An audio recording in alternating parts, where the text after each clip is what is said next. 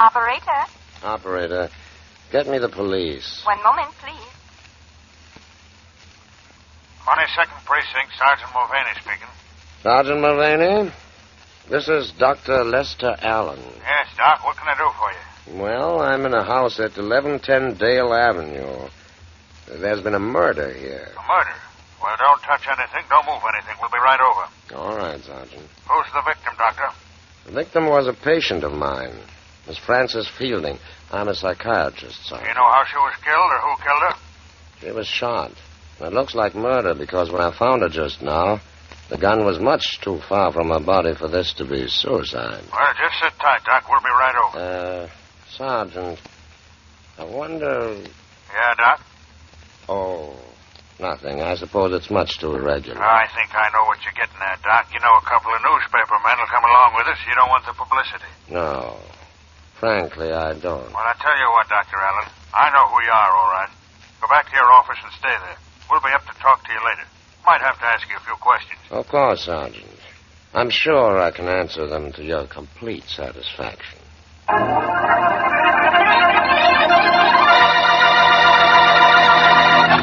And now meet Dick Calmer as Boston Blackie.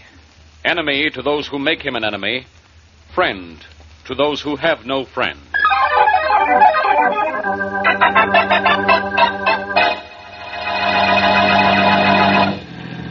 Here's your apartment, Mary. Mm-hmm. Hold the meter, driver. Young lady's getting out here, but I'm going on. Okay. Blackie, look across the street. Hey, looks like a sighting of some kind, Mary. I wonder what it is. It is not for us. I know, not... Hey, the police car over there, the one in front. That's Inspector Faraday's. Oh, now I know what kind of excitement it is. And that is for us. Come on. Here, driver, keep the change. Thanks. Come on, Mary. Oh, golly, do we have to, Blackie? Does water have to run downhill? That was a foolish answer. That's what a foolish question deserves, they tell me. Okay, darling. There's Inspector Faraday coming out to his car. Good. Now we won't have to waste time finding him. Hello, Faraday. Who's that? Who would you expect to turn up about this time? Blackie, I might have known it was you. Hello, Inspector Faraday. What are you doing in my neighborhood? Hello, Miss Wesley. What's murder doing in your neighborhood? Murder, Faraday? Yeah, in that house there. A girl by the name of Frances Fielding. Now, don't look at me, Faraday. Mary and I were at the Mercedes restaurant tonight, and I have a dozen witnesses to prove it. The girl was killed about 8 o'clock. I suppose you were at the Mercedes then? Yes, we were. See anybody around here before you went to eat? I didn't. I didn't either. Oh, wait. I met Dr. Allen here. In fact, he went right into this house. He was going in to see a patient, he said. Remember, Mary? Hey, that's right. Dr. Allen, huh? Dr. Lester Allen, a psychiatrist. I think I'll go over and have a talk with him. Faraday, you don't think that... I do think, Blackie. That's something you don't give me credit for. That's something that's going to get you in trouble someday. Someday. I'll see you later, Blackie. Much later, I hope. But, Faraday, you aren't going to pin this on Dr. Allen, are you? Not unless he did it. Well, he didn't. I've known him for years. Well, then maybe that's why he did it. Knowing you has made him tired of going straight. I like that. Do you, Inspector? Well, Dr. Allen's a nice guy. And if you're going to see him, I'm going with you. How do you like that?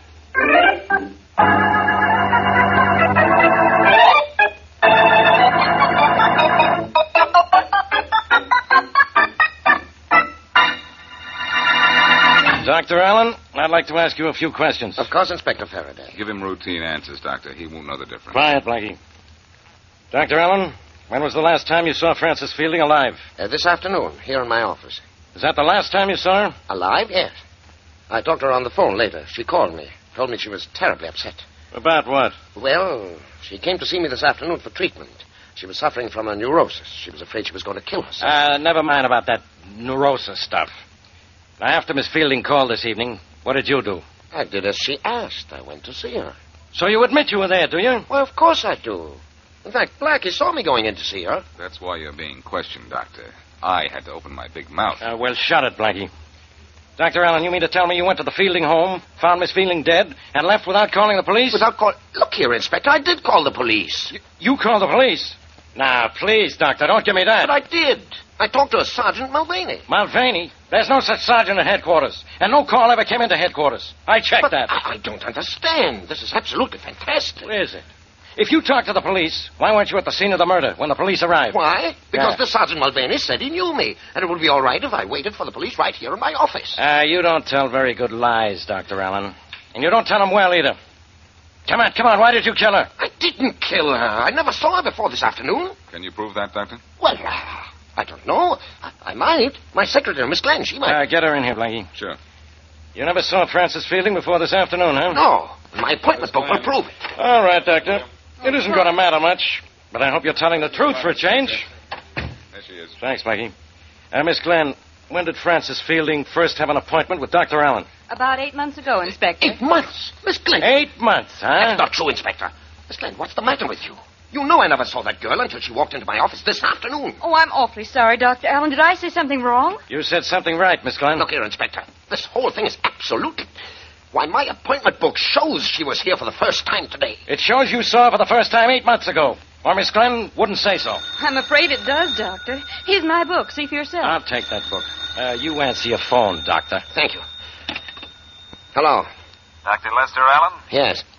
Can you talk? No, I can't talk to anyone now. Call me back in a few minutes. Okay, I'll call back in a very few minutes. Now listen, Inspector. You listen, Doctor. You're not in a position to do much talking. You look like a murder suspect to me. Faraday, you're all wrong. Quiet, Blackie. I'm all right. The doctor's lying about the phone call to the police and about when he first met the dead girl. And I think that makes it look like maybe he killed her. Motive, Faraday, motive. What was his motive? I'll find one, don't worry. Don't leave town, Dr. Allen. I may want you to come down and see me sometime. Come on, Blackie. Let's go. Wait, Blackie, I want to talk to you. All right. See you later, Faraday. I'm warning you, Blackie. You stay out of this. Tell that to someone who hasn't solved most of your cases for you. Miss Glenn, show Inspector Faraday the way out, will you? Of course. Right this way, Inspector. Doctor, I'm awfully sorry. In a way, I got you into this. I'm not blaming you, Blackie. I understand all you did was say you saw me at Miss Fielding's house. What I don't... Oh. Excuse me. Hello? Hello, Dr. Allen. Can you talk now? Yes. This is Roger Fielding, Frances Fielding's brother. Oh, yes. Well, just a minute. What's the matter, Doctor? Blackie, this is Frances Fielding's brother. Should I talk to him?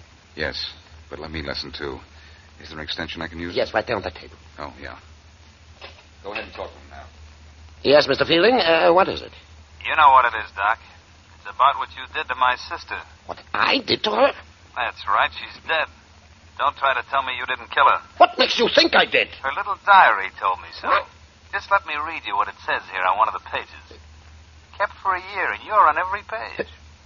This is 7 months ago. It says, I love Lester so, and he says he loves me.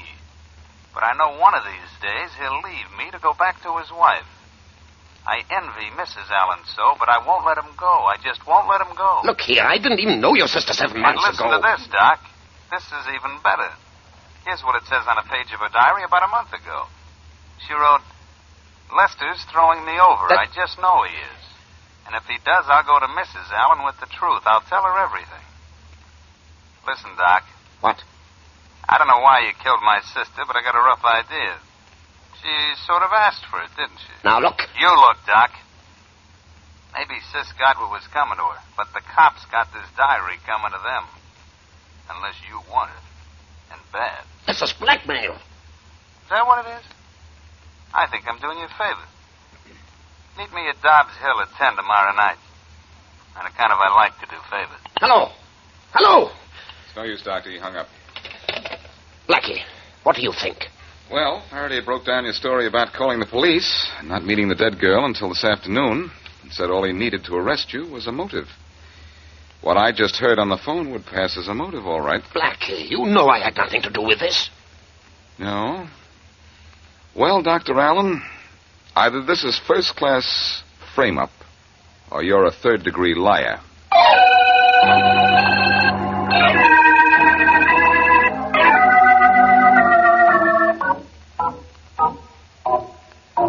Golly, Blackie. The Fielding home is spooky enough upstairs. Do we have to stay down here in the basement much longer? Only until we find telephone wires that look as if they've been tampered with. Okay. What will that prove, Blackie? Well, Doctor, when you made your call to the police, you got through to the operator all right, didn't you? Yes. A bit before you got the police, there was a long pause, huh? Yes, quite long. Then the Sergeant Mulvaney answered. But there's no such person on the force. You didn't talk to the police, but maybe to someone here in the basement. Blackie, do you Huh? want wires that look as if they've been cut? Or wires with tape on them, Mary, to cover a place where they've been scraped. Well, here are two of them. 2 is what we want. Come on, Doctor. Aren't you glad you brought me? These are the wires we want, all right. Can you tell if they've been tapped? Easily. Just look at them. The wires have been separated, the insulation scraped off, then the bare wires taped together again. Does this really prove the doctor's story about talking to a Sergeant Mulvaney? Yes, Mary. Here's why. Whoever tricked the doctor into thinking he was talking to the police was down here when the doctor dialed the operator. I did get the operator then. That was legitimate. Oh, yes. But after you got the operator, there was a long pause, you said. Yes, there was. Blackie, Dr. Allen was cut off during that pause. That's right, Mary. It was the man down here who took over his call to the police, probably asked him some foolish questions, then hung up on him. Then the man switched the doctor back in and talked to him. Exactly. And you, Dr. Allen, thought you were talking to the police, while all the time you were talking to the man down here. Well, who was that man, though? Francis Feeling's killer, probably. I think I feel better already. You believe me now, don't you? I think so. But we'll never convince Faraday you're innocent if he sees the dead girl's diary. I've got to keep that meeting with her brother tonight. Yes, but in the meantime, we'd better work on another angle. What, Blackie? The reason for the girl's death. What would be a good reason? Well, money, if it's enough. But enough or not, if we could find she carried insurance payable to someone who had a chance to kill her, that would be enough for me.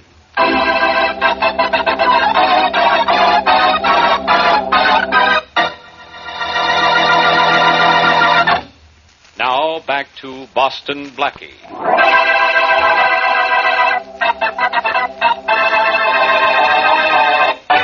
Psychiatrist Lester Allen receives a phone call from his new patient, Frances Fielding, to come to her home at once. He goes there, finds her murdered, and calls police. He is told to go back to his office. Inspector Faraday finds no record of Allen's call and believes him guilty.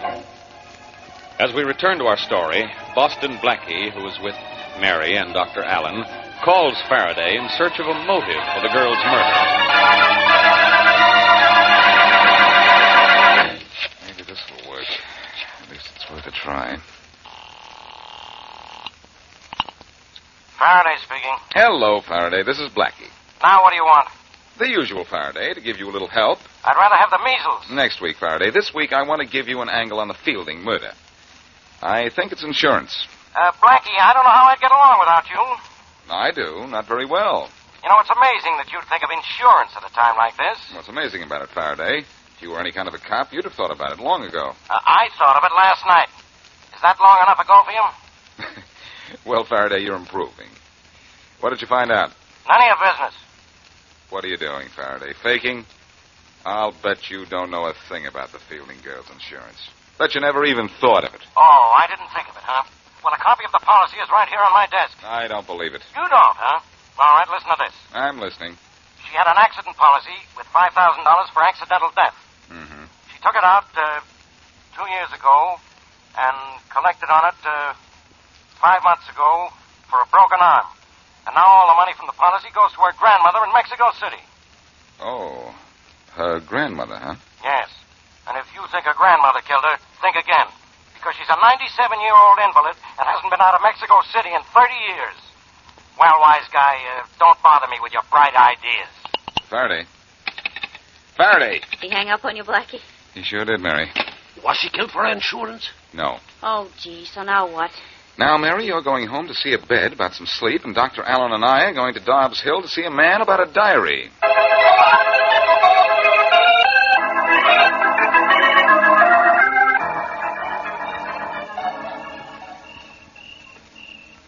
There's his car, parked on the other side of the road. Now, you stay down there in the back of your car. You sure it's safe for you to go over and talk to him? You sure this fellow's never seen you? No, he's never seen me. At least I don't think so. Well, I'd better go on over and talk to him before he gets suspicious. I'll try and sound as much like you as I can. Sit tight. Here I go. All right. Good luck.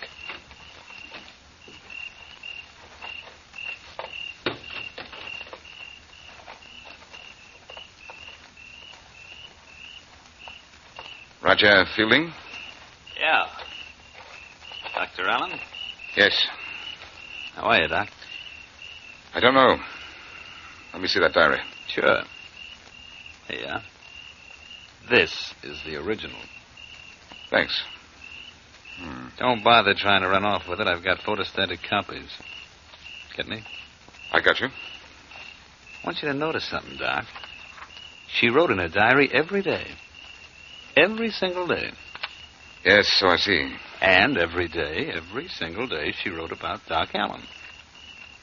Nice diary, huh? Pretty incriminating. Pretty valuable to me. It's her handwriting, and she kept it about a year. Hold it.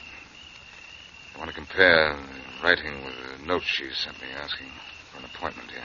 All right. Yeah. She wrote the diary, all right? Sure she did. Now, I'm not asking much, Doc, only a little. Now. And later? A little more. And after that? Oh, whenever I get a little pushed for cash, then either you come across with the money like a nice guy, or I take this diary to the cops. What for? What for? It gives you a pretty good reason for killing it. Yes, it does, Fielding. There's only one thing wrong with it. What's that? It's a phony. A phony, huh? Well, let me tell you something. What? As a doc, you're a phony, too. The next time, tell Doc Allen he better show in person. Mr. Boston Blackie.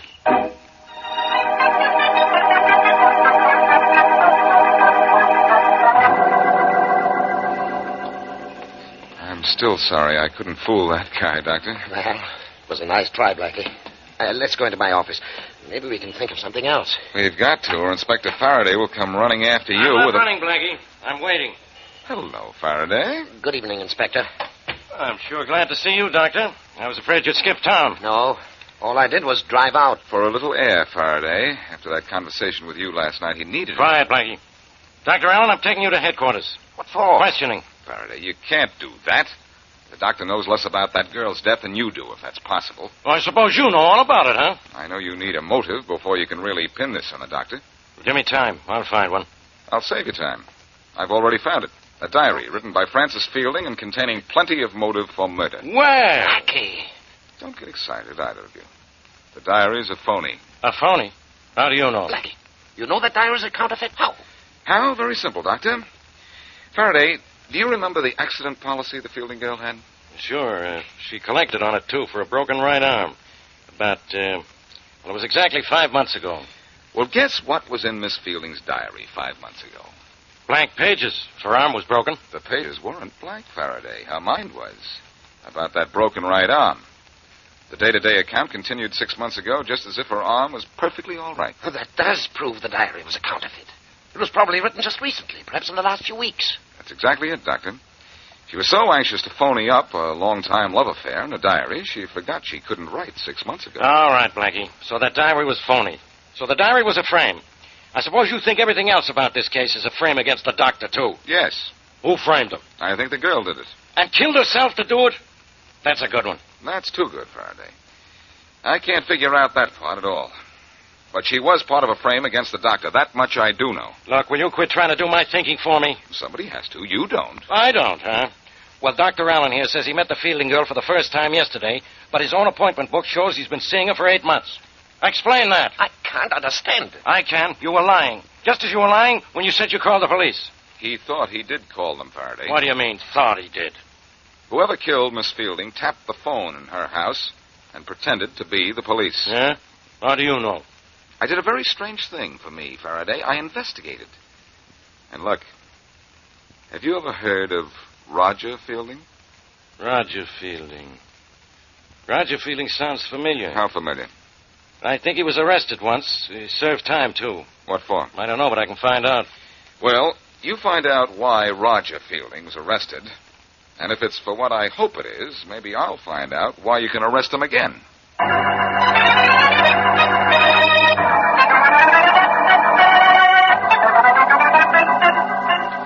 Who are you looking up in the phone book, Blackie? Catherine Glenn, Mary, the doctor's secretary. Why?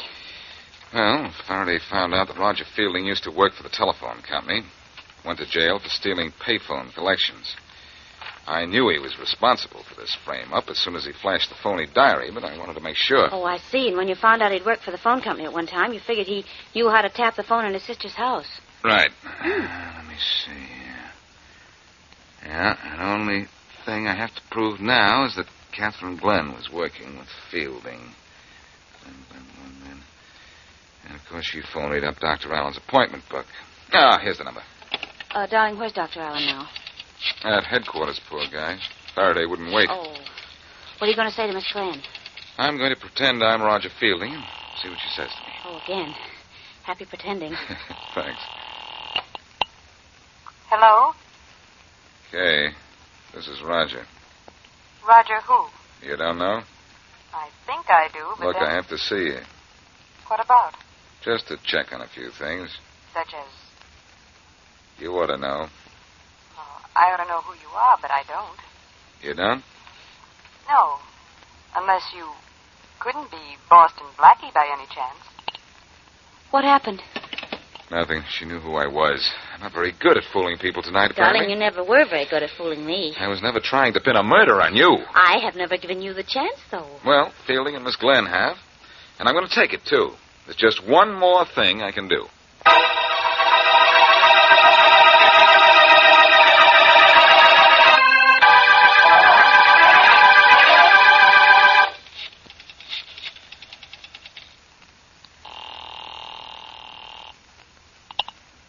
Hello? Roger, Yes? this is Kay Glenn. What's the idea of calling me? Look, I'm scared. About what? I don't want to tell you over the phone. I better wait till I see you. What's the matter? I'll tell you later. All right. Can you come right away? Yes. Well, hurry before it's too late.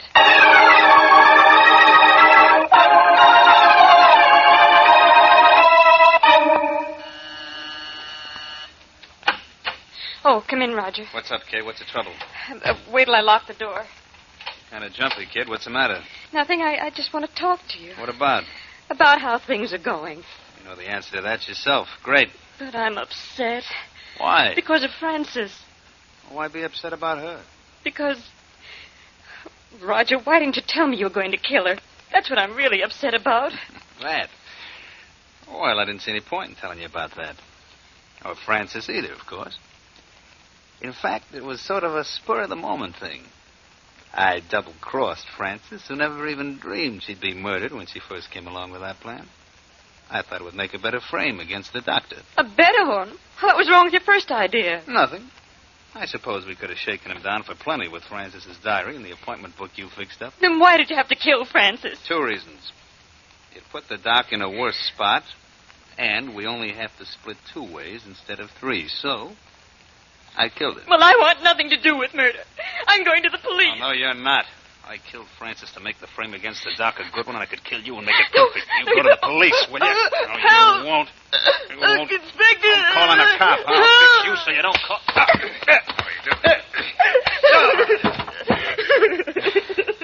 You called the wrong man, Kay. I got here first. Oh, thanks, Blackie. He was going to choke me. You can come out now, Faraday. The danger's over. Very funny. I had to slip up behind Fielding and slug him, or he'd have choked Miss Glenn here. Yeah, I know. I heard plenty before you clipped him. I guess you did it that, Faraday. You know, I just couldn't get along without you. What would I do for laughs? You'd look in the mirror. Well, I got to revive this guy now and get him down to headquarters. Come on, you. I suppose I'm going to headquarters, too. Yes, Miss Glenn. But I don't think you'll get what Fielding is going to get. You did a good job working with me after Francis was killed. It was your cooperation that helped us break this case. Oh, I did my best, Blackie. I had to. When I first got into this, there was no talk about killing Francis Fielding. I'm glad Dr. Allen's name is clear. Really, I am. I think the police will believe you, Miss Glenn. Oh, well, for his frame-up against Lester Allen, M.D., Fielding's name from now on is M.U.D.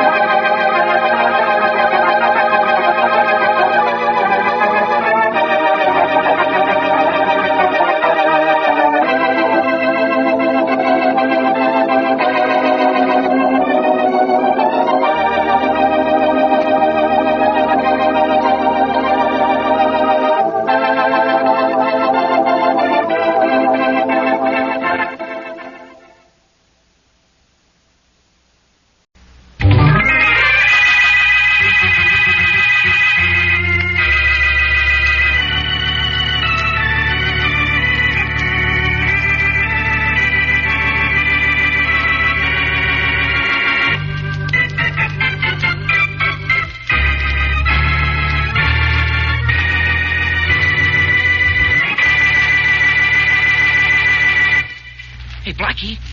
Blackie, come on, wake up. Come on, wake up, Blackie. What's the matter, Shorty? Nothing's the matter, Blackie. There's an insurance man here who wants to see you. Well, tell him I don't want any. I told him that, but he says he don't want to sell you nothing. He wants to give you something. Yes, $10,000, Blackie. Who are you? He's the insurance guy, Blackie. I'm sorry to disturb you so early in the morning, Blackie, but I'm Emo Barnes, agent for the Rodley Insurance Company. Well, that doesn't sound like any reason to wake me up. And I'm going back to sleep. Perhaps you'll open your eyes for $10,000? For that, I wouldn't even open one eye. No? No. Go away, little man. I'm sleepy. I realize that, and I hate to be so persistent, but, Blackie, I want you to do something for me. I want you to do something for me, too. Leave me alone. I won't offer you money again, Blackie. Instead, I'll offer you a mystery. A mystery I'll guarantee you can't solve.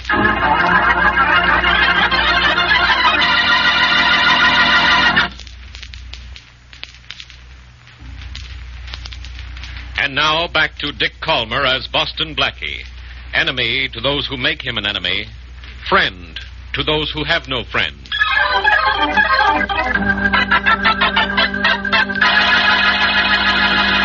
Barnes, you think there is a mystery I can't solve? Well, solving this one calls for an expert, Blackie. Is that so? Mm-hmm. Oh, Shorty, should I be modest or should I admit he came to the right man? Just be yourself, boss, and solve it for him. Thank you, Shorty. And now, Barnes, what's this mysterious mystery I can't solve? Well, it's this, Blackie. My company carries the theft insurance for the Winthrop Jewelry Company. Now, almost every day for the last month, a diamond has been stolen from the workroom where the diamonds are set into. Rings, clips, brooches, and so forth. Mm-hmm. Now, there are 3 diamond setters in the shop, and we know one of the 3 is guilty. Which one? Well, that we don't know, Blackie. Nor do we know how the diamonds are stolen. You see, all 3 of the men in the shop are searched when they leave. They're searched at the end of the day, you mean? Yes. Oh, what about when they go out to lunch? They don't go out to lunch. All 3 of them bring their lunches to work and eat in the shop. They never go out during working hours, and no visitors are allowed to come in. Hey, I know a way to stop the diamonds from disappearing. Fire all 3 diamond setters. Well, I suggested that to Mr. Winthrop, the owner of the company, but he doesn't think that it's fair to the 2 men who are not taking diamonds. He has a point there. Mm-hmm. Well, what do you want me to do? Find out how the diamonds are being taken out of the shop. Now, understand, all 3 men are thoroughly searched. Not one of them has ever had a diamond on him. Yet almost every day a diamond is missing. That's very intriguing. Mm-hmm. Who are these 3 men? Well, there's Hans Van Houten. He's an expert diamond setter from Holland. He's been with the Winthrop Company for 20 years. Uh-huh. And then there's, young John Glass. He's Van Houten's protege. And the newest member of the trio is Jim Aldrich, a young man from Georgia. I see. Well, I'd say you have 2 mysteries, Mr. Barnes. Yes?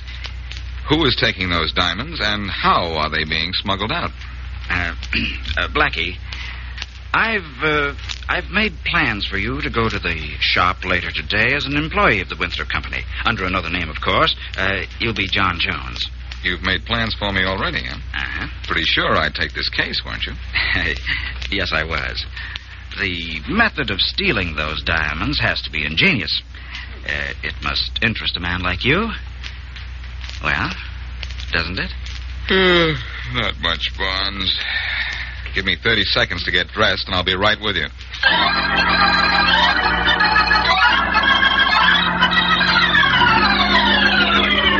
Here is an order for 3 2-carat diamonds to be set in a platinum ring. Jim, this job I will give to you. Thanks, Van Houten. Soon as I'm through with this polishing machine. Think you ought to trust him with diamonds, Van Houten? Why not, John? I know why he says not to trust me.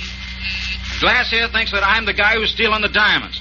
John, you should not say such things. Well, one of us is taking the diamonds out of here, and I know I'm not, and I don't think it's you, Mr. Van Houten, so who's left? I'm left. But either you or your pal Van Houten can be taking them. Maybe both.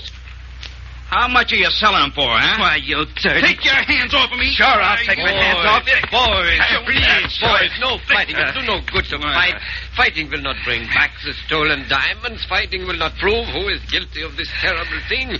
We must not fight. I agree with you, Van Houten. Good afternoon, Mr. Winthrop. Hello, Mr. Winthrop. Hello, It's Mr. closing time, gentlemen. You'll go out to be searched as usual. Right, yes. But before you go, I'd like you to meet a new employee, Mr. John Jones. He'll work in here with you. Hello, fellas. Hello. Mr. Jones, this is Van Houten. How do you do, Mr. Jones? He's in charge here, and this is his protege, John Glass. How do you do, sir? And this is Jim Aldrich. How do you do, sir? Hiya, Jim. You're sure going to like it here, Mr. Jones. We get searched like a bunch of thieves every time we leave work. But the diamonds keep disappearing just the same. Well, gentlemen, Mr. Barnes of the insurance company's in the outer room ready to search you. This won't go on much longer, though. No. Why not? You know who's taken the diamonds? Mr. Barnes told me this morning that he's on the verge of naming the guilty one. Thinks the case is as good as solved. Oh, he does. Now, you'd better go in and be searched. See you in the morning, fellas. Right. So long. All right, Blackie. You're free to look around now. Thanks, Mr. Winthrop. But I'd like to look around my way, if you don't mind. Not at all. Will you send my assistant Shorty in? Yeah, right away. Thanks. And let me know as soon as Barnes has finished searching those three, will you? I certainly will. It'll be some time, though. We make the search very thorough. Even use a fluoroscope. Oh, Shorty, you may go in now. Oh, thanks, sir. Hi, Blackie. Hey, this is some swell joint, huh? As joints go, Shorty. Well, let's look around. Okay, boss. But for what? Oh, nothing much. Merely a clue as to how one of the three men who work in this room managed to steal a diamond almost every day without being caught. Maybe the thief swallows it. No, short one, not that way. The suspects are put under a fluoroscope. That would detect a diamond if they swallowed it. Oh. Well, where do we start looking, Blackie? Right here. Let's see now. Where are we? Right here in the middle of a room. And what do we see? Well, I see a small safe, a workbench, and a door. That's the washroom, according to the sign. And I see two windows. Blackie, the windows. That's how the thief gets the diamonds out. He throws them out the window. Maybe you should have stayed home, Shorty. You know where we are? Sure, in this room. You know where this room is? It's on the 12th floor, and this side of the building faces the river. Oh. So I'm not so smart, huh? Anything thrown out the window would drop into the river. Now you're being a little bit smarter. Hey, what's this on the little wall here? Let's have a look, Shorty. Oh, just coat hangers. Oh, yes, a shelf. This is where Van Houten, Glass, and Aldrich put their lunch boxes. Lunch boxes? Yes, Shorty. They have their lunches right here. That proves the diamonds aren't taken out during the lunch hour. Hey, Blackie, that means the only time they could carry out a diamond is after work. And that's now, huh? And now they're being searched, but thoroughly. Just as they're always searched, but thoroughly. Hey, what's this thing here? Looks like a piece of corn, Blackie. I can just get it out of this crack on the floor. It is corn. Oh, I know how that got there. One of the three guys who work here had corn on the cob for lunch. Which reminds me, Blackie, I'm hungry. How much longer are we going to stay here, huh? Not much longer. I've looked the place over from top to bottom and haven't found anything. All we have to do now is wait for a report that Barnes has finished searching Van Houten, Glass, and Aldrich, and that should be very soon. Gee, boss, how was that guy getting the diamonds out of here? I don't know, Shorty. This mystery is everything Barnes said it would be. The diamonds can't be thrown out the window. They'd be lost in the river. And they can't be carried out because all three guys are searched. They can't be hidden in here because there's no place to hide them. Uh-huh. Barnes himself figured that out a long time ago. Oh, Blackie. Oh, yes, Mr. Winthrop. Has Barnes finished searching those three? Yes, he's already left. You could probably catch him if you want him, though. We found nothing on the men. The fluoroscope showed nothing either? Not a thing. Do you know how this has been done? You've searched them and found nothing? You can search me.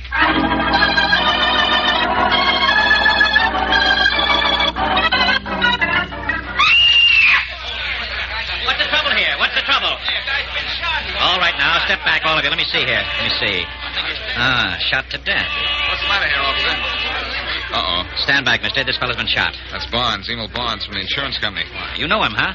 Only slightly, officer. He was doing a little investigation for the Winthrop Jewelry Company. Oh, you don't say. He left the Winthrop Company just now, huh? Yes, and so did I. I was trying to catch up with him. But it looks like somebody caught up with him before I did.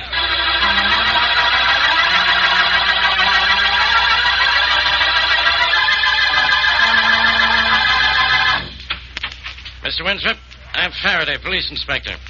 I'd like to talk to you about the murder of Emil Barnes. Of course, Inspector. Hello, Faraday. Blackie, what are you doing here? Believe it or not, Faraday, I work here. That's right, Inspector. Work here? Blackie, you never did a lick of work in your life. Well, I haven't done anything since I first met you. I haven't had time. I've been too busy solving your cases. Come on, why are you here? He's employed here, Inspector, as a diamond setter. What? It's all very simple, Faraday. Even you should be able to understand it. You're here to investigate the death of Emil Barnes, aren't you? Yes. And I suppose you know who killed him. I do. One of three men, Faraday. Van Houten, Glass, or Aldrich. Because one of these three is stealing diamonds from the diamond setting room. Stealing diamonds? What's that got to do with Barnes' death? Everything. Barnes was trying to find out how the diamonds were being stolen. He couldn't do it, so he asked me to try. I just started working. I suppose you've solved the case already. No, I haven't any idea how it's done. The diamond setting room is on the 12th floor, facing the river, and all three diamond setters are thoroughly searched before they leave the shop. But the diamonds keep on disappearing, Inspector. Well, they do, huh? And what about today? Today, Faraday, I'll guarantee one thing. A diamond isn't missing. Blackie, you just guaranteed Inspector Faraday a diamond would not be missing? Well, I don't see how one could be. I don't either. But my inventory report shows that another diamond has been stolen today.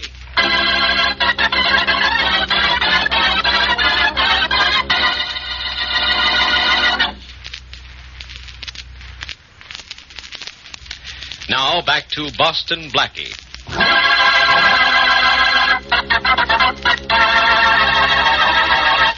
Blackie is involved in a mystery which even he feels that he cannot solve. Three men work in a diamond setting shop from which a diamond disappears almost every day. The three men are searched every time they leave the shop, but no diamond is ever found on them. No visitors are allowed in the shop, and the only windows in the room, which is on the 12th floor, face on a river. To add to Blackie's troubles, Emil Barnes, insurance agent investigating thefts, is murdered, obviously by one of the three suspects. As we return to our story, Blackie and Mary Wesley are in a small cafe having a midnight snack. Cheer up, Blackie. After you've had something to eat, you'll feel I don't better. deserve to eat, Mary. I'm sure this case isn't as tough as I'm making it. If I could just find a clue. First find something on this menu, then you can look for a clue. Oh, all right. What are you going to have? Well, I don't know. Mary, I told you about Van Houten, Glass, and Aldrich, didn't I? Now, which one of those three might be a thief and a killer? I think better after I eat, honey child. Oh, I'm sorry. Now, what are you going to have? You eat, Mary. I don't feel like it. I have all the food I want. And it's all for thought. There's a kernel of corn, for instance. Now, why in the deuce Darling, would that... you can stare at that piece of corn if you want to, but if you're going to feed more than that to me, that is bird food, and I'm a growing girl. Order the biggest steak in the house. Bird food.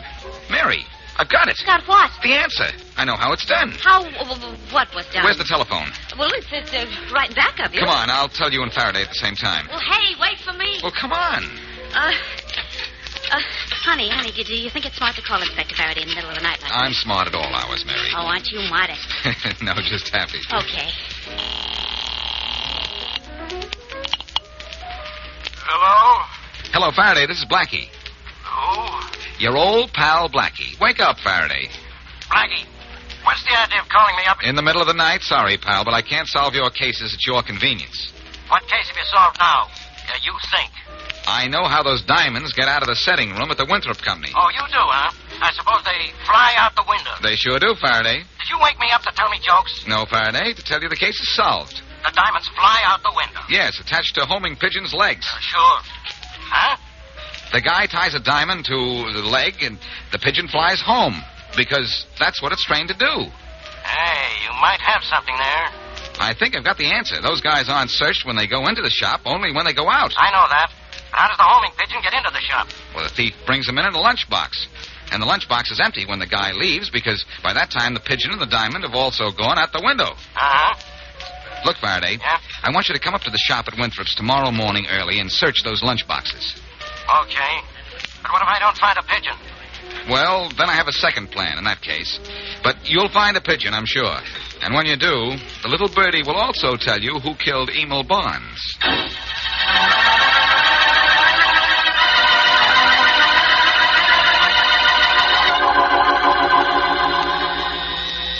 You are having trouble polishing the diamond, Mr. Jones. I may help you, perhaps. No, thanks, Van Houten. I'm getting it. Hey, Jones. Yes, Mr. Glass? What was that Inspector Faraday doing here a little while ago? I don't know. I know. Do you, Aldrich? I think he was looking through our coats and lunch boxes for a clue. What's the matter, Aldrich? Got a guilty conscience? Not especially. Not much. Boys, we must not argue. It will not help anyone. If one of us is stealing the diamonds, the police will... answer the phone, someone. I'll get it. Hello? Mr. Jones, please. Just a minute. For you, Jones. Thanks. Hey, Now, let us get to work. There's much to do. Hello? Blackie, this is Faraday. Oh, yes. You wanted me to look in the lunch boxes, huh? Yeah. You said I'd find a pigeon in one of them. Yes? Well, what do you think I found in those lunch boxes? What? Lunch. No. Yeah, bird brain. Oh, look, where are you? In the next office. Okay. I want to try one more thing. What I told you to do last night. Check? Yes. I know what I ought to do. Forget you even exist.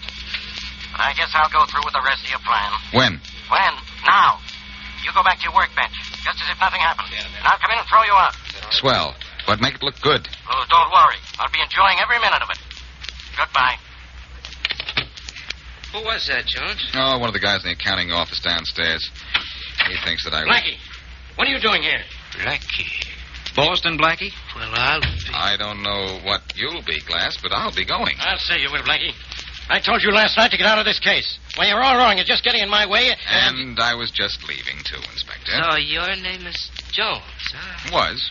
Spying on us, huh? Also was. We do not like spies, Mr. Boston Blackie. Never mind that, Van Houten. I don't like guys who waste my time. And this guy's been wasting my time with a phony idea how those diamonds were being stolen. Now get out of here, Blackie. Get out and stay out. Okay, Faraday, you win. I was wrong. Huh? You admit it. Now, you must be sick. I am sick, Faraday. Sick of trying to help you out of jams. You get to the bottom of this your own way. I'm going someplace and get well.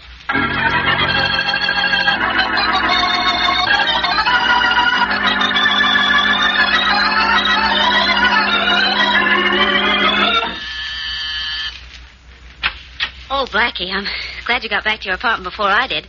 I was afraid I'd have to wait out here in the hall. I just had to look around Aldrich's house, Mary. Oh? No pigeons. What did you find out about Glass? He lives at 47 Eastern Street. No pigeons. Not a sign of any? Not even a feather. Then everything depends on what Shorty finds at Van Houten's. Well, let's hope he finds something. He has to find pigeons, Mary. I'm sure I'm right. Because if I'm not, there's no way in the world for those diamonds to disappear out of that room. Van Houten has to have pigeons or the whole... Oh, what? Oh. Oh, this is the slickest jewel robbery and the toughest case I've ever heard of. Uh-oh, I hope that's Shorty. I hope so. Hello? Hey, Blackie, this is Shorty. Yes, Shorty? What did you find out about Van Houten? Well, he lives at 53 Eastern Street. 53 Eastern Street, huh? That's just a couple of doors away from where Glass lives. Yeah? Yeah, but never mind that. What did you find out about Van Houten? Nothing. I couldn't get into his place. Why not? The joint was locked. Well, did you see any pigeons in the neighborhood? Sure, Blackie, but they was all over at the church and the firehouse across the street. Not around Van Houten's. All right, Shorty. Thanks. Where are you going to be? I may want to get in touch with you later. I'll be at home, Blackie. All right, goodbye. So, Van Houten had no pigeons. Shorty couldn't find out, Mary, which means that Van Houten is still a possible suspect. In fact, he's our only one. We know Glass and Aldrich don't have pigeons. Yeah, but Blackie, you may be wrong entirely.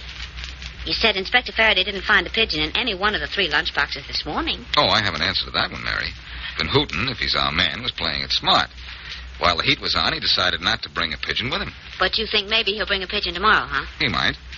I had Faraday throw me off the case, so he would figure that the heat was off. At least that's what I wanted him to figure. I'll see you later, Mary. Where are you going? To see how I can get our Holland friend, Mr. Van Houten, in Dutch.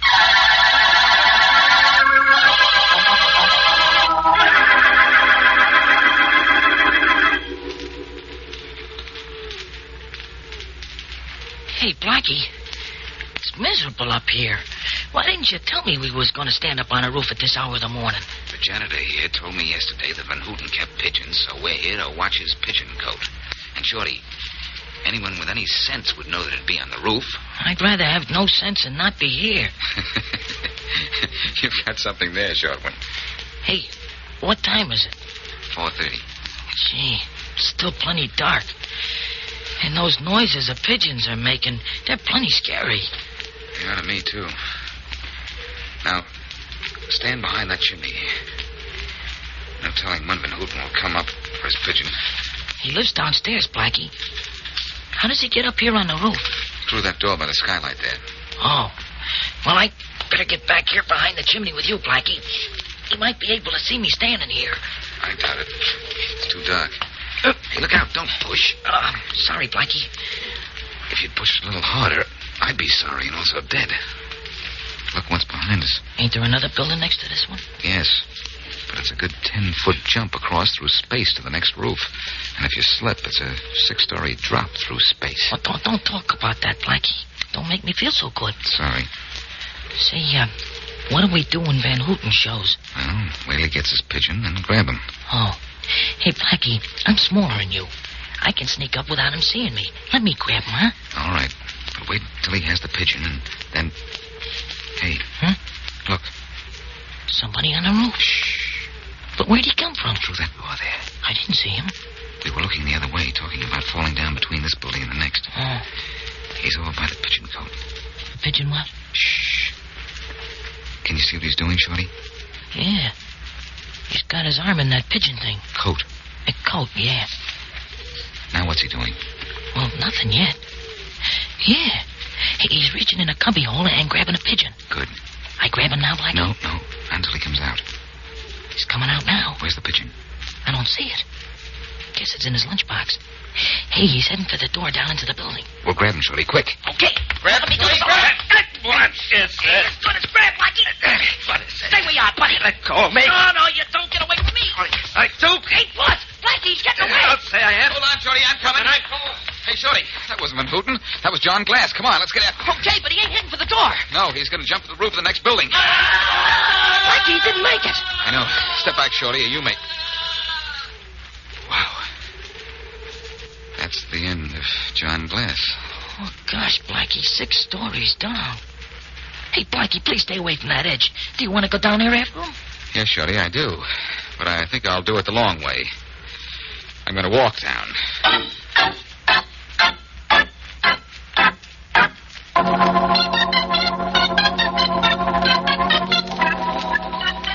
Blackie, how many pigeons are there in this park? I don't know, Mary. Why? Well, I want to know how many more pigeons you're going to feed before you feed me. Oh, you're not only hungry, but ungrateful, Mary. Thanks to a pigeon, I solved the most baffling jewel robbery I've ever come across. I take it all back. That John Glass certainly had a clever idea, didn't he? A little too clever. He got the idea when he became friendly with Van Houten and saw how the homing pigeons came back from wherever he released them. He used Van Houten's pigeons to fly the diamonds back here, and Van Houten didn't know a thing about it. Say, what did he use for the pigeons to carry the diamonds in? A small round capsule. Found several of them in the pigeon cote, and one with the diamond still in it. Well, that certainly proved that what you already knew, didn't it? Yes, did. Too bad Winthrop made that remark in front of Glass about Barnes, the insurance man, having the case almost solved. That's why Glass killed Barnes. Not too bad, and Barnes was just referring to your being in on the case, wasn't he? Yes. A shame. Hey, but there's one thing I would like to know. What? Well, you worked with those 3 diamond setters for a whole day and a half. How'd you get away with it? You don't know anything about diamonds. Are you kidding? I don't know anything about diamonds.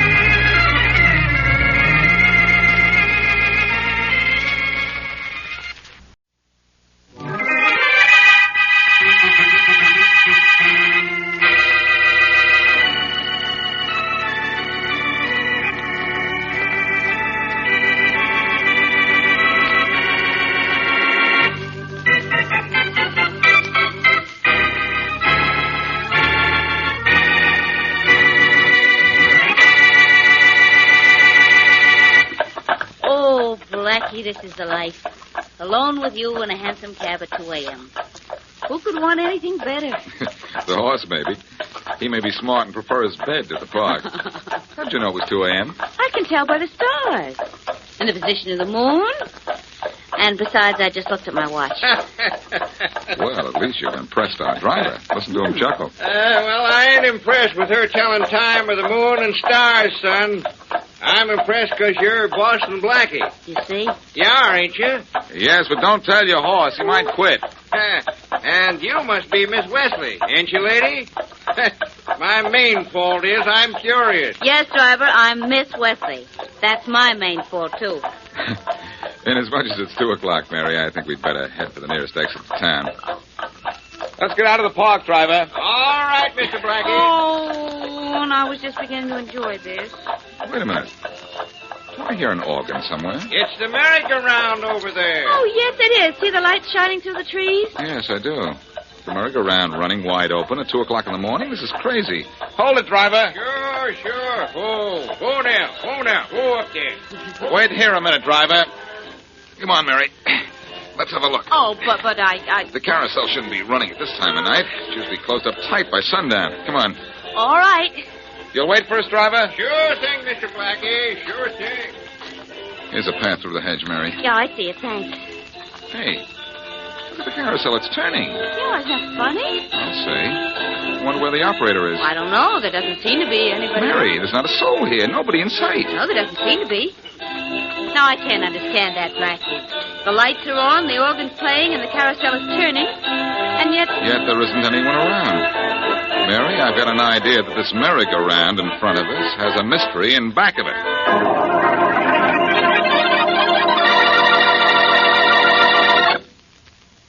And now back to Dick Calmer as Boston Blackie. Enemy to those who make him an enemy. Friend to those who have no friend.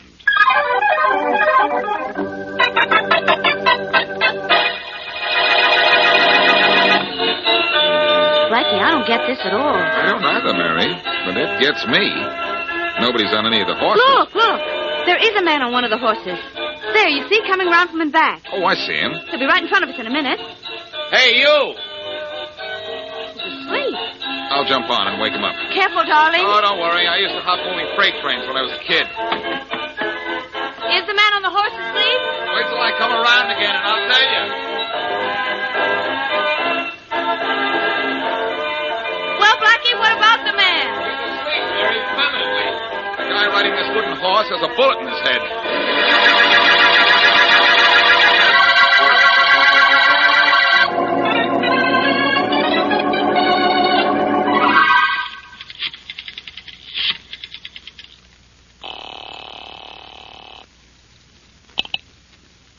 Hello? Good morning, Inspector Faraday.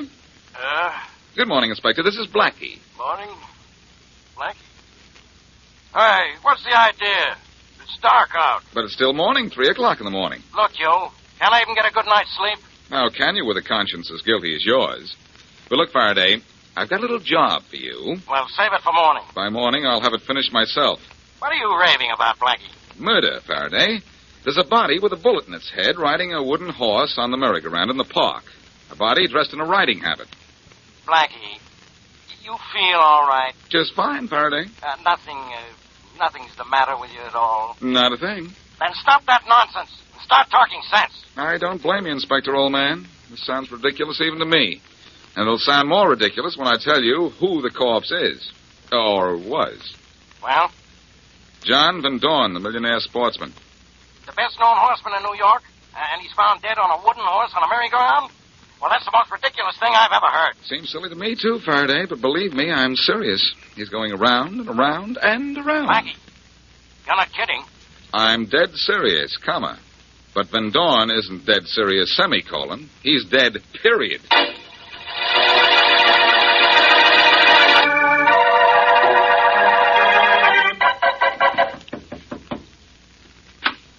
Yes? Good morning. Are you Peter Carson? Yes. You own the carousel in the park? Yep, I own it and I run it. What about it? I'm Boston Blackie. May I come in? Sure. Thanks. You want to know about John Van Dorn's murder, don't you? Yes, I do. You think I know something, huh? You might. What makes you think so? A little information I picked up at the Park Commission before I came to see you. You don't know anything about me. No? Well, I know your carousel was just about to be closed. Oh? And I know it was on a complaint from John Van Dorn that the Park Commission was going to close it. So? So you had a pretty good reason to kill Van Dorn, don't you agree? Sit down. I'll tell you the little bit I know about this. You know, just a little bit? Maybe you might think it's a lot. Let's hear it. Well, last night Never mind the knock on the door. Go on. Well, last night I was just... I'll talk to this guy, Blackie. Oh, good morning, Inspector. The police? Yes, Carson, but don't judge the entire force by Faraday here. He's a holdover from the days before the cops were required to think. Quiet, Blackie. Carson, I'm investigating the murder of John Van Dorn. What do you know about it? Nothing, Inspector. Uh-oh. What do you mean by Blackie? 0000. Nothing. Which is exactly what you're going to get out of Carson.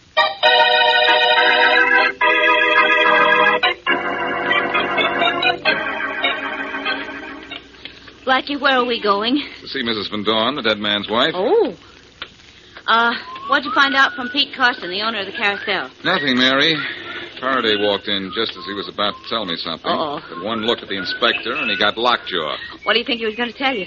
I don't know. I wish somebody would tell me something. This thing's crazy, Mary. One of the city's best-known horsemen is found dead, in full riding habit, riding a wooden horse. It's fantastic, all right. Fantastic. It's weird. Van Dorn died that way by coincidence, so we're dealing with a murderer with a strange sense of humor. Oh, here's Van Dorn's house. Oh, it's a beautiful place, isn't it? Van Dorn had a beautiful bank account. Beautiful wife, too. We'll soon find out. That I'm afraid of. Yes? I'd like to see Mrs. Van Dorn, please. She's not in. It's Tito, Harry. Tell him It's not Tito, Blanche. No, it's not, but Mrs. Van Dorn is in, and so are we. All right, then. Mrs. Van Dorn, these two are here to see you. You want to see me? Yes, Mrs. Van Dorn. And if you don't mind, it's about your husband's death. Oh, I see. I'm sorry. You'll have to talk to my lawyer, Mr. Wilcox, about that. And where will I find him? I'm Wilcox. Well, this is easier than I thought. I'm investigating Mr. Van Dorn's death. Can you tell me anything about it, Wilcox? No, and I think you've got a lot of nerve breaking in here and talking about this unfortunate thing in front of Mrs. Van Dorn. I'm sorry, but investigations have to be made. Our husband was murdered, and I'd like to help find the killer. Are you the police? No, he's Boston Blackie, Mr. Wilcox. He's better than the police. Not better, Mary, just luckier. Mrs. Van Dorn, you want me to find your husband's killer, don't you? Of course, but must we talk about it just now? The sooner I get the facts, the sooner the killer might be caught. That may be true, Blackie, but out of respect to the widow, I'll have to ask you to come here with your questions some other time. Some other time may be too late, Wilcox. Mrs. Van Dorn, your husband was rather prominent socially, wasn't he? His name was well known in social and business circles, yes. How did he make his living? I understand he was quite wealthy. Oh, not terribly. He had a contract with the Jasmine Perfume Company, giving them the right to use his name on their leading brand. That was his own... Oh, must I talk about it?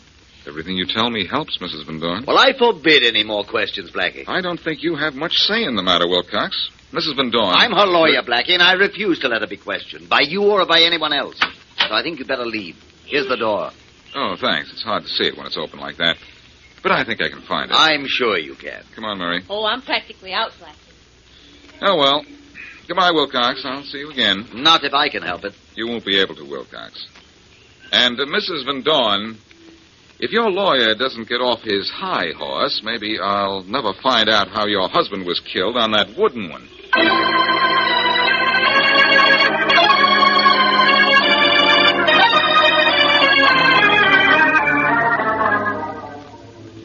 Are we driving out to meet Blackie at the merry-go-round, Inspector Faraday? No, Miss Wesley. I want to get my facts from you, alone. Oh. If Blackie were along, he'd do nothing but confuse me. Well, we'll be at the carousel in a minute. Yes, we will. It's around the bend and right down this road here, about 100 yards. Yeah. That much I know. Now, tell me just what happened when you and Blackie were riding in the park last night. Well, Blackie and I were riding along in a hansom cab. Yeah? It was just about this time, about 2 a.m. As we got about here, we suddenly heard the carousel organ playing a waltz, and we... Just like now. Hey, the music is playing. Yeah. All right, then what happened, Miss Wesley? Well, we pulled up almost in front of the merry-go-round. Like This, Miss Wesley, huh? Yes, like now. And through the trees, we could see the lights of the carousel. Like now. Hey, this is crazy. Those lights are on. And at 2 a.m. Come on, let's have a look. Right. The path to the carousel is right through this hedge here. Yeah, I see it. Come on. I'm coming, Inspector. Okay. Now, after you heard the music and saw the lights and came out here to have a look at it, just like now, then what, Miss Wesley? Well, we stood here like this and watched the carousel go around and round. Just like now. Yeah, and then? And then, all of a sudden, we noticed a body on one of the horses. Inspector! Just like now!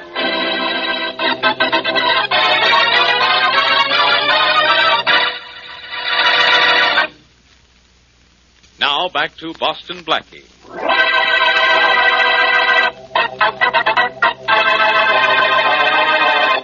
Blackie and Mary Wesley are riding in a hansom cab in the park at 2 o'clock in the morning when they find the carousel, organ playing, lights ablaze, and revolving slowly with a dead man riding one of the horses.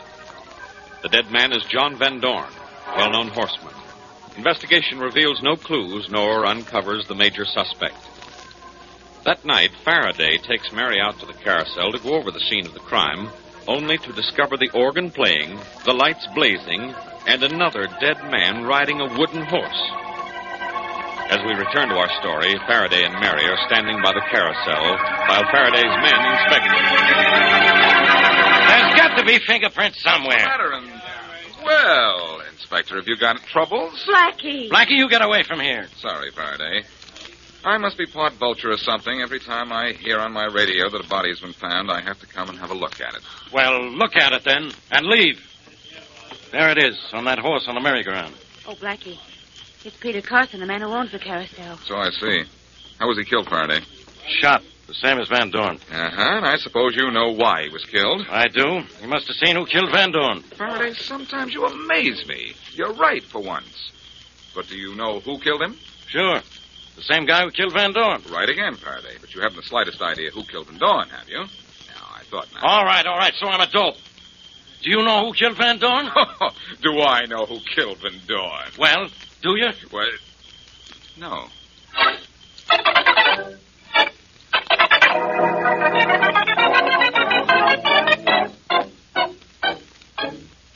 The register downstairs said Harry Wilcox's office was 1307. That must be this way, Mary. Okay, there's his door. Good, come on. Whew. That was some climb up those stairs, wasn't it? Could have been worse, Mary. This is a 36-story building, you know. Could have been better. The elevators could have been running. Not at this hour. Well, I suppose I'll have to pick the lock. Blackie, you sure it wouldn't be a lot easier if we just see Harry Wilcox in his office tomorrow morning? I've had one brush with Wilcox already, Mary. It's enough to let me know that the Van Dorn lawyer is not the cooperative kind. Okay. There, that did it. And the door's open. Ladies first. When walking into a dark office, the rules are reversed. All right. Here, you take the flashlight. Got it. You can turn it on now. I'll close the door. All right, flashlight's on. Now what? Now, shine it around the room. What I'm looking for will probably be in Wilcox's safe. I hope. Me too, but what if he doesn't have a safe? You say such awful things, Mary. Yeah, don't I just? Oh, there it is, Blackie. Next to that filing cabinet there. Good. It's an easy kind to open. Aren't they all to you? Bring the light over. All right. Now what? Just hold it and be quiet. I want to hear the tumblers drop. I'll be quiet. There's one. Good. Shh. There's two. Better. Shh. 3. Marvelous. And open. Terrific. On we go. Mm-hmm. Well, let's see inside. Not much in the safe. A few ledgers, a few papers. Uh-huh. Let's hope one of those papers is what I'm looking for. Hey, what are you looking for? You'll hit me on the head if I tell you. What? And break a perfectly good flashlight? What are you looking for? I don't know. You don't know? No. Something. Oh, dear. Anything that could help me. Hey, this might be interesting. What is it? It's Van Dorn's contract with that Jasmine perfume firm. What contract? A contract giving them the right to use his name on their perfumes. Let's see. Yeah, I think I'll have a look at this. Yeah, signed by Van Dorn and Lester Ronson, president of Jasmine. Cancellation clause. Where are you? Maybe there isn't one. No, there isn't. But here's one just as good, a ridicule clause. A ridicule clause? What does that mean? It means that if Van Dorn ever did anything that might hold him up to ridicule, this contract would automatically be canceled. Well, what would be the purpose of that, Blackie? I'm not sure, but I can guess. And my guess is that Ronson bought the Van Dorn name because it had some high society significance. In the event the name became connected with anything ridiculous, it would naturally have no value to Ronson. Well, I'm very surprised at myself, but I do understand. First thing tomorrow morning, I am going to see Mr. Ronson. Maybe he manufactures perfumes. But there's something about all this that doesn't smell so good to me.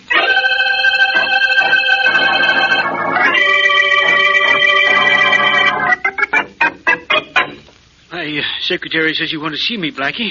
What about? Oh, nothing much, Mr. Ronson. I just want to know what you know about John Van Dorn. Well, I don't know much. I merely paid him for the use of his name on my products. Yes, I know that. And, I see you turning out new bottles for your stuff, Mr. Ronson. Those nice drawings on your desk. Oh, these are just planning roughs. Hey, wait a minute. Don't put those away. Seems to me the name on the label wasn't Van Dorn. It was Winston, wasn't it? Yes, but that means nothing. It means something to me, Ronson. Your contract with Van Dorn was canceled by his death, wasn't it? So your perfumes are now to come out under a new name, Winston. What was wrong with Van Dorn? Well, I might as well tell you. You'll find out anyhow. The Van Dorn name didn't sell. Oh, so you had a contract with Van Dorn. It couldn't be canceled. His name wasn't selling your product, so you killed him. Or you'd go broke. No, I didn't kill him. But you did want to break your contract with him, didn't you? But I didn't kill him. All I tried to do was involve him in a scandal so I could exercise the ridicule clause in my contract. Oh, now we're getting somewhere. Now, look, Blackie, I'll tell you just what I did. About time. Go on. Well, Van Dorn was a famous horseman, and I thought the city would get a good laugh if they saw him riding a wooden horse on a merry-go-round in full riding habit. That's exactly what I figured. You put him on that horse, huh? Yes. I had him come to my house just after his daily ride in the park, and I drugged him. And then at midnight, I put him in my car and drove to the carousel in the park. Carried him to one of the horses and then shot him. No. Believe me. After he was on the horse, I turned on the carousel lights and started the organ and put the carousel in motion. And then? And then I started to leave, to call a newspaper and give them a hot tip for a picture. Society's leading horseman on a wooden horse, But there was a shot, and Van Dorn slumped, and I knew the bullet had hit him. I got scared and ducked into the bushes and left. Did you see who fired the shot? No. And believe me, all I wanted to do was involve Van Dorn in a scandal so I could cancel my contract. All right, Ronson. That takes care of you for right now. But right now, I've got to take care of someone who wanted to cancel Van Dorn.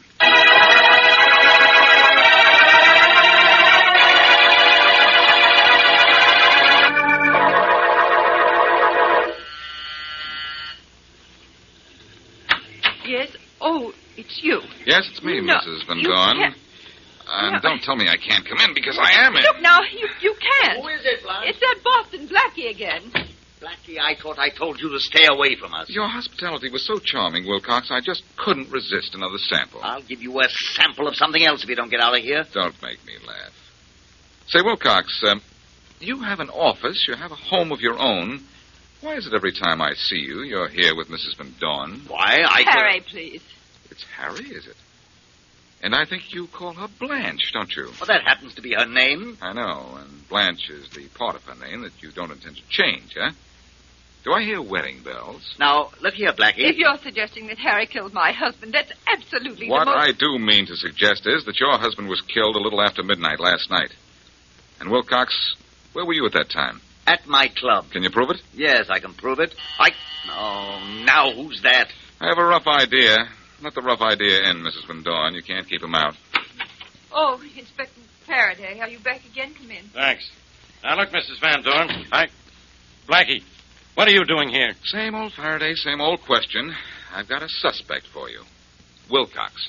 Wilcox? Oh, no. He couldn't have killed Van Dorn. The coroner says Van Dorn was killed sometime between midnight and 2 o'clock this morning.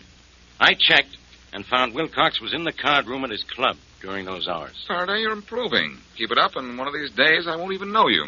Let's hope that's soon. I demand you apologize to Mr. Wilcox Blackie. Okay, Wilcox. I'm sorry. But, Faraday, can I see you a moment alone?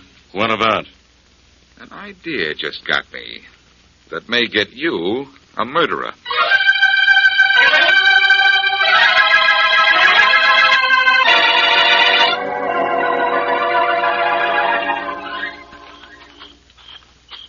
I hope you aren't afraid in the park so late at night, Mrs. Van Dorn. It is rather dark and frightening, isn't it, Blackie? Yes, it is. Oh, here's the path I want. Where are we going? To the merry-go-round, Mrs. Van Dorn, if you don't mind. No. Why should I? Well, I thought you wouldn't mind seeing it. It could help find your husband's killer. Ah, here we are. Awfully quiet out here, isn't it? Yes, it is. You know, Mrs. Van Dorn, when I get off to any place like this where it's quiet, my mind plays awfully strange tricks on me. Sometimes I even seem to see things that aren't there. Oh? Psychiatrists would say that it was my subconscious mind working, I suppose. Yes, it's very interesting. For instance, last night I was standing in front of this carousel. The lights were blazing. They were? Yes, the lights were on. Oh, Blackie, look. Look, Mrs. Van Dorn? At what? The lights of the carousel are on. I don't see them. But you must. Every light is on, every light. No, Mrs. Van Dorn. You're imagining. No, I'm not. The lights are on. The lights aren't on, Mrs. Van Dorn. But they are. Well, and the merry-go-round is turning. At 2 o'clock in the morning? How could that be? Well, it is. And there's the music. Can you hear that? You do hear it, don't you? No, I don't, Mrs. Van But Dorn. listen, the music is playing. Now, look, the merry-go-round is turning. Mrs. Van Dorn, control yourself. I see it, I tell you, and I hear it. It was just like this when I followed Mr. Ronson out here. Mrs. Van Dorn. I stood here and watched. He put John on the horse, and the carousel went around and went around. And when John came around one time, I shot him. Mrs. Van Dorn, you don't He know was riding that wooden horse up and down, up and down. There he is again. Just like it was then. All right, Faraday. You can get off that wooden horse. She talks.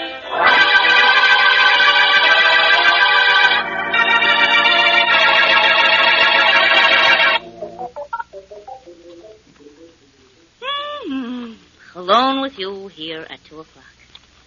Oh, Blackie, this is the life. Oh, no, Mary, this is the park. Oh, you silly. And the last time we came here, we got mixed up in a murder. And how we were mixed up. And Blackie, I still don't know why the carousel owner was killed. Well, Mrs. Van Dorn murdered the carousel owner because she thought he might have seen her shoot her husband. And he might have at that. Oh, but now, wait a minute. Let's go back a little bit farther. How did Mrs. Van Dorn know Ronson was bringing her husband out here in the first place? Her husband had called her from Ronson's, and when he didn't show up along about midnight, she went over there. She saw Ronson carrying her husband out and followed him. Well, if she saw that, why didn't she tell it to the police afterward? Because, my dear, she was a killer, and she felt the less said, the better.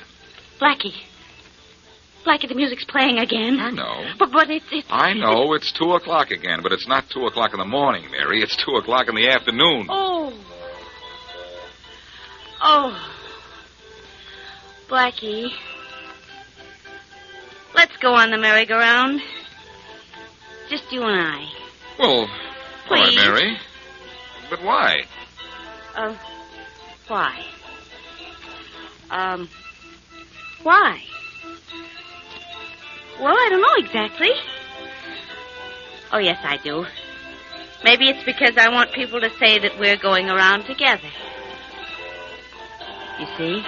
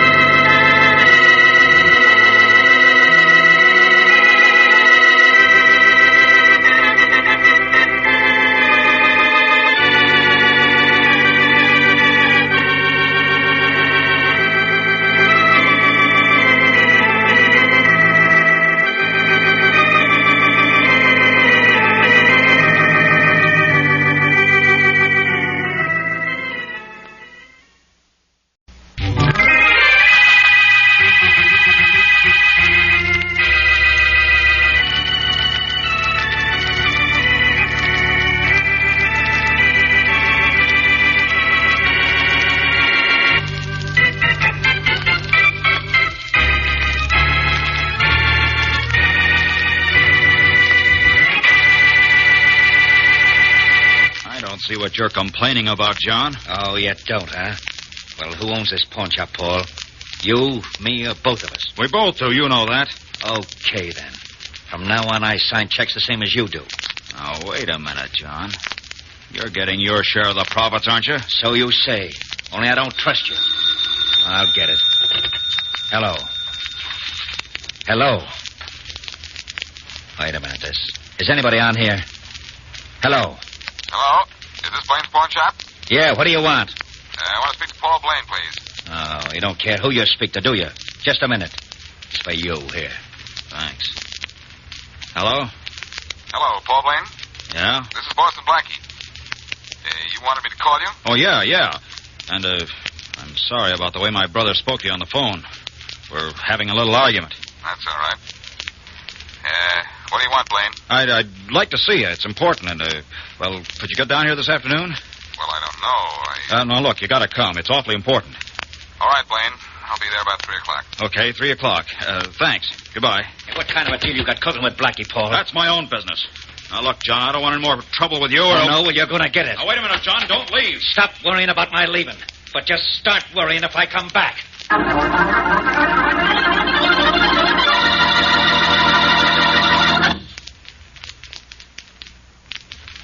And now back to Dick Calmer as Boston Blackie. Enemy to those who make him an enemy. Friend to those who have no friend.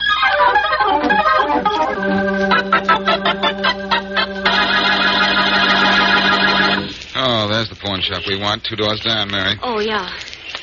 Why did Paul Blaine want to see you, Blackie? I don't know, Mary. That's what I've come down here to find out. Well, that being the case, let's go in and find out. Here we are. Oh, good afternoon. Good afternoon. Are you Paul Blaine? Yes, I am. You must be Boston Blackie. Yes, and this is Mary Wesley. How do you do? Blaine? Well, you're right on time, Blackie. You said you'd be here at 3, and it's, 2 minutes of 3 right now. I'm generally on time, Blaine. What'd you want to see me about? Well, it's this, Blackie. I made a loan of $1,000 on a diamond yesterday, and this morning I found out it's stolen property. Uh-oh. That's bad, isn't it? It's very bad, Miss Wesley. It means I may lose my $1,000. Ooh. Well, what do you want me to do about it, Blaine? Well, I thought you'd take the diamond to the insurance company that carries a policy on it and make a deal so I could get my money back. Oh. Well, I suppose I could do that, but why can't you? Well, they'd have no reason to bargain with me. They'd know I'd have to turn in the diamond to the police. And, well, I was hoping it wouldn't be too much trouble for you to... Blackie's so used to trouble, he's lonesome without it. Quiet, Mary.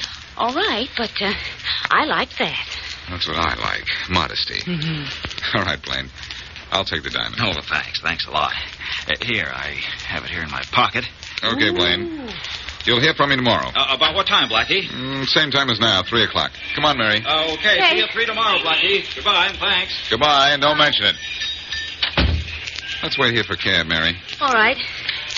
Blackie, will you be able to get Mr. Blaine's $1,000 back? I think so, Mary. All I... That was a shot. And inside the store, too. Come on. Blaine! Blaine, where... Oh, there he is. Blackie... Oh, it looks like he's... Dead, Mary. Oh. He has to be dead unless he was wearing a bulletproof heart. Yes, but who could have... I don't know. But whoever it was is probably out the back way by now. Well, here we go again. I guess I'd better call Faraday. No, darling, no. Please don't call Inspector Faraday. You didn't have anything to do with this, but Faraday will never believe you. All right, Mary. I guess the best way for us to stay out of this is to get out of here.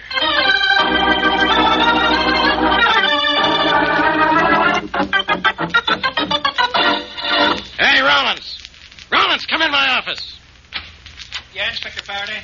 What about some action on the murder of Paul Blaine, the pawnbroker? Inspector, there hasn't been a thing developed. Just a minute. Faraday speaking. Inspector, got a little news for you. You want to know who killed Paul Blaine, don't you? Sure. Do you know who did it? Well, I know who was in his store about the time he got bumped. Oh. Friend of yours, Boston Blackie. A friend of it? Hello. Hello. What was it, Inspector? Some guy who says Boston Blackie was at the scene of Paul Blaine's murder. Good. Hey, that's exactly what you want, isn't it? It should be, but it isn't. This is one time I don't think Blackie's involved. And besides, I waste too much time chasing that guy anyway. Gee, Inspector, you must be sick. Maybe that call was a straight tip. I doubt it. Besides, I got a line on Blaine's killer. Yeah? Who? Never mind who. But Blaine sent a certain guy to prison about 5 years ago. Last week, that certain guy got out of prison. I think he killed Blaine for revenge. Could be, Inspector, but I'd still like to have a look around Blackie's apartment. Go ahead. Waste your time any way you want. But I'll bet I find a real killer before you find anything on Boston Blackie.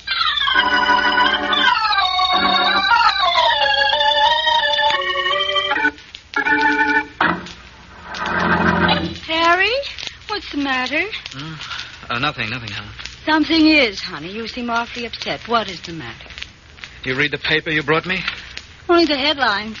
I don't remember what they said, though. Well, let me refresh your memory just a little. Mm-hmm. Here, listen to this headline. Cops looking for ex-convict in Blaine murder. Oh, yes, I remember that. Well, I'm an ex-con, remember that? Yes, of course, darling. You got out of jail, let's see. It was last, what day was it? Last Friday. Oh, yes, that's right. But, darling, what does this have to do with you and then this Mr. Blaine's murder? Well, Blaine sent me to prison. Now the cops are trying to tie me up with his murder. Oh. The paper says Blaine was knocked off at 3 o'clock yesterday. If I could just remember where I was then, Don't you know where you were, Harry? You were with me. Oh, yeah, but where? Huh? We weren't anywhere. We were out walking, that's all. Oh, yes, that's right. Where were we walking? Do you remember? Oh, not exactly. Downtown somewhere. No, I've got to keep you out of this. I think I know what I'm going to do. What? I'm going to see a fellow named Boston Blackie. He helps guys like me. Well, you can't leave here if the police are looking for you. Harry, I've met Blackie's friend, Mary Wesley. I know her. I'll get her to help me, and she'll get Blackie to help you.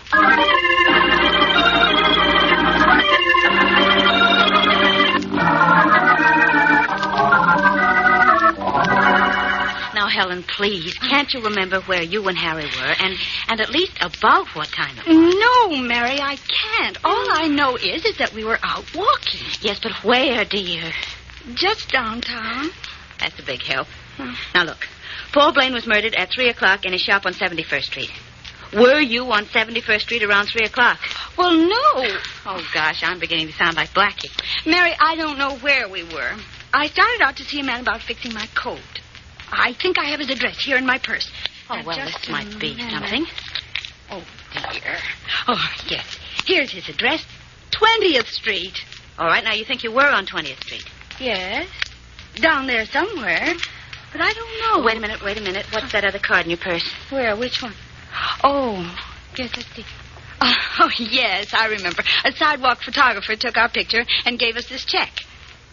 Yesterday? Yes, while we were out walking. Yesterday afternoon. Well, as Blackie might say when I show him this, it's a nice photograph. Let's hope it doesn't result in any negative development.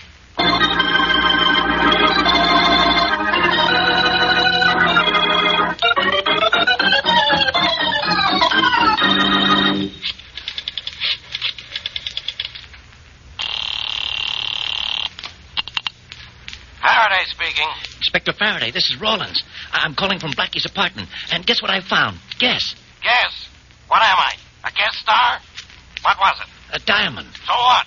Well, this diamond is listed as one of the things which should have been in Paul Blaine's pawn shop, but wasn't. Yeah? Yeah, and that means maybe Blackie was... Well, he might have... What are you talking about? Well, you see, I get it. Blackie slipped up behind you and has a gun in your back, huh? Some cop you are. I'll just put Blackie on the phone. Sure. Here, Blackie, he wants to talk to you. Thanks, Rawlins. And don't go away yet. Okay.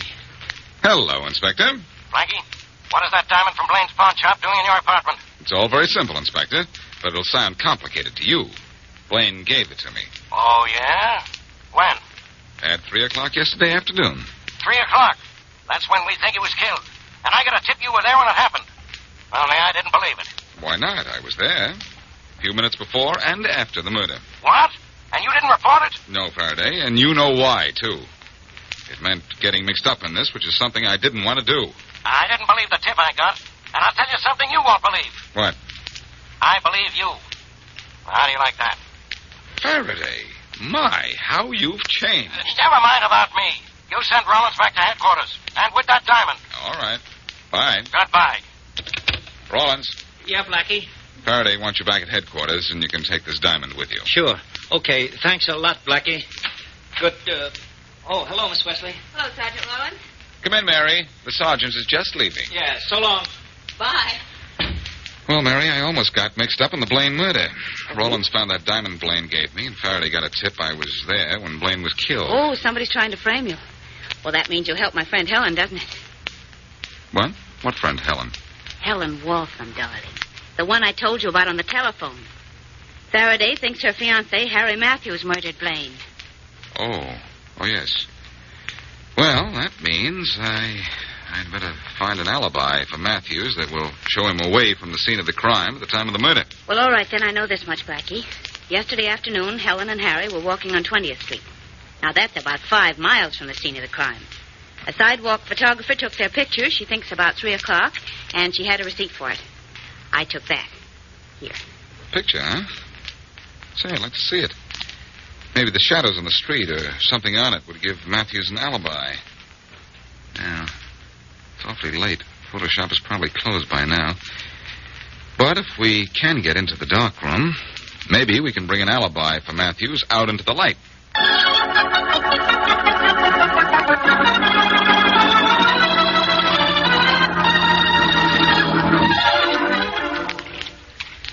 How soon will the picture be developed, Blackie? It should be about now, Mary. I've had the print and the solution about, I'm beginning to see something now. Good. I'm glad you took this claim check from Helen so we could find this picture. Developing that print isn't taking as long as it took us to get in here. That was a tough lock on the door, Mary. I had a hard time picking it. Yeah, you'll have to buy the photographer a new lock, won't you? I suppose so. Now, let's hope this picture shows something that'll help us. All we know now is that it was taken the afternoon of the murder. Okay, I'm hoping.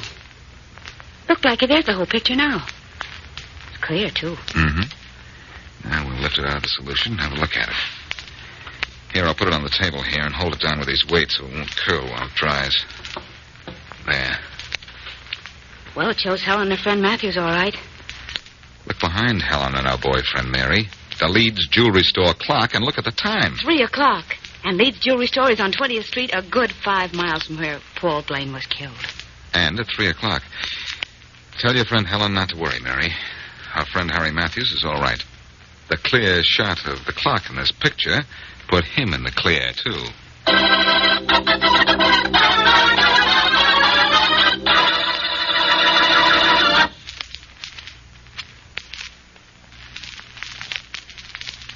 Now, back to Boston Blackie.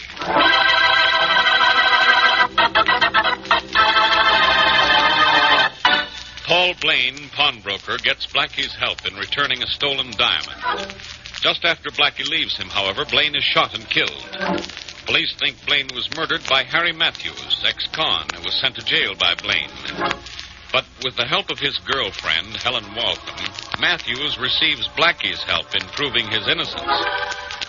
Blackie finds a sidewalk photographer's picture of Matthews near the Leeds jewelry store 5 miles away from the murder scene with the hands of the clock at 3, which is the time Blaine was killed. So Matthews is obviously innocent. As we return to our story, Mary Wesley is at the Leeds jewelry store. And what can I do for you, miss? I'm not sure. Are you Mr. Leeds? Yes, I am. Well, this may sound sort of silly, but I'd like to know about that big clock out in front of your store. I hope you don't want to buy it. Oh, no. I just would like to know how accurate it is. Oh, it's the most accurate clock in town, miss. We have it checked once a week. It loses hardly a second. I see. When was the check last? 4 days ago. Oh, thank you very much. Where's the nearest public phone? Oh, if you want to use a phone, you may use mine right there on the desk. Thank you. Oh, that's quite all right.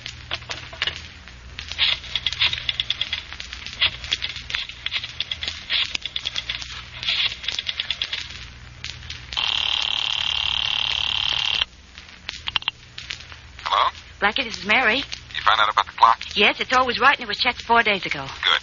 Now I'm absolutely sure Matthews is innocent. I'm going up to tell him for 2 reasons. To make him happy and Faraday miserable.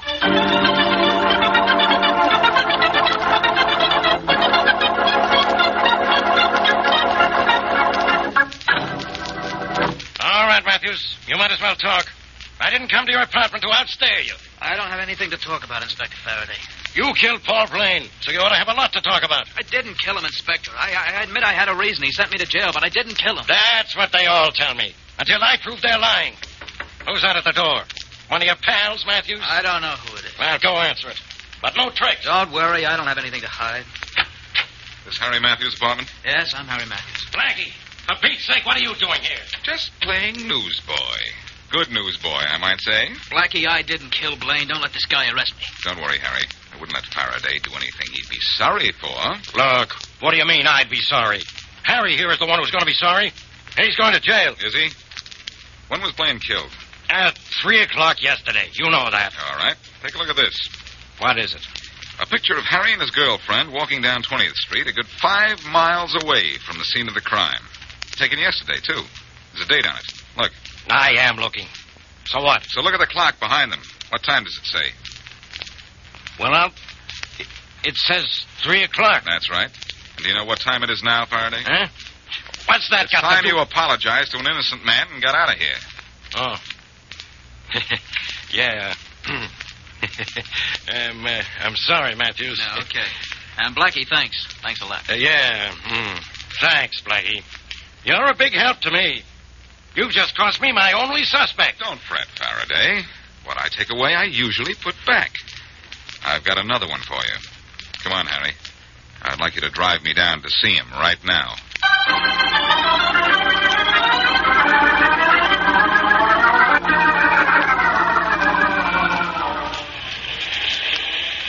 This is Blaine's pawn shop right here, Harry. Thanks for driving me. No trouble, Blackie. It was nice seeing you, Blackie. Thanks, Helen, and thanks for the lift. Okay. Oh, say, would you wait for me for a few minutes? I'm going to want to get to my bank, and I may not be able to get a car. Sure, we'll wait. But you better hurry. The bank closes in a few minutes. I guess I shouldn't have stopped to pick up Helen. That's all right. We'll make it. How far to your bank? It's down on 25th Street. The Weatherly National, Blackie? Yes, Helen, why? Why, that's my bank, too. Well, we're practically partners then, Helen. Yes. I'll be out in a minute. You want me to go with you? No, thanks, Matthews. I like to do things like this alone. Be right back. Hurry, or you'll be too late to get to the bank. All right. Good afternoon. Yeah? What's good about it? Well, that's fine talk. You own this shop? I'm John Blaine, if that's what you mean. I'm Boston Blackie. Hooray. So you're Boston Blackie. So what? So I'd like to talk to you. Maybe about the killing of your brother. What makes you think I killed him? You were having an argument when I called up yesterday afternoon and spoke to your brother. So what? So an argument could end in a killing. So could too much curiosity. Get out of here, Blackie. Fast. Now, is that a nice way to do business, John? Your brother Paul never pulled a gun on a visitor. Get out of here, I said. When I'm finished. You're finished now. Get out of here. Maybe this will help you move. You missed me, my friend. Or should I wait till I try to turn my head? I missed you because I wanted to. But next time, maybe I won't want to miss.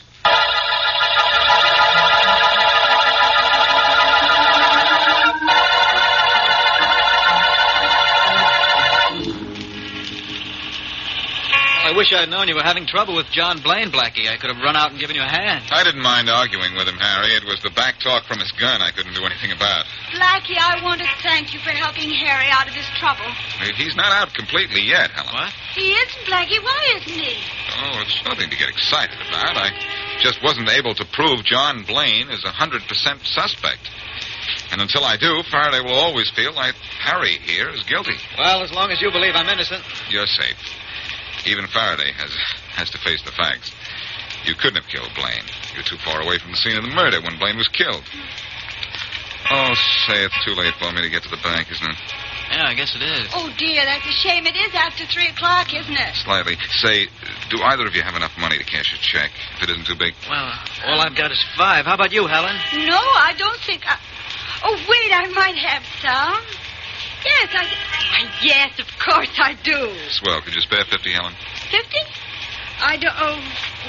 Oh, dear, what's the matter with me? I drew 100 out of the bank yesterday. You did? Yes, it was yesterday. I remember I got to the bank just at closing time, and I had to argue with the man at the door to let me in. Here's the money you wanted, Blackie. Oh, how much did you ask for? Just 50. Oh, yes.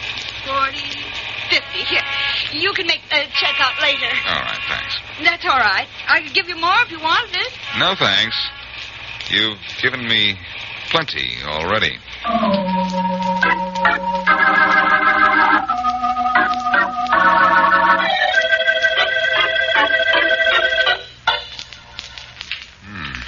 That sidewalk photographer must have a mania for putting fancy locks on his door. This one's tougher than the one I picked yesterday, Mary. It sure seems to be. But what are we going to find by breaking into this dark room again? Oh, nothing much, Mary. Just this. How Helen Waltham could have been with Harry Matthews in front of Leeds Jewelry Store having a picture taken at 3 o'clock yesterday and still be in her bank at closing time. That's 3 o'clock. I know it's my bank, too. There, that opened the lock. Good.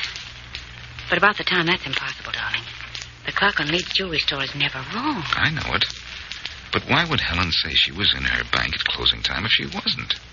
She was very definite about that. Yeah, I know. Or so you said. Come on. Let's go into the dark room. I want to take a look at that picture again. All right. Wait, I'll turn on the light. There. Blackie, you think the picture of Harry and Helen was faked? Retouched or something? No, it wasn't. Or I would have noticed it. The picture was real. The clock wasn't wrong. So there's only one answer to this whole thing. What? I said there's only one answer, Mary. I didn't say I knew what it was. Oh. Let's see. Do you remember the number of that picture of Harry and Helen? I sure do. 4121. Yeah. Here's the index file. 4121. 4121. Where is that? Oh, here we are. It's a legitimate picture, all right. So where are we? Right back where we started. Yeah, I'm afraid so. Oh, wait a minute. I've got a hunch. This is picture 4121. Let's have a look at picture number 4120 and see what that looks like. Well, what do you think that'll show? Well, I don't know. That's why I want to look at it. 4120, 4120. Ah, here it is, already developed. Yeah, taken at the same spot. That's good. Let me look at it, too. A picture of a woman and a little girl. Well, that's not much. But, Mary, look at the clock behind them. For goodness sake, there's a man on a ladder doing something to it. Yes. Looks as if he's cleaning it. And look, Mary, look at the time. It's 3:30. 3:30? Yes. And do you know what that means? It means the picture was taken before picture number 4120, and yet the clock says 3:30. So picture number 4121 showing Harry and Helen had to be taken after 3:30. Blackie. Then Harry could have killed Paul Blaine. He not only could have, Mary, but he probably did. That guy on the ladder there is obviously Harry's accomplice. He was planted to set back the clock so that Harry could have an alibi when his picture was taken. Wow. Wow is right. So it was Harry and not John Blaine, after all. I should have known John acted too guilty to be guilty. Come on. It's going to hurt to do this, but I've got to call Faraday and tell him that he was right about Matthews.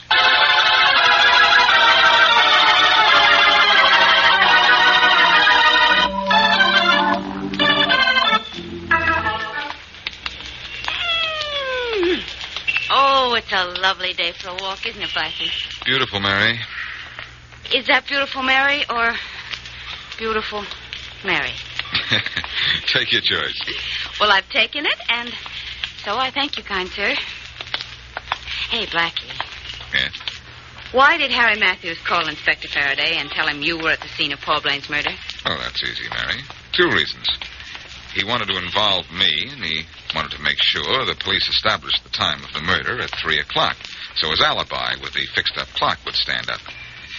He probably was hiding in the back of the pawn shop while we were talking to Paul Blaine the day of the murder. Oh, I see. That guy Matthews was clever, Mary. He never once offered an alibi.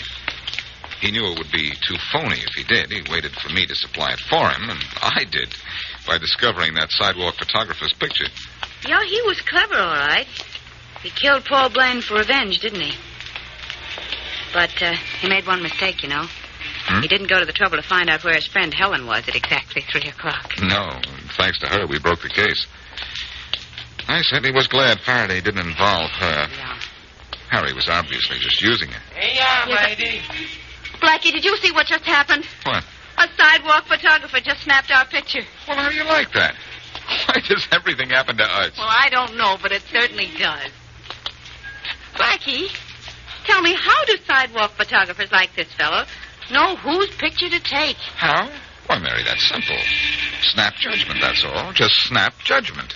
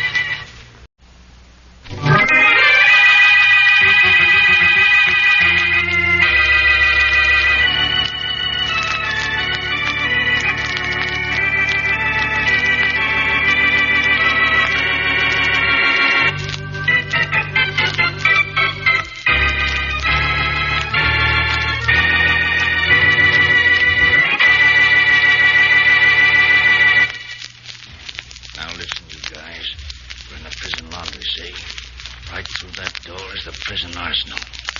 All that stands between us and the arsenal is that guard and that door. Stop talking so much and let's get going. Shut up. And the rest of you guys stop staring at me. The guard's looking this way. And we're sunk if he thinks we're talking. Okay. Now get this. Red is at the dryer by the door. As soon as the guard's back is turned, he's going to let him have it with the handle off the drying machine. Smith, you get the keys off the guard. Open the door, and we'll be on our way in 10 seconds. Now I've got... Oh. Red, get the guard. Come on. Get that door open, Smith. Get it open. It's open, but it's off the alarm. Come on. Let's get to the arsenal before the guards can get to us. Come on, we're getting out of here. Then we're getting out of this jail. Come on, you guys. There they go, John. There they go out the side door of the arsenal. They must have killed the guard there. I hope not. I'm going to let them have it. Hold it! We got him ducking into cell block A. Good. If we get them bottled in there, they'll never get out. Yeah. Hey, Harry, look. There goes one of them over the east wall. It's Mike Harlan, I think. Come on, let's go after him. Never mind. The guards the east wall will take care of him. We can stay here. Get it in. Hey, there's the phone. Get it, will you? Okay. Hello. Guard 6. What? Okay, thanks. Who was that, John? Thanks, call, Harry. We got him bottled up in Block A. Everything's under control. But that guy going over the east wall got away. He did, huh? Who was it? Did they know? Yeah, it was Mike Harlan, Harry. One of the guys who was a guest of ours, thanks to Boston Blackie.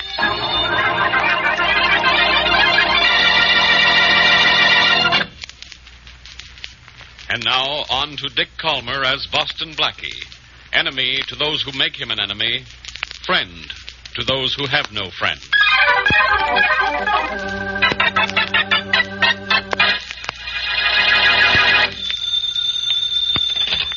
Police headquarters. Faraday speaking. Inspector Faraday, I think I might know something you'd like to know. Yeah? Who's this? That ain't important, but my information is.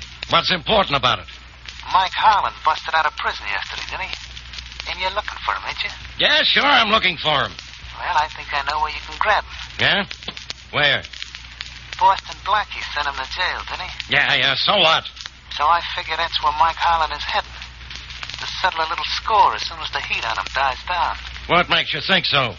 A couple of minutes ago, I saw him hiding in an alley 2 blocks from where Blackie lives. Yeah? Well, why are you telling me this? I don't like Harlan. Yeah, well, if... Hello? Hello? Oh, he would hang up. Rollins! Yeah, Inspector? Get me a squad car, quick. We're getting out to Boston Blackie's fast.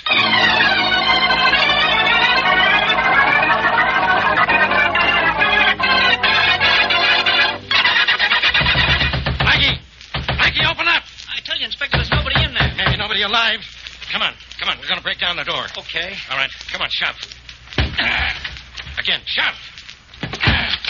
One more ought to do it, Inspector. Okay, together now. Hard. Did it? Come on, Rollins. Come on, where, Inspector? There's nobody in here. I got eyes. Maybe Blackie's in another room. Maybe. Come on. Let's try this room in here. Okay, but I hope we're not too late. So do I. Blackie, are you in here? Blackie. Hello, Inspector. You know Mike Harlan here. Harlan? Inspector, Harlan's got a gun on him. All right, Harlan. Drop that gun before I drop you. Drop it. Okay, copper. Drop that gun, I said. How's that, copper? Suit you okay? Yeah, now don't move. You get his gun, Rollins. I've got him covered. Right. Go ahead and play, children. I'm enjoying this. No, keep him covered, Rollins, while I get his gun. There. Proud of yourself, huh, copper? Yeah, sure. I'd probably get a tin whistle for this. It was so hard to do. Take him in, Rollins. Get him out of here. All right. Too bad I didn't get to finish the job, Blackie. But I may be back. So long. Goodbye, Harlan. Too bad you couldn't stay longer. Well, Faraday? Well, Blackie? Well, what do you want me to do, Faraday? Kiss your hand? No, but you might say thanks. Thanks to a telephone tip from one of Harlan's old enemies, I just got here in time to keep Harlan from killing you. Oh, that's right, you did. What do you mean, that's right, I did? Didn't I bust in here and catch him holding a gun on you? Yes, you did, Faraday, and thanks a lot. All right. I'll do the same for you sometime. And thanks for getting here so fast. Harlan wasn't here 5 minutes before you broke in. Look, I didn't come up here to save your life. I came up here to capture an escaped criminal. Too bad I had to do both at the same time. Hey, how did he happen to get a gun on you, eh? Jealous, Faraday? You should be. Come to think of it, you've never been able to get anything on me.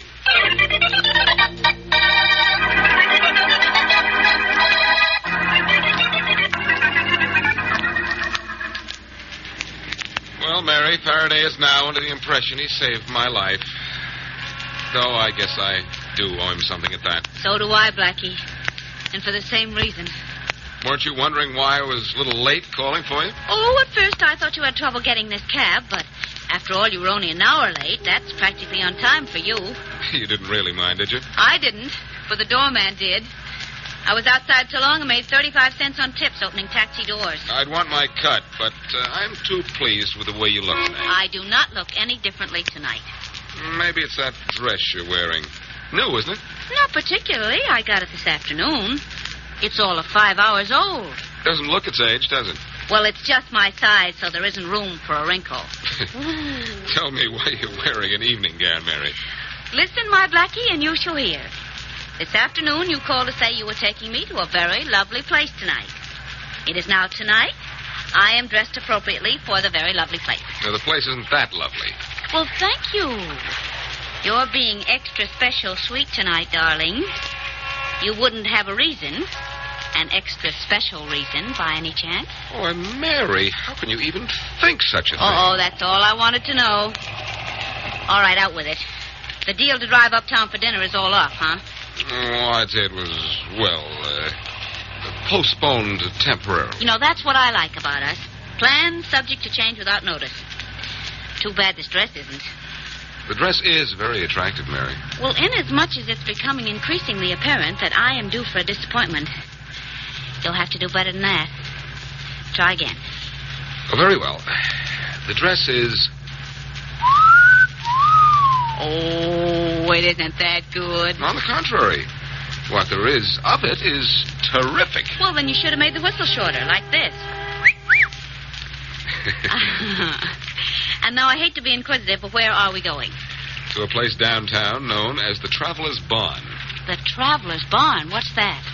Believe me, it's all to your credit that you don't know.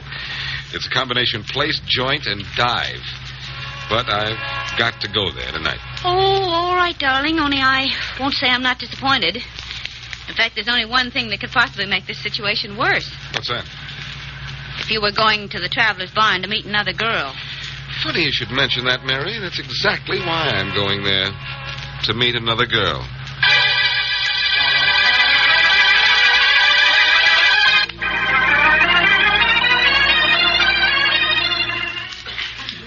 You know something, Blackie? If you didn't tell me, and if I kept my eyes closed, and if I couldn't smell anything, and if I couldn't hear anything, I'd swear we were at the Carlton instead of the Traveler's Barn. Mary, I think you're a snob. The Traveler's Barn has only the finest red and white checkered tablecloths. Too bad I don't feel like playing checkers. I wouldn't want to play anything with the mob in here. Take a look. Well, to tell you the truth, I'll be happy if they stop looking at me. Darling, must we stay here? This place gives me the creeps. We won't have to stay much longer. I pointed out the girl I came down to see, didn't I? Yeah. She's very attractive, too. Uh-huh. And you'd see how young she was if she'd scraped some of that war paint off her face. Anyhow, I can't go over to see her until that character there leaves. I'll put a whammy on him right now. Whammy. Whammy. How long do your whammies take before they work? Well, that all depends on how much on the job my private genie is. Of course, right now I think he's probably out to dinner. Just my luck. Well, at least you're feeling better. That's something. I suppose. But hey, wait a minute. Suppose the young lady you came down here to see won't talk to you. Have you ever known a girl who wouldn't? For the sake of your conceit, no answer to that. But you say you wanted to do something for you. What if she won't? Have you ever known a girl who wouldn't? Present company accepted? Well. Don't answer that. Hey, the whammy's working. What do you know? That man just left the girl's table. Wonderful. I hope your genie had a fine meal. Thank him for me when you talk to him again. Okay, I will. Now, you go over there and show me how good you are. Right. Excuse me, please. I'll excuse you. But if coming down here doesn't do you any good, I'll never forgive you. I'll remember that. Hello. Are you Gladys Holland? Could be, handsome. Mind if I sit down? I don't, but Joe might. Only he doesn't happen to be around right now. I imagine that's an invitation. And if it is, it's accepted. Thanks. Hey, haven't I seen you somewhere before? Now, that's a purely masculine line, Miss Holland. You know, I beg your pardon, miss, but haven't I seen you somewhere before? The Riviera, perhaps, or Biarritz, or Cannes? I have seen you somewhere, and I've heard you talk, too. Is that important? Well, it could be. Just in case. Well, just in case I ever wanted to get in touch with you. What about this, Joe fellow? The one who might object to my sitting here with you if he happened to be around right now. He's still head man. You're not that good, handsome. Not this fast, you're not. Who are you? Boston Blackie. So that's why you look familiar. I should have remembered your face. I've hated it long enough. I've got to talk to you. Sure, but I don't have to listen. You sent my old man to the pen, Blackie.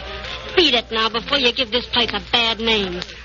Well, what's keeping you here? If you remember me, Gladys, you also remember that I pretty nearly always do the things I set out to do. Sure, I remember that. You set out to send my father to jail, and you did. Well, what do you want from me? Congratulations? If I hadn't sent him there, Gladys, someone else would have. Yeah? Well, Hey, Dal. Everything okay here? Yeah, Joe, I can handle myself. Okay, Dal. I want to see you in my office as soon as you're through. Yeah, Joe, right away. Look, Gladys, I want to talk to you. Go ahead, make with the monologue. All right. Will you do something for me? Sure. If it's kill you for sending my old man to jail. Look, forget about your father for a minute. I happen to know you're heading for jail yourself if you don't get out of this gang you're running around with. I don't know what you're talking about. But I do. And I want to do something about it. You do, huh? What do you want to do? Send me to jail, too? Ah, get lost, you. And I guarantee no one will ever go looking for you.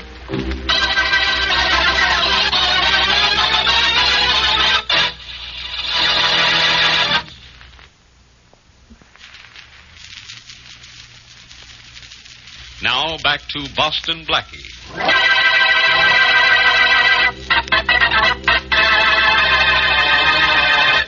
Mike Harlan, sent to jail by Blackie, makes a successful prison break and heads straight for Blackie's apartment. Inspector Faraday gets a tip that Harlan is at Blackie's and gets there just in time to find Harlan holding a gun on Blackie. Harlan is returned to jail. And that night, Blackie takes Mary to a waterfront dive, the Traveler's Barn, to see Gladys, Mike Harlan's daughter, who has joined an underworld gang. He tries to get her to do something for him, but she won't even speak to him. As we return to our story, Blackie is in Mary's apartment, trying to find a way to talk further to the escaped convict's daughter. Blackie, why do you even bother thinking about Gladys after the way she treated you? Because she's not half as tough as she pretends to be. She's just in with a bad lot and thinks it's smart to do the things they do. Has she been with them long? No. That's why I've got to stop her before it's too late. Yes, but look, darling. How do you even know she's mixed up with a gang? Isn't it obvious? Yeah, I suppose it is. So you better tell me. Not now. But I happen to know that Joe character and his gang are about to pull something soon. If I only knew what it was and where. Well, why don't you call Gladys up and ask her? That's a good idea. I'm silly. Hey, wait a minute. What? What are we laughing at? That's a good idea. Get the phone book. Look up Gladys Hall. Oh. Well, all right, but I don't get it. How are you going to get her to talk to you? Like this. Hey, is everything okay here, Dal? Who are you imitating now? Joe, the owner of the barn. And obviously also Gladys's boss. Oh, here it is. Oh, I see what you're going to do. Let's just hope she's home and this works. Got her number? Mm-hmm. HA12138, and kindly forget it immediately after you dial, too. Now, I wonder why you said that. Blackie, that Joe person has a little black mustache. Why don't you wear a mustache when you talk to her? Aren't you a big help? The phone's ringing. Here goes. My fingers are crossed. You really on my side? Cross my heart. Your fingers and your heart. Kind of a double cross, isn't it? Hello? Hey, Dal. Is everything okay? Oh, it's you, Joe. Sure, why you ask? Well, I was just wondering, see? You sure you get your instructions okay? Why, sure, Joe. Hey, I'm glad you're sure, but I ain't, see? I'm nervous about you. Well, I'll tell you what I'm supposed to do then. Hey, maybe you better. Well, I'm supposed to get the car at 8 o'clock tomorrow night and drive it to the Cross Creek Road and Highway 17. Yeah? Then I'm supposed to park it on a little side road off to the left. You and the boys will be on the other side of the road. There'll be a barricade across the road. And I'm just supposed to sit there until the armored truck comes along. Yeah? As soon as I see the lights of the armored truck, I'm supposed to start my engine and keep it running till you and the guys get through with the truck. Uh-huh. Satisfied I know what I'm supposed to do? Yeah, you're a good dog, Gladys. But just to play safe, keep away from me and the gang till tomorrow night, see? See you then, Dal. Okay, Joe. Night. Night. Did it work? That worked, Mary. The accent must have been perfect. I should have been an actor. Well, all I can say is if you were one, you'd be a good actor. Thanks, pal. Now I've got to make some plans to interfere with the plans of a gang of bad actors tomorrow night.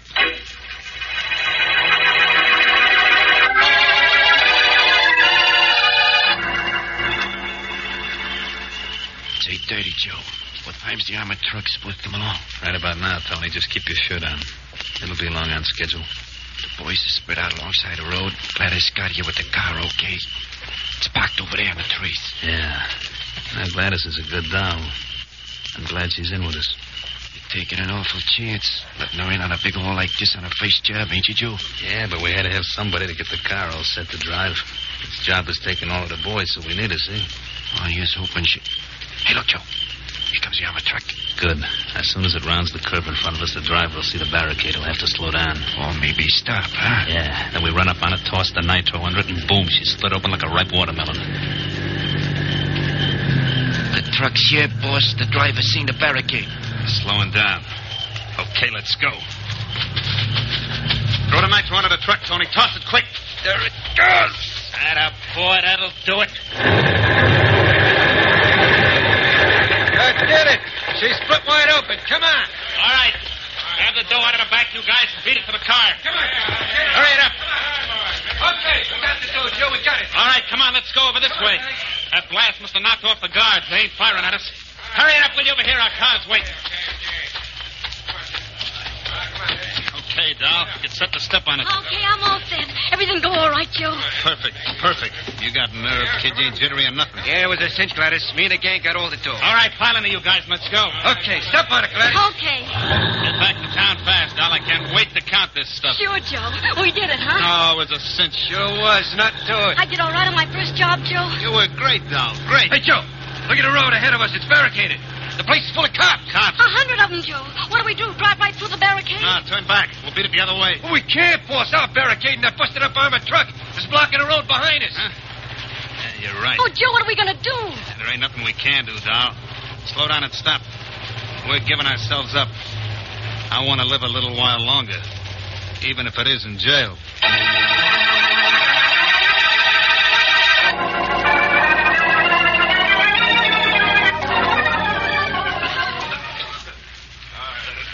Quiet, everybody. Quiet! This is a police lineup, not a vaudeville show, and I want quiet. We're ready with the prisoners, Inspector Faraday. All right. Start with the first one.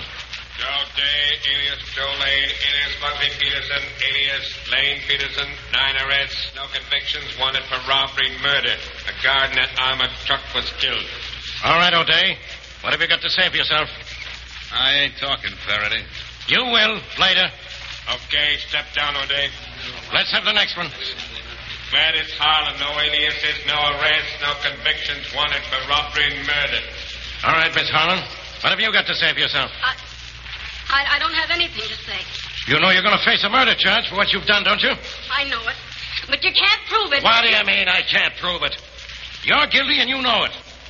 Now, why don't you play it smart and admit it? Why should I? Because I'll prove it anyhow. And I'll go easy on you if you talk.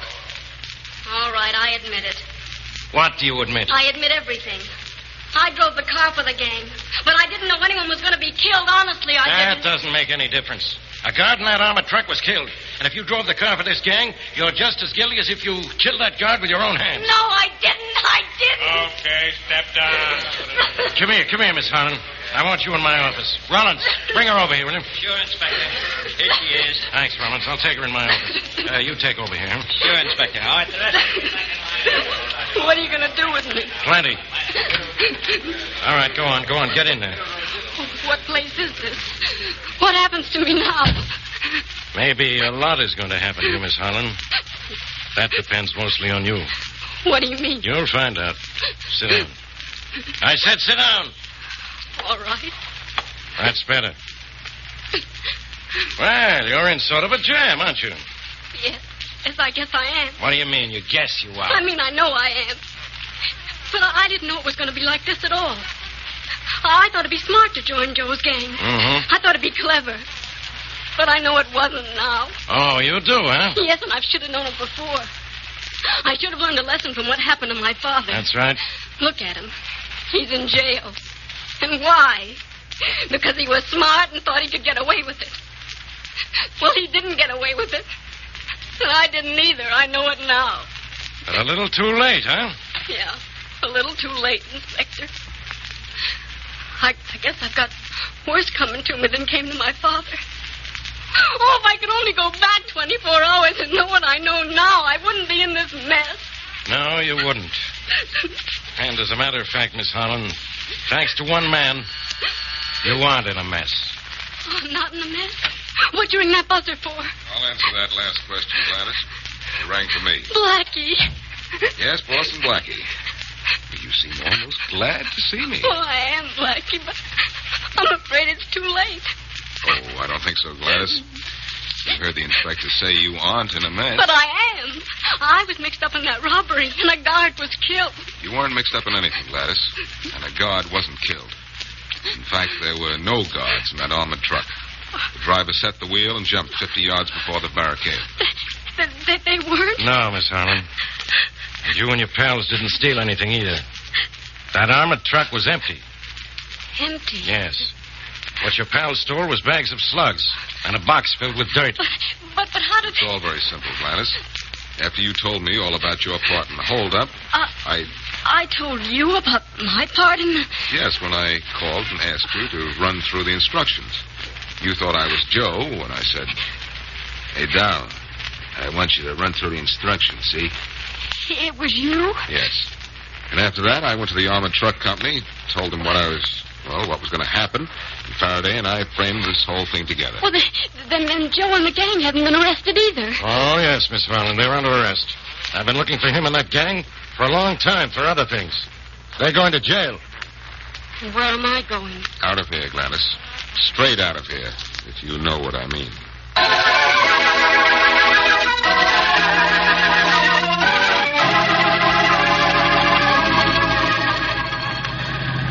Blackie, why did you want to help Gladys Harlan?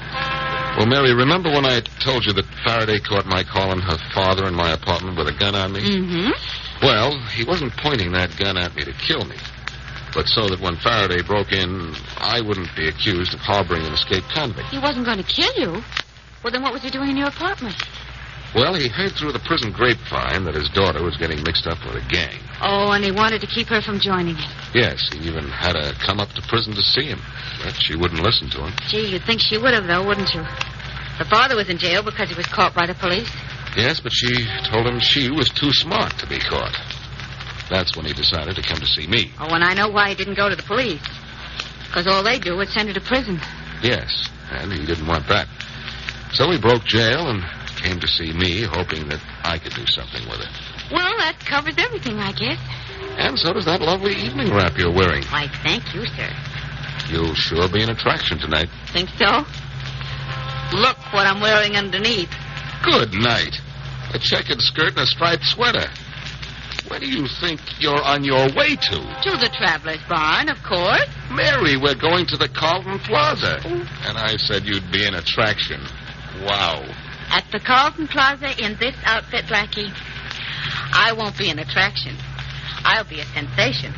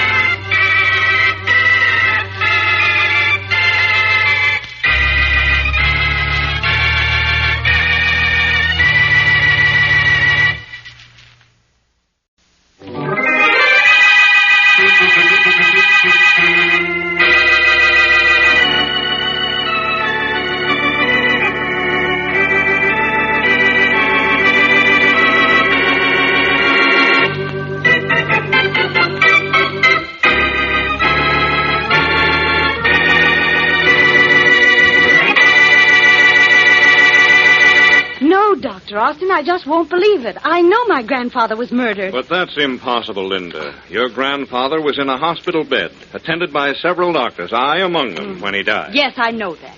But just the same, I know that Joe Reed killed him. Linda, you'll have to face the facts. I know as well as you do that Joe Reed hated your grandfather. But your grandfather died a natural death. He suffered from heart trouble for 18 years. It was his heart that killed him. No, Doctor. Joe Reed killed him. I know it. I feel it. Why, Linda? Why would Reed kill your grandfather? You know very well why, Dr. Austin. Grandfather left him $50,000 in his will. Well, if that's your only logic, you and I had a reason to kill your grandfather, too. He left me $25,000. And you get more than $100,000. That doesn't make any difference. Grandfather was going to cut Joe Reed out of his will. I know it, and I think Reed knew it, too. And he killed Grandfather before he could do it. To keep him from changing his will, eh? Isn't that what you'd do, Doctor? I wouldn't commit murder for $50,000 or for any amount, and neither would Joe. No, Linda, I know you dislike Reed, but I'm afraid you can't make trouble for him. Your grandfather died a natural death. Well, I know he didn't, Dr. Austin. I know that Joe murdered him, and I'm going to prove it. How, Linda? How? I'm going to Boston Blackie. That's how.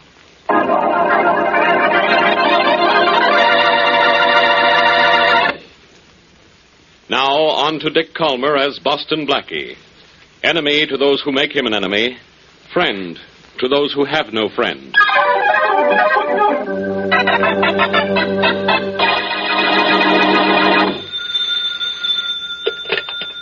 Hello? Hello, Tom. This is Bob. Oh, how are you, Bob? Fine. What's new? Oh, nothing. Just the same old stuff. Say, doing anything this weekend?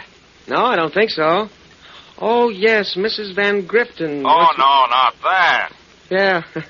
Wants me to go up to her country home for the weekend, but... Oh, brother. I think I'll have a much better time at the... Yeah? No. Hello? Who are you? Hello, Tom. Put down that knife. Hello? Tom!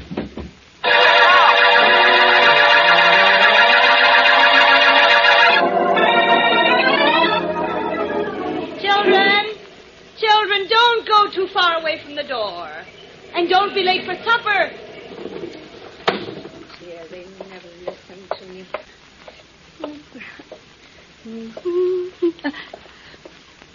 Where did you come from? Oh, who are you? No, put down that knife.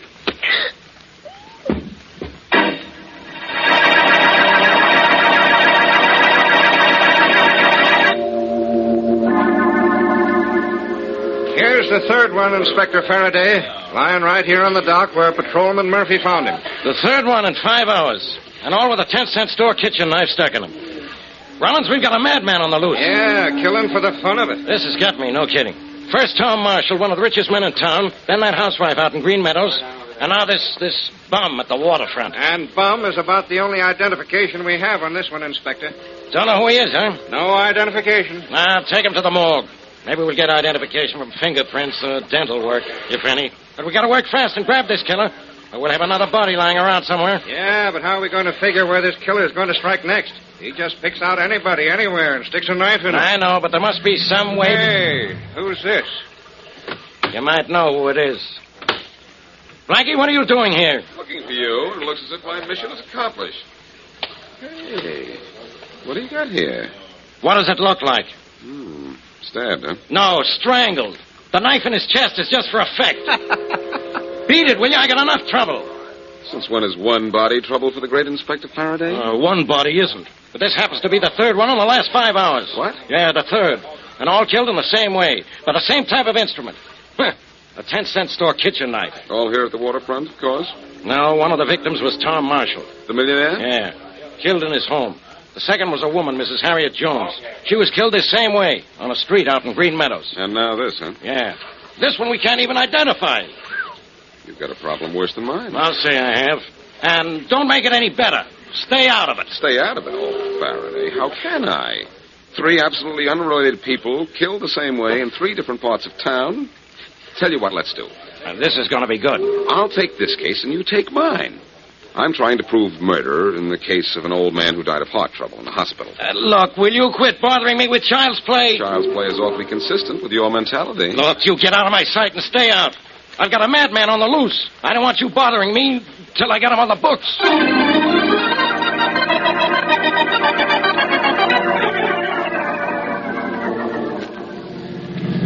Where are we going, Blackie? To City Hospital, Mary, to see Dr. Austin. What can he have to do with the 3 madman murders?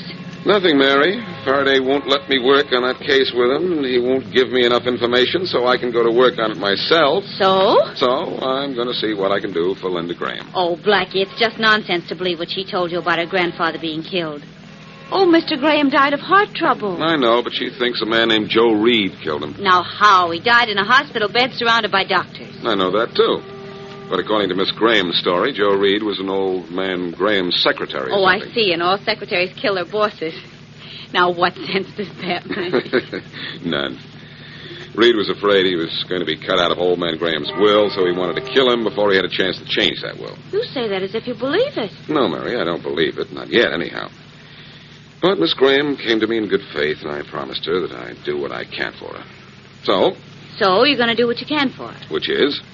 Nothing? Well, not exactly nothing.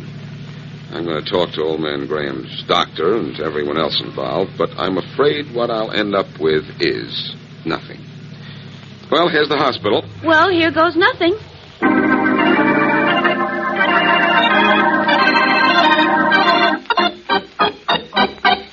Dr. Austin? Yes, I'm Dr. Austin. I'm Boston Blackie, Doctor. How do you do? You won't mind if I ask you a few questions, will you? No, not at all, Blackie. In fact, I've been expecting you. You have? Yes. Linda said she was going to see you. Well, she did see me. She thinks her grandfather was murdered. Yes, I know, and by Joe Reed. Uh-huh, because Joe Reed was afraid he was going to be cut out of Graham's will. Any possibility Reed murdered Graham? None whatsoever, Blackie. I treated Graham for 18 years. He died in this hospital in the presence of 2 other doctors, both of whom have attested that heart failure killed him. Thank you, Doctor.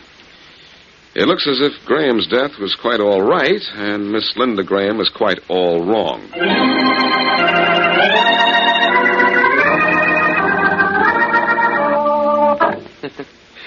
For a pretty girl, you're awfully stupid, Miss Graham.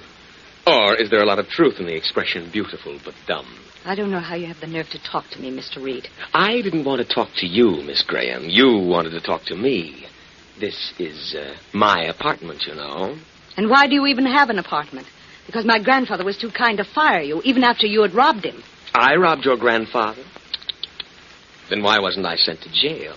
Mr. Reed, you know very well why you weren't. Grandfather wouldn't prosecute. No, of course not, because he had no proof. Just as you have no proof that your grandfather died of anything but a bad heart. You killed him, didn't you? My dear Miss Graham, your grandfather's death is a matter of medical record. He was an old man who had suffered for many years from an ailing heart. His heart just stopped beating. But you wanted him to die, didn't you? I'm $50,000 richer. And I like his money much better than I liked him. But you knew he was going to cut you out of his will, didn't you? No. Did you? Yes, I did. He told me so 2 weeks ago, and he told you. That's why you killed him. My dear Miss Graham, must even the simplest of facts be explained to you? A heart attack killed your grandfather. No, Mr. Reed, you killed him. I don't know how, but I'm going to find out, and I'm going to prove it. Miss Graham, I'd advise you to let matters stand as they are. Stay away from me. I'd like to be amused by your accusations, Miss Graham. But your insistence is beginning to bore me. And I hate to be bored. Now get out. I'll help you. Here. Oh, let go. Come, Oh, Miss Graham. please, It's not let go. that bad. Let go, please. I think I will no. teach you to learn. Teacher Reed. Who are you? Blackie, I'm so glad you're here. That makes 2 of us. But I'm afraid Mr. Reed isn't going to make that unanimous. Blackie. Boston Blackie, I suppose. Well, both of you get out of here. What's the matter, Reed? Want to be alone? Yes. Will you settle for being half alone? What do you mean? Miss Graham, will you step out for a while, please? My car is parked down in front. You want me to leave? Well, maybe, you'd better stay, Miss Graham. Changed your mind awfully fast, didn't you, Reed? Too bad you didn't change mine. Go ahead, Miss Graham. Wait for me in my car. All right, Blackie, if you say so. I'll wait there. Reed was teaching you something a minute ago, Miss Graham. Now he's going to take a lesson from the professor. I won't be long. He looks like a good student. I'll wait for you, Blackie. Now, Reed, there's only one thing I have to say to you, and that's... Hey, what did you hit me for, Blackie? I haven't done anything to you. That little tap was for not knowing how to talk to a lady. This one is for twisting her arm a few minutes ago. Hey, don't hit me again. Get up, you rat. I don't trust you. You're liable to crawl in your hole in the wall. Get up! You've got no right to come here and hit me. The police would like to know go that to the police, will you? Maybe I ought to let you have one in advance in case you do. No, don't. Now, please don't. I won't go to them. I won't go near them. Reed, I didn't know why I didn't like you when I walked in here. I still don't know. But I kind of like not liking you. It sort of makes me a nicer guy. Now, why don't you leave me alone, Blackie? I never interfered with you. You know, Miss Graham had an idea. You were responsible for her grandfather's death. He died of... I know. He died of heart failure. Yeah. Her idea is that perhaps you didn't actually kill him, but you were responsible for something phony somewhere along the line. And after seeing you, I don't doubt it. Now, let me alone, Blackie. Now, please, let me alone. Sure, I'll let you alone. Only you've given me some cause for thought. You're so exact, so precise. Your clothes, they're just so. I wonder how your etiquette is. I wonder if you know the proper way to, let's say, hold a knife.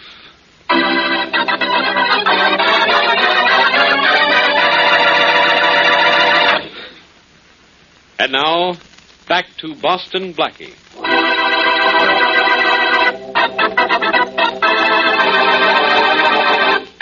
Linda Graham comes to Blackie to accuse Joe Reed of murdering her aged grandfather. But authoritative medical reports show the grandfather died in a hospital bed of a heart ailment he had been suffering from for 18 years. Meanwhile, Inspector Faraday is faced with a baffling trio of murders. 3 people in 3 different parts of town and in 3 different walks of life are murdered in the same way, and all within the space of 5 hours. As we return to our story, Blackie, unable to solve his case, walks into police headquarters to see how Inspector Faraday is doing with his. Hello, Rollins. How are you this afternoon? Fine, Blackie. Glad to hear it. Don't bother to announce me. I'll go right into Faraday's office. Oh, no, you don't, Blackie. The inspector doesn't want to see you. Even if he telephoned for me, Rollins? Oh, he called for you? Well, that's different. Go right in. Thanks, Rollins. Hey, wait a minute. Blackie, come back here. Did the inspector call for you? I didn't say he did, Rollins. My best chance was if I he had said even if he did. Yeah, that's right, Doctor. Thanks for letting me in. Okay. You got the identification, huh? Good. Thanks, Dr. Parker. Goodbye. Oh, so it's you. Well, the same goes for you, too, Blackie. Goodbye. Now, Faraday, you know you don't mean that. You're glad to see me, aren't you? Yes, Blackie, I am. Looking at you makes me realize how lucky I am to be me. Well, lucky you. How lucky have you been with those 3 murders? Well, I haven't been lucky at all. I've been smart. I got identification on the body we found at the waterfront. Yeah, how? Did the dead man wake up and tell all? No. He was identified through his dental work. Oh, is that so? What dentist? None of your business. Oh, all right. I'll solve the case by tracing back the knives used in the stabbing. I've already done that. They can't be traced. They're ordinary kitchen knives bought at the 10-cent stores. And every dime store in town carries them. You just don't want me to help you, do you? I'll tell you a little secret, Blackie. What? No! Faraday, who was the dentist who identified the 3rd victim? None of your business. Oh, come on, Faraday, please. No. Please, Faraday. No, I said. All right. But I'll tell you something else you said, Inspector. What? You were on the phone when I came in, and you said, thanks lots, Dr. Parker. So what? So Parker is a doctor. A doctor can be a dentist, and I'm going to see him to get my teeth into this case.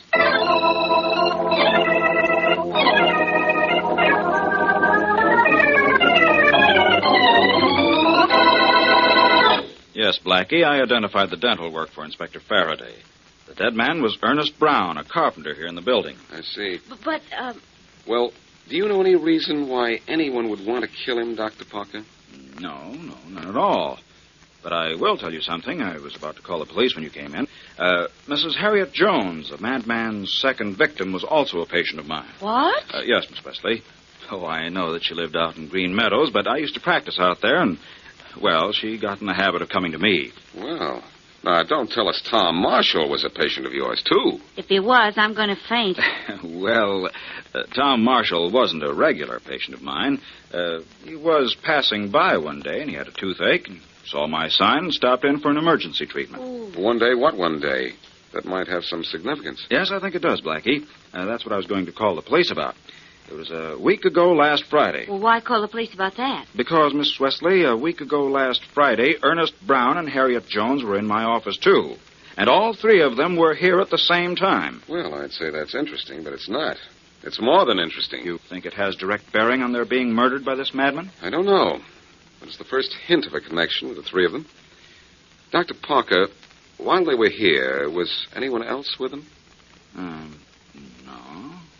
No. The three of them were alone in the waiting room. My nurse and I were busy in the other room with another patient. Then that's it. While they were sitting here, they saw something or heard something. The killer didn't want them to see you here. Come on, Mary. Where to? I'll tell you later. Dr. Parker. Yes? Call Inspector Faraday and give him the information you just gave me, but tell him not to do anything about it until he hears from me. All right. Come on, Mary. Let's grab an elevator and get out of here. All right.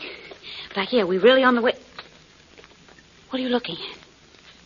At that door at the other end of the hall. Here, I'll ring for the elevator. For goodness sakes, by the name on the door, it's Lester Graham's old office. Yes.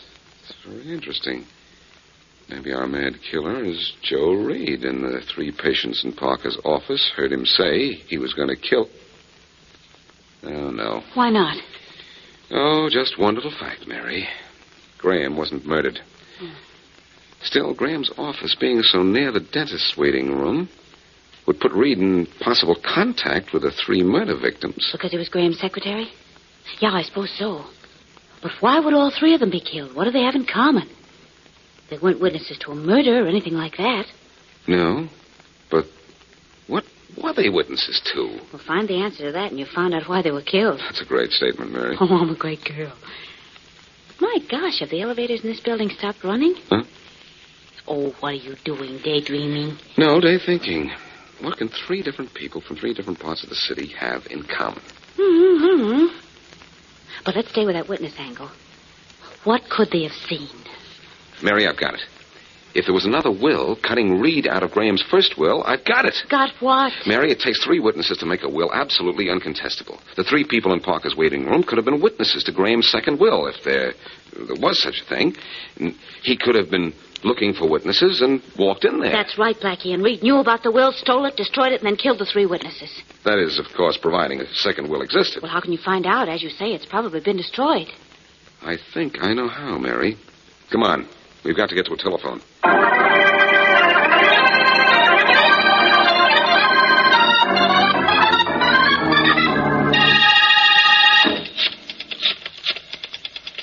Who are you calling, Blackie? Joe Reed, Mary. Here's hoping he doesn't call my bluff. Here's hoping, too. Here's bluffing. Hello? Joe Reed? Yes? This is Dr. Parker. Who? Dr. Lester Parker, the dentist. I don't think I know you, do I?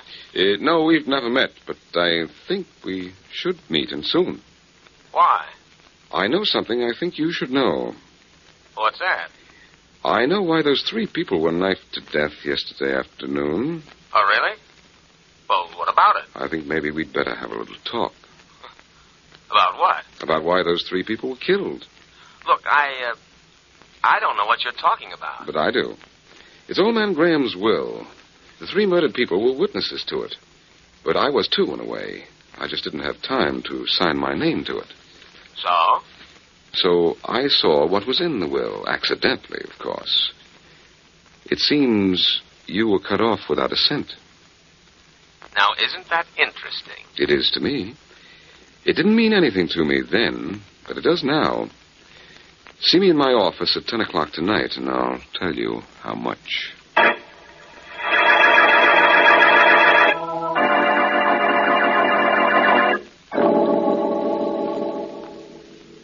Is there only one entrance to this office of yours, Dr. Parker? Yes, Blackie. Just the door to the reception room here. Yeah. Oh, that's good. He won't sneak up behind us, huh? No, if he shows up at all, which I'm beginning to doubt. It's 10 after 10 already, and not a sign of him. Maybe your trick isn't going to work. Maybe Reed isn't a murderer. But it won't be your fault if I can't prove anything. You're a brave guy to go through with this, Doctor. If Reed's the man we're after, he's a dangerous killer. Blackie. We simply... The elevator door just opened. Good, now. Shh. Stay back from the door. Don't worry, I'm back. He's coming down the hall. Yeah, I hear him. Take him into your office. When he gets in, but leave the door open so I can hear. I'll get back at this desk now.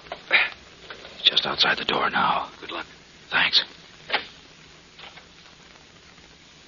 Hello, Blackie. You here? Oh, Faraday. Blackie, what are you doing hiding in the dark? Not trying to hide from you, Inspector. Turn on the lights, Dr. Parker. All right. I'm afraid our trick didn't work. What trick? And what was Miss Wesley's idea of telling me you were in danger? Skip it. Inspector, you know Dr. Parker. Yes, we've met. Sure. Blackie, what are you up to? I thought I was up to grabbing your killer for you, but it seems my suspect didn't come up to be grabbed. Come on, Doctor. I'll drive you home. Okay, I'll get... You come along, too, Faraday. I'll tell you all about it on the way.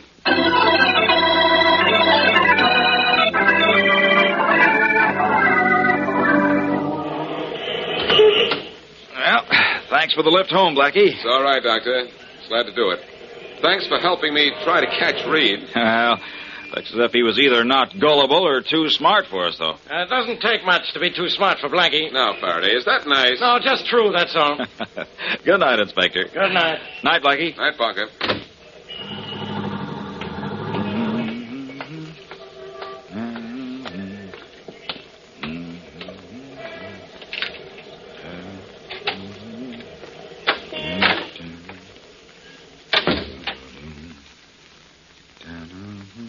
Good evening, Dr. Parker.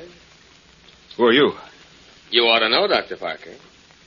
You said you wanted to see me tonight in your office at 10 o'clock. You're Joe Reed. Marvelous deduction.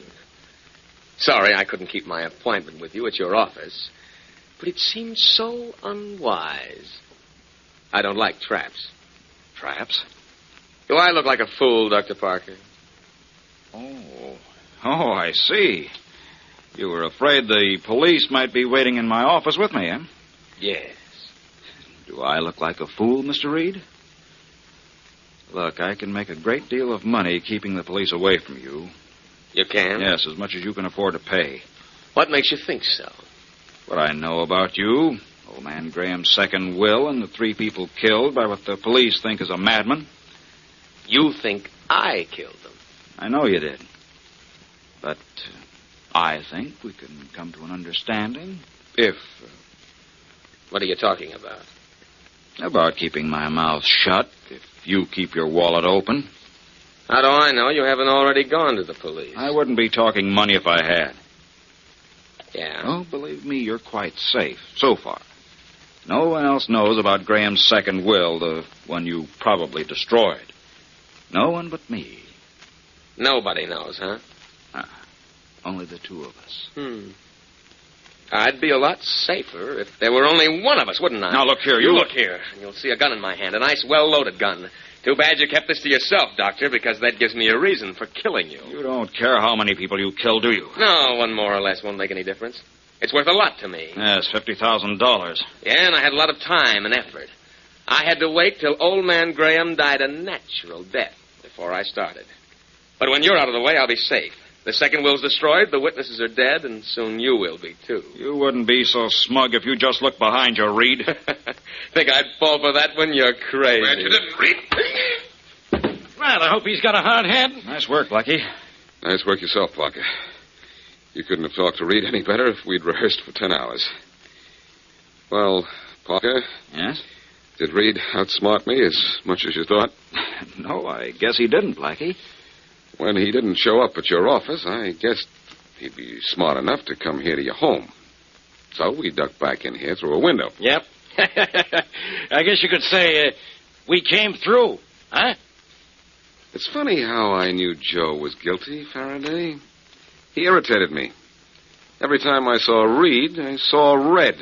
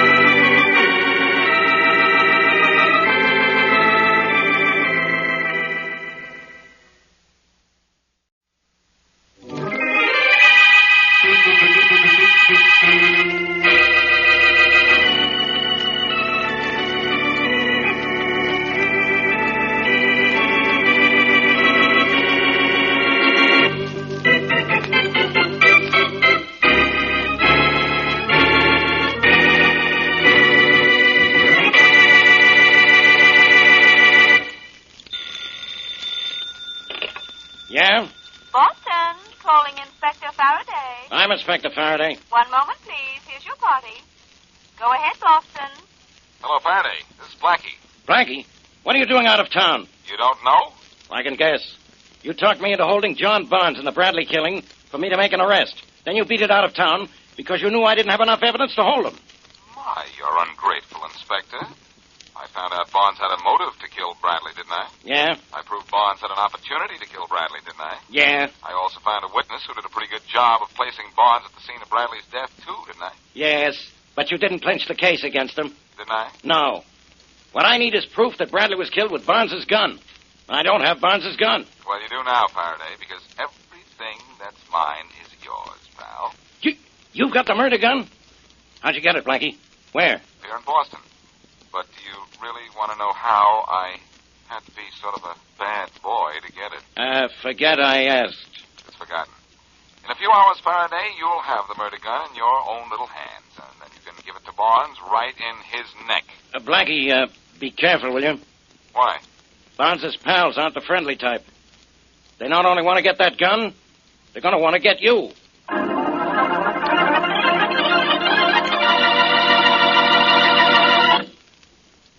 And now back to Dick Calmer as Boston Blackie. Enemy to those who make him an enemy. Friend to those who have no friend.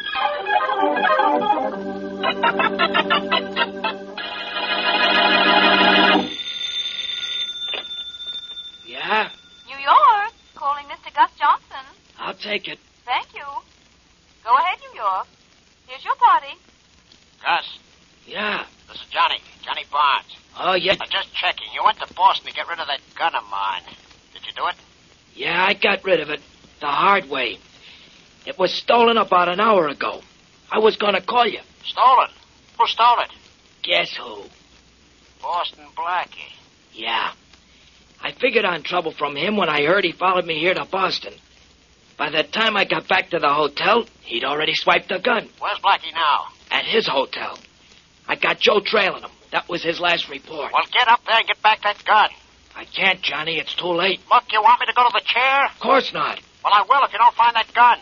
The cops know I hit it, Bradley. They know plenty more, too, but they need that gun to prove I knocked him off. I know. Then get it back from Blackie. It's registered in my name, and ballistics will prove it was the gun that killed Bradley. If the cops get that gun, I'm finished. What am I to do, Johnny? Blackie sent the gun to Faraday. Air mail. What? Joe was watching him. He couldn't do anything about it. Too many people around. Oh. It's in the mail to Faraday now, huh? Yep. Gus, I got an idea. And you're just the guy who can make it work.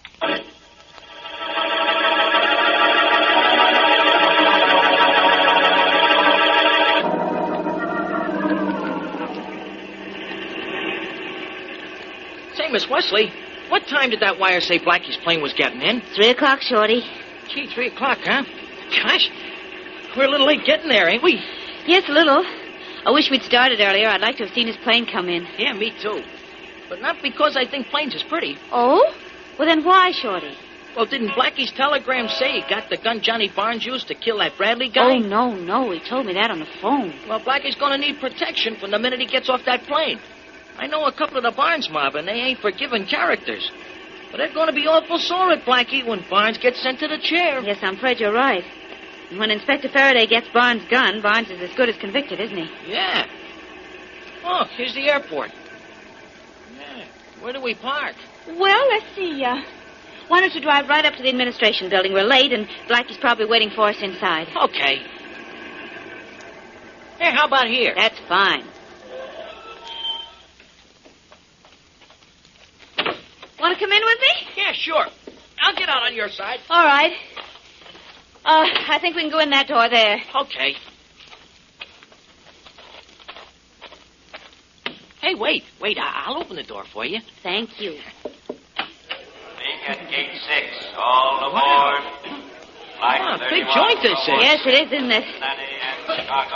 I don't see Blackie anywhere, though, do you? No, I don't. Well, maybe his plane's late. Let's ask at the information desk. Okay. Flight 31 for Washington, Cincinnati, and Chicago, leaving at gate 6. All aboard. Well, here's the information desk, Miss Wesley. Oh, yes. Pardon me, but could I have some information? Yes, ma'am. Has the plane from Boston arrived yet? Flight 68?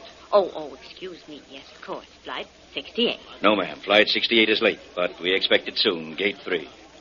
Thank you. You're welcome. Gee, Miss Wesley, shall we go out to gate 3 and watch it come in? No, Shorty. You can see if we'll wait here and watch through that big window there. Oh, yeah. Hey, look at that big four-motor job taking off out there. Yes, I see it. But I'm more interested in seeing Blackie's plane come in. Hey, Miss Wesley, you ain't worried because Blackie's plane is late, are you? I don't know, Shorty. It's just that I have a funny feeling. Oh, Miss Wesley, planes have been late before. Why, sometimes maybe an hour late. They have a flat tire or they get stuck on a sticky cloud Look, Shorty, or something. Inspector Faraday's just come in. Gosh, wonder what he's doing. I don't know, but he sees us. Gosh, you don't think maybe something's gone wrong, huh? Well, I don't know. Wesley. Hello, Shorty. Hello, Inspector. What are you here for? What do you think I'm here for? To meet a train? What, you're here to meet Blackie too, Inspector Faraday? Yeah. How'd you know? I'm just smart, I guess. You smart? Bad guess. Isn't Blackie's plane in yet? No, Inspector, it's late. I might have known. Blackie's probably telling the pilot how to fly. What plane's Blackie on? Flight 68. Flight 68, huh? Now, it'll be just like Blackie to keep that plane up, so I'll have to wait for hours. While I'm waiting, come in, Flight 68.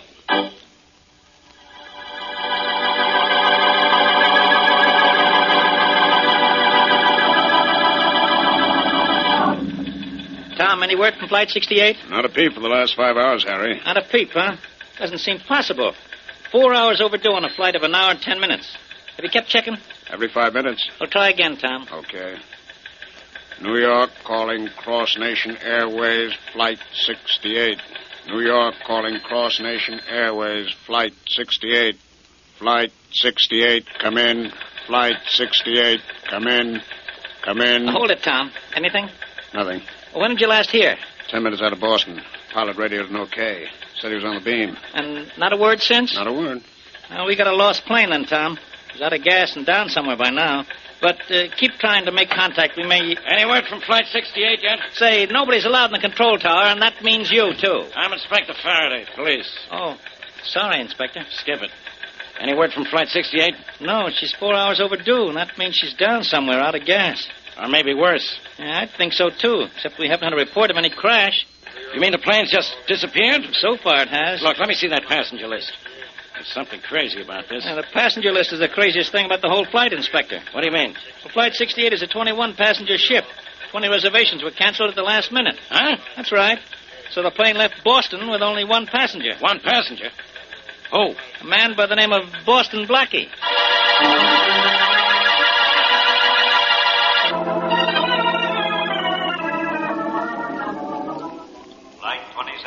Gosh, Miss Wesley, why don't they put cushions on the seats in this place? Shorty, We here have to comes wait. Inspector Faraday. Maybe he has word about Blackie's plane. Gee, he looks awful sick, Miss Wesley. Yes, he does, doesn't he? What is it, Inspector? I'm afraid I got bad news for you, Miss Wesley. Oh. Looks as if Flight 68 has had an accident. Oh, no, no, And Blackie was on it, Miss Wesley. Oh. The only passenger. Here, Miss Wesley. Maybe you better sit down, huh? No, it's all right. Did I hear my name? Yeah, phone call, Miss Wesley. You want me to take it? No, I'll get it myself. The information desk is right over here. I'll get it. Oh, we'll go with you, Miss Wesley. Yeah, sure. All right, maybe you better. Here we are. This is Miss Wesley. She'll take that call. Oh, yes, right here, ma'am. Thank you. Hello? Hello, Mary? Blackie! Blackie? Oh, Blackie, where are you? In my apartment. You obviously didn't get my second wire. Oh, no, darling, I didn't. My plane reservation was canceled, no flight, so I wired you and took the train. You took the train, but Inspector Faraday was told you were on that plane. Faraday, is he there? Yes, he's right here. Let me talk to him. All right. Here, Inspector, he wants to talk to you. Thanks. Oh, Shorty's all right. Blackie, what's the idea? I thought you were dead. Well, that's about as accurately as you usually think, Faraday. Well, what else could I think? That plane you were going to take has disappeared. You're listed as a passenger, the only passenger. Well, that's crazy, Faraday. The airline told me the plane wasn't even going to fly. Well, it did fly. and carrying one passenger who called himself Boston Blackie, it vanished into thin air. You meet me in my office, Blackie. I got a hunch you can explain this, and I think you'd better.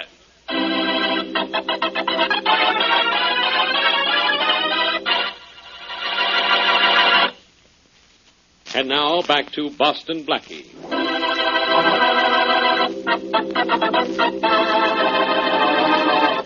John Barnes kills a man named Bradley and gives the gun to a friend, Gus Johnson, to get rid of in Boston. Blackie trails Johnson to Boston, steals the gun from him, and mails it to Inspector Faraday, thereby sealing Barnes' fate as a killer, and wires Mary Wesley that he is en route by plane. But the plane, supposedly carrying Blackie, disappears into thin air. Actually, Blackie has come back to the city by train, and as we return to our story, he is in Faraday's office trying to solve the mystery of the missing plane. A plane just doesn't disappear, Faraday. Apparently you've been reading too many spook stories, and I haven't. So getting me down here was just a waste of time. All right, Blackie. If that plane hasn't disappeared, you tell me where it is. It's down somewhere, forced landing with the radio dead, or maybe it crashed. No good. They told me at the airport, if the plane was down or crashed, they'd have a report almost immediately. They don't have a report yet, and the plane is now 8 hours overdue. Let me see now. I got a call from the airline in Boston about an hour before plane time. The man said my flight was canceled. They'd send for my ticket right away and give me another one later. Uh-huh. So a bellboy came up for my ticket, and I gave it to him. Then, instead of waiting for the next plane, I took the train. What does that explain? It explains why I wasn't on the plane. I have a hunch that I was called not by the airline, but by Johnny Bond's pal, Gus Johnson. And he took that plane in my place. Why? I think this is why. He saw me send the gun to you, airmail. Then he found out a package mailed at that time would leave Boston on Flight 68. Uh-huh. He had to get that gun out of the mail. But that was impossible, so he did the next best thing. He stole the plane. He stole the plane? Sure, because when he stole the plane, he also stole the gun. I'm sure that's what happened. Well, maybe so. But does that explain why the 20 other passengers on Flight 68 canceled their reservations at the last minute? Sure it does. It was decided for them the same way it was decided for me. Faraday, the whole thing is beginning to make sense now. Yeah, but it's only theory. Get on the phone to Boston, and I think you'll find out it's all fact. Well, I intend to.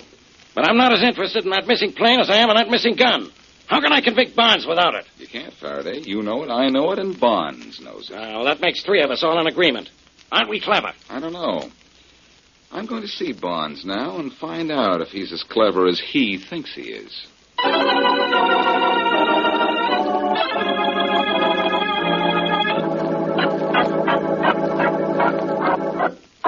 How nice of you to call on me, Blackie.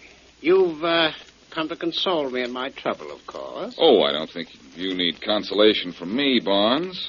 Aren't your close friends doing plenty of weeping and wailing? Not exactly. Look, Bonds, your pal Gus Johnson told you I sent the gun to Faraday by airmail, didn't he? Did he? I think he did. And I think you found out the gun was being sent on Flight 68 out of Boston. So you saw to it that Flight 68 never reached New York. Oh, say, I just heard on the radio about that unfortunate plane. Fantastic, isn't it? It hasn't crashed, it hasn't made a forced landing, and it hasn't been heard of. Just vanished. Strange, isn't it? I don't think it's strange at all. I think you stole that plane. You think... That's more fantastic than the fact the plane is missing. Now, how could I steal an airplane? Why would I steal an airplane? To get rid of that pistol. It carried evidence that would send you to the electric chair. It was one way for you to steal back your gun. Oh, so you've lost the gun, huh, Blackie? Well, maybe you're the one that needs consoling. Please allow me to be the first to offer. Save it, Bonds. When they start giving out consolation prizes, I think you'll get them all.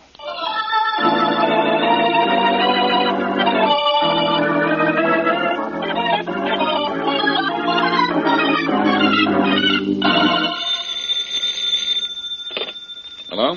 Blackie, this is Shorty. Yes, Shorty. Gee, am I glad you finally lighted Miss Wesley's apartment. I've been calling you all over town. What's the matter, Shorty? I got some news for you. What is it? Gus Johnson's in town. He's in the hospital with a broken leg. You sure? Yeah. His girlfriend, Blondie White, White just told me all about it. A broken leg, huh? Yep. How'd he break it? I don't know, Blackie. Even Miss White didn't know that. Thanks, Shorty. I think I'll go see him. But tell me, do you know anything about Gus? Anything I ought to know to make him start talking? No, Blackie, I don't. He hasn't been with Barnes very long, though. Oh, new member of the gang, huh? Uh-huh. Well, what did he do before he joined Barnes? Oh, a little bit of everything, I guess. Blondie White told me he did a lot of crazy things. What, for instance? Well, he was an auto racer, a circus daredevil, a stunt pilot, a seaman, steeplejack. And that's enough, Shorty. That's more than enough.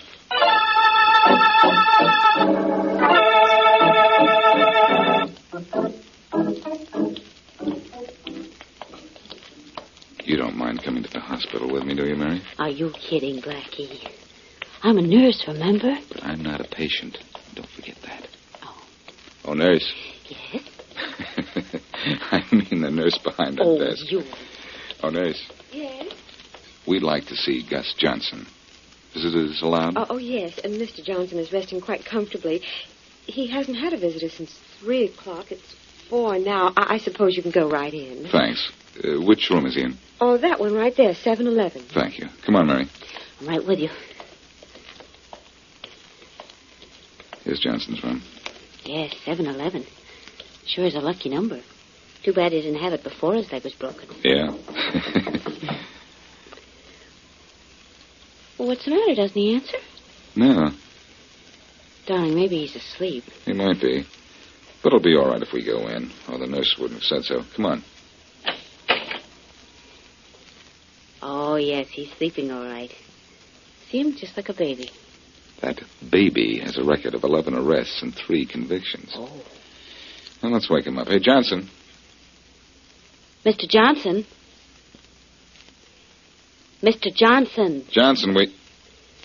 Blackie, isn't he going to wake up? No, Mary. Not now or ever. He's got a knife in his heart. Get the nurse quick. Oh, yes, all right.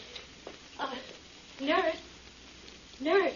Can you come here? What's the matter? It's your patient, Mr. Johnson. What's the matter with him? Nothing except that he has a knife in his heart. But how did that... Nurse, you said Mr. Johnson had a visitor about an hour ago. Who was that? I don't know. I didn't pay much attention. But please, I've got to call a doctor and get the police. In just a minute. Was the visitor a man? Yes, but I can't remember what he looked like. Look, Mr. Johnson wasn't a sick man. He could have all the visitors he wanted. I just didn't pay any attention to anyone who came to see him. Or did anyone else come to see him? Well, yes, a girl this morning. What'd she look like? Well, she was blonde. That's all I remember, just blonde. That must have been his girlfriend, Blondie White. How'd you know about her, Blackie? Shorty told me about her this morning. She told him she'd been here. Thanks, nurse. You can call the police now. Come on, Mary. Sure thing. Wait, aren't you going to stay? The police have got... Will want to see me? Just tell them the name was Blackie. They'll know where to find me. Where? At Blondie White's. She doesn't know it yet, but she's got something awfully important to tell me.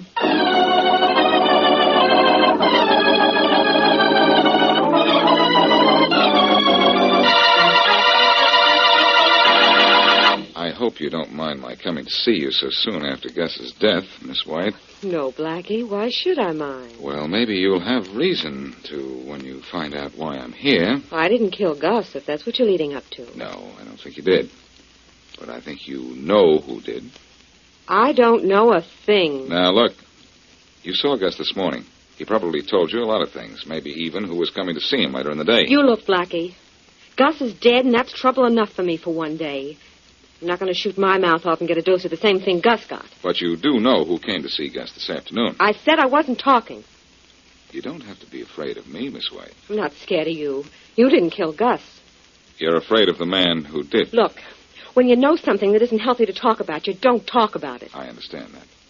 But do you know what you're doing by keeping quiet? You're protecting the man who killed Gus. No, I'm not. I'm just protecting myself. Well, I'll fix it so you won't need protection. Will you talk then? I don't know. Look, I'll make a bargain with you. If I promise to send Johnny Barnes to the chair for killing Bradley, will you tell me who killed Gus? Sure. Thanks, Miss White. What? Thanks a lot. Thanks for what? In the one word sure, you told me who killed Gus. It was Barnes. You don't know that. Oh, yes, I do, Miss White. You promised to tell me who killed Gus if I sent Barnes to the chair for killing Bradley. That means he couldn't scare you anymore. Stick by me, and I'll get him for sticking a knife into your boyfriend, too.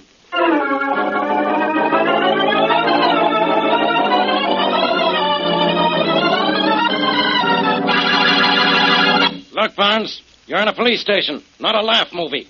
So take that smirk off your face. I'm sorry, Inspector Faraday, but I can't help it.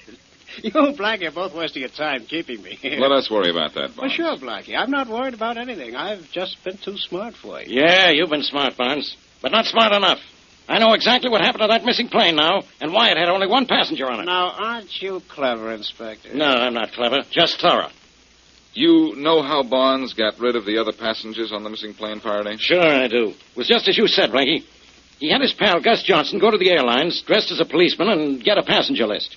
Then Johnson and his pal Joe called up all the passengers, pretended to be airline ticket agents, and canceled their reservations. Which is what they did to me, too, only Gus Johnson used my reservation. Sure, Johnson used it. He used it so he could get rid of that plane. This is all very interesting, gentlemen, but none of it concerns me. No? Now, We'll why see. should I want to steal a plane? Why should I have Johnson go to all the trouble of canceling 20 plane reservations? Well, that's easy, Barnes. You didn't want Johnson to go to the trouble of having to kill 20 passengers. The 3 members of the crew were trouble enough. Well, if it was trouble, it was Johnson's trouble, not mine. I just don't see any connection between the missing plane and me. Well, I do. Your pal Johnson knew Blackie had mailed that murder gun to me. A gun which would prove you killed Bradley. A gun which would send you to the chair. Oh, really? What happened to that gun, Blackie? You know what happened to it, Barnes. It went down with that plane Johnson stole. Oh, did it? What a shame. Well, I guess you don't want me for anything more, do you? I want plenty with you, Barnes. I know you killed Bradley. I know you engineered the theft of that plane and the murder of its crew. I know you killed Gus Johnson. Then why don't you arrest me? Because I want to do more than that. I want to send you to the chair. And I need the murder gun to do it. If it's your gun, then I've got you. Yes, but before you get me, you'll have to get that gun.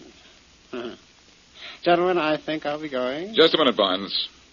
Faraday, you'll be able to convict Barnes if you have his gun? Sure I can, you know that. But how can I get it now? What's this gun look like, Faraday? It looks like a gun. What should it look like? Your gun, probably. Because I just took it out of my pocket? Oh, no. It's Barnes' gun. The gun I stole from Gus Johnson. And I figured the best place to keep it was with me. That's my gun? No, you put my gun in the mail. Oh, no, I put my gun in the mail. I knew I was being shadowed, so I wrapped up my gun, sealed, and mailed it for his benefit. I figured it was a way to take him off my trail. I didn't know Barnes here would try to get it even after it was in the mail. Give me that gun. Let me see it. Yeah, it's Barnes' gun, all right. And I think ballistics tests will show it was the gun that killed Bradley. Blackie, one of these days... Sit where you are, Barnes. Get used to sitting in a chair. Only the next one isn't going to be so comfortable.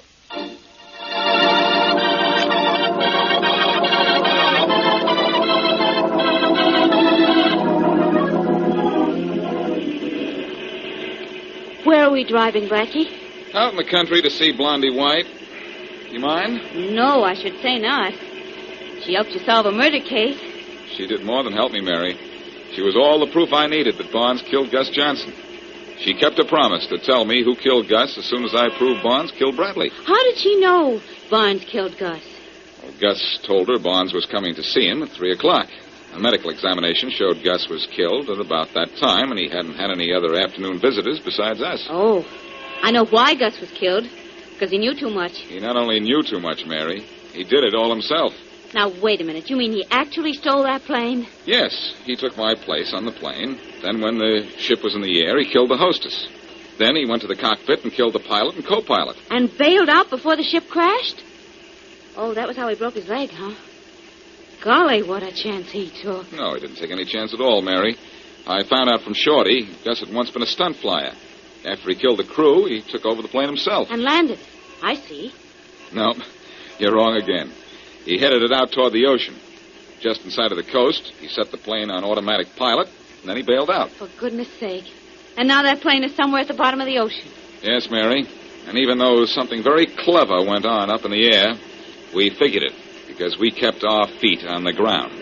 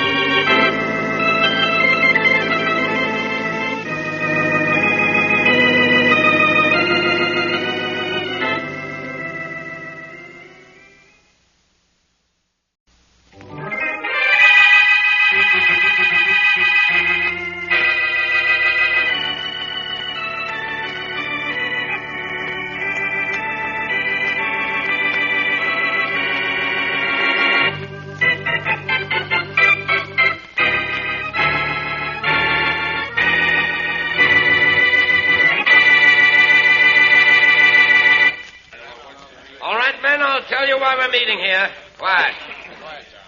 And why we're all wearing masks. I think we know, boss. Yes? Perhaps you do, number one. You're wearing masks and are known to each other by number only because each one of you is wanted by the police for murder. You're all professional killers with a great deal of experience in the trade, and all the best in the business. We hired to do some killing now, boss? No, number 8, I hope killing won't be necessary. But if it is, well, I know all of you can be counted on for a good performance. The masks and the numbers will be worn only at these meetings because none of you know the identity of the others. And I think it wise that it remain that way. Afraid we'll rat on each other, boss? Men of this profession have been known to inform on their associates before. The masks and number preclude all temptation of that here. You're strangers to each other. Even though we will now all work together, you shall remain strangers. You say we're going to work together. What's the racket? I'll come to that in a moment. I first want to make clear just one more thing. You have not been hired by me to kill, but I hired you because you are killers. We want our clients to pay us for our services. We much prefer that. But in the event the client does not want to do business with us, well, you know what to do. Any questions? Yeah. Why do we have to kill a guy who won't pay?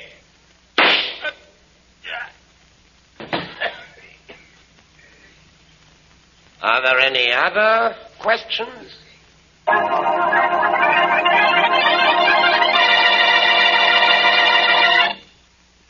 And now on to Dick Calmer as Boston Blackie. Enemy to those who make him an enemy. Friend to those who have no friend.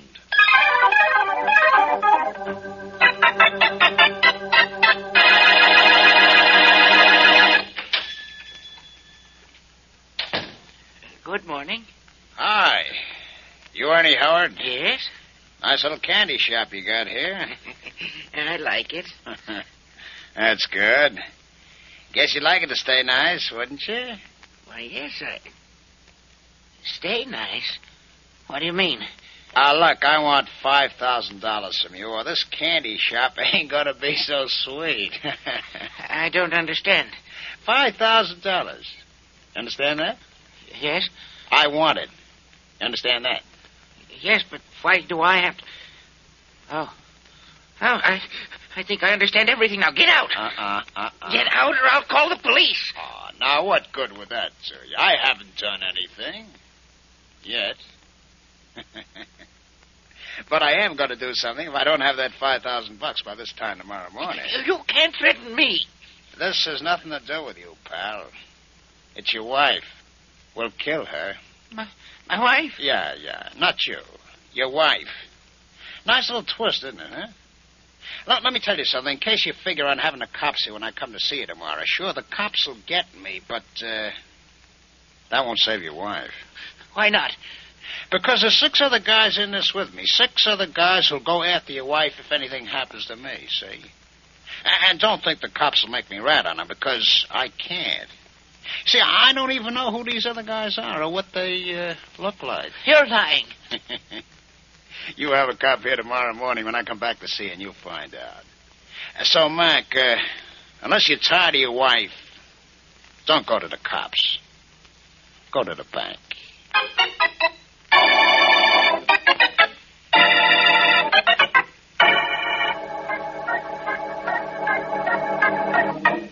After he left, I was afraid to go to the police, Blackie, but I thought it was all right to come to you. It was a good idea to come to me, Howard. What time do you have to give this man the $5,000? Tomorrow morning at 10 o'clock. All right. Give him the money. But I don't have $5,000. You don't? Well, I do. I'll give it to you. Oh, thank you, Blackie. I'll pay you back every penny of it. Oh, no, you won't. I'm not giving it to you. I'm just letting you have it to give to this man. If you'll cooperate with me, it may turn out to be the best $5,000 I ever invested. I'll do anything you say, of course. Good. All you have to do is to let me hide in the back of your store tomorrow when this man comes to see you. I want to get a look at him. He said he was a member of a gang? Yes, but he doesn't know the others, and if you hide in my store, there'll be trouble. Sure there will. Plenty of it. I'm starting a personal gang war. Me against that character and his pals.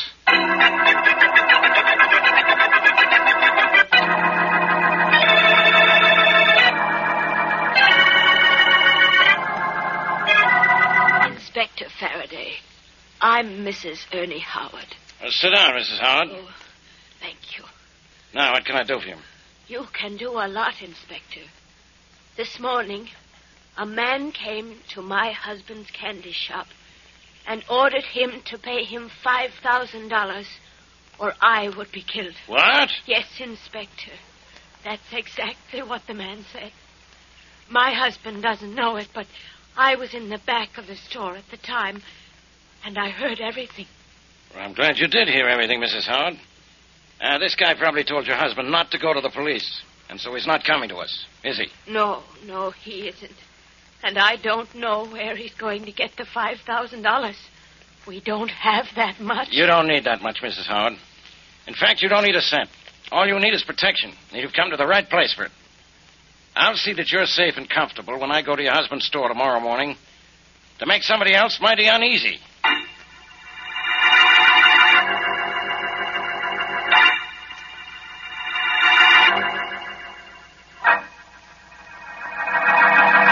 Well, it's 10 minutes to 10, Howard. No, Blackie, it's 5 minutes to 10. That guy should show any minute now. Where can I hide and still see everything? In the back room, Blackie. There's just a curtain for the door. Good. Where's your wife? Oh, Blackie, I suppose I should have phoned you and told you about it. When I got back from seeing you yesterday, I received a phone call from my wife. She's at her sister's in the country. Well, that's a good place for her, right now, especially. Uh-oh. Look who's here. Inspector Faraday. Blackie, what are you doing here? Minding my own business, Faraday, so why don't you get out of here and mind yours? Because my business happens to be right here. You Ernie Howard? Yes? Your wife came to me yesterday afternoon with a story about an extortionist demanding $5,000 from her husband, or she'd be killed. She came to you, but I thought... Everything you thought is what I told her to make you think. I didn't want you to get excited and think the cops were going to interfere and endanger your wife's life. Now, we're going to...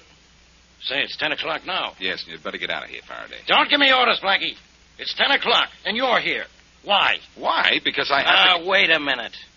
I think I know why. Don't move, Blackie. Oh, Faraday, put away that gun. You know guns make you nervous. Yeah, and shakedown guys make me sore. Keep your hands up. Have you already paid him, Howard? Or was he just trying to collect when I walked in? Pay him? Inspector Faraday, I know. I'm wasting time. So I'll search him and find out for myself. I don't blame you for alibying him. You're probably scared stiff. Faraday, sometimes, like now, you do the dumbest things. Hold still. If I have to be dumb to catch you with something like this. So, okay, I'm a moron. You could be if you studied hard enough. Yeah? Well, look what I just got out of your pocket. A nice fat roll of $100 bills.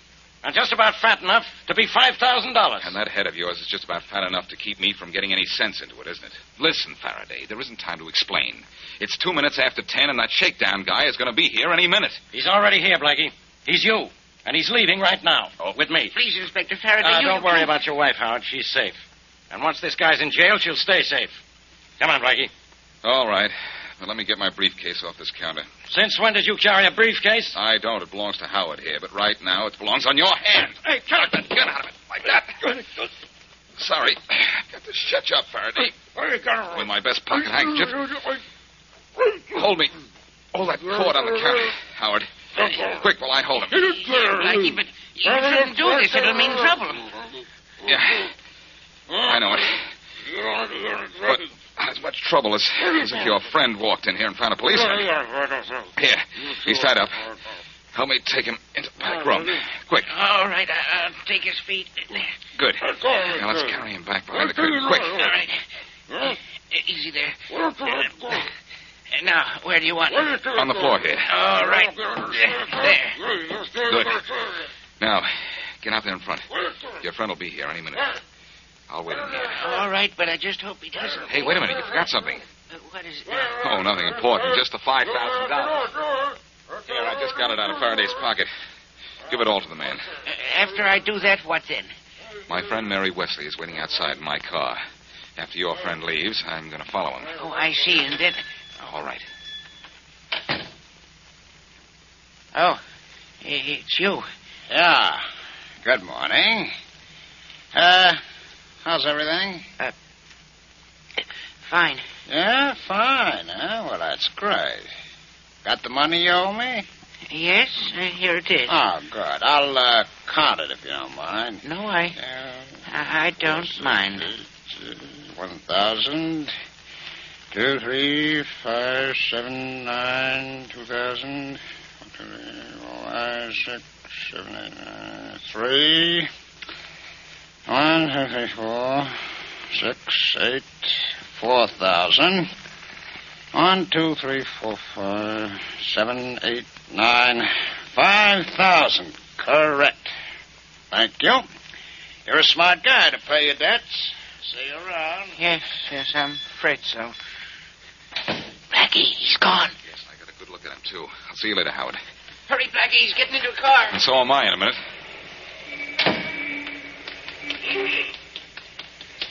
Let's go, Mary. Okay. I saw a man come out of the candy store just now. Is that the one? That's the one. He got into that tan coupe up there, and he's pulling away. Let's go after him. Here we go. And let's hope he doesn't go through any red lights. I'd hate to have to break the law. I'd like to catch up with him. I'd like to break his jaw.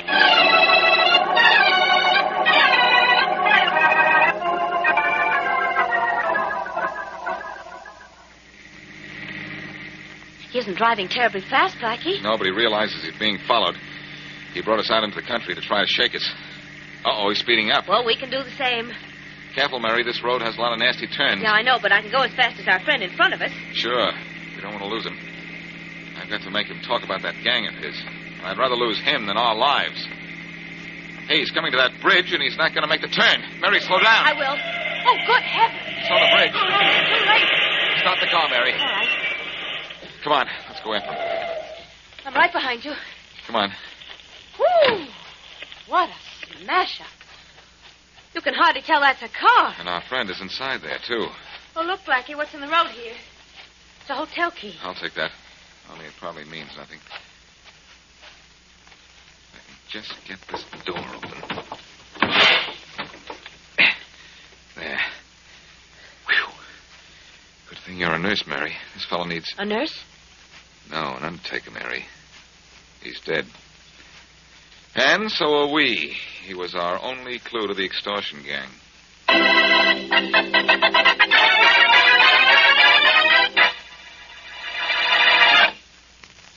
Now, back to Boston Blackie.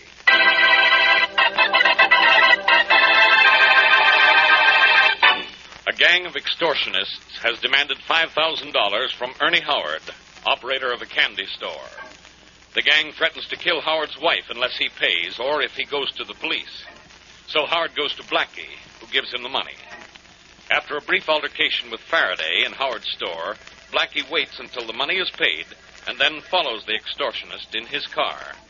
But in an attempt to escape, the gangster wrecks his car and is killed. As we return to our story, Blackie and Mary are driving back from the scenes of fatal accident. Too bad that man was killed, Blackie. Too bad in more ways than one, Mary. He's not only dead, but we've lost our best lead to that gang of extortionists. Can we find another lead? I don't know. I hope so. Because until we do, this gang can go right on shaking down storekeepers and maybe killing them, too. You know, I think I'll try the key we found at the accident. Do you think it's the key to the dead man's room? Well, we found it just outside the wrecked car. There's a good chance that it's his. It says the Maxwell Hotel. Where's that? Down in the lower part of the city. Say, drive me down there, Mary, will you? Then go home and wait to hear from me. This key may open the door that may help me close this case.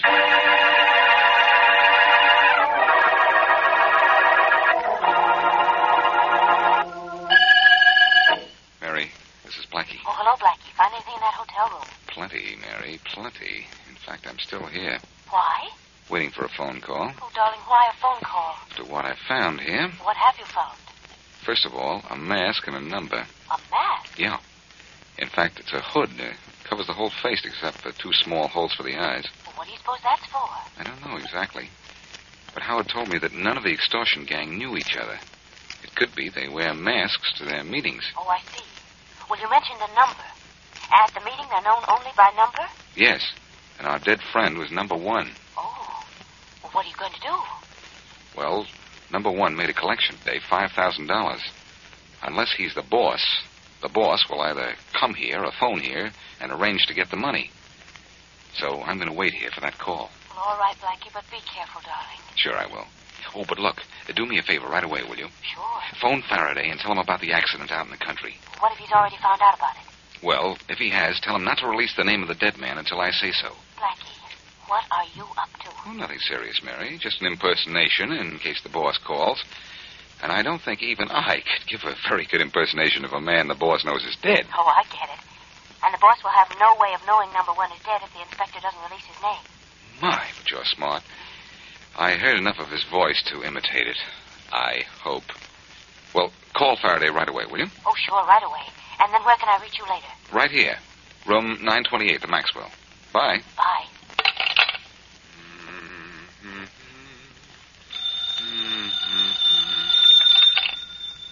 Hello? Hello? Carlton? Yes. This is me. You know who. You collect from Howard? Yes? Good. We're meeting tonight. Bring the money and don't forget to wear your mask. All right. Where are we meeting? The same place? Yes, same place. Think that's smart? Sure. Why not? Howard may be yelping now. The heat may be on. Maybe somebody saw us at the old spot. I think we ought to meet at a new place. Yeah, maybe you're right. It'd be safer. Sure, good idea. Where do you want to meet? You're the boss, aren't you? You name it. All right. We'll make it in the empty house at the crossroads of Cheever Lane, 9 o'clock. That's a long drive. You'd better leave right away. All right? The empty house at the crossroads of Cheever Lane at 9 o'clock. I'll be there.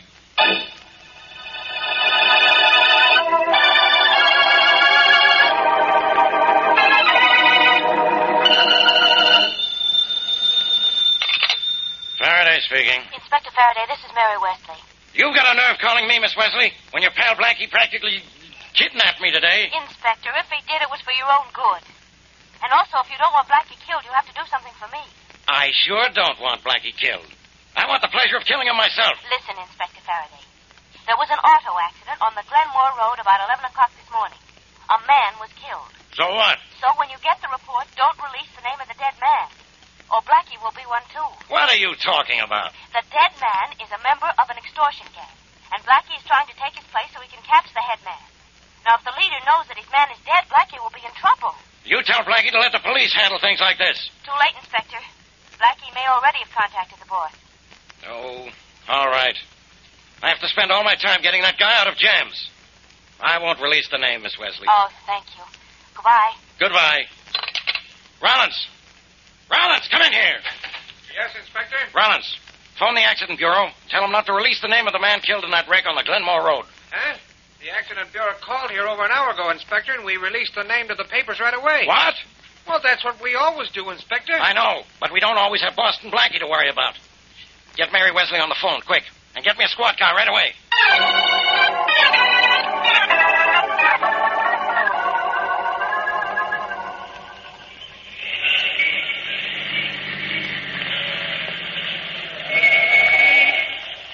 Hop in, Miss Wesley. Did you get hold of Blackie? No, Inspector Faraday. I phoned the Maxwell Hotel as soon as I got your call, but the room didn't answer. Oh, that's bad. Maxwell Hotel, Rollins. We'll try to pick up Blackie's trail from there. And turn on that siren. Yes, sir.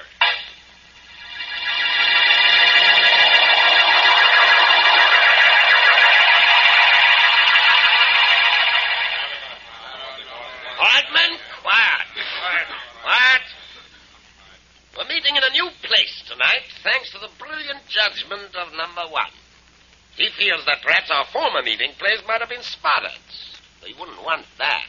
We make a big haul with our collections, boss. We're going to that in a moment, number 5. Well, I got 10,000. 2 stops, 2 collections. All of the men got at least that much. We're doing quite well, number 5. Hey, look, Boston, we always got to wear these masks at these meetings. This is a good setup, only it's creepy. Oh? You think we ought to wear masks, don't you, number 1? Yeah. You wouldn't want one of our weaker members in a weaker moment to turn us over to the police, would you, number 1? No?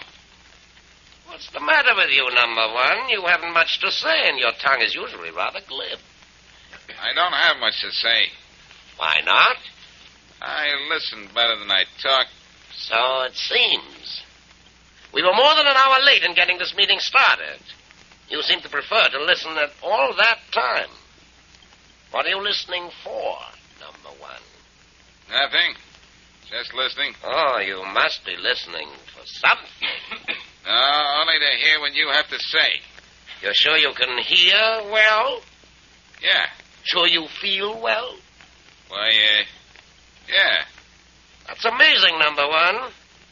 I expected you to be at least a little bit shaken up. Shaken up? By what? That accident. Accident? Yes. The one in which you were killed. Killed? Yes. How does it feel to be dead? There must be some mistake. There's no mistake. I heard it on the radio. This meeting was delayed while I went to the morgue to identify your body. I was quite certain you were in no condition to attend this meeting. Hey, look, boss, if number 1 is dead, who's this guy? This guy, number 5, is the one who talked to me over the phone as number 1 several hours after number 1 was dead. I have a rather strong suspicion he's Boston Blackie. Boston Blackie, yeah. But Boston Blackie or not, he's an imposter. But what do you think we ought to do with imposters? Don't reach for your gun, Blackie. Mine is already in my hand. So I see. Good. I asked you a moment ago how it felt to be dead, and you didn't know. No, I didn't, but I suppose maybe I'm going to in a moment. Yes, but suppose you take off your mask. I'd like to see whom I'm going to kill. All right. Yeah. It is Boston Blackie. Oh, thanks for the flattery, number 5. I didn't know my face was so well known. Hey, boss, this guy knows about us. Maybe the cops know, too. I don't think so. Boston Blackie doesn't work with the police. They didn't follow you here, did they, Blackie? I wouldn't know. Would you know? You don't have a chance to survive the next 60 seconds? You're, going to kill me here? Here.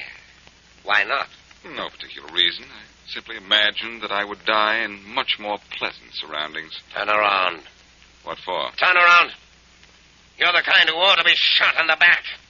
Don't reach for your gun, on. Hey, it's the cops. Police. Beat it. Okay, Blackie. But you still get it. Your aim is bad when you're excited. All right, everybody, stand where you are. Stand where you are. Hello, Faraday. Hello, Blackie. You all right? I'm not only all right, I'm amazed. How did you find me here? That was easy. Just a little smart investigating, that's all. All right, Ben, get these guys out of here. I don't want to see them again till they're in the lineup without their masks. Where's Blackie? Here I am, Mary. And not a scratch on me. Oh, Blackie, that taxi driver was telling the truth then. What taxi driver? Oh, never mind what taxi driver. Let's get out of here. Oh, I get it now, Faraday. It was a little smart investigating that found me, huh? Why, any 2-year-old could check with the cabs at the stand at the Hotel Maxwell and find out I'd been brought here. Okay, but does it matter how I found you? I found you, and that's what counts. You don't know how that does count, Faraday. Next time there's a party in your honor, count me in, because you're the only reason our hooded friends didn't count me out.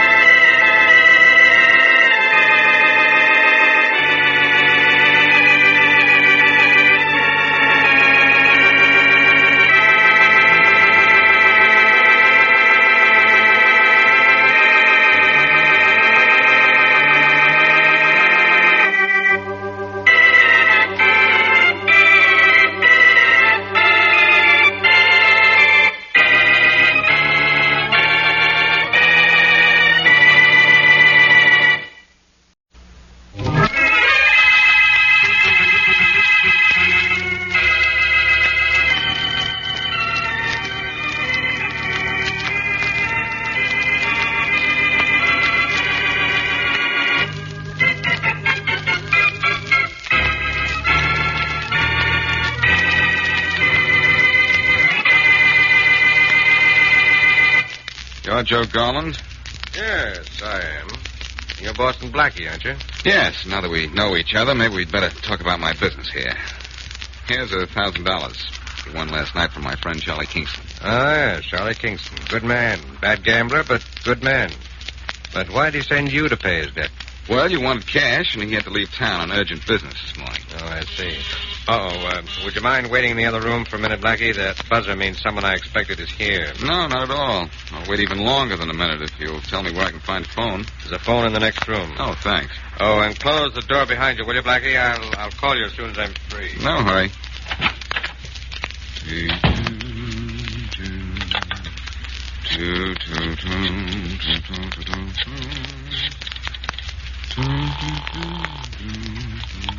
Hello? Hello, Mary. This is Blackie. Oh, hello, Blackie. Where are you? At Joe Garland's, paying Charlie Kingston's gambling debt. Garland's got a visitor in the next room. I'll be over as soon as I can to pick you up. Well, if you are going to pick me up, I'm glad I haven't gained any weight recently. Blackie makes the jokes, Mary. All right. Anyhow, when I get through here, nothing can stop us from eating. Blackie, knock on wood when you say that. All right. Hear that? Yes, I do. And I heard that too, Blackie. What was it? Hold it, Mary. It was a shot in the next room. Shot? Yes, hold the wire. Holy mackerel, the door's locked. Hey, Garland! Garland! I can break down the door. Too heavy. Garland! Garland! Mary, you still on the wire? Yes, Blackie. What's the matter? I don't know for sure, but Joe Garland had a visitor in the next room. There was a shot, and now I can't get him to answer. Oh, darling, get out of there and get out fast. I wish I could, Mary, but I can't. The door's locked, and I can't shoot the lock off because I didn't bring my gun with me. You didn't? Well, then pick the lock, Blackie. You've got to get out of there. I can't. It's a snap lock inside the door, Mary. There's no keyhole. Golly. Well, then what are you going to do? You tell me. This is all Faraday has to find. Me with murder as my next-door neighbor.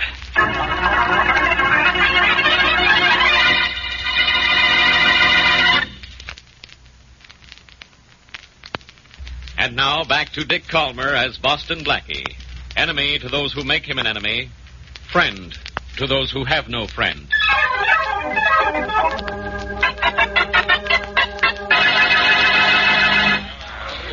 Okay, man. You can get Garland's body out of here now. And all the rest of you guys, get out, too. Rollins, that insurance agent threw the inventory in the safe yet? Almost, Inspector Faraday. Good. Faraday, let me out of here. What's the matter, Blackie? Scared to be alone? No, I love it. Only if you won't let me out, send me in a deck of cards so at least I can play solitaire. I bet you even cheat when you're playing cards with yourself, Blackie. Sure I do, but I catch myself at it every time. That's what comes from being smart.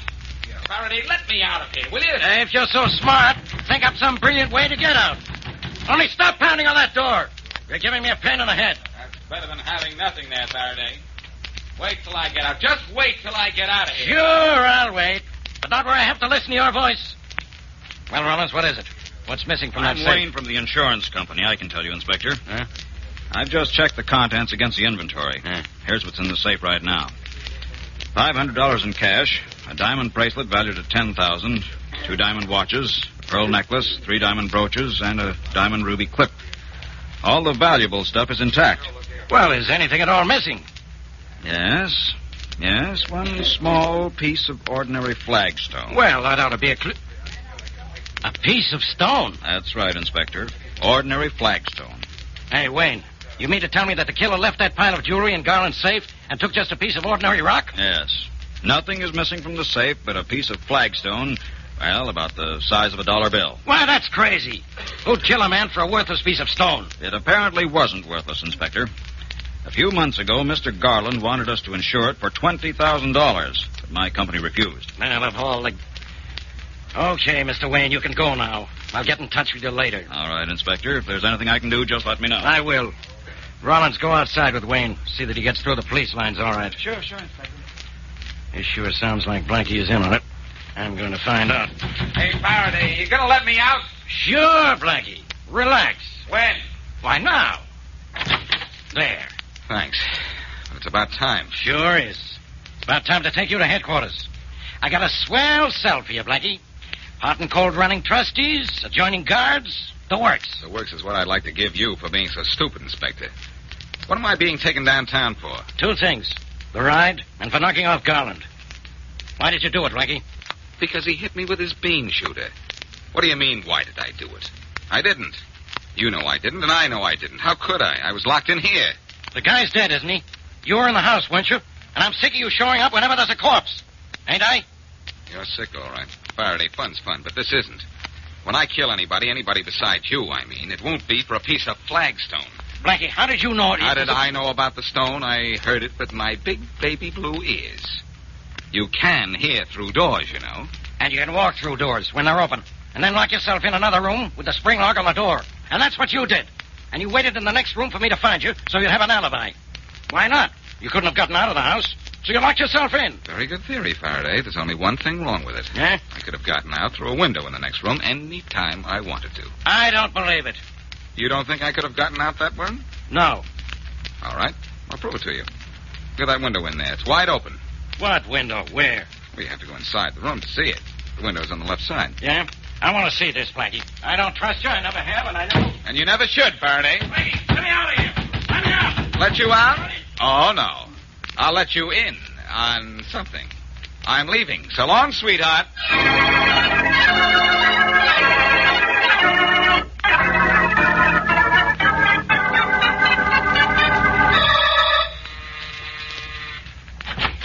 Carolyn, darling, come in. Jack, I'm so glad you're home. What's the matter, darling? Have you seen the afternoon paper? No, I haven't. Well, look at this. The headline in the first column. Well, what about it? It's about Joe Garland's murder. Well, so what? Darling, you're trembling. Well, read it, Jack. Read the reason he was killed. All right. It says, Joe Garland, notorious gambler, was shot and killed in his home early today. All that has so far been reported missing from his safe, filled with cash, diamonds, and other precious stones, is a small piece of ordinary flagstone. That is crazy. It's not crazy at all. Jack, I'm scared. I'm scared to death. But why? Because somebody killed Joe Garland for a piece of crummy stone? What's that to you, dear? Jack, only 3 people in the world know the value of that stone. And I'm one of those 3 people.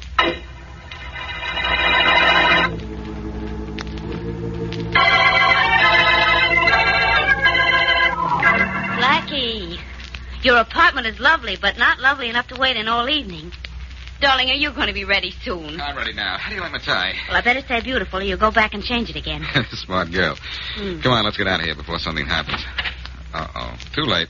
It's already happened. Hell no, Faraday. Mind if I come in, Blackie? I certainly do, Inspector, but you'll come in anyway.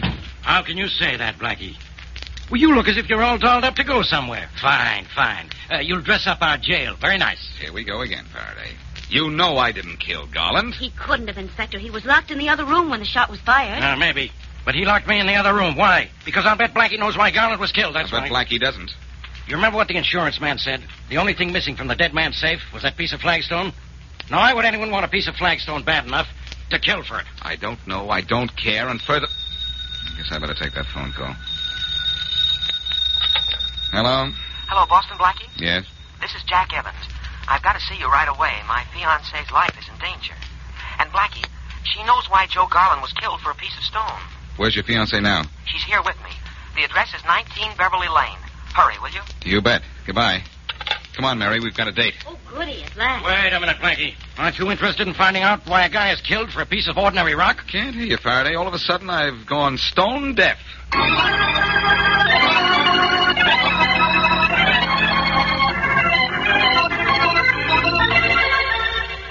Blackie, this is my fiancée, Carolyn Jones. Hello, Blackie. How do you do? And this is Miss Mary Wesley. How do you do, Miss Jones and Mr. Evans? Miss Wesley. Oh, now, tell Blackie all about it, Carolyn. Well, I'll get him the letter. It'll explain things much better than I can. What letter? It's a letter from my father, Blackie. I'll be back in just a minute. Well, my goodness, how can a letter from her father have anything to do with Joe Garland's murder? It does seem incredible, Miss Wesley. In fact, it is. I think it's worse than incredible. It's awful. An old blind man sits down with paper and pencil and writes 3 letters.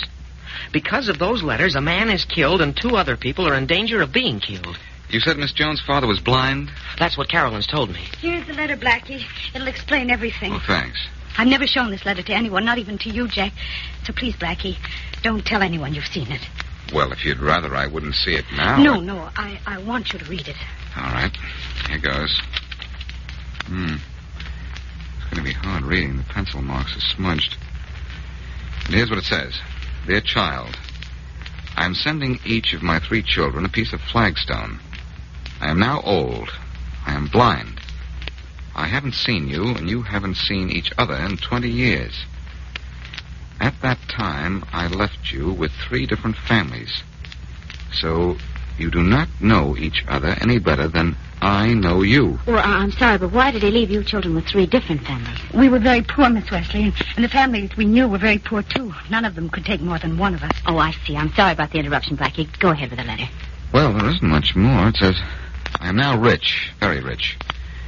Stay away from me until 6 months from today, and then bring this piece of stone with you to my home in Kimberlin, and you will receive 1/3 of my fortune. The flagstone is from my terrace, and the 3 pieces must fit exactly. No one knows your names except me, and nobody, including me, knows what you look like. So it is important that you keep and guard this piece of stone I send you. I'll pay whoever brings it. Remember, it is your only means of identification as one of my heirs. Signed, Robert Wilson. Blackie, now do you see why I'm so upset? Yes, I do, Miss Jones. So do I. Joe Garland was one of Carolyn's 2 brothers. The other brother found out Joe's identity, killed him, and took his stone. Carolyn might be next on his list. He's going to kill me next. You've got to find him, Blackie. You've got to. I'll try, Miss Jones. But in a city of several million people, it may be very hard to find him before he finds you.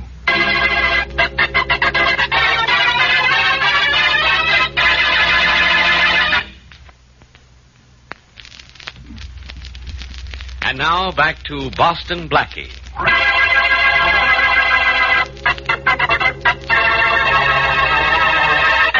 Gambler Joe Garland is killed by an unknown assailant who passes up a fortune in jewels to steal an ordinary piece of flagstone. Carolyn Jones gets help from Blackie through her fiancé, Jack Evans, and shows Blackie a letter from her blind father explaining that pieces of flagstone are to be used by his 3 children as means of identification at the portioning of the father's fortune.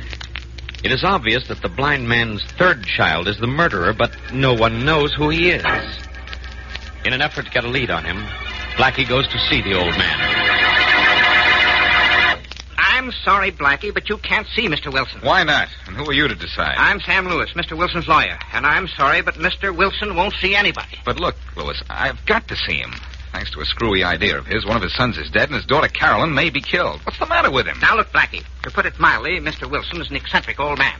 He can give his money to his children any way he chooses, and he chooses to do it this way. Maybe I can change his mind. You've got to let me see Mr. Wilson. Well, all right, but I promise you it won't do you any good. Come this way. Thanks. Yes? Mr. Wilson, there's a Boston Blackie here to see you. How many times do I have to tell I know you you don't want to see anyone, Mr. Wilson, but this man insists. Yes, I do insist, Mr. Wilson. Well, all right, Lewis. That'll be all. Yes, sir. Well, Blackie, what do you want? I want you to describe your 3 children for me. Or rather, just one of them. The one that I don't know. I'm not telling you anything. But you must. Do you know one of your sons has been murdered? Yes, the fool. I don't think he was, Mr. Wilson. I think you were, for sending him that piece of stone. That's why he was murdered. But if you'll tell me who your other son is and where I can find him, maybe I can keep your daughter from being killed. I'm not going to tell you anything. Why not? If they can't take care of themselves when all they own is a worthless piece of stone, then they can't take care of themselves when they're rich. I will tell you this. I'll pay anyone who shows up with a matching piece of flagstone. Now get out of here. Look, Mr. Wilson, all I want... Out, I say. I may be old, I may be blind, but you aren't out of here in 30 seconds, I'll shoot you dead. That rifle is loaded? Don't make me prove it. All right. I'll get out. And stay out. Don't worry, I will. Oh, Lewis, you still here? Yeah. Huh. Didn't get along with the old man, did you? No, and I'm not getting along with this case either. Somewhere in this town, there's a man who is going to kill Carolyn Jones. I have no idea who he is, where he is, or what he is. You know, the man I'm looking for might even be you.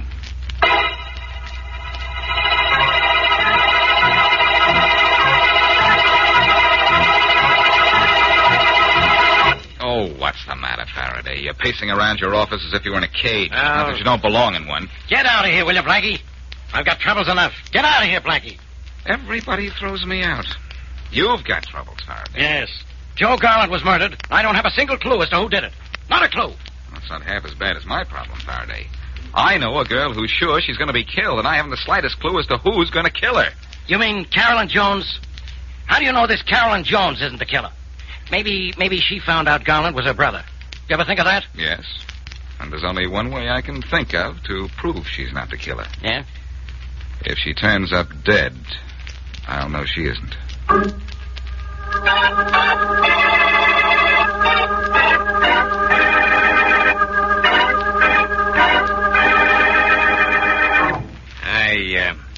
I read in the papers a guy named Joe Garland got killed, Mr. Evans. Is that how come you got 2 pieces of stone now? Yes, Peters, that's how. You'll go see my old man, Mr. Robert Wilson, in Joe Garland's place. This is his stone. You want Barney to go with you with your stone, huh? That's right. I don't think I ought to show up at all. If I did, it would be pretty obvious that I killed Joe and, Carolyn. You really going to kill your fiancée, Evans? My fiancée? She's my sister. Only she doesn't know that I'm her brother yet. When you're going to let her know it? As soon as I have to have the 3rd stone. There's plenty of time. I've got to get her alone to kill her. And somewhere where I won't leave any clues. When I get her stone, you and your friends take all 3 of them to my old man. And don't cross me, kid. I know too much about you. Yeah, I know. Your old man's going to give us the dough if we have the stones, ain't he? Yes. Anybody that shows up with the stones gets the money. You sure you got an alibi for the time my brother Joe was killed, in case you're questioning? Sure. Foolproof. I was with a dozen Hold guys. it, Peters. Yeah, sure. Hello? Jack, this is Carolyn. Oh, yes, Carolyn. Jack, darling, I don't know what to do. I'm so scared. I'm afraid to go anywhere. I'm even afraid to stay here in my apartment. Oh, but you're safe there. No, Jack, no, I'm not safe anywhere. I'm afraid he's going to kill me. And I don't even know who he is. He might be the postman, the elevator man, anybody. Jack, I don't feel safe with anyone in the world but you. Well, I tell you what I'll do, darling. What? I'll come over and stay with you. Would you mind, dear? Oh, certainly not. And I'll tell you what. Yes? Have your maid tell everybody you've gone to the country for a few days. All right. I'll be over, and don't you worry, sweet. I'll take care of you.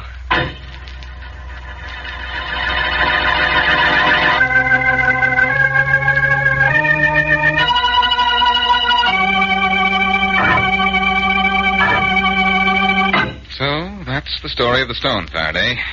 Old man Wilson told it to me. You satisfied now? I'm satisfied that old man Wilson is out of his head, Blackie. Well, suppose you get out of my hair and out of my apartment, then. Mary, how about you and I leaving for a nice, quiet evening looking for a killer we know we can't find? Oh, Blackie, there must be some way we can find him. I suppose so, but I don't know what that way is. Blackie, listen. Suppose we arrest whoever shows up at Wilson's with that stone. That'll give us a murderer, sure. I doubt it. The murderer knows that, and I guarantee he's got a way out. Besides, it won't save Carolyn's life. Do you know where she is, Blackie? With a fiancé, I suppose. She'd be smart to stay with him. That's the one guy in the world she'd be safe with. Call his house, will you, Mary? Oh, sure. Look, Blackie, you saw the letter the old man sent to Carolyn. Was there anything about it, it looked phony? No, it looked legitimate enough. It was written very carefully in pencil. Pencil, huh? People don't write in pencil much nowadays. I know. But Wilson doesn't do anything the usual way. Look at his method. Blackie, there's no answer at Jack Evans' house. Well, hang up and try her apartment. Do you have a number? Yes, sir. The girl's not with a fiancé, huh? Blackie, she could be the killer. Somehow I don't think so. Jack Evans may be at her place, you know. Did Evans know much about this stone and letter business? No, not too much. She had told him about the stone, but he didn't see the letter until I did. Hello? Oh, may I speak to Miss Jones, please? Sorry, she's not in. Oh, just a minute. Blackie, she's not in. The maid's on the phone, though. At least I think it's the maid. Here, let me talk to her. All right. Hello? Hello? Where's Miss Jones? Who's she with? She's with her fiancé, Mr. Evans. Where'd they go? She and Mr. Evans have gone to the country. Well, when'd they leave? I don't know. You don't know? I'm very sorry I don't. Hello? Hello? Hung up. Funny thing for her to do. She was scared to death of going places, and yet she's going somewhere with her fiancé. Doesn't sound right somehow. Hey, I just remembered something. Congratulations. So you remembered something. Mary, do you remember what Carolyn Jones said before she showed me that letter? Yes, she said she'd never shown it to anyone. Not even to Evans. That's right, but he didn't claim to know anything about it. No, he didn't, Mary. But he said something before he saw that letter that makes me think that he'd either seen it before or one just like it. Oh, Blackie, what? When Carolyn went out of the room, he said, and this is almost a quote, "That old man sat down with pencil and paper." So what? So this, Faraday. That letter was written in pencil. Yeah? If he hadn't seen that letter before or received one himself, how would he know that? Blackie, do you mean that Jack Evans is the other brother? I think so. And Carolyn Jones is going to be his dead sister if we don't find them soon. But how can we find them, Blackie? All we know is that they're out in the country. I think I know what you mean, Faraday. And the one bad thing about the country is that there's so much of it.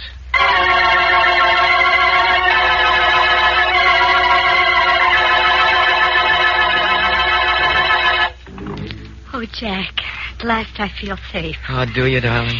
Why shouldn't I, dear? We're alone in my apartment, and everybody thinks we're out in the country. For the first time since Joe Garland's death, I feel safe. Oh, I'm glad you feel that way, dearest. Jack, you're the only one in the world I can trust. I don't know what I'd do without you. I'm glad I met you, too. Darling, do you have that stone in your apartment? Mm-hmm. In a safe place? No, I guess not. It's in that drawer right over there. Oh? You know, I'd like to see a stone a man would kill for. Could I see yours? Well, yes. I don't know why not. It's really not much to look at, though. It's right here in this drawer. Here you are, darling. Thanks.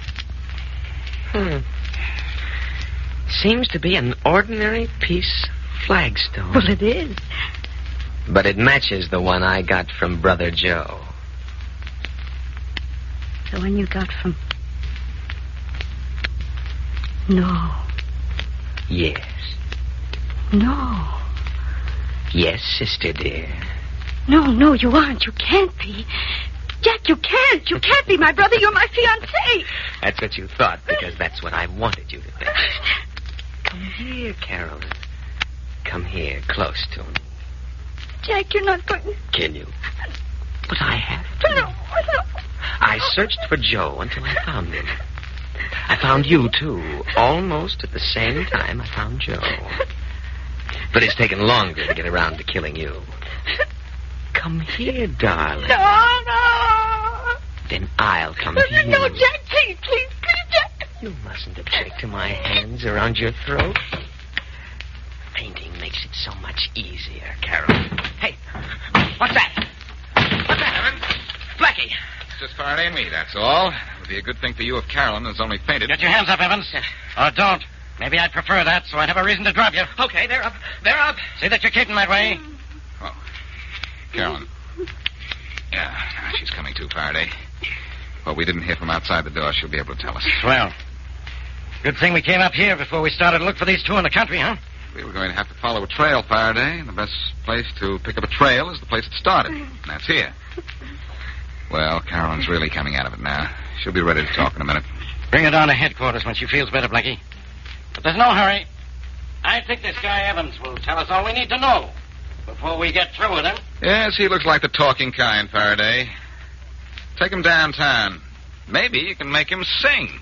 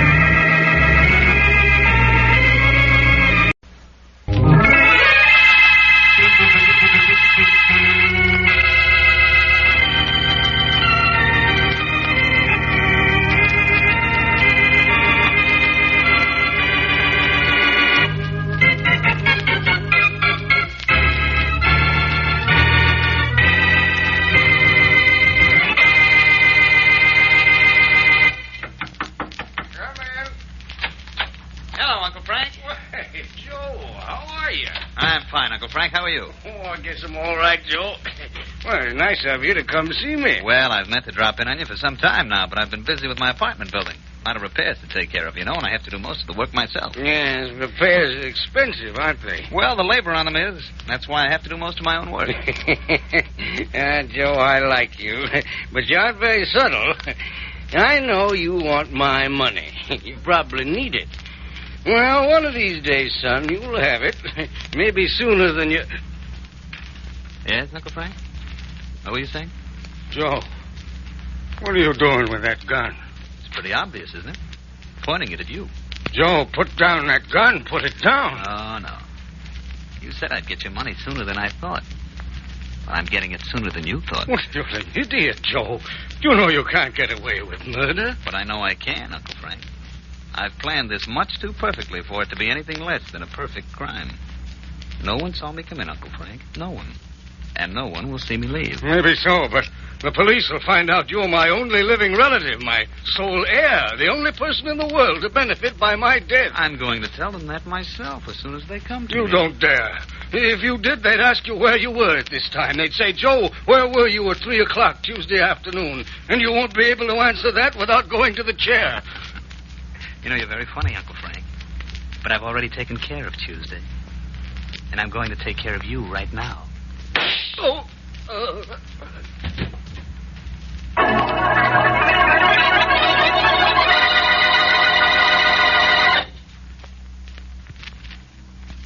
And now on to Dick Calmer as Boston Blackie.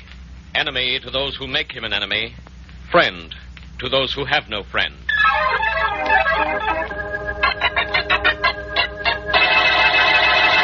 Faraday, it's been 3 days since the murder of Frank Wilson. 3 days, 3 whole days. And what have you done to catch Wilson's killer? Nothing. Absolutely nothing. Oh, but we've done all we can so far, Commissioner Blake. We know who killed Frank Wilson. His nephew, Joe Parker. And we're looking for Parker now. And we'll... Yes? Inspector Faraday, we've located Joe Parker. He's at this address. Good work, Rollins. Let me have that. And get me a squad car, quick. Yes, sir. Well, Commissioner Blake, just watch me now. I'm going to grab Parker, prove he killed Wilson, and then sit back and let you congratulate me.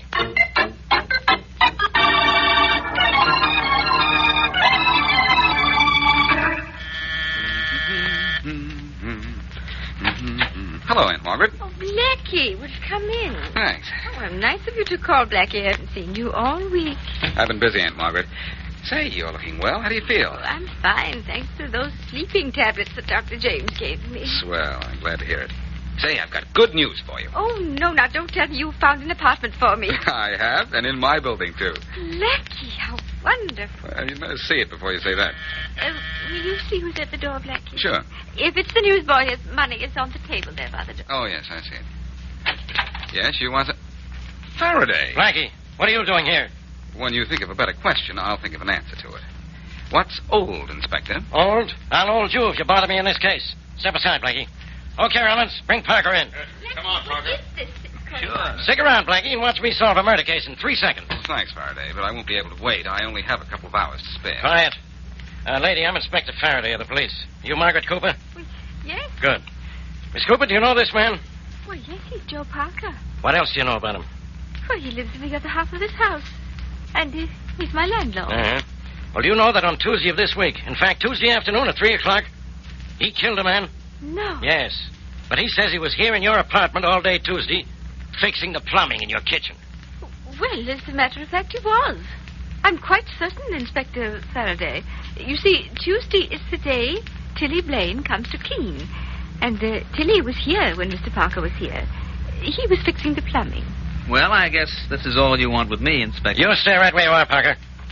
Come here, Blackie. I want to talk to you. What happens if I don't want to listen? You'll listen, and you'll like it. Come on over here.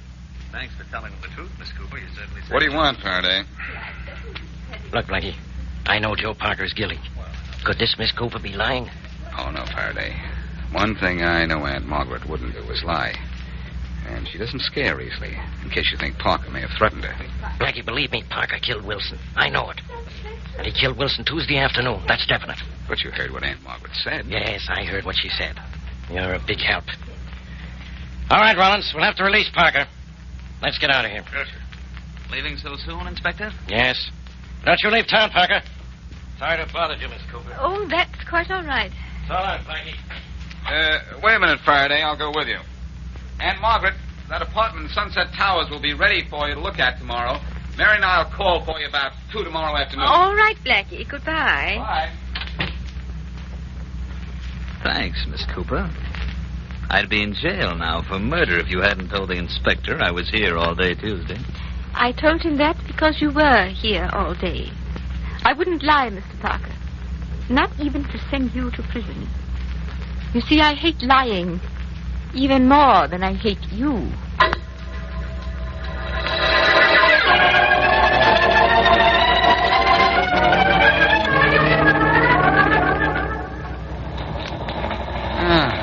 Tilly Blaine's house, 19 Orange Street.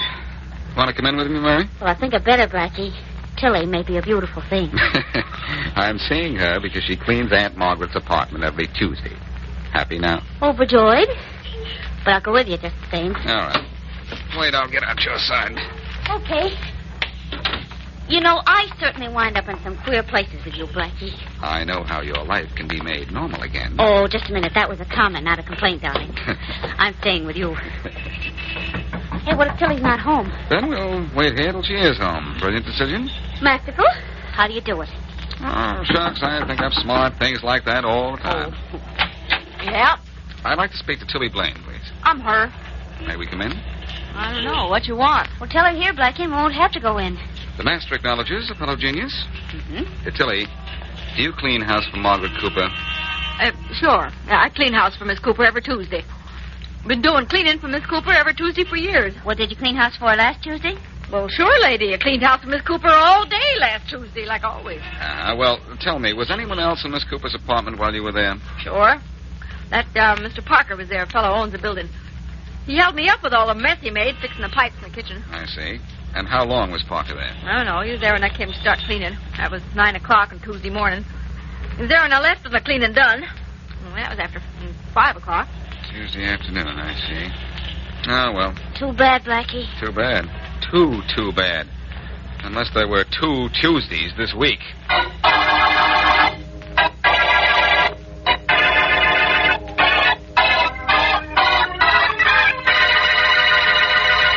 Hey, Diana, nice of you to drop in on me, baby. Swell surprise.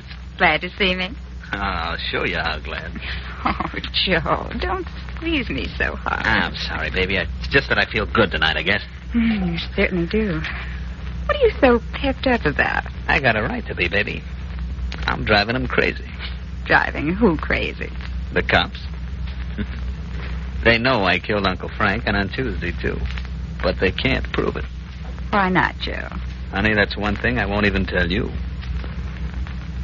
How would you like the name Diana Larson on an apartment door at the Sunset Towers? Are you kidding? Can you get me an apartment at the Towers? The way I'm going, honey, there isn't anything I can't get you. You go on down there, baby. You'll get that apartment if you ask for it nice. Oh, I'll ask for it nice, all right. But what's that grin on your face for? Grin? It's kind of a sample. You see, you getting that apartment is going to be a laugh on Boston Blackie.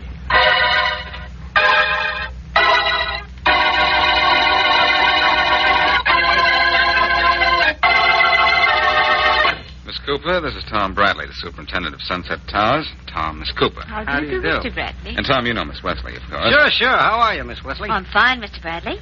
Tom, Miss Cooper's here to see about that apartment you said would be available today. I'm afraid I got bad news for you, Blackie. It's already rented. Oh, dear. What? Oh, look, Tom, you told me you were saving that apartment for me. You promised you would. No, I didn't now, Blackie. If you'll think back, you'll remember I told you I wouldn't tell anybody about it till after you'd had a chance to take it. Well, then why is it already rented? Well, somebody came in yesterday afternoon and asked to see it, so I had to show it. And you didn't tell anybody about it, Mr. Bradley? No, Miss Wesley, not a soul. Wait a minute. I've got an idea who rented that apartment ahead of us. Who, Blackie? Joe Parker. He heard me tell you about it yesterday. Tom, was the apartment here rented by a tall, dark fellow wearing glasses? No, Blackie. It was rented by a small blonde girl wearing a smile. She said her name was Diana Black. But I've seen her picture in the paper as Diana Larson. Diana Larson. Blackie, she's singing on the stage at the Garden Theater. At the Garden, huh? Swell. Let's go down to the Garden and see if we can dig up a clue.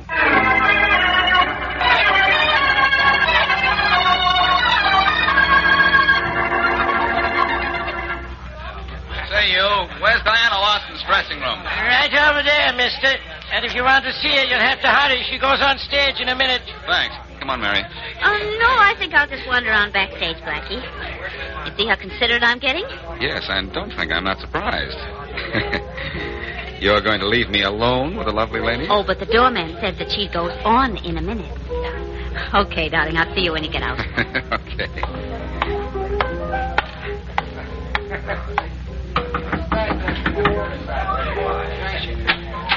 Hello. Diana Lawson? Yes. May I come in? Why, yes, but I go on the stage in a moment. I'll keep you only a moment. All right. Am I supposed to know who you are? I doubt it. I'm Boston Blackie. Boston Blackie.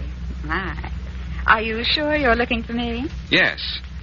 You rented an apartment at 51 Sunset Parkway yesterday. I'd like to find out how you happen to know that apartment was vacant. I don't think that's any of your business. That shows how wrong you are. The picture of that fellow in glasses, Miss Lawson, the picture on your dressing table. That your boyfriend? Maybe yes, maybe no. Want me to take my choice, huh? Well, let's see what he's written on it. To baby, who do you love? So? So Joe Parker asked you a question, but he gave me the answer. The answer to how you got that Towers apartment.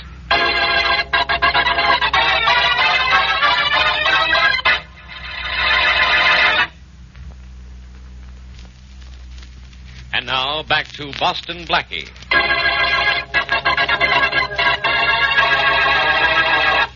Police are sure Joe Parker killed his Uncle Frank Wilson on a Tuesday afternoon.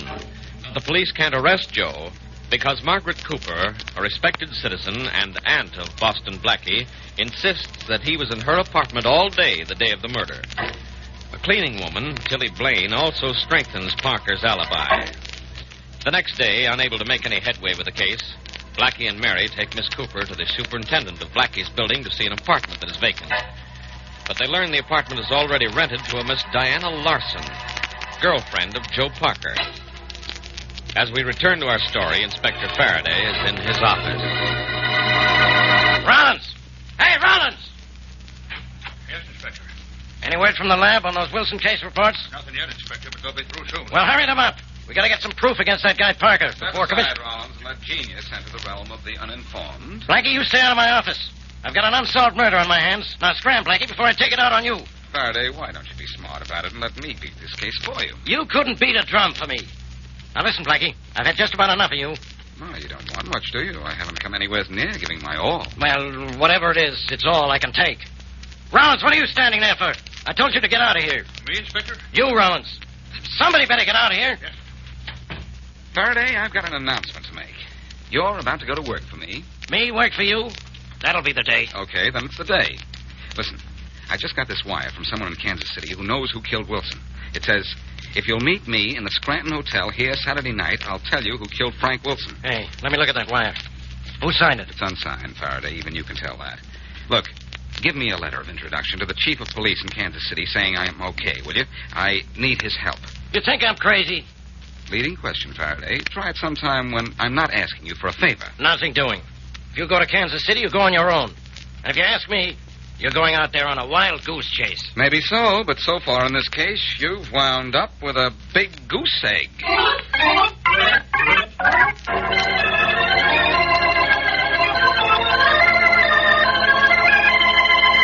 Dr. James, I thought you'd never get here. Oh, I came as soon as I could, Mr. Parker. I'm awfully busy on Monday. What's the matter with Miss Cooper? She won't wake up. I was worried when I couldn't reach her on the phone, so I came down to her apartment here. She must have taken too many sleeping tablets, Doctor. She's been sleeping since Saturday night, and here it is Monday. Let's have a look at her. I warned her against taking too many sleeping tablets. Better try to wake her up. Miss Cooper. Doctor, do you think she's sleeping rather deeply, isn't she? Yes, but her breathing is normal enough. Miss Cooper. I tried shaking her a little while ago. It didn't do any good. It's done some good. She seems to be coming out of it. Miss Cooper. Miss Cooper, wake up. Oh, my. Who is... Oh, Dr. James, what are you doing here? What's the matter? You've been asleep, Miss Cooper, for a long time. It's Monday morning. What? Monday? Well, the last I knew it was Saturday night. Oh, what's he doing here? Parker, he called me when he couldn't get you on the telephone and then couldn't wake you when he investigated. Oh, well, I'm awfully sorry I alarmed you, Doctor. And you too, Mr. Parker. That's okay. I'm glad you're all right. I'll be going, Miss Cooper. Say, Sunday is the day of rest, but you certainly overdid it.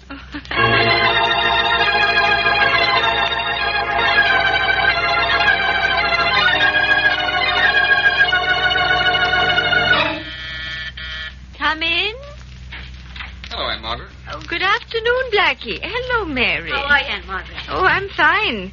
I hope you didn't try to get me on the phone yesterday, though, Blackie. I slept all day long. You did? Well, as a matter of fact, I wasn't even in town yesterday. I flew to Kansas City the night before to see a little man who wasn't there. I don't understand. Blackie got a telegram saying a man would meet him in Kansas City and tell him who killed Mr. Wilson. But the man didn't show up. Well, why not? Obviously, somebody was trying to get me out of town over Sunday and did a good job of it, too. Say, do you mind if I turn on your radio? I want to hear the news. Oh, I'm sorry, Blackie. My radio doesn't work. It hasn't worked since last Monday. What's the matter with it? I don't know.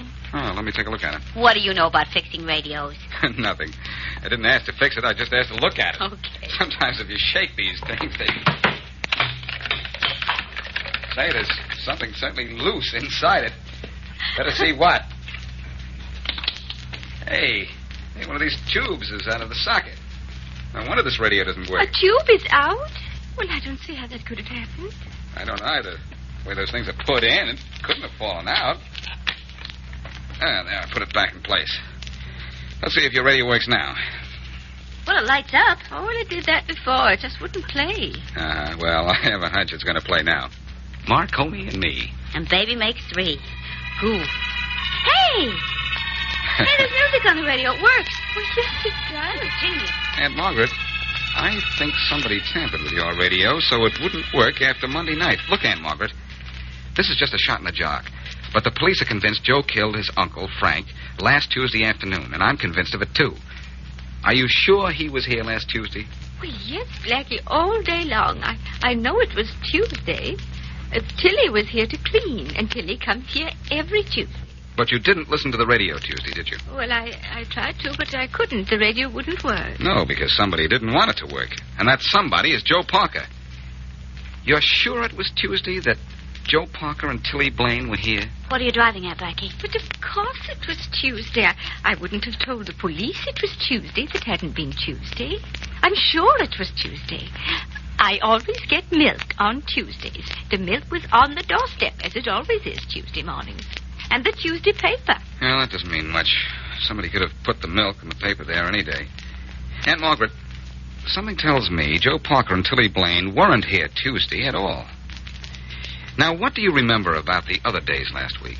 Well, not too much, Blackie. Every day's pretty much the same to an old woman. All I remember is that Tilly was here on Tuesday. The police were here a few days later. And then when I went to sleep Saturday night, it was raining. Aunt Margaret, did you say it was raining when you went to sleep Saturday night? Yes. That's impossible. What do you mean, Mary? Well, you wouldn't know this, Blackie, because you were out of town.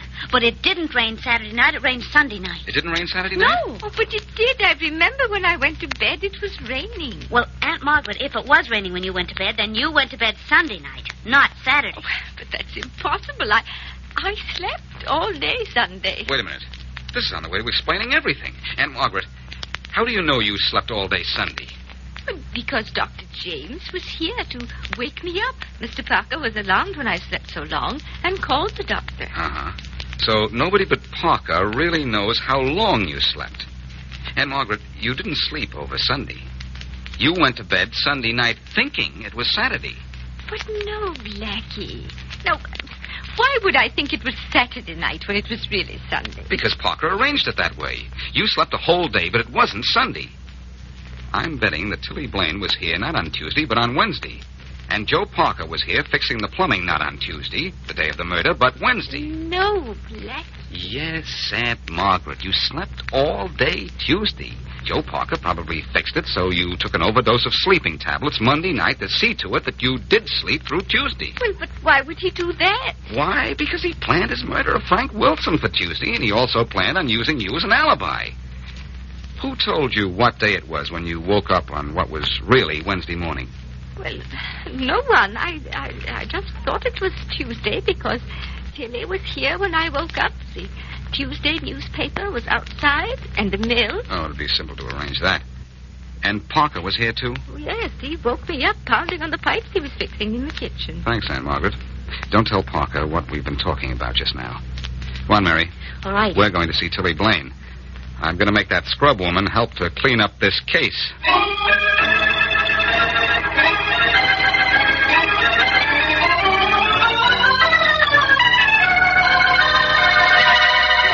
You didn't go to Miss Cooper's apartment Tuesday, did you, Tilly? I told you I did.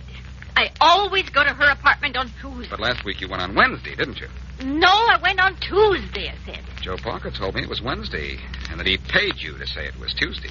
He did? Yes, and I guess there's nothing I can do for you if you insist upon lying. I'm going to have to turn you over to the police. The police? What for? Implication in the murder of Frank Wilson. You're helping alibi Joe Parker, who killed him. And you'll be tried for murder, too, of course. Murder? Yes, Tilly. Murder. Well, now, wait a minute. I don't want no part of murdering anybody. I didn't murder anyone. No, I cleaned for Miss Cooper on Wednesday. Mr. Parker told me to. And he paid me to tell anybody you asked that he cleaned on Tuesday. Oh, Blackie, that proves your theory. Yes, and it proves Joe Parker murdered Wilson, too, and on Tuesday, just as the police say he did. Tilly, will you tell the police what you just told me? Well, if I have to. But I don't want any truck with the police. Don't worry, Tilly. You'll go free after you've had your truck with the police, and the police will send their wagon for Joe Parker.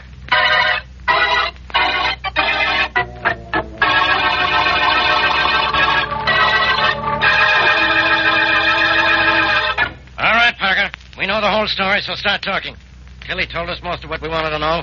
Yes, Parker, and my, how she can talk. We know you were free to kill your uncle on Tuesday because it was Wednesday, not Tuesday, that you and Tilly spent in Miss Cooper's apartment. Yeah? Yeah. You gave her an overdose of sleeping tablets on Monday. Woke her up Wednesday morning, but told her it was Tuesday. You had Tuesday's bottle of milk to prove it, Tuesday's papers to prove it, Tilly Blaine to prove it, and you fixed the radio to keep your plan from going wrong. You made only one mistake, Parker. You forgot to consult the weatherman. Did I? Yeah. And let me have the pleasure of telling him about that, Blackie. Sure, go ahead. Okay, Parker. You try to fix it so Miss Cooper would be straight on her days again. She went to sleep on what she thought was Saturday night, only it was Sunday night. When you woke her up, you told her she'd slept all day Sunday, and now it was Monday. That set her straight on the days, all right. A little rain threw the whole thing out. But it was very cute. I thought so. And it almost worked, didn't it? I sure had you guys running around in circles when I mixed up Aunt Margaret's days, didn't I? Yes, you sure did, Parker. And maybe Aunt Margaret's days were mixed up, too. But your days are numbered.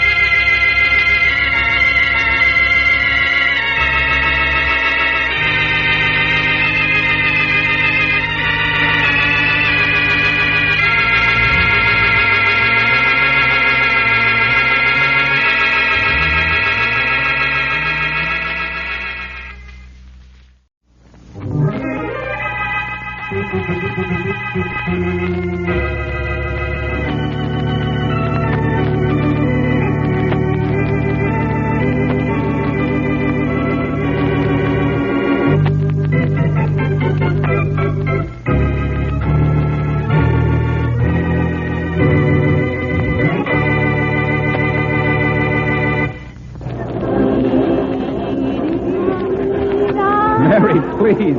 I feel gay enough on these skates. Don't make me hilarious with songs. Oh, what's the matter, Blackie? Don't you like my voice? I like it very much, except when you're singing. Besides, the skating rink is no place for you to do an audition. The book says that no matter where talent is displayed, somebody is bound to notice. Okay. But why does that somebody have to be me?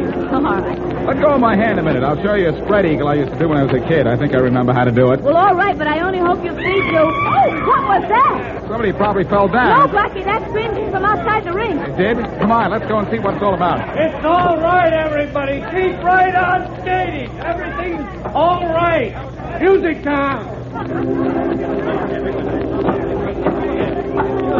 What's the matter here? What's the matter? I don't know. I was just standing here. I can only find the girl who screamed, Blackie. Oh, there she is. Hello. What happened out here? Look what I found by this bush here. Uh-oh. Stand back, everybody. Stand back, please. I came out to look for her, and I found her lying here dead. Somebody better call the police. This girl's been murdered, choked to death. Murdered? Who's been murdered? Get back, everyone. I own this place. The girl, what's the matter? She's dead. Dead? Yes, she was murdered. She was strangled. I want everybody back in the rink before the police get here, except the girl who found the body. Okay, everybody back inside. Oh, dear. Get the police. Somebody, quick. The motive for murder obviously wasn't robbery, Mary. How do you know, darling? Look at this ring on the finger. Wow. That's an expensive diamond. That isn't Jane's ring. Huh? How do you know? Oh, well, I'm Martha Williams, Jane's roommate. She never had a ring like that. I know. I live with her. I'm sure nobody gave it to her, and she couldn't afford to buy it. That ring is worth about $50,000, and it wasn't hers? Somebody killed this girl and then put a $50,000 ring on her finger? Well, it must be that. She didn't have that ring when she came out here. Now I've heard everything. Somebody killed this girl and then put a $50,000 ring on her finger. Well, all I can say is the man who choked her to death at this roller rink was no cheap skate.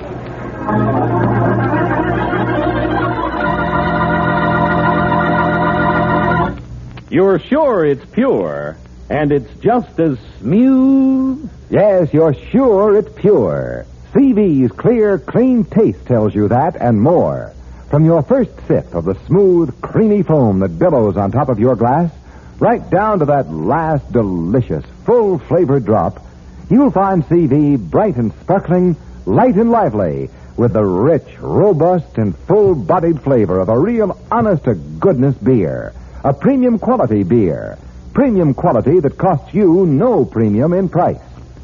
Our enthusiastic friend, whose voice you just heard, has a special message for those who are not familiar with the beer with the $1 million flavor. Just listen. Try it. Just try CV, and you'll agree there is no finer beer. You're sure it's pure, and it's just as smooth. Yes, sir, just as smooth. And now back to Dick Calmer as Boston Blackie. Enemy to those who make him an enemy. Friend to those who have no friend.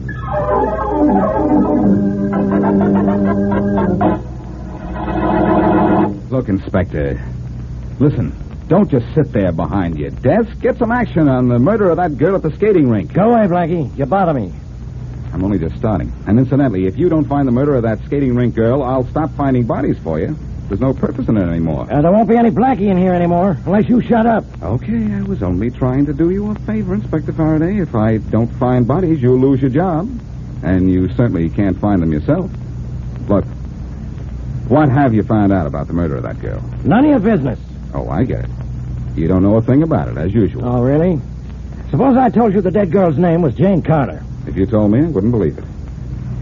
What did you do? Look in a purse for identification? No, her roommate, Martha Williams, told me what her name was. Great police work, Faraday. So what? You still don't know why she was killed or why she was found dead wearing a diamond ring she never owned. Oh, I don't know about that ring, huh? You don't know about practically anything. Aha. Listen, funny man. That dead girl's husband turned up to claim the body this morning and said he'd given her the ring only yesterday as a wedding present. They'd been married just a week, only he didn't tell anybody. I wonder if he told her. If he did... Skip it. Did the husband give any reason why she might have been murdered? No. He didn't know anything about it. But he turned up to claim the body and that ring, huh? Faraday, you get done. Now, don't get excited, Blackie. He heard about his wife's murder over the radio last night. And he had a perfect alibi for his whereabouts at the time of his wife's death. Perfect as far as you're concerned. What was it? He was at a banquet across the river. He has a picture of himself to prove it. A picture, huh? That sounds a little too pat, doesn't it? Look, I'm way ahead of you, Blackie. I checked the picture. One of the other men in it was Police Captain John Bradley, and another was the county secretary. Now, they're not the kind to be any part of a phony alibi. The husband's in the clear, I'll guarantee it. I'll bet you $100 right now the thing is a phony. What's the husband's name? Jack Ellis. What's his address? Ludlow Hotel. The phone number is East Side 93232. Well, there's the telephone. If he's there, I'll give you $100. What about it? Glad to see you, Blackie. I'll make that call. You just reach for your wallet. I can't wait to see your face when I get Ellis. I can't wait to see that 100 either. Blackie, nobody could be as smart as you think you are. I'm the balancing influence in your life.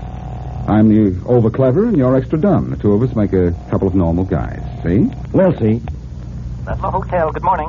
Jack Ellis, please. Who? Jack Ellis. E-L... L-I-S. L-I-S. Oh, I'm sorry, there's no one here by that name. No. When did he check out? Check out? He didn't. There's never been anyone here by that name. Are you sure you have the right hotel? Well, this is the Ludlow, isn't it? Yes. I've got the right hotel. I've also got a headache. Mm-hmm. Oh, shut up, Blackie. Your singing's awful. So are your police methods, kid. My, the husband with a perfect alibi gave you a phony address. No, all right, Blackie. All wrong, Faraday. Somebody's made a fool out of you again. Not that that's tough, but it gives me a second reason for finding Jack Ellis. Now I not only want to catch him, I want to congratulate him.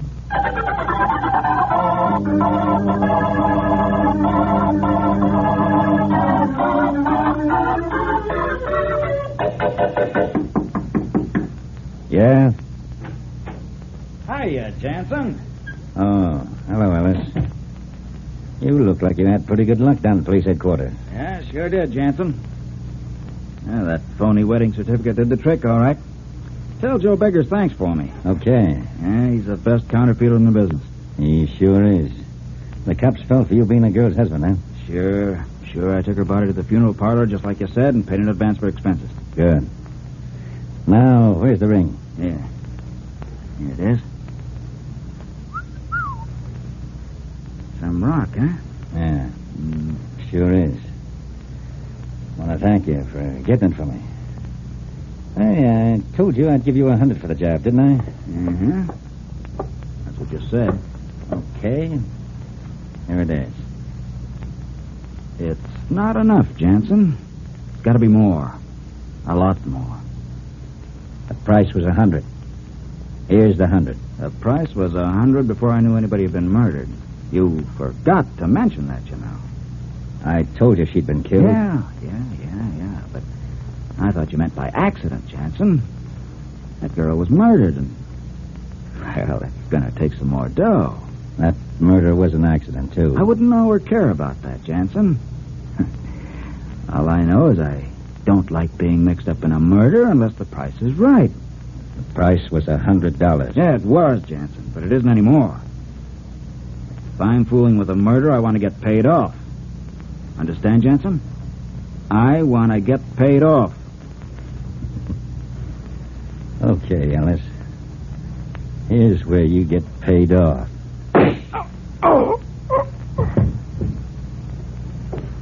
And there's my receipt. Paid in full.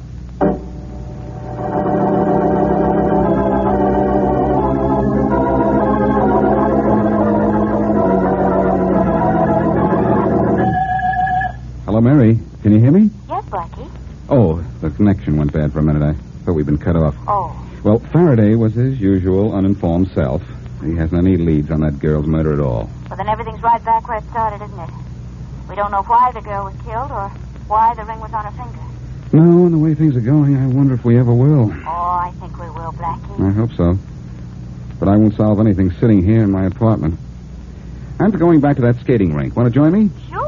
I'm ready anytime. Good. I'll take you out in a half. No, wait. Make it an hour, Mary. There's somebody at the door. I'll call you before I leave. Oh, I might have known it. All right. Bye. Bye. Come in. Are you Boston Blackie? Yes, and are you beautiful? Skip all the nonsense. This isn't a social call. Could be one without making me angry. Takes two to make it one. Understand? I get it. Oh, well, I suppose I can always get a friend for me. What do we talk about now? This. You're investigating the murder of that girl at the skating rink, aren't you? Yes. Know anything about it? Not much. In fact, I know so little about it, I'm clear of it. That's what I want to set you straight about. Look, Miss... what's your name? Hazel Stanley. Well, look, Miss Stanley, you're a little previous, aren't you? You're yelling before you hit. Until now, I didn't know you were mixed up in this at all, and chances are I never would have. Oh, yes, you would. I know the way you work. Sooner or later, you find everybody who had even the slightest connection with the case. I just thought I'd save you the trouble of finding me and getting me mixed up in something I had nothing to do with. Oh, but you must have had something to do with it. Yes, but not what you think. I don't know who killed Jane Carter. I wasn't there when it happened. This is all I know. The guy who claimed to be her husband isn't her husband at all. He's just plain Jack Ellis. You can find him. He's in room 609 at the Eastern Hotel. You sure then? Uh-huh. Okay. Thanks a lot. Now, just in case I want to talk to you after I talk to Ellis, where do I find you? At Mrs. Fanny Browder's rooming house. The phone number is... Wait a minute, please. I want to write this down. All right. Go ahead. Phone number is Alvin 6, 2469. Alvin 6, 2469. Right. Thanks. After I've got Mr. Ellis's number, maybe I'll call yours.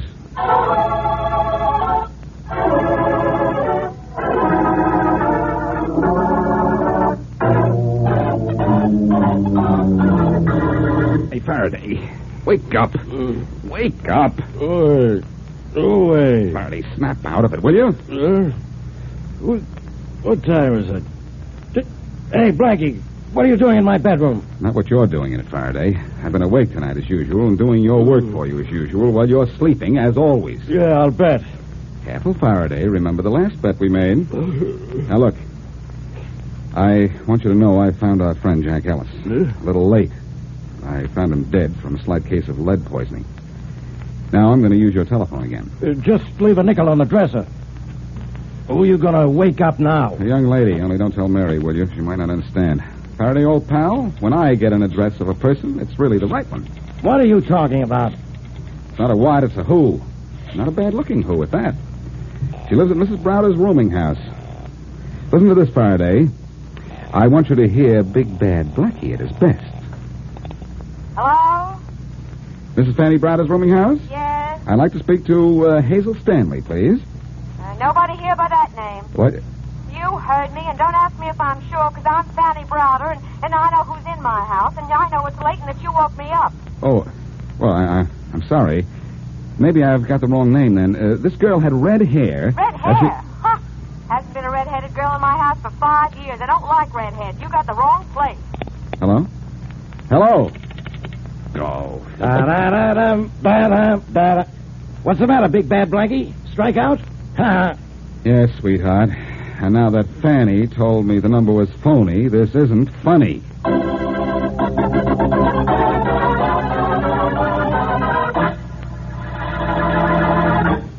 Light and lively, you bet. Bright and sparkling, yes, sir. And it's just as smooth. Now, there's a description of CV's flavor that should make you want to pour yourself a glass of champagne velvet right now. When you do, you'll find your taste tempted by the creamy, snow-white foam that billows on top of your glass. And you'll see CV's purity in its pale, clear amber color, a promise of real thirst satisfaction. But don't just look. Taste it. You'll find it, as our enthusiastic friend says, bright and sparkling from foam to finish, with a clear, clean taste that makes you sure it's pure. A premium quality beer made with more costly premium quality materials, premium quality that costs you no premium in price. Remember, you're sure it's pure, and it's just as smooth. And now, back to Boston Blackie.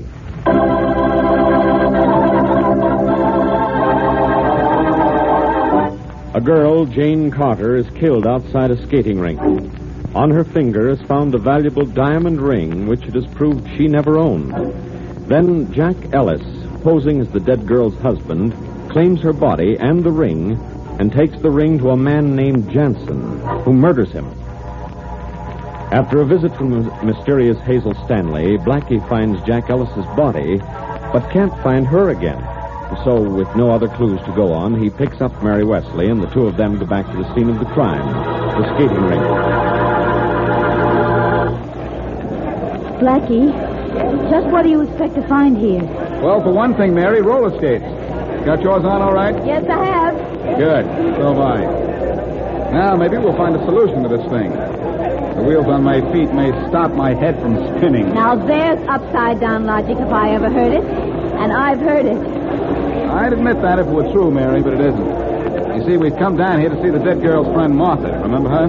The girl who found the body, yes, but how do you know she's in here? Observation, my dear Miss Wesley. Observation, deduction, perseverance, and the fact that she told me she works here. Oh. In fact, there she is. Oh, golly. Well, then she's a skating teacher, isn't she? That's right. So let's skate over to her and see if she can instruct us in the whys and wherefores of her roommate's death. Okay. Oh, Martha. Yes? Martha, can we talk to you for a minute? Oh, Blackie, it's you again. Did you find anything about Jane's murder? No, not yet, Martha. Blackie, do you think that... Hey, remember me? Because I'm here, too. Hello, Miss Wesley. I didn't see you. Gosh, I wonder if they'll ever find out why she was killed. Well, if they ever do, Martha, it'll be Blackie who found out for them. Blackie hopes. Listen, Martha. I think that ring on Jane's finger is the clue to a murder. Oh? It was claimed yesterday by a man posing as her husband. And since then, it's disappeared, and the phony husband is dead. Another murder? Oh, no. Yes, and both committed for that ring, if you ask me. Well, nobody's asking you. Well, Faraday. Hello, Inspector Faraday. Where do you skate? Don't embarrass him, Mary. His mother won't let him wear them after dark. I don't need skates. While you've been fooling around on yours, I've been doing some work. I found out about that ring on the dead girl's finger. Yeah? What'd you find out? It was stolen in Detroit 3 days ago, and it's hot. Too hot to send right to a fence, so it's being passed around among the members of a local gang till one of them thinks it's safe to see a fence with it. Nick Jensen's the head of the gang we think is doing it. You know him, Blackie? Only by reputation. Safecracker, isn't he? The best in the business, including you. I don't crack safes, Faraday. I open them. And the next time you open your mouth, let's have some information come out of it for a change. Information? Well, Blackie, take the ring. I found out all about that, didn't I? Oh, you found out all about it, did you? Do you know where the ring is now? No. Do you know why it was put on the dead girl's finger? No. Do you? Yes. I'm listening. Do you know, Blackie, really? Oh, Blackie, where is the ring, and why was it put on Jane's finger? I'll answer one of those questions at a time, Mary. I think this fellow Nick Jansen got it back. Oh, you do, huh? Why? Well, he obviously read of Jane Carter's death in the newspapers, how the mysterious diamond ring was found on her finger. He knew how the ring got there because either he or one of his gang put it there. Yes, but why, Blackie? I think I know why. Martha. Yes? Do you know a girl named Hazel Stanley? Hazel Stanley, Blackie? Well, let me think. Hazel Stanley? Who's Hazel Stanley? Now, wait just a minute. I think I should be the one to ask that. But I remember about her now. Of course I do. She's the girl who told you that she lived at Mrs. Crowder's. Yes, that's the one. Oh, I know a girl named Hazel. I think her name was Hazel Stanley, too, a redhead. That's her. Well, she used to skate a lot here, but, gee, I haven't seen her around in several nights. What's Hazel Stanley got to do with this, Blackie? She's already given you one bum steer. I'll tell you what she has to do with this, Faraday. It's her red hair.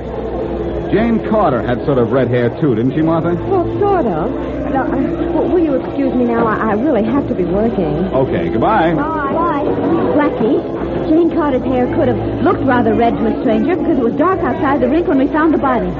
You know, I think Jane was killed by mistake. I think you're right. I think Jane Carter was mistaken for Hazel Stanley. And that's why she's dead. Oh, I never heard of anything so crazy. I'm getting out of here.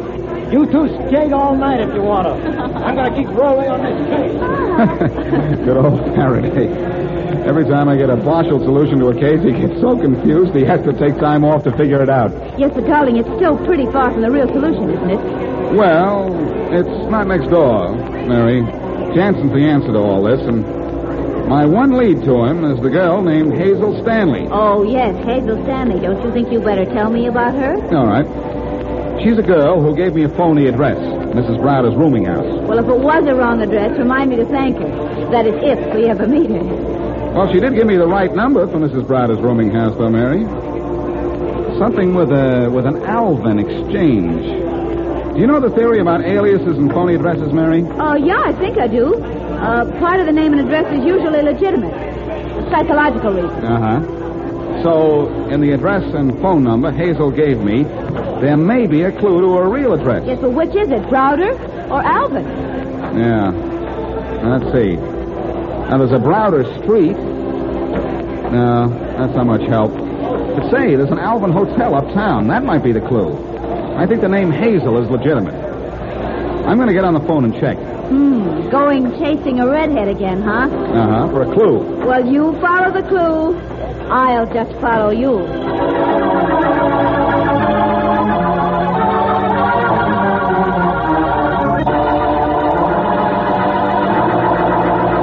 Come on, Hazel. You'd better talk. Why, Blackie? Just because I gave you a phony address? No, we found you easily enough at this hotel. It's because a girl was murdered, and I know enough about the case to implicate you. Oh, no, you don't. Miss Stanley, if Blackie says it, it's true. Well, here's all I know. That ring was supposed to be slipped to me. The other girl walked out of the skating rink for some air, and she got the ring by mistake. She asked a dumb question, and the guy who slipped it to her got smart. Oh, I see. And then when he realized his mistake, he had to kill her. And before he could get the ring off her finger, a roommate came out, and he had to disappear fast. Then he hired Jack Ellis to get back the ring, huh? Well, it's all making sense now. We'll make more in a minute. Hazel, you're still on a spot. Did Jansen kill the girl? Yes. Where can I find him? Well, don't make me tell you that, Blackie. He'll kill me. Oh, Miss Stanley, not if Blackie finds him first, he won't. You have a murder charge hanging over you, too, you know, Hazel. Oh, really? No. Oh, definitely. You told me where to find Jack Ellis's body, remember? Mm-hmm. I'm warning you, Hazel. Tell me where I can find Jansen, or you'll find yourself in jail. Are you on the level? I'm on the trail of a killer, Hazel. And you're part of the gang that's been doing the killings. When the police clamp down, they clamp down on everybody. Now, talk. All right. Ellis was my boyfriend, and I think Jansen knocked him off. I told you where to find Jack so you could pick up a clue to Jansen. Well, I didn't. Where's Jansen now? Well, he lives at 19 Oak Street. Get him, Blackie. Get him. I'm going to get him as soon as I get going. And, Mary, you get lost.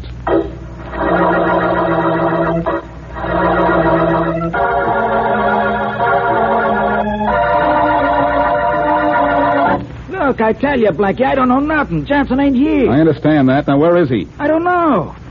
Even if I did, I wouldn't tell you, see? Yeah, I see. But let's find out how well you'll see with two black eyes. Hey, take your hands off Sure, me. one at a time, like this. No, hey, get it out. Now, where's Jansen? I don't know, Blackie. Well, maybe this will help you now. Now, I got nothing to say. It's getting a little boring. How's this for size? Just your measure. Well, you going to talk now, or are you interested in some more sample sizes? Don't hit me again, Blackie. Don't. What do you want to know? I told you. Where's Jansen? I don't know. All I know is that 11 o'clock he'll be out on a job. Safe cracking. 11 o'clock, and it's 9:45 now. Where is this job he's pulling? Vault at 8th National. The vault at the 8th National? Yeah. You mean Jansen thinks he can open that? Sure, he's the best and fastest safe crack in the world, ain't he? Maybe if you get down there in time, you could learn something. He makes you look sick, Blackie.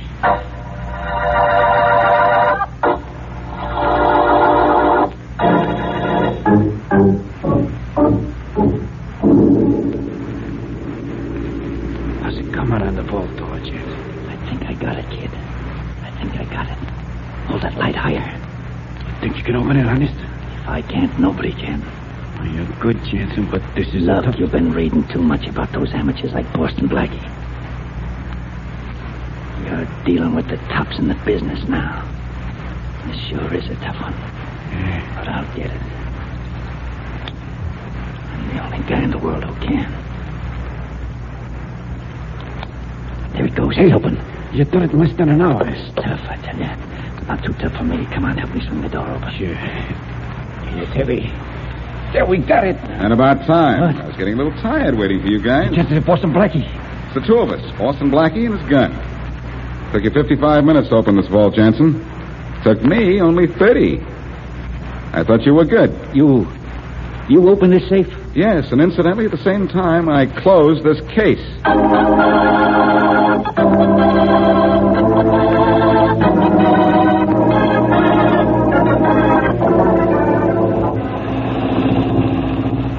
I understand Jansen confessed, Blackie. Yes, he did, Mary. But he really didn't have to. We found that diamond ring in his office safe. And did I enjoy sending that guy to jail? Well, why him any more than any of the others? He was supposed to be the world's champion safe cracker, Mary. Well, he was good, wasn't he? Sure. But meet the new champ. Oh. You know, Blackie, when we found that ring on the dead girl's finger, I certainly didn't think it would lead to such a simple case of robbery and murder as this. That ring was really very helpful, Mary. When Jansen put it on her finger, it also put the finger on him.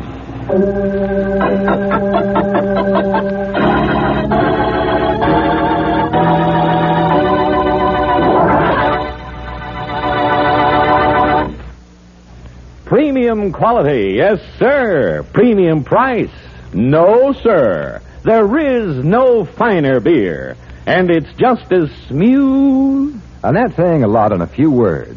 For Champagne Velvet is accepted everywhere as a beer of real premium quality. Here's why. Champagne Velvet's famous formula calls for only the more costly premium quality materials. And CV is made the more costly way. No time saved at the expense of careful brewing. No cost saved at the expense of controlled aging.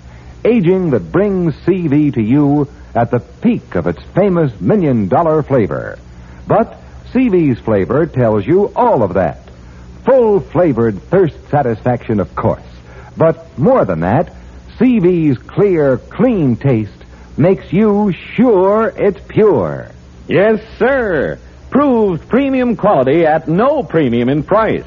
You're sure it's pure, and it's just as smooth.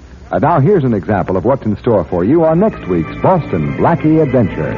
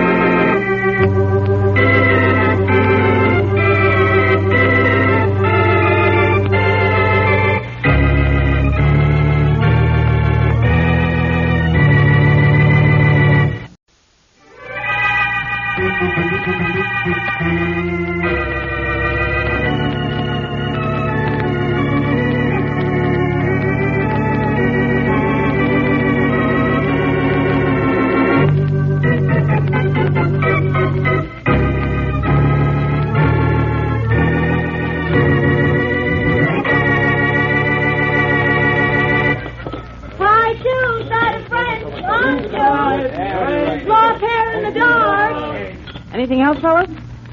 That'll be all for me tonight, Madge. Same here. Oh, okay. Be up in a minute. Say, Mark, do me a favor, will you? What, Billy? I don't think I better ride the truck with you tonight. I'm not feeling so good. You're not, huh? No. You can drive the load through without me anyhow. Call the office to cover for me, huh? Sure, I'll cover for you, Billy. But you ain't kidding anybody. I know you're not sick. No? We're traveling a dark route, and we're picking up a valuable load later on. Well, I know that, but I tell you, I don't feel so good. Don't pull that one on me. You probably got a date with the counter gal, Madge. Well, you can have off tonight, just this once. I'll tell the office you were sick, and I know you're not. Well, thanks, Mark. I'll do a favor for you sometime. Skip it. Maybe you are sick. And I think how some guys would like to have what I'll be toting in my truck tonight, and what they might do to get it. I don't feel so good myself.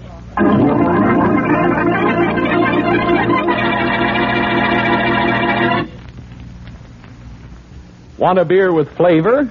A flavor that's delightfully, deliciously different? Try that smooth beer. Try Champagne Velvet, the beer with the $1 million flavor. Thank you, my friend, for a very happy suggestion. It's worth repeating.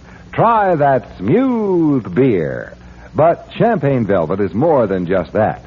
It's a beer with a rare and unusual flavor combination. It's bright and sparkling from foam to finish. It's light and lively with a clear, clean taste that makes you sure it's pure. And best of all, it has the rich, robust, and full-bodied flavor that stamps it as a beer of real premium quality. Premium quality that costs you no premium in price. Light and lively, bright and sparkling, yet just as smooth. What a flavor combination. And you're sure it's pure. And now, on to Dick Calmer as Boston Blackie. Enemy to those who make him an enemy. Friend to those who have no friend.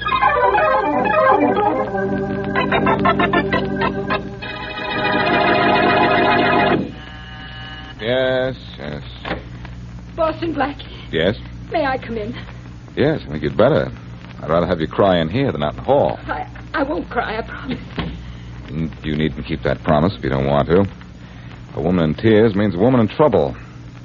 What can I do for you? My name's Linda Crane. I'm sure you don't want me to do anything about that.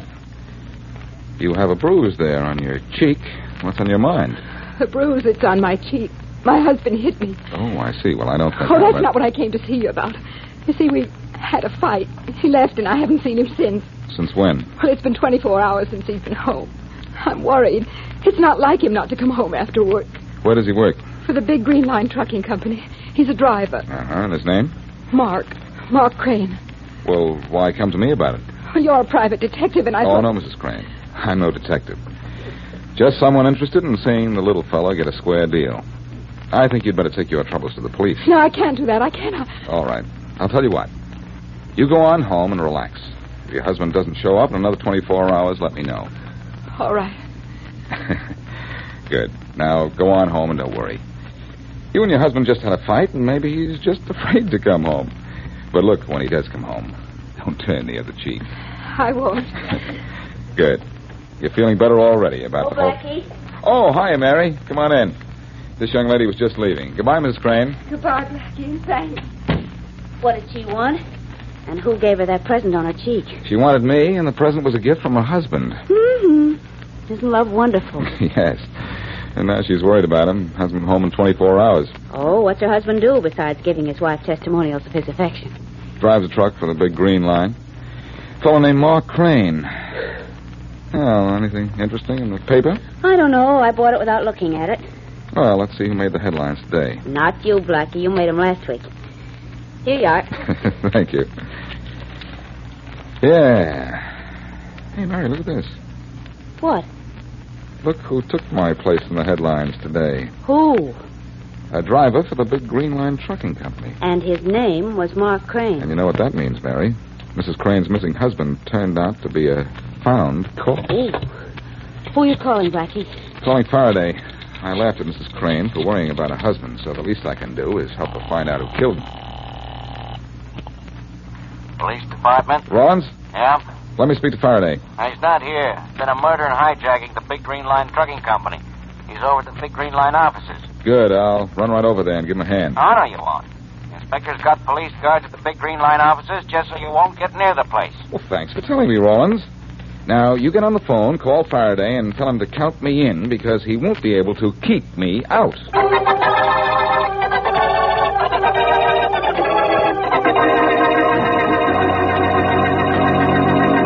Yes, Mr. Green. It's just what it looks like. A simple case of murder in the process of hijacking one of your trucks. But will you catch the men who killed my driver, Inspector Faraday? Sure, I'll catch him. Why, does that window washer have to make all that noise? I think he's signaling us to open it. I'll wash him up.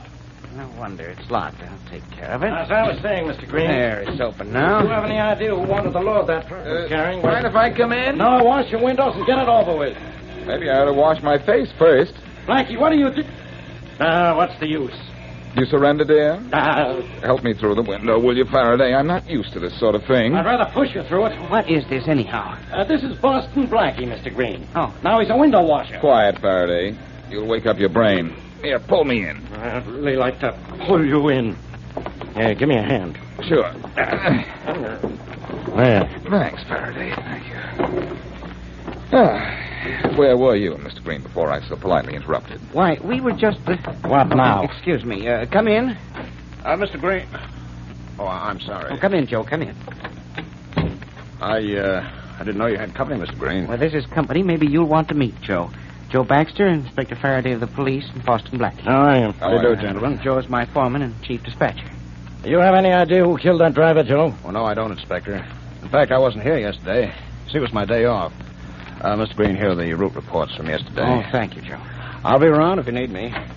I'll be in my office in the garage. Good. I may want to talk to you later. Sure, Inspector. Now to get back to where we were before Joe came in. Where were we? Why, we were... Don't tell him a thing, Mr. Green. It's none of his business. Oh, but it is, Faraday. The dead driver's wife came to see me a couple of hours ago. She thought her husband was missing. He was missing, all right. He was right out of this world. But since when do people come to you to look for missing persons?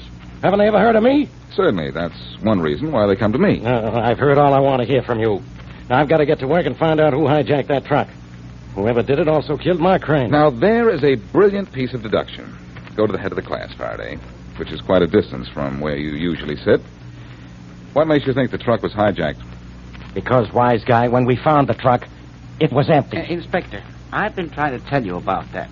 The truck Mark Crane was driving couldn't have been hijacked. It was traveling empty. What? Well, Shut up, Blackie. Whatever you were going to say, don't say it.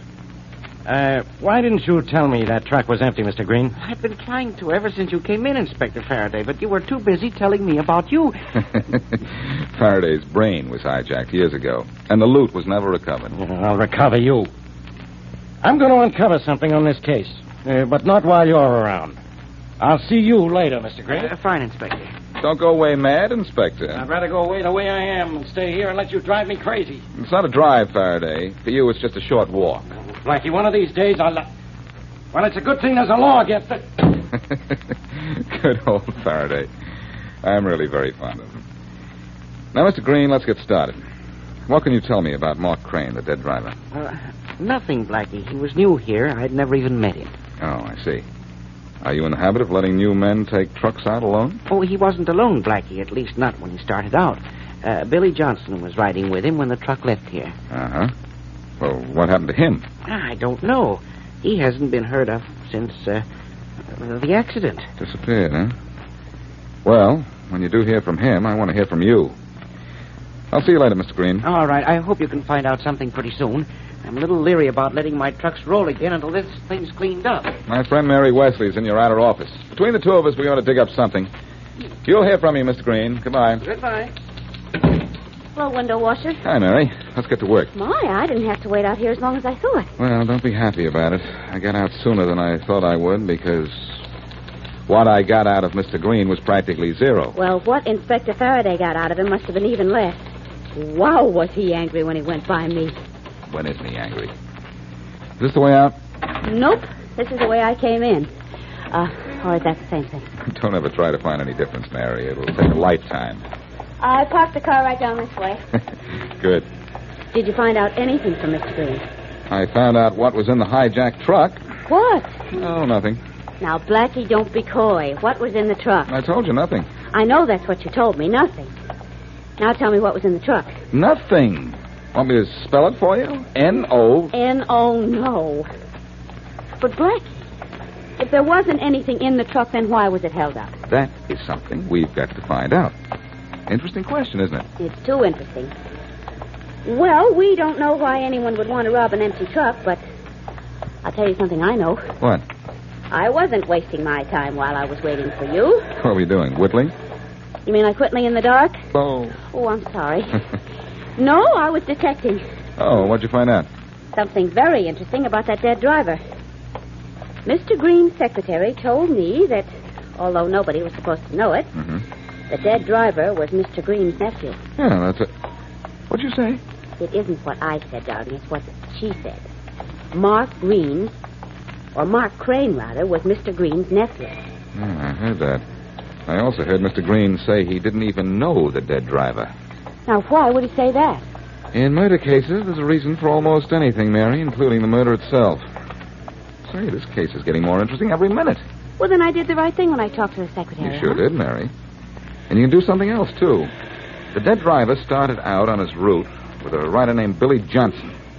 Johnson disappeared. Oh, my gosh, you don't expect me to find him, do you? No, but find out all you can about him, huh? All right, I will. What are you going to do? Well, the dead man's wife was nice enough to drop in on me. I think I'll repay the visit. I've just been washing windows, so maybe she'll help me see through this case.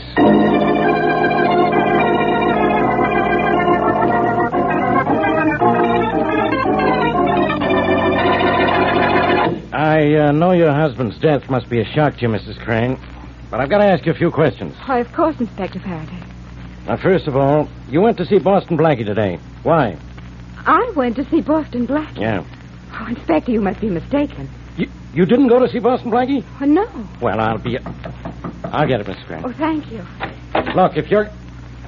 Blackie, what are you doing here? I'd ask the same thing of you, only I know the answer. Oh, you do you? Sure. One of the things you're doing is checking to make sure my story about Mrs. Crane coming to see me is true. That's right. And you were lying, Blackie. She didn't come to see you. What? Mrs. Crane, how can you say that? Now, I'll tell you how she can say it. Like this. I didn't go to see Blackie. But that's not true. Why do you lie to him, Mrs. Crane? I don't know. Don't answer, Mrs. Crane. You don't have to. I'm leaving, Blackie. You're leaving with me. Oh, no, not yet. I'm not. Come on. Mrs. Crane doesn't want to be bothered. If she doesn't like my being here, she can call a cop. You can tell her where to find one, can't you, Faraday? Blackie, one of these days I'm going to... Oh, no, you won't, Faraday. Remember, there's the law against it. You said so yourself. Well, now what's this all about?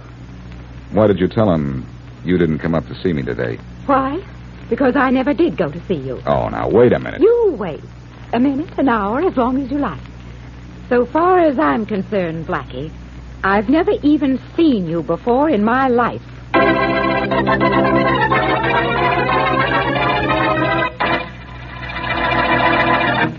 Premium quality, yes, sir. Premium quality that is yours to enjoy at no premium in price. Now, that's something worth remembering. But every time you pour your glass of champagne velvet, you're reminded that you're enjoying a real premium quality beer at no premium in price. You know, of course, that more costly malt and grain, higher-priced hops, and more careful and costly brewing methods are all a part of CV's famous $1 million formula. So CV has to have unmistakable premium quality. CV's flavor tells you all of that. It's bright and sparkling, light and lively from foam to finish, with the rich, robust, and full-bodied flavor of a real honest-to-goodness beer. Real premium quality beer. But that's not all. It has a clear, clean taste, given it by controlled aging. A taste that makes you sure it's pure. And it's smooth, just as smooth. And now, back to Boston Blackie. Mark Crane, truck driver, is found shot to death on a lonely road. Obviously, his murder is the work of hijackers. But it is later learned the truck was traveling empty. Also, Billy Johnson, the dead man's rider, has been missing since the murder. And to add to the mystery, Linda, the dead man's wife, who came to Blackie to report her husband missing, later denies she's ever seen Blackie before. As we return to our story, Blackie telephones Mary Wesley, who has been trying to find out something about the missing Billy Johnson.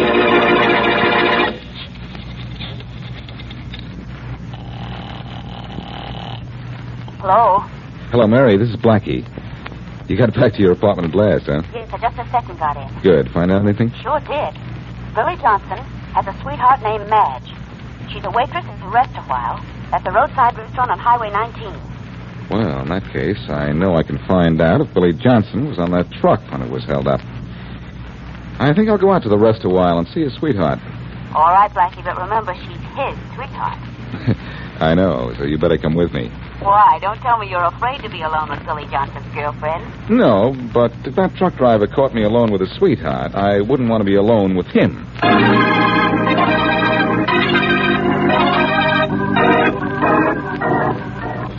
Burn one. Holy ice. Yeah, what's yours? Your name, Madge? Yeah, what's it to you? Oh, nothing. You're Billy Johnson's girl, aren't you? Yeah. How'd you know? I'm a friend of Billy. Yeah? Billy never told me he had a pal who drives a swell car. Oh, that thing parked out there. I borrowed it from a friend. Yeah? And the dame in it. I suppose you borrowed her, too. For a while. She comes with a car, Deluxe equipment. One of Billy's pals, all right. All Billy's pals tell bum jokes. Well, we can't all be good. Look, I gotta find Billy. He used to tell me you always knew where he was. He told you that, huh? Okay. He's living at Hyler's Cabins, shack number 6. It's just down the road here, a couple of miles. He's using the name of Ralph Rogers. Thanks. Thanks a lot. Okay. Well, so long. You're leaving? Yes, but I'll be seeing you again. Make it soon, will you? I didn't know Billy had such a good-looking friend. And I didn't know Billy had a girl with such good taste. See ya. See that you do. Let's go, Mary. I got what I wanted. I saw that girl you were talking to. What did you get? Information or a date? Neither. An address. And not hers, Billy Johnson's. Good. Where to, Master? Hyler's Cabins. And when we talk to Mr. Billy Johnson, then what? We'll find out 2 things, I hope. Why someone would hijack an empty truck, and how it was that Billy wasn't killed, too. The place we're going to is just a few miles.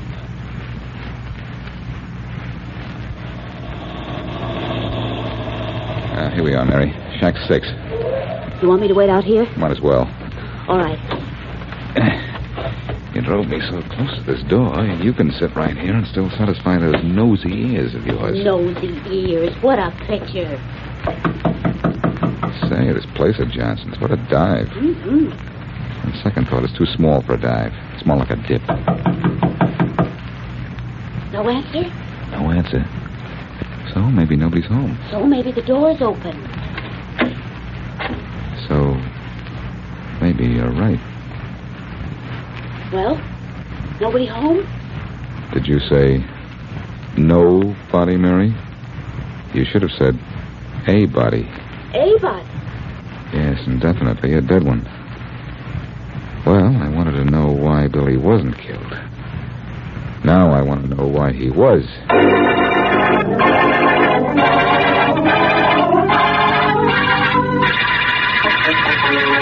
Say, Mr. Green, since that hijacking yesterday, I'm having a lot of trouble getting a driver to make the night run. I can imagine so, Joe, but we've got to get the Oh, come in. Hello, Mr. Green. Oh, hello, Blackie. Come in.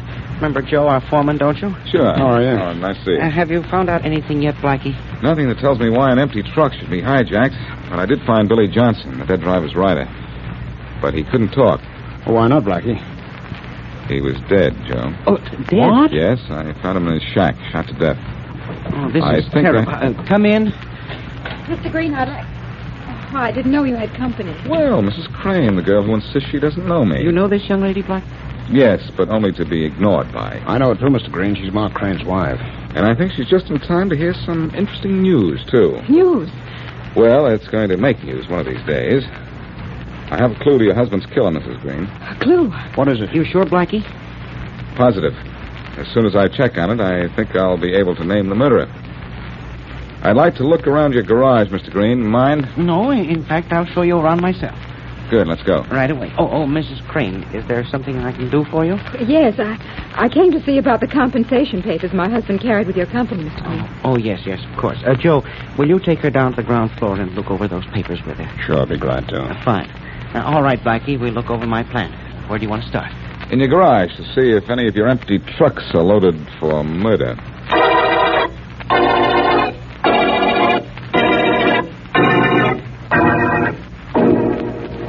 Say, this is some garage, Mr. Green. Well, it has to be, Blackie. We're one of the biggest hauling companies in the city. Yes, I know. But one more murder and the big green line may be in the red, huh? I'm afraid so. Any of the trucks loaded yet? No, they always leave here empty. I see. And the death truck was empty, too, when it left here, wasn't it? Oh, yes. Uh-huh.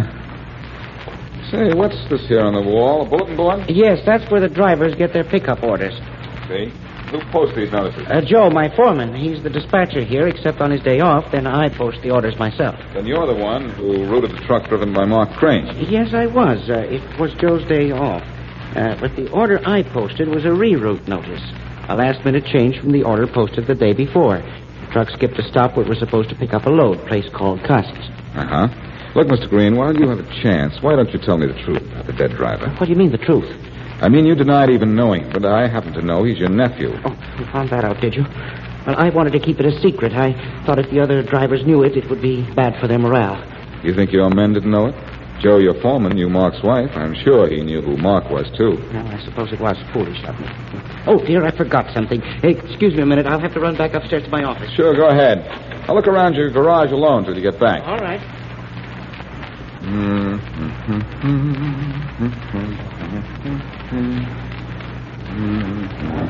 Hey, you, look out, the truck's full. Holy mackerel. Jump for it. I'm jumping as far as I can.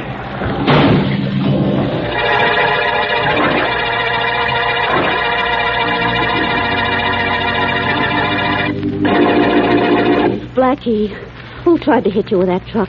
Mr. Green? Joe, the foreman. Linda Crane, Mary. I'll tell you this, though. The reason that truck was hijacked yesterday was because the murderer thought it was full. It didn't make a stop he thought it was going to make. I don't understand. Green told me he posted a reroute order for the truck that was hijacked. This is obviously what happened. The original orders were to pick up a load at a place called Cassie's. Let's call that A. Then drive to B to reload the load. The truck was hijacked between A and B. Oh, I get it. The last-minute orders were for the truck not to stop at A. Yes, so it went straight from the garage to B empty. But the hijacker thought it was carrying the load it was supposed to pick up at A. Yes, but who was the hijacker? I'll tell you that when I tell it to Faraday. Can't I be the first to know? Nope. And I've got to get to Faraday and tell him about finding Billy Johnson's body. Come on, let's go down to headquarters and pick him up. So we can take him to the Big Green Line Trucking Company to pick up a killer.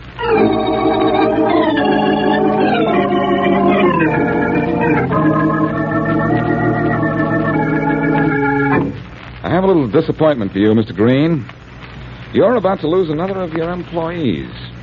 There's been more trouble, Blackie? No, but there's been enough. And to put a stop to it, I think you'd better hand your foreman here over to Inspector Faraday. What? What did the police want with me? Nothing much, Joe. Just your personal appearance in a death cell heading for that little green door. Death cell? What for? The murder of Mark Crane and Billy Johnson. Why, you're crazy. I think so, too, Blackie. I know, Faraday. You hope I'm wrong. Sorry to disappoint you, but I know I'm right. But Blackie, this is impossible. Now, what could Joe gain by hijacking an empty truck? And he'd know it was empty. Know it better than anybody. Yeah. Mr. Green, Joe here was the only one in this company who knew the truck was filled. There was a last-minute change yesterday that kept it from stopping at Cassie's, wasn't it? Yes, it was. Well, Joe wasn't here yesterday when that last-minute change was made. Why, that's right, he wasn't. What about that, Joe? I don't see what difference that makes. Makes a lot of difference to you. You made a mistake about that, Joe. But that isn't the only mistake you made. What do you mean? You're pretty stupid, Joe. You tried to kill me in the garage a little while ago, but I don't blame you for that. The really stupid thing you did was to leave your fingerprints on the door of that hijacked truck. Well, maybe I did, but I'm not taking any chances. All right, Joe, don't move. Hey, look, wait. Put away that gun. I didn't mean I it. know. You didn't mean to kill anybody. Come on. You're going down to headquarters. Let go of me, copper. Let's go. Don't worry, Let Joe. go. Don't worry. He'll let you go. But the place where he's going to let you go is the place where they're going to let you have it.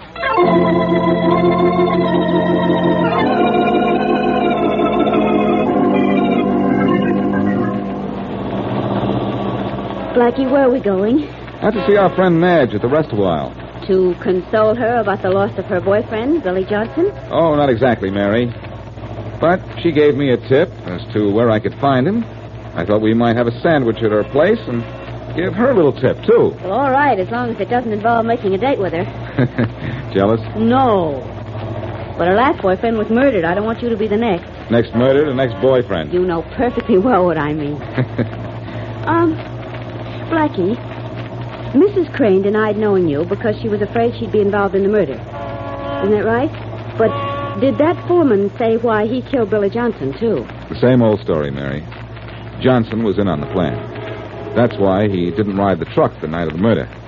He knew the foreman killed Crane, so the foreman had to kill him, too. Well, you made sure the foreman was caught. In fact, I'd say you saw to it that he went from the big green line right through the little green door.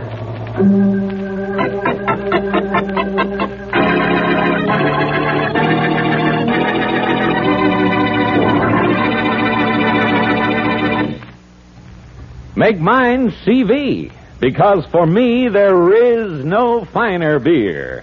And it's just as smooth. Make mine CV. So many folks who know good beer when they taste it have said just that. Time after time, that Champagne Velvet is not only the leading beer by far in its home state of Indiana, but it is preferred by particular people everywhere that it is sold. There's only one reason for that, and that is flavor. The bright, sparkling, light and lively flavor of a real premium quality beer. Premium quality that costs you no premium in price. The rich, robust, and full-bodied flavor of real, honest-to-goodness beer. And the clear, clean taste that makes you sure it's pure. So make yours CV, because for you, there is no finer beer. You're sure it's pure, and it's just as smooth. And now, here is a preview of what happens next week.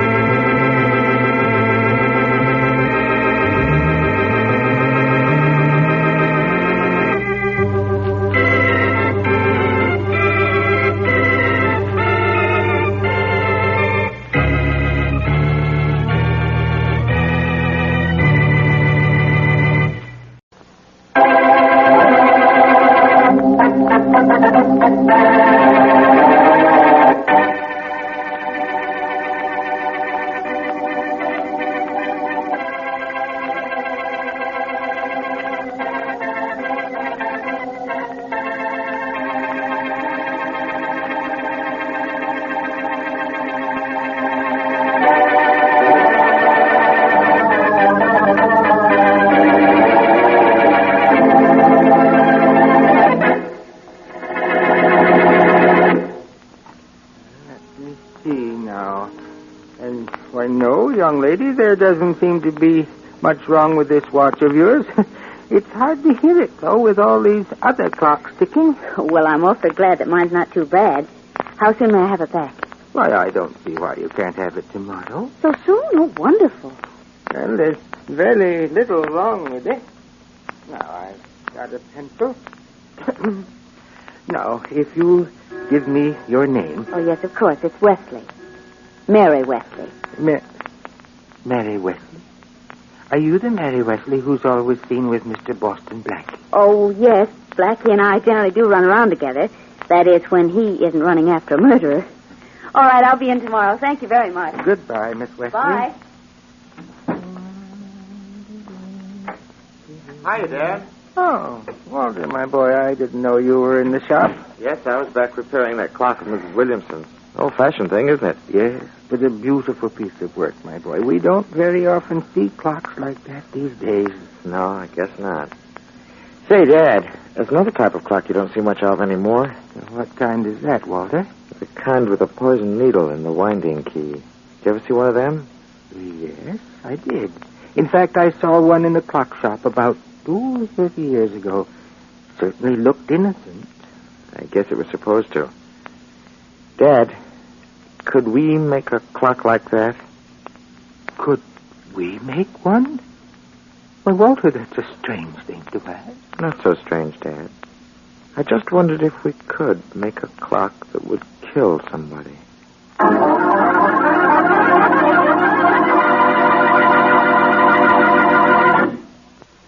And now, on to Dick Calmer as Boston Blackie. Enemy to those who make him an enemy.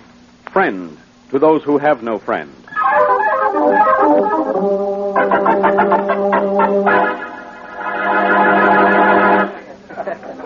Great party, eh, Walter? It certainly is, Mr. Van Horn. Glad you could get away from your father's clock shop long enough to join us. Well, so am I. Dad's been keeping me so busy lately, I haven't... There you are, darling. I've been looking everywhere for you. Oh, hello, sweet.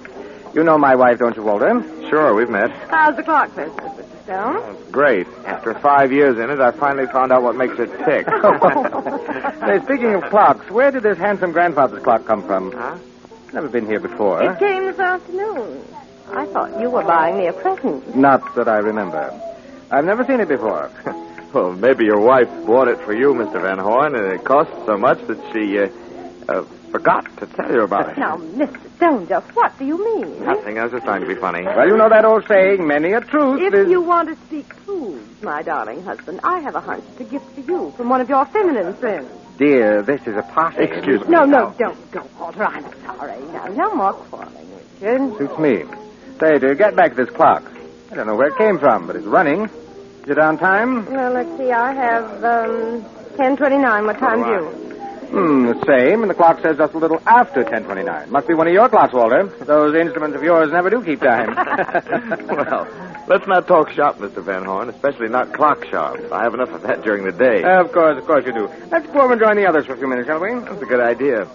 Oh, stop! Walter! What was that? Walter! Quick, somebody, quick! Walter's been shot! This is unbelievable. Walter's been killed by that clock.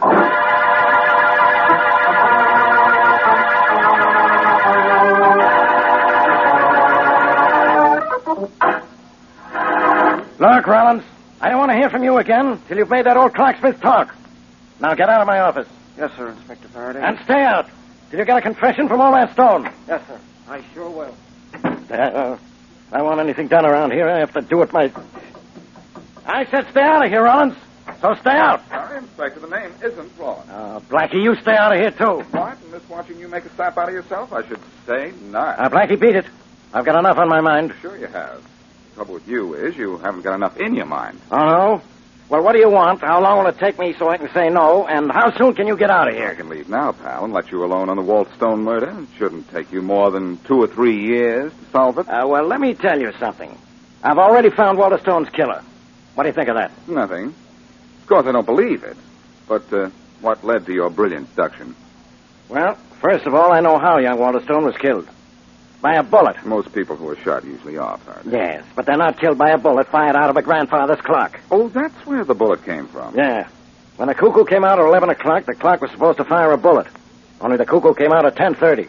And who could rig up a clock like that? Old man John Stone, the dead man's father. Don't be ridiculous, Faraday. The reason I'm here is that John Stone is a nice old man. He fixed Mary's watch.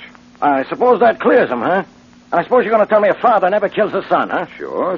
There have been plenty of cases like that. But this one isn't. If old man Stone wanted to kill his son, he wouldn't go to all this trouble to do it. Besides, how could he know his son would be standing in front of that clock at that particular time? I don't know. You can say that about almost anything and be accurate, Faraday. Aha. Joke over. I suppose you know who killed Walter Stone. No. You know, Faraday, I've heard of a man killing time, but this is the first case on record where time has killed a man. What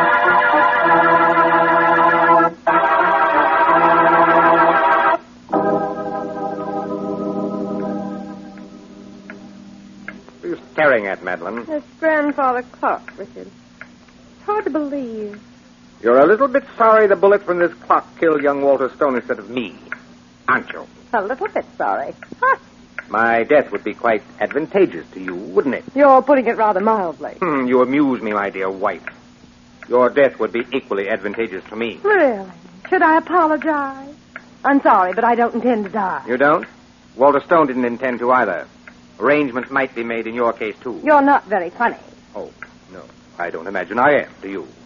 I'm not very funny, but I am very alive. And also very much in my way. Imagine. You know, I was just thinking the same thing about you. Association of ideas, isn't it? I wonder what either of us is going to do about it. I can't make your plans, darling. All I can make is... Now, what's the matter with the clock? What's usually the matter with a clock when it stops running? It needs winding. In that case, I'll wind it. Don't bother. Oh, but it's no bother.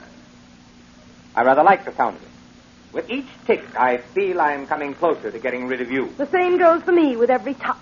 You know, there's something about you that... Richard, what's the matter? Richard, stop fooling. Richard, get up. Stop that very obvious play acting. All right, lie there if you like. Well, who are you? My name is Boston Blackie. What's wrong here? Something happened to my husband. He'd like me to think. You're Mrs. Van Horn? Yes. You might see what's wrong with him, if anything. I certainly will. Well, nothing's wrong with him. Nothing that can be cured, that is. Sorry, but he's dead. Dead? I'm afraid so. What was he doing just before he fell? Why, nothing. Nothing at all. He was just winding that clock. Winding this... Uh-huh. Nice going, Mrs. Van Horn. Now, suppose you tell me all about it. Tell you all about it? I told you all I know. He was just winding that clock and suddenly he fell. Uh-huh, but I don't fall for that story. Where's your phone? Right here on this table. Thanks. Who are you calling? I'm doing something very unusual in a situation like this. I'm calling the police. No, please, not the police. They'll say I killed my husband and I didn't. Faraday speaking. Hello, Faraday. This is Blackie. Well, Blackie, I suppose you know by now who killed Walter Stone, huh? No, Faraday, right now I don't even know who killed Richard Van Horn. Van Horn's dead? Yes, killed by the same clock that killed Walter. But that's impossible. We took the gun out of the clock after Walter was killed. I know, but Van Horn wasn't shot, Faraday. He was winding the clock when he got it. Which means he was tagged by that old poison needle gimmick. Poison needle, huh? A fine help you are. You go up to Van Horn's to find out who killed one guy, and the best you can do is tell me somebody else has been murdered. The best I can do, Faraday, is to find out who saw to it that his two victims got the worst of it.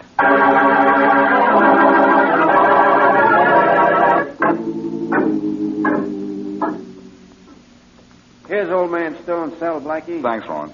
You got company, Mr. Stone? Oh, I have? Yes, Mr. Stone. My name's Boston Blackie. Oh, yes, I've heard a lot about you. And Miss Wesley, it's good of you to come to see me. Well, I asked to come, Mr. Stone, because I think maybe we can help you. Yeah, Blackie. Let you and Miss Wesley in the cell with him. I don't think there's any danger from him. Thanks. Are you feeling any better, Mr. Stone? No, Miss Wesley, I'm afraid not. Okay, Blackie. You too, Miss Wesley. Go on in. Thank you, Ron. 10 minutes, all you can have, Blackie. I may not need that. Sit down, Mr. Stone. No, I'd rather stand. Blackie, have you found out who killed my son? No, I haven't. But he will. You must find his killer, Blackie. I'm going to do my best. But let me ask you something. Do you know anything about a poison needle in the winding apparatus of the clock that killed your son? Poison needle? No. Well, it just killed a man, Richard Van Horn. And the police are going to think you're responsible for his death, too. No, Blackie, I swear I had nothing to do with any of this. Blackie, you'll have to be... Mr. Stone, catch him, Blackie. He's falling. Yes. Here, I've got him. Here we are. I'll put him on the cot. Oh, Blackie, is he dead? Wait till I get him on the cot. Whew. Yeah, there. Blackie, is he dead? No, Mary. He's not dead. Oh, good. He's out, but he just fainted. Well, I've got to get to work and start winding up the case where a man just died by winding a clock.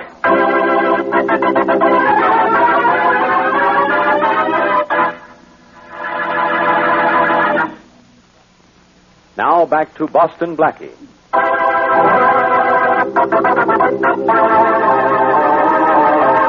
A beautiful grandfather clock has killed 2 people.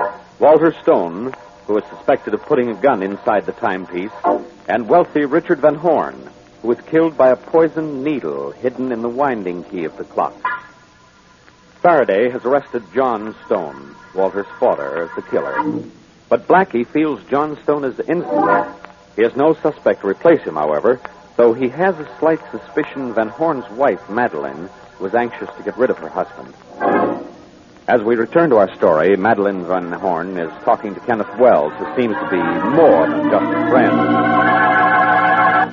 Kenneth, darling, you're so sweet to me. You're easy to be sweet to, Madeline. Am I? I'm glad. I was so afraid you'd go away after this awful thing happened to Richard. Go away, I should say not, darling. After what happened to poor Richard, I have all the more reason to stay around. Oh, you're terribly kind. I don't know what I'd do without you. I know what you can do with me, darling. Marry me. Marry you? Sure, why not? It's what we talked about doing as soon as, well, now that Richard has left you. What's there to stop us? Kenneth, are you trying to say that you arranged my husband's death? Well, let me put it this way. It wasn't a bad job, was it? Why, you... Get out of here. Darling. I said get out of here, and I meant get out. Madeline, darling, after all Get out of my house instant, or I'll call the police. Maybe tell them about those little blackmail affairs of yours. All right, but I don't know what's the matter with you. You don't, huh? Well, you'll find out if you don't stay away from me.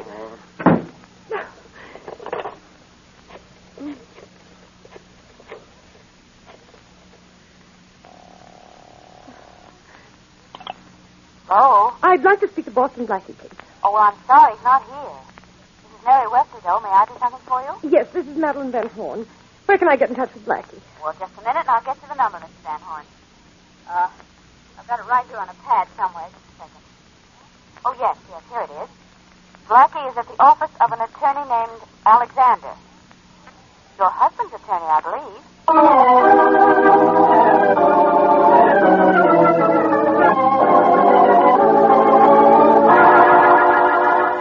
Do you think Mrs. Van Horn murdered her husband, Blackie? No, I don't say that, Mr. Alexander. She had the opportunity, yes, but I'm looking for a motive before I go any further.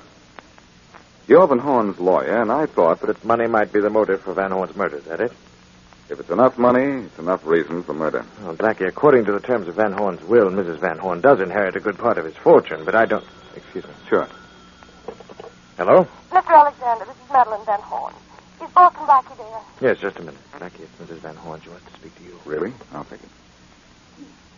Thank you. Hello, Boston Blackie. Yes? Blackie, I think I know who killed my husband. I think I do, too, but let's have your thought. I think Kenneth Wells murdered him. Kenneth Wells? Who's he? He's a man who's wanted to marry me for years. He even tried to get me to divorce Richard. I see. Well, what makes you think he killed your husband? He as much as said so. Well, this is very interesting. Kenneth Wells, eh? I'll go see Kenneth, and I've got an idea that all's well that ends well.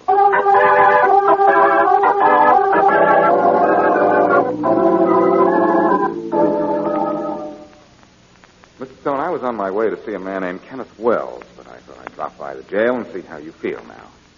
Is that name Wells familiar to you?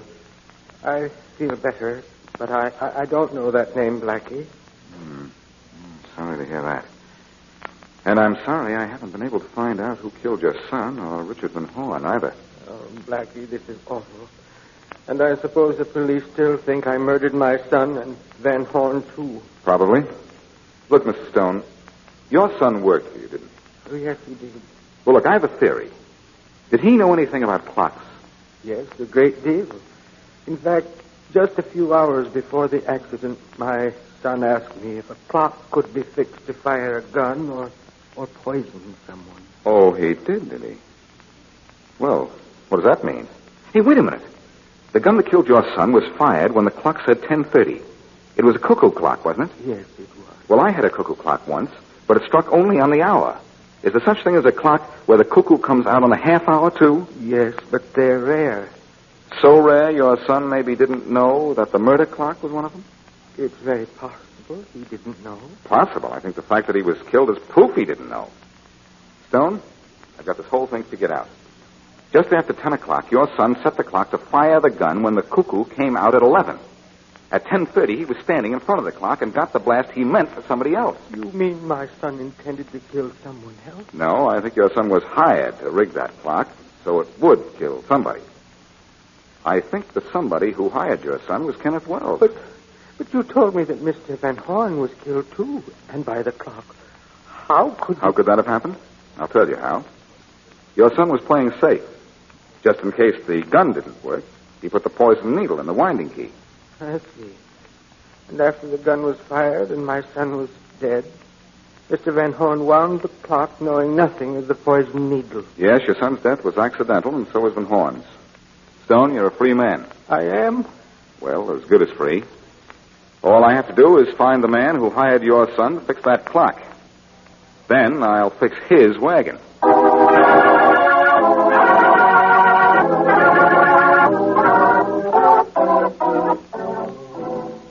A fine date this has turned out to be, Blackie. Sorry I kept you sitting here, Mary. And I'm going to leave you soon to see a man named Wells. Oh, great. You invite me to snoop around the Van Horn mansion for you. And what do? I sit here in this big room, having to smell this very heavy perfume, and then you come in just to say goodbye. Oh, well, keep me waiting and leave me shortly. That's Blackie. Whew. The perfume is heavy, isn't it? Sure. But listen, I had a talk with the butler, and it seems that Mrs. Van Horn isn't home. Well, I could have told you that. I don't doubt it. Well, according to the butler, a man phoned her about 2 hours ago. He was obviously trying to disguise his voice. Just after she talked to him, Mrs. Van Horn left and wouldn't say where she was going. So? So, why would a caller try to disguise his voice? Because he was known here. And? And who was better known here than Mrs. Van Horn's boyfriend, Kenneth Wells? Uh-oh, I know what happens now. What?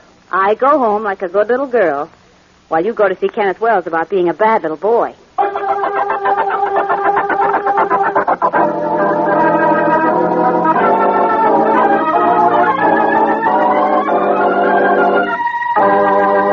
Look, Wells, you're going to sit in that chair till it's an antique unless you start talking. You've got me all wrong, Blackie. I haven't done anything to talk about. You killed Richard Van Horn. Oh, I certainly am surprised to hear that. Look, this is a nice little apartment you have here. But I'm going to break it up banging you around if you don't cut out that cute talk. What are you sniffing at? The cute talk? No. Something a little more pleasant. Familiar perfume. Look, Wells, you might as well start talking. I know you hired Walter Stone to rig a clock to kill Richard Van Horn. Why would I do that? To get rid of Van Horn so his wife could inherit his fortune and then you could marry her. You hired Walter Stone to rig that clock, didn't you? No, I've never even seen this Walter Stone. You saw him at the party when he was killed, didn't you? No, I was out of town the night of the party. In fact, I was out of town a whole week before the party. Just got back in town this morning. You were? Wait a minute. Gives me an idea. Van Horn could have been the one who hired Walter Stone. You're talking. And I think I'm making sense, too. Van Horn hired Stone to rig that clock to kill his wife. When Stone himself was killed, Van Horn thought the clock had done all the death dealing it was supposed to do. He didn't know Stone had put a poison needle in the clock, too. That's it. I bet on it. Okay, now that you've got it all figured out, will you please get out of here? Oh, no. No, you're not completely in the clear yet. What did you want with Mrs. Van Horn when you talked to her today? I didn't talk to her. I know better. You called her up a little while ago, disguised your voice so the butler wouldn't recognize it, and Mrs. Van Horn was here in this apartment with you not long before I arrived. Why don't you get out of here, Blackie? You're wasting your time. And I agree with him, Blackie. Faraday, what are you doing here? Running around after you, Blackie. Oh, I suppose you found me with a divining rod. No, with a phone call to Alexander, Van Horn's lawyer. He said you're on your way up here. Now I'm here to tell you to get out. Look, Faraday, with the exception of the whereabouts of Mrs. Van Horn, your case is solved. Yeah? Who solved it? Who always solves your cases? Well, I did it again. Faraday, Stone, and Van Horn were killed by accident. What? Yes, by accident. And it'll be an accident if you ever understand it. I'll explain it to you later. Right now, I think you and I better go to work on Wells here and find out what he's done with Mrs. Van Horn. I tell you, I haven't even seen her. You haven't. She's been here. I've known that perfume of hers anywhere. Blackie, why don't you leave this guy alone? Look, if those deaths were accidental, as you say, he's as innocent as I am. Sure, of killing Stone and Van Horn. But I have an idea. Good. You're leaving? Swell. So am I. Hey, Blackie. Look, that's not the door to the hall. I know it. It's the closet door. I'm going to start looking for Mrs. Van Horn, or at least find proof she was here. Oh, Blackie, don't be a sap. Blackie, stay away from that door. What's the matter, Wells? Are you a little... Blackie, look out! Uh-oh. Well, look what fell out of the closet. It's a woman. Dead. Who is she? She's corpse number 3 in our case, Faraday. But she was Mrs. Richard Van Horn. Mrs. Rich? Don't move, Wells. I've got a gun on you. You've also got the goods on him, Faraday. So Wells here was as innocent as you are, huh? Okay. So I made a mistake. But you just found that body by accident. You didn't know Mrs. Van Horn was here. No, didn't I? I knew Wells was lying the minute he denied she'd been here. How? How? One whiff of her perfume, and I smelled a rat.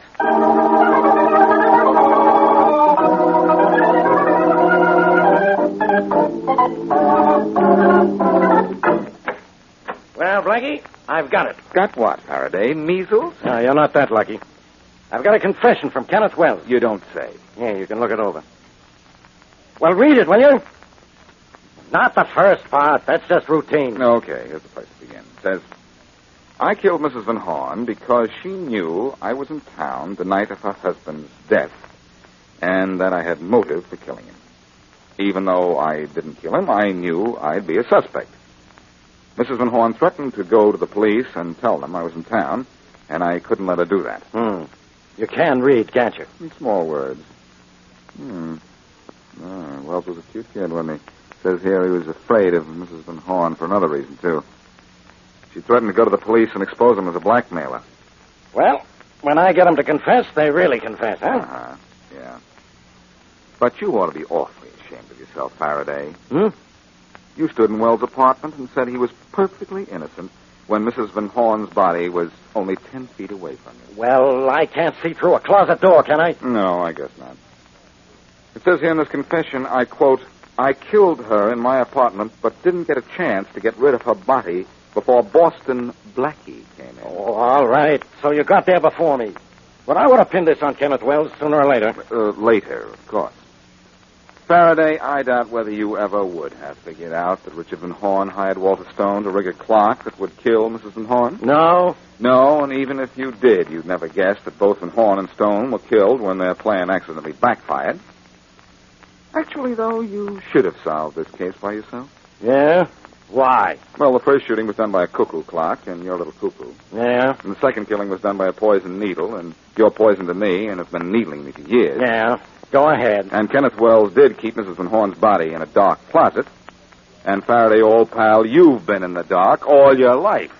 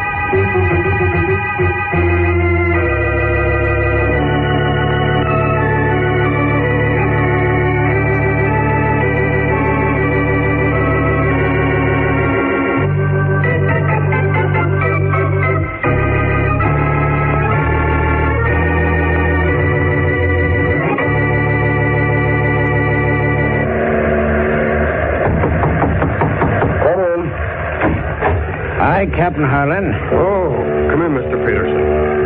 Always a distinct privilege to welcome my first mate to my humble quarters. Huh?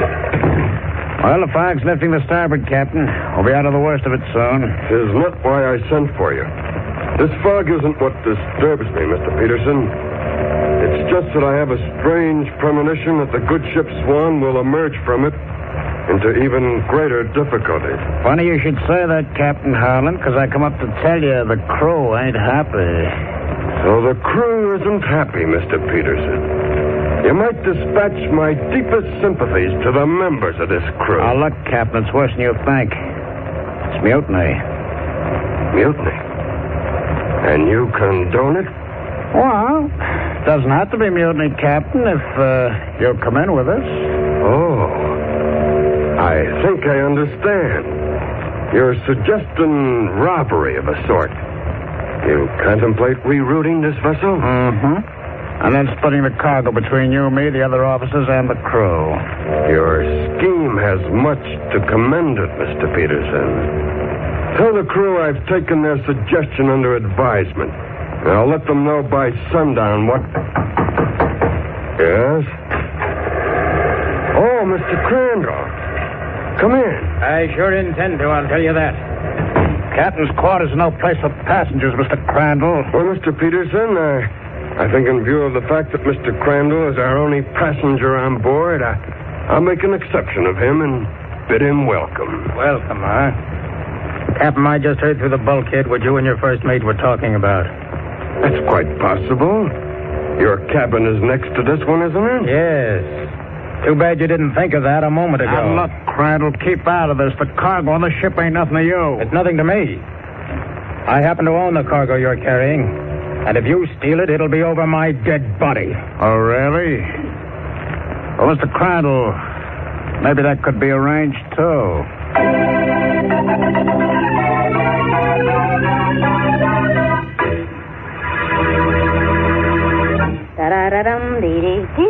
Mary, I wish you wouldn't do all that work. Oh, I'm enjoying it, Blackie. And besides, what would your apartment look like if you made me sick next week, too? It would look like a dust bowl.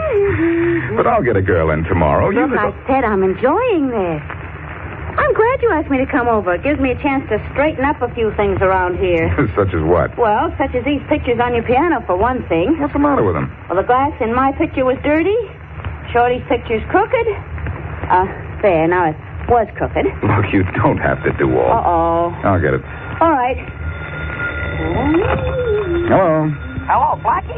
This is Shorty. Oh, hello. How are you, Shorty? I'm in the jam, Blackie.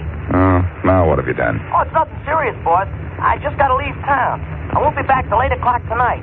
And I got to meet a boat this afternoon. What boat, Shorty? The Gulf Island ferry? Oh, no, boss. A real big boat what's been all the way across the ocean from the other side. A good friend of mine's coming in on this boat, and somebody's got to meet him for me. And I'm that somebody, huh? Oh, gee, you're the best somebody I can think of, Blackie. My pal's name is Jimmy Adams. He's a cabin boy on the boat they call the Swan. Now, you go meet him for me, will you, Blackie? The ship's going to anchor in the bay at 4. At 4, huh? Uh-huh. All right, Shorty, I'll meet him. Oh, gee, thanks, Blackie. I hope it won't mean any trouble. No, there won't be any difficulty, Shorty. Out in the harbor, it should be easy to hold trouble at bay.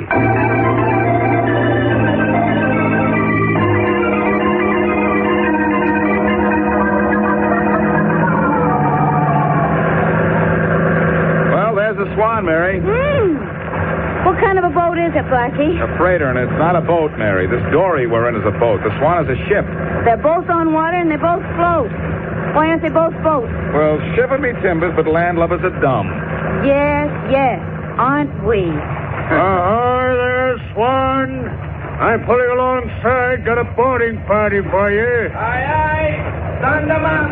All right, you go right up the rope ladder there, mister. Oh, really? I never guessed. Up you go, lady. Aye, sir. Nautical but nice, that's me. Here I go. I'm right behind you. Shall I tie up and wait for you, mate, or do you want me to shove off? Better tie up and wait for us. We won't be long. Aye, sir. How you doing, Mary? I'm practically up on deck. There, I made it. Woo! Hey, where is everybody? Nobody up there? Not even that sailor, Mary? Nope. Hold everything. I'll be right with you. Whew. Hi, Brown. You keep an eye on the other side. Faraday. Uh-oh.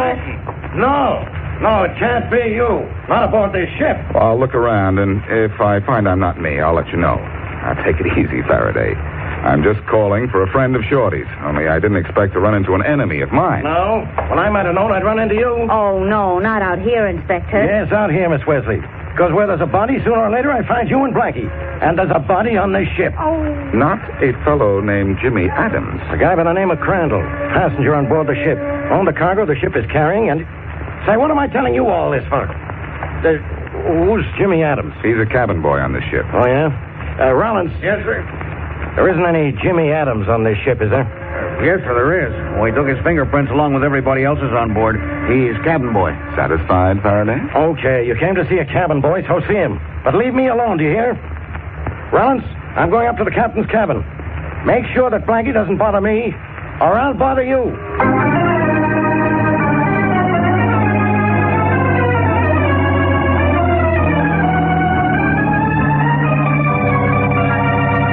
All right, Captain Harlan.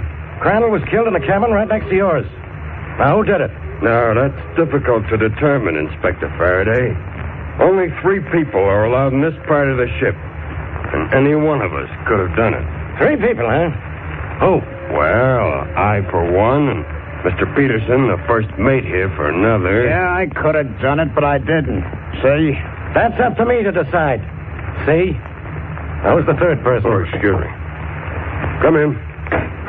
I heard the police were here, Captain. Yeah, the police are here. Right here. Who are you? Hi, sir. I'm the... This fellow's the 3rd person allowed up in this part of the ship, Inspector Faraday. He's my executive officer, Bill Kemp. What do you know about this, Kemp? Nothing at all, sir. Where were you when Crandall was killed? I was... He was up here somewhere, Inspector, and had just as much chance as we to kill Mr. Crandall. I see. So all 3 of you could have done it, huh? We would be decidedly stupid if we didn't admit it, Inspector Faraday. But I'm inclined to believe you'll have a rather difficult time proving which one of us actually did commit the crime. Yeah? I'll find out, all right. Now, look, did you have any trouble with Crandall before the murder? None whatever, Inspector. Any trouble anywhere on the ship? Trouble? No, this was the most uneventful voyage this ship has ever made. Okay. Now, I don't want any of you leaving here. You're all under suspicion. Of course, Inspector. You find it rather simple to place under suspicion. But to determine which of us to place under arrest, well, I'm afraid, Inspector, that's where you'll run aground.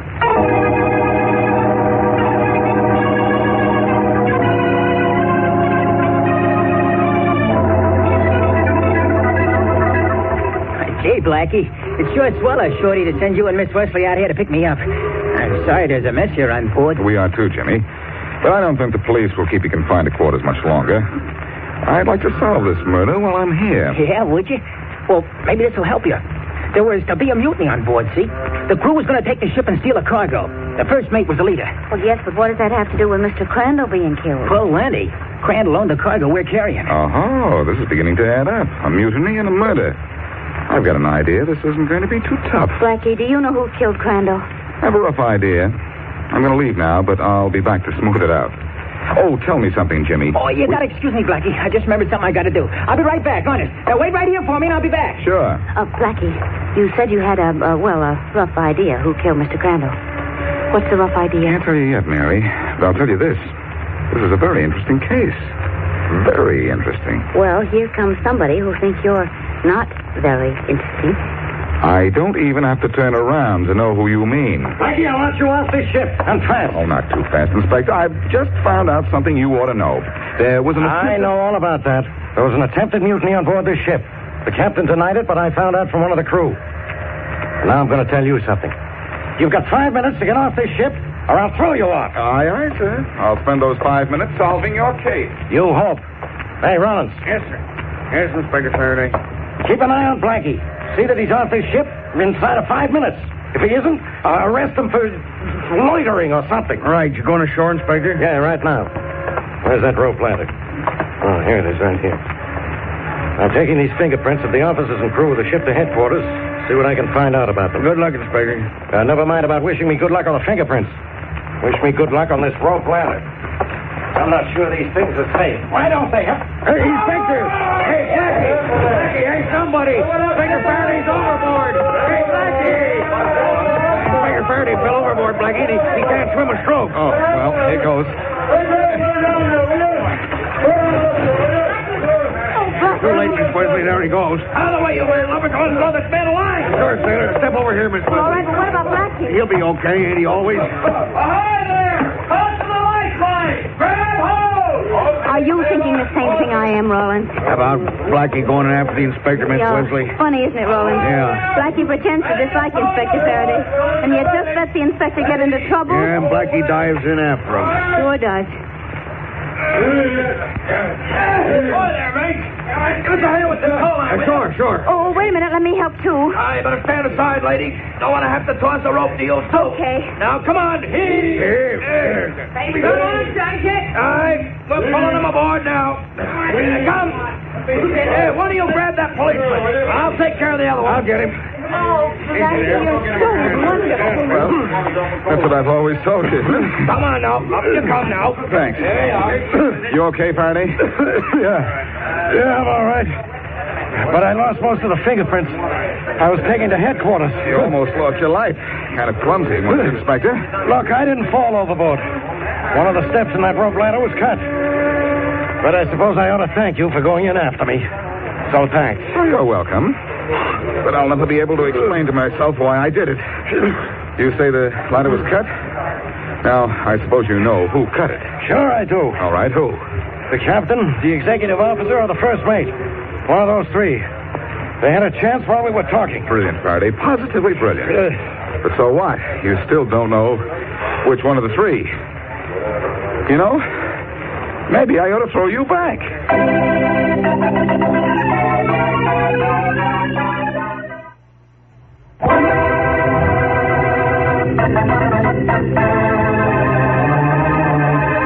The only passenger aboard the freighter Swan has been murdered. 3 people aboard the ship could have committed the crime. The captain, the executive officer, and the first mate. Inspector Faraday was leaving the ship for headquarters when a severed step in the rope ladder caused him to fall into the water. Blackie, on board to meet the cabin boy, Jimmy, as a favor to his friend Shorty, saves the inspector. It's several hours later as we return to our story, and Blackie is with Faraday in the inspector's office. Well, Faraday, now that you're sitting behind your nice warm desk and dressed in nice dry clothes again, may I go back to the ship and start to work on your case? You don't have to, Blackie. While you were changing your clothes, I checked the fingerprints I saved when I went overboard. One of them was the mate's. So my fingerprint file says the mate is an ex-convict. So I figure the mate killed Crandall because Crandall recognized him as an ex-convict. So? One more so, and you'll have me in stitches. Yeah? Well, in a few minutes, I'll have that mate in jail. I radioed Rollins on the ship to arrest him. Faraday, sometimes you... Yeah? Yes, Smith? You're wanted in the radio room, Inspector. It's Rollins. Good. Come on, Blackie. I'll let you see how fast I close a case. I want to see this. It'll be something to tell my grandchildren. I understand grandchildren love fairy stories. Now, just why are we in the radio room? Because Rollins is on the ship, and I've got two-way communication open from here to the radio room on board. That's why. Smith, which mic is open to the ship? This one right here, Inspector. Rollins is waiting. Go ahead. Thanks. Hello, Rollins. Yes, Inspector. Did you pick up the mate? Peterson? Yeah, I picked him up. Good. Bring him right down to headquarters. I want to talk to him. Headquarters, Inspector? I can't do that. Why not? You picked him up, didn't you? Yeah, off the floor of his cabin, Inspector. He's dead. What? Yeah, he's dead. Dead, Inspector. K-I-L-L-E-D. Dead. Quiet, Blackie. Get me a squad car, Smith. Yes, sir. Where are you going, Faraday? Crazy? No, I'm going out to the Swan. What for? To cook somebody's goose? Get me that squad car, Smith, and hurry. Yes, sir. So you're going to waste your time out on the ocean, huh, Faraday? Why don't you stay here? You're at sea no matter where you are.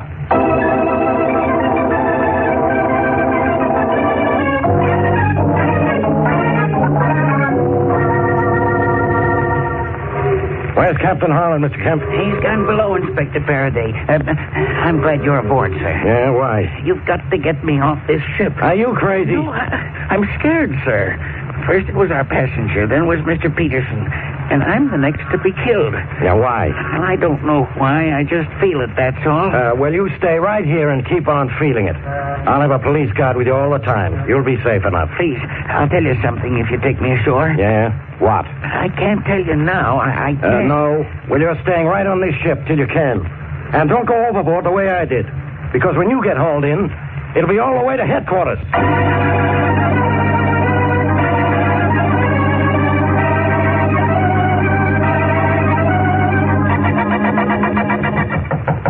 Who is it? It's me. Who's me? Jimmy Adams. That you, Blackie? Yes? Let me in your apartment, Blackie. Quick. Jimmy, how'd you get off that ship? You should have... Hey, what's the matter? You're soaking wet. Yeah, I know. I had to jump overboard and swim ashore. You swam ashore? I think you'd better come in or you'll start floating down the hall. Come on. Thanks. Jimmy, you shouldn't have done this. If Faraday finds out you've skipped, he'll be telling me you killed Crandall and the first mate. Let's get you out of those wet clothes. Yeah. I think I can find something for you to wear. Gee, thanks, Blackie. Boy, it's sure good to get out of these wet rags. I'll bet. Now, suppose you tell me why you went overboard. Oh, I had to, Blackie. There's plenty going on aboard that ship, and I didn't want to be any part of it. Well, we've still got to get you back. Here, I think these clothes will fit you. Almost. Swell, Blackie. Say, you're an all right guy. Well, you're an all-wet guy. Better let me get you a towel. Yeah, swell. Be right with you. Okay, Blackie. Hey, there's a nice joint you got here. I like it. Hey, that's some oil paint you got over the fireplace. Cost you plenty, I'll bet. Oh, a few. Yeah, a few to you. You know, that Wesley babe is sure a looker. Is that a picture on the piano? Uh-huh. Not very good of it, though. That ain't bad. Hey, who's the guy in the picture on the piano? Your brother? My brother? Yes, it is. Here's your towel. Oh, gee, thanks. Get yourself good and dry and get into those clothes while I call Faraday. He'll be angry you jumped ship, but after you've had a change of clothes, maybe I can get him to have a change of heart.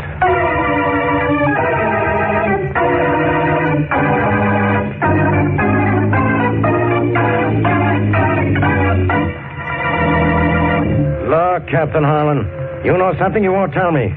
So maybe you better start talking. Who gave you this idea, Inspector Faraday? Your friend, Boston Blackie?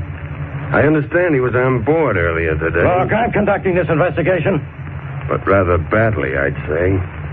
Look, Inspector, this kind of attitude isn't going to get you anywhere.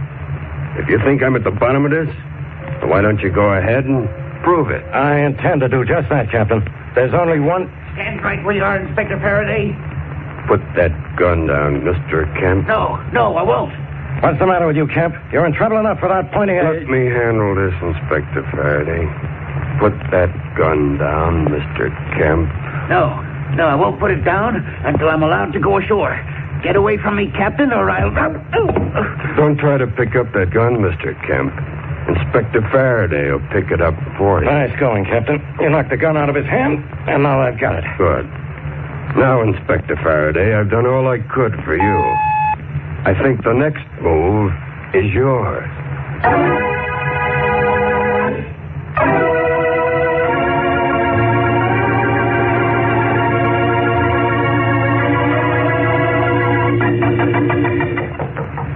Yeah, come in. Oh, hello, Inspector.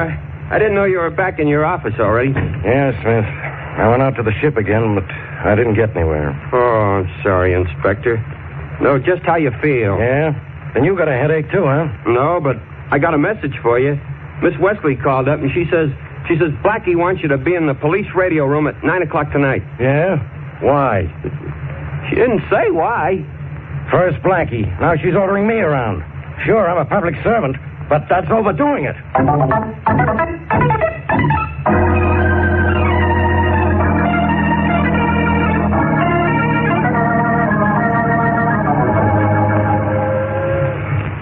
Blackie told us to meet him aboard ship, Miss Wesley. Well, we're aboard this ship, but where is he?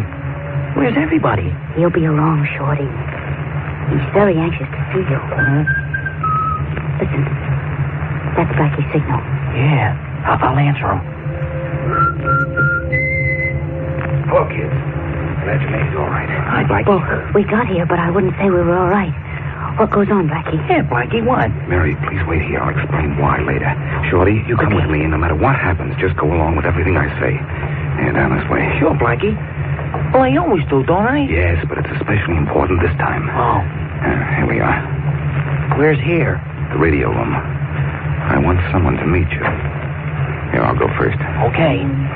Jimmy? Yeah, Blackie? Jimmy, I want you to meet a friend of mine. This is Joe Thomas. Oh, hi. Sure swell to know you, Joe. Oh, any friend of Blackie's a friend of mine. Thanks, Shorty, for keeping a straight face during that introduction. And now, Jimmy, you better start telling a straight story. Huh? What do you mean? I mean, you've been lying. Your name isn't even Jimmy Adams. What do you mean it isn't? I'm Jimmy Adams, cabin boy on this here ship. Is he the Jimmy Adams you know, Shorty? Shorty? He sure ain't, Blackie. I ain't never seen him before. And he's never seen you before either, Shorty. Because he accepted you as Joe Thomas when I introduced you. I knew he wasn't the real Jimmy Adams when he didn't recognize your picture on the piano. Okay. Stand where you are. Both of you. Blackie's got a gun. I know it, Shorty. Only I know it now, which is a little late. You're gonna be late, too. The late Boston Blackie. Get your hands up, both of you. I killed you as you knew too much about me. Crandall knew who you were, huh? And so did Peterson, the first mate. Yeah. Yeah, they both recognized me this morning. But what they knew didn't do them much good, did it? Then you admit you killed him? Figure that for yourself, Blackie. Hey, Blackie, look. If this guy ain't Jimmy Adams, and he ain't, well, where's Jimmy? The same place Crandall and the first mate are. Only your pal Jimmy got his before we left the other side. I had to get back to this country, see? That was the easy way. I became Jimmy Adams.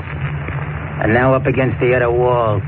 Both of you. It won't do you any good to kill us. Inspector Faraday has heard every word you said. Oh, now, Blackie. Don't give me that stuff. Inspector Faraday ain't nowheres around here. Oh, no? Hey, what's that? I'm right here. I heard everything you said. Blackie, I've got 2 men coming out there right away. Hey, where'd that voice come from? Not the same place that this fifth is coming. Ah, nice poke you gave him, Blackie. He'll be out for a week. Blackie, you get him? Yes, I got him, Faraday. I'm glad you stayed in the radio room at headquarters. Did you get his confession? Every word of it. Well, have it typed up, and I'll have Rawlins bring him in to sign it. And so, until next time, this is your commentator, Boston Blackie, speaking to you from aboard the good ship Swan and saying goodbye, good luck, and to you especially, Faraday, good riddance.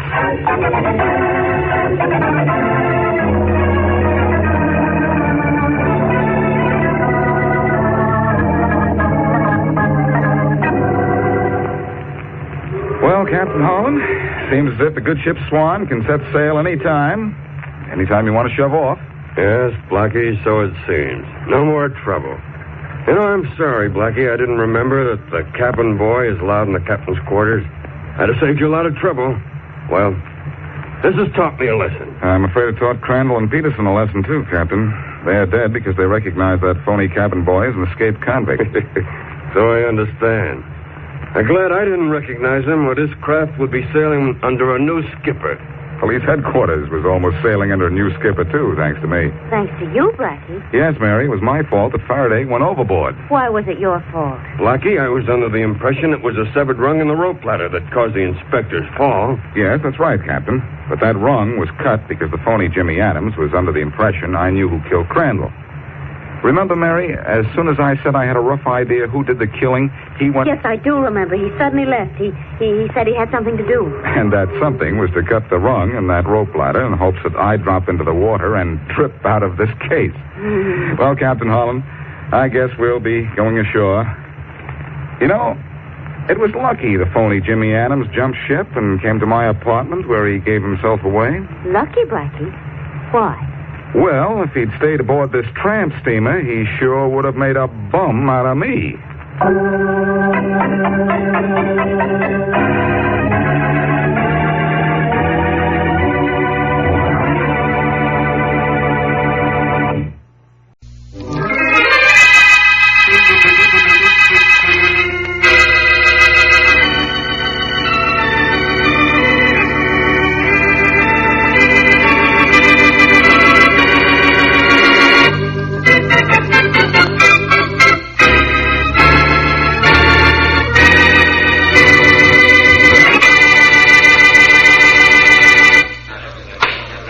Order. Order in the court. Ladies and gentlemen of the jury, I know you've brought in a verdict of not guilty in the state's case against Jerry Williams for the murder of Thomas Blaine, and I do not blame you. The state did not produce sufficient evidence for you to have convicted him. This is most unfortunate, in view of the fact that you know as well as I do that the defendant is guilty. But nevertheless, I must now discharge you as having done your duty as you saw fit. Will the defendant please rise? I guess you mean me, huh, Judge? Yes, I mean you, Mr. Williams. Okay. What's on your mind, Judge? You will desist from smelling that gardenia in your buttonhole and listen to what I have to say. Maybe I prefer smelling the flower. Order! Order in this court! Mr. Williams, what has occurred in this courtroom during your trial is a gross miscarriage of justice. All of us here are well aware of that.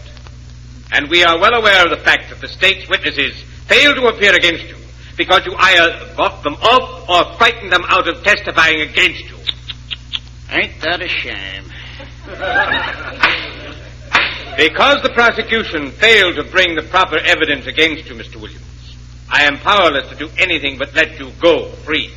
But while you have been tried for the murder of Thomas Blaine... Yeah, and freed of the murder, too. Don't forget that. I am well aware of that, Mr. Williams. But I hope that you are as well aware that you have yet to stand trial for the murder of Frank Lash. Judge, you try me for a dozen murders if you haven't got anything better to do this season. I got ways of beating any rap you tag me with. Pretty flower gardenia, isn't it, Judge? I just love the smell of them.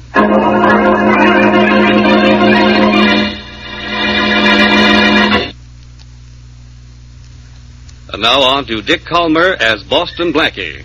Enemy to those who make him an enemy, friend to those who have no friends.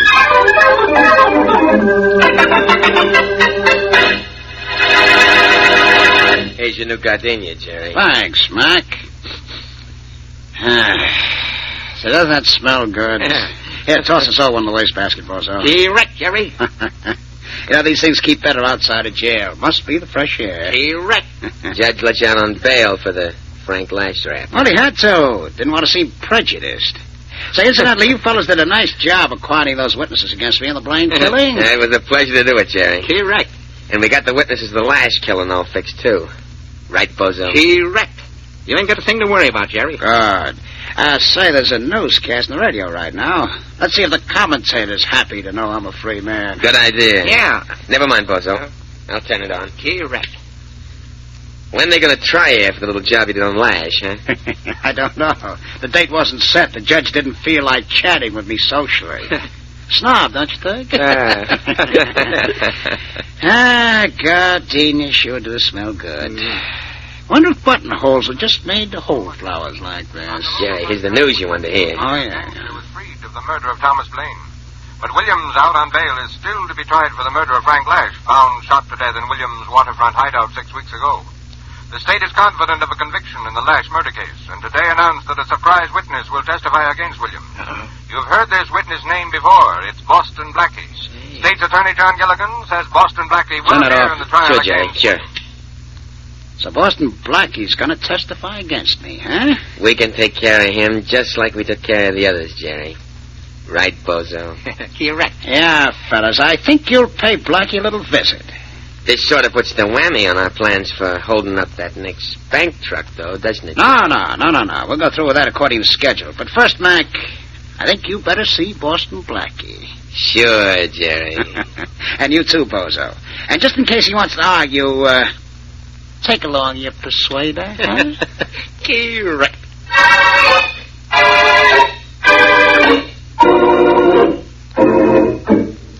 I'm sorry, Mary, but I can't leave my apartment just now. Oh, why not, Blackie? You said you'd be here in over an hour, and it's been almost... I know, Mary. It's been almost 2 hours. Sorry, but I've been busy, and I'm still busy. Blackie, what's the matter? Nothing's the matter. I'm just busy, that's all. Blackie, is something wrong? Of course not. I'll phone you tomorrow. Goodbye. Now, what were you boys saying? That you better suddenly have a very bad memory. Yeah. In regard to what? We told you.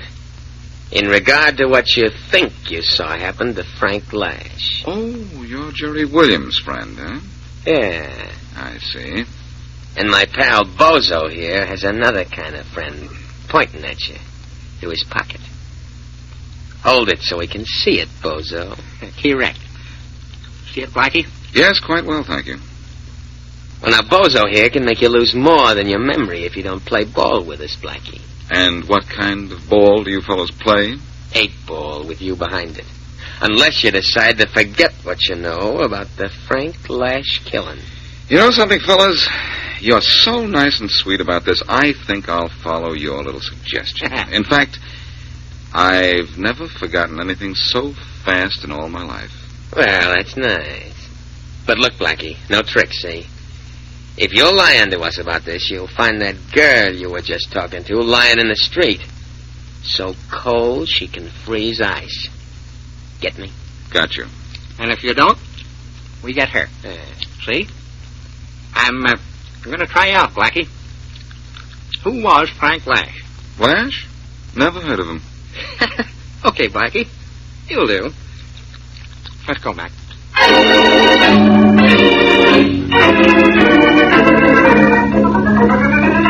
Blackie, you've cluttered up my office with some crazy ideas. But this is the craziest yet. Faraday, you've got to listen to me. You've got to lay off Jerry Williams and his gang. Nothing doing. I'm going to nab every last one of them, from Jerry on down. Faraday, if my head was as big and as hollow as yours, I'd rent it out for a rehearsal hall.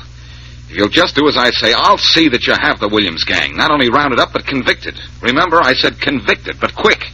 How do you know how long it'll take? I don't, but I know if you do what I say, we'll get things done twice as fast. Look, I am not asking this for myself, but for Mary Wesley. Mary? What's she got to do with this? Nothing that she knows of. And part of the nothing is that the Williams gang will kill her if I remember what I know about Williams killing Lash. You aren't going to forget to remember, are you? Yes, I am, Faraday. Blackie, whose side are you on? I could arrest you for what you're planning to do. Look, if you don't forget this... You do what I say, and I will remember. You'd better. What do you want me to do? Leave the Williams gang alone till I tell you when. Oh, I'm supposed to grab him, but I gotta wait till you tell me when. What happens after that? Don't worry, Faraday. I'll not only tell you when, as usual, I'll tell you where and how.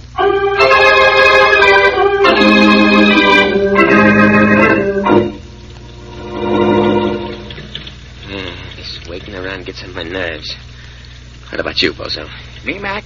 I ain't got no nerves. I ain't got nothing except this stick of dynamite in my mitt, and I began to toss it when that bank clerk shows up. Working for Jerry is good for the pocketbook, but bad for the nerves. What happens if a cop passes by and wants to know why we're parked here? What happens? I leave the dynamite for a second, and I talk him out of it with this rod of mine. No cop killing, Bozo, do you hear? I heard, but I don't understand. Only way there'll be no cop killing is if no cop shows up. Hey, Mac. There's a car coming. It's a truck. The armored truck. Get ready, Bozo. Here they come. Here goes the dynamite. And...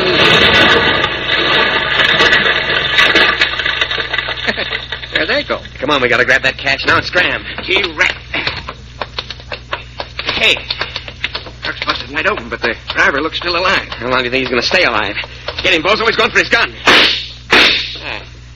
That's got him, Bozo. Now, let's haul this dough out of here fast. You're right, Mac. Come on, work fast before we have visitors. All right. Get that stuff over to our car, Bozo. You're right. I'm getting it. All right. I'll grab this sackful here. Good. That's the last of it. Now let's scram. Hey, somebody's coming. Come on, let's get out of here. You're right, Mac. We're all set to go. Let's go, then.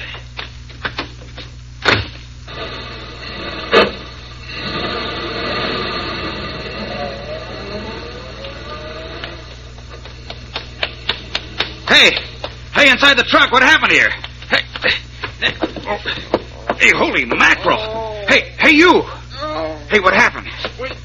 We got held up. Held up? Yeah. Did you get a look at the guys who... Two guys. What'd you say? Two guys in the car just now. Two of them, huh? That car just pulled away. Did you know... Too bad, pal. Well, I got a good look at him. I'll get even for you.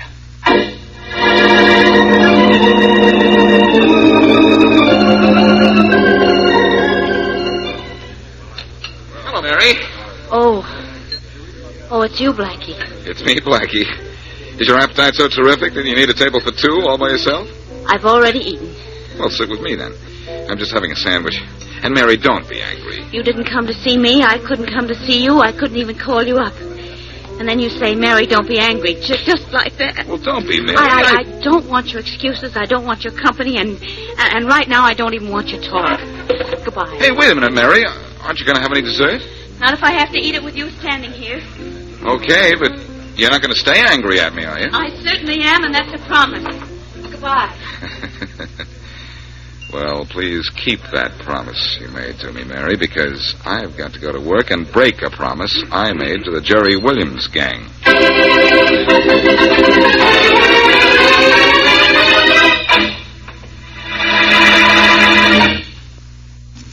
Now back to Boston Blackie.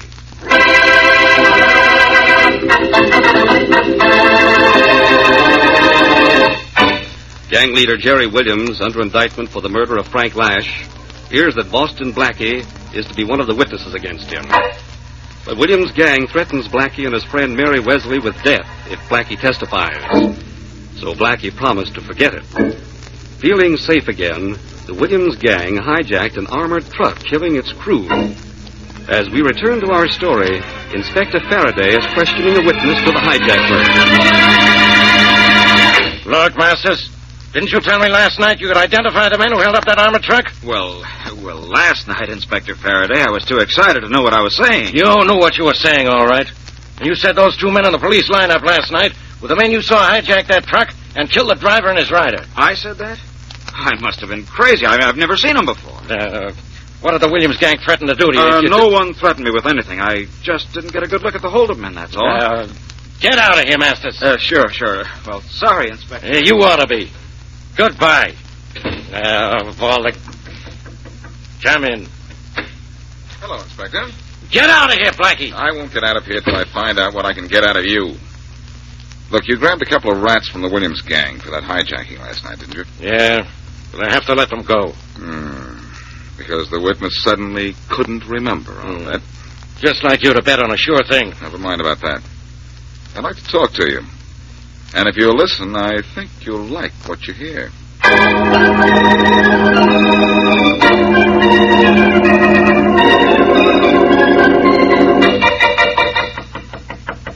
Who is it? Boston Blackie. Boston. Come in. My little company, Williams? Depends on whether or not the company minds me. So behave yourself, Blackie. You want me to be a good boy? Oh, now, Williams, there's no profit in being good. No? No. You ought to know that. You're one of the few men I know who disproves the theory that crime doesn't pay. You know, Blackie, if you know what you're doing, anything pays. Mm-hmm. Yeah. Say, it's a nice new gardenia in your buttonhole there. Kind of a trademark, isn't it? I haven't been without a gardenia in my buttonhole for 5 years. Okay. Expensive hobby. Look, you have a good business here. I like the way it operates. You mean you like the way I run it? Maybe that's it. Anyway, I'd like to join you. You could use me. Yeah. I can use your head and I can use your hands, but I can't trust you. Well, try me out then. On a job, huh? Would you open the vault at the National Bank? Too tough, especially for a job where I'd be on trial. I think you ought to give me something a little easier to start out. So you're on the level about wanting in, aren't you? If you'd enjoy the National Bank job, I would have known you were trying to trap me. What about it? Am I in? Well, I could use you on the safe of the Jones Express Company. I'll have a big cash shipment through tomorrow night. Would you open that one for me? I don't know. I'd have to see it first. There are some safes even I can't open. All right, Blackie. I still don't trust you. But I'm going to let you in. From now on, until the Jones Express job is over, though, I'm not letting you out of my sight. Out of my gun sight. If I try to tip off the cops, I'll get it. That's it, huh? Mm-hmm. Look, I'm willing to come in on your terms, but you have to do a couple of things for me. What, for instance? Well, for one instance, I'd like to know who I'm working with. Who's in your gang? Gang? I have 3 boys working for me. Only 3? That's all. But they're great. There's Mac McPherson, for one. Oh, yes, I know him. And Harry Tobin, he scares people into lapses of memory. Does very well, too. So Tobin's with you, huh? Well, you have a nice crew. Oh, you bet I have. Bozo Leach is a 3rd member. Know him, too, don't you? By reputation on his visit to me yesterday. Well, those are the boys you work with. Satisfied? Yes, I think so. Now, about the second thing you've got to do for me. I'd like to write a letter. Nothing doing, Blackie. But look, it's just to marry Wesley, and it's really for your sake. For my sake? How do you figure that? You say you're not going to let me out of your sight until the job is over. Well, if I'm not around tonight, tomorrow, and tomorrow night, Mary's going to get excited. Cops will be looking for me everywhere. Well, that sounds right. Okay, you can send her a letter, only I'll write it. You just sign it. Well? It's all right with me.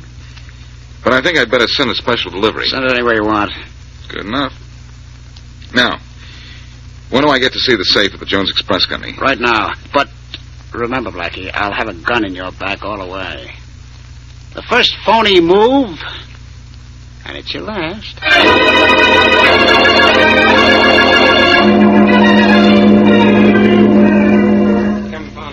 That's the safe over there, Blackie. Can you open it? Where, Jerry? You can see it behind that big stack of labels on the table. Oh, yeah, I see it. I'll walk over and pretend to be inspecting the labels on that table in front of the safe. Let you know then. Coming? You know I am, sweetheart. I know. Well, Blackie? Yeah. Yeah, I can open. All right. But no funny stuff when we get outside. No worry.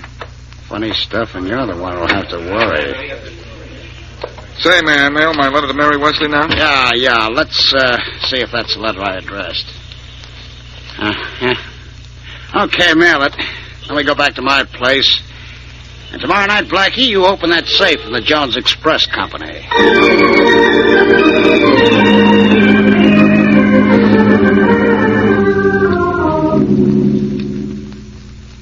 Well, come on. How soon will you have the safe open, Blackie?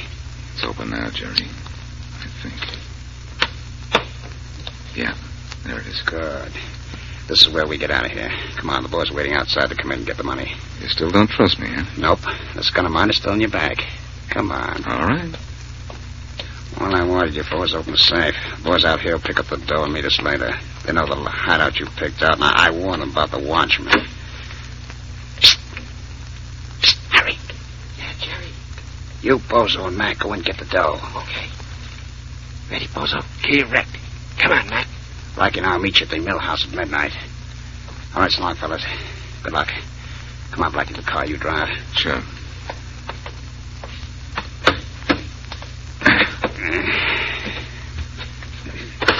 Well, so far, so good. All right, let's get out of here. That suits me. I have one stop I want to make before we get to the mill One house. stop, nothing. We're going straight. But I have to make the stop. Hey, what's all the shooting for? Well, the watchman must have made an appearance. Your boys said they were going to take care of him. Guess they did. Oh, yeah, the watchman. Huh? I guess I took care of him, all right. Nice boys, aren't they?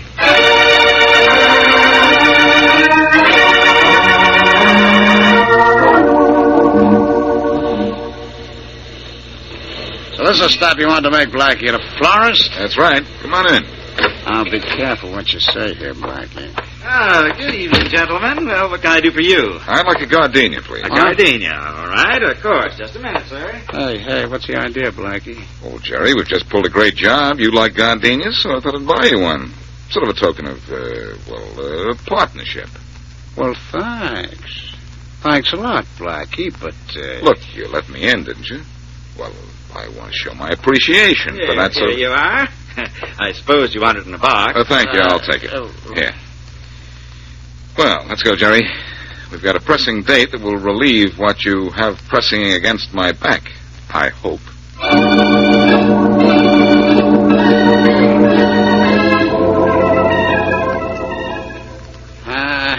Why'd you have to pick this creepy mill house to meet the boys, Blackie? My Gardenia doesn't smell as good out here. Here, well, the one I bought you. Huh? You're always hiding out in a swank place, Jerry. I figured this would be the last place in the world the cops would think to look for you. Well, it's not a bad idea. I don't like the looks of that river running under the floor here. You know, the boys should have been here 15 minutes ago. Can't figure it. They're always on time. Say, when are you going to put your gun away? I'm getting a little tired of looking at it. I'll put it away when the boys get here. Hey, wait a minute. There's an awful lot of shooting as we pulled away from that job. Too much shooting for killing just one guard, but just enough for shooting 3 guys. Don't move, Blackie, don't move. What's the matter? You know what the matter is. This whole deal's been a double cross, hasn't it? What do you mean? I mean, after you and I left the express company, the boys walked into a trap. And they got the boys, huh? Maybe. Maybe nothing. I don't know how you did it, Blackie, because I was with you all the time. I never let you out of my sight, but you tipped off the cops and the boys are dead, aren't they? Well, I wouldn't wait here for them too long if I were you. Don't worry, I'm not. You probably got the cops on the way here, too, but they won't find me, Blackie, just you, and all they'll find of you is your body. You mean you'd kill me after I gave you that lovely gardenia? Yeah, I love gardenias. But, Blackie, I don't like double crosses. Stand still. I'm going to enjoy this. Now, first, thank you for the gardenia. You know, I always sniff a gardenia before I kill a guy. Now, Blackie, what? Say, what's the matter with me? You're going to sleep, Jerry, because there's chloroform on that gardenia. And there's a sleeping potion in this fist of mine, too. Blackie, you all right? Well, Inspector Faraday, late as usual. Yes, I'm all right. And this sleeping beauty on the floor here, he's all yours.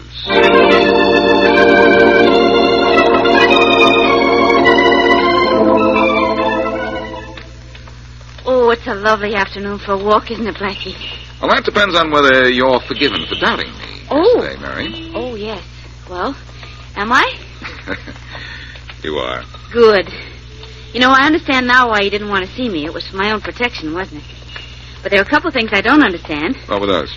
Well, for one, how did Inspector Faraday know that you were going to rob the Jones Express Company safe? Oh, I sent him a Jones Express Company label, Mary, pasted on the back of an envelope addressed to you. Yes, but I didn't get any letter from you. I know, Mary.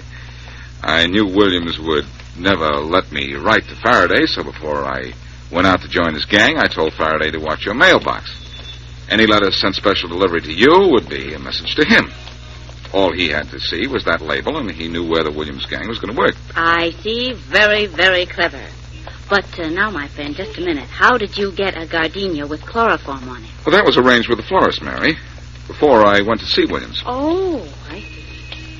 Well, your arrangement certainly worked out, Blackie. I see where Jerry Williams is going to be tried for the last murder. Yes, and the witnesses have come forward and promised to tell all this time. Why shouldn't they? Mr. Williams doesn't have any more on the outside to intimidate them. All the members of his gang were killed when they tried to shoot it out with the police at the Jones Express office, weren't they? Oh, Blackie. What's the matter? Look at the lovely flowers in this florist window here. I get it. What kind would you like? One of those lovely gardenias. You know, everybody loves gardenias, Blackie. Really? Ask Mr. Jerry Williams what he thinks of gardenias, Mary. He'll tell you that to him, they were poison ivy.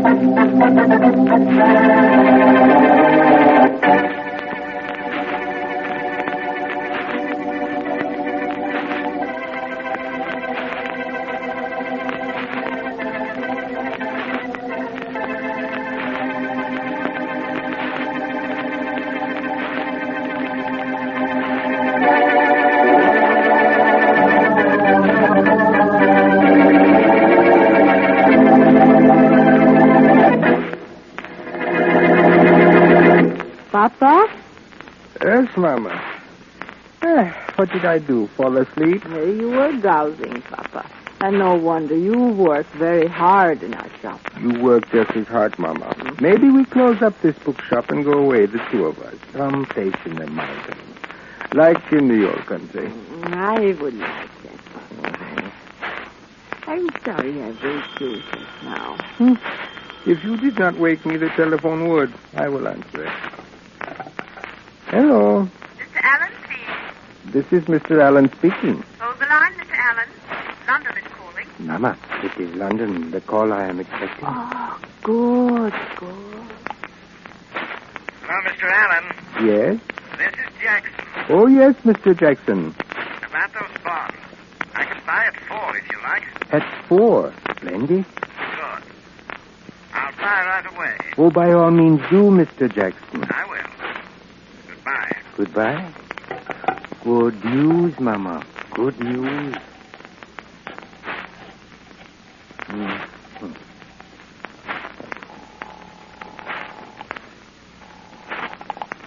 Hello? Mr. Bernard? Yes? You know who this is? Oh, yes. About that car you were going to get me. Yes? I want to make certain it has 4 good tires. 4. Don't worry. It'll have 4 good tires. Is that all? That is all, Mr. Bernard. Goodbye. Bye. Mama? Oh, Mama? Yes, Papa. Mama, the arrangements are all complete. They are. That's good. Very good. We are smuggling in another $150,000 worth of diamonds. We'll have them tomorrow.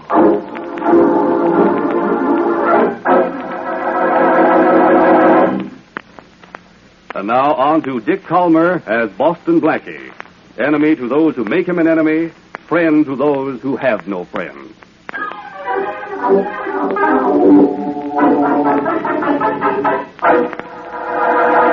Well, Mr. Brown, are you customs officials officially satisfied that I'm not smuggling anything into your fair country? We're satisfied you don't have anything on you or in your luggage, Mr. Lewis. But we know you're in the we're smuggling stuff into this country, and we'll catch you with it one of these days. You hope. Goodbye. I wouldn't be so smug, Lewis. There might be a next time, you know. Ha, ha. Miss Weeks, I'm leaving my office. I may not be back for several days. I'm devoting that much time to following a certain Mr. Frank Lewis.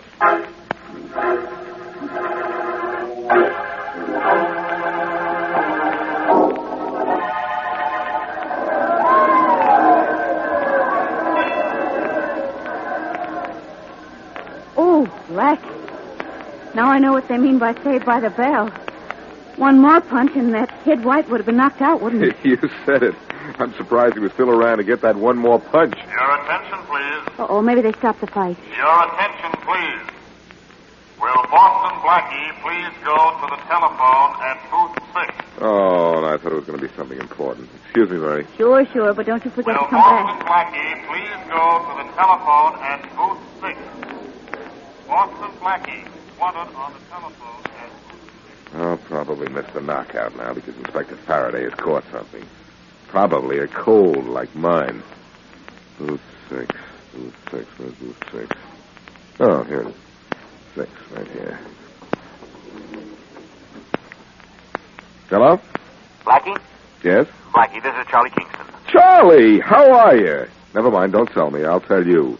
You've just put over another $1 million deal and you want to brag about it. No, it isn't that. Blackie, I'm sorry to have bothered you with the fight, but I have to see you here at my house tomorrow afternoon, and I didn't want you to make any other plans. I'm worried. Terribly worried. Blackie, you've got to be here tomorrow afternoon at 3 o'clock sharp.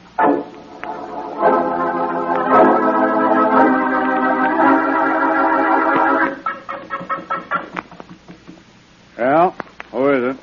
Room service. Come in. Set that tray down on this table, will you? Yes, sir. That's right. How's the steak? The way I ordered it? Lift the silver cover and see, sir. Yeah, well,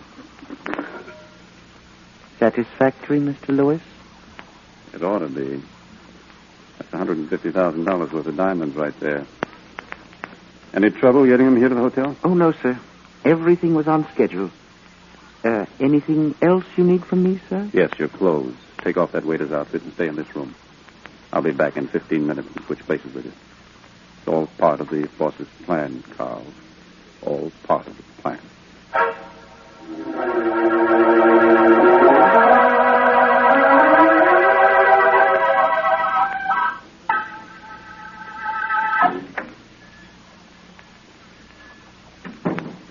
Hello, Papa. Well, Mr. Lewis, I'm glad to see you. I see you changed your clothes with Carl the waiter, as I instructed you to do. Wait, I locked the door, pulled down the shade. There. Now. Well, Papa, I certainly know by now how smart you are. I follow orders. Good. You are the only one in our organization who knows me. I'm happy to follow things as I decide them. Did anyone see you leave the hotel? Not a chance. If anyone was trading me from the plane, they think I'm still in my hotel room. I came down the service elevator and out of the service entrance. I've got to get back right away before someone misses Carl. Yes, of course. He did his job. Yeah, the diamonds he gave me. $100,000 worth. Not $150,000 worth? There's no mistake? No. Oh, perhaps I am mistaken. I received a call from London with a code message mentioning the amount and the number 4, which means that the diamonds were to be taped under seat 4 on your plane. That's right. I sat over them right across the ocean. Then I called our friend Joe at the airport, told him in code, of course, to get the diamonds from under seat 4 after the plane had landed and give them to his roommate. Who, naturally, is Carl, the waiter. These are the diamonds he gave me. I was almost positive our London friend said $150,000, but well, I might have been mistaken. Mama. Yes, Papa. A cup of tea for Mr. Lewis. He has brought us $100,000 worth of diamonds. No, thanks. I don't care for any. But I must insist. You must drink a cup of tea as a token that you trust us, that we have trusted you.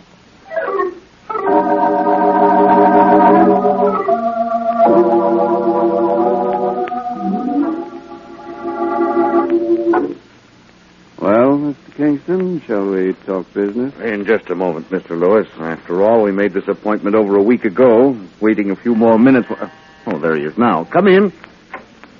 Hello, Blackie. 3 o'clock sharp, just as you promised. How are you? On time, Charlie. How are you? Anxious to get down to business, and I will now that you're here. All right.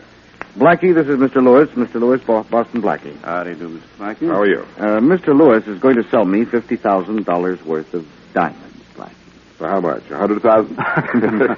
That would be a fair price. Fair to me, that is. A cup of tea, gentlemen? I think so. Why not? All right. Now, about these diamonds, Mr. Lewis. Yes. You say the diamonds are worth more than the 50,000. Much more. Here, take a look. You know diamonds, Blackie? Why the bargain, Lewis? Is this Be Kind to Kingston week? They're not stolen, Blackie. Well, then, let's drink to a good deal. To your health, gentlemen. Thank you. Thank you very much. Now let's get down to business. Good. Lewis, where do these diamonds come from? I'd know if they were hot. They're not even slightly warm, Blackie. So, what difference does it make where they come from? Look, what's the matter?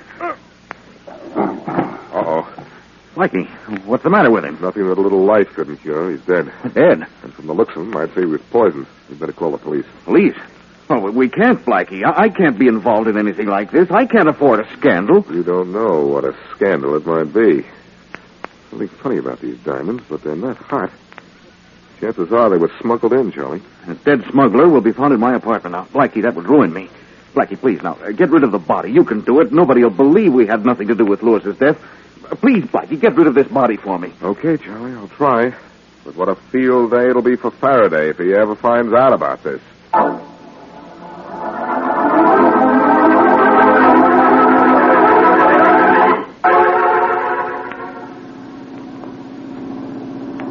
Stop the car about here, Charlie. Any place along this road. All right.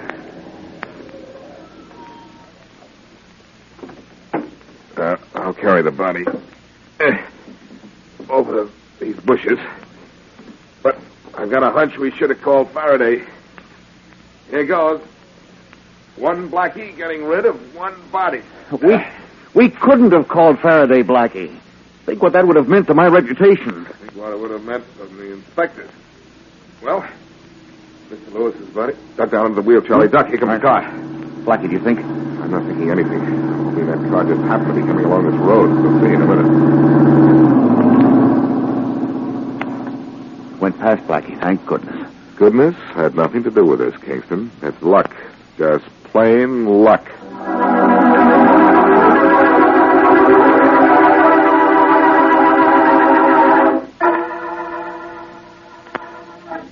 Look, Charlie, we're here at my apartment. We're safe so far. Stop pacing up and down. I can't help it. I'm worried. You can worry just as well sitting down. We're in no danger, providing nobody saw us. That car that passed us on the road, Blackie, I'm worried about it. Well, I'm a little concerned about that myself. Oh, something tells me that's Faraday. The police? Well, Blackie, what'll we do? Let him in, Charlie. And if Faraday knows something, which I doubt, I can't have him grab me. Because I'm no good to you behind bars. Try and get rid of him. All right, but Blackie, Coming? Hello, Inspector Faraday. Well, Charlie Kingston. Good. I'll take both you and Blackie down to headquarters at the same time. Headquarters? What, for what? You don't know for what. Come on in, Mr. Brown. This is the man that dead guy Lewis went to see, isn't it? Sure is, Inspector. How do you know anyone came to see me? I'm Paul Brown, Mr. Kingston, customs official. I was following Lewis when he went to your house, and I saw your friend Boston Blackie carrying out Lewis's body. He followed you in a car and saw you dump the body. Now, where's Blackie? He isn't here. He has to be here. Brown followed him here. Blackie hasn't gone out, and he can't get out. I've got a man at the back door. Come on, where is he? He's in the bedroom.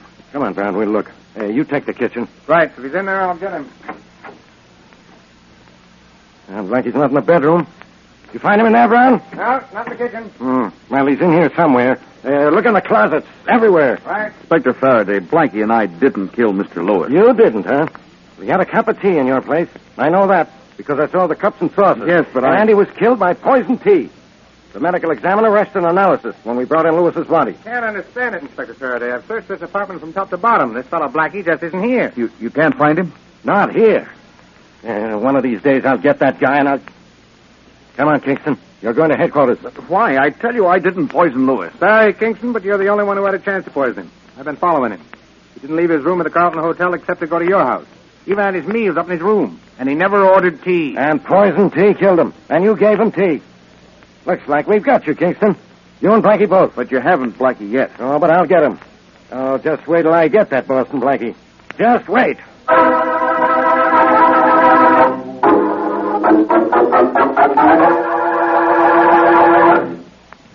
Now back to Boston Blackie.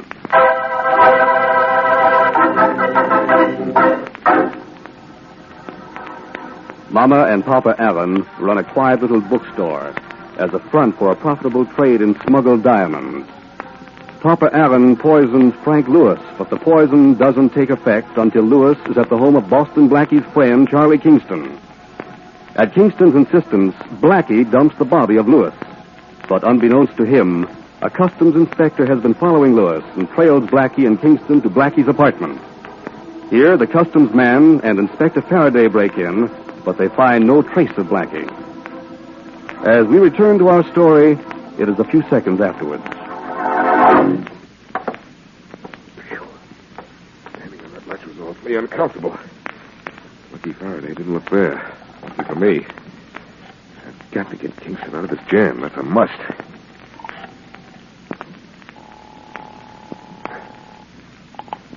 Hello? Mary.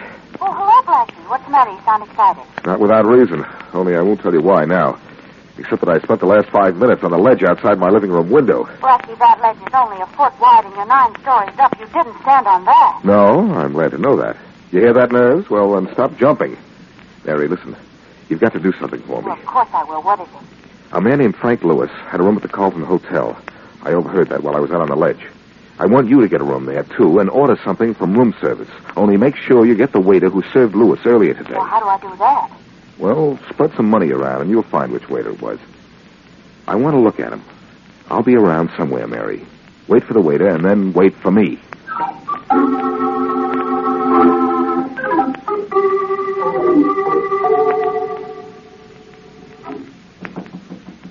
Come in. Your dinner, miss? Oh, fine, thank you. Would you please bring it in?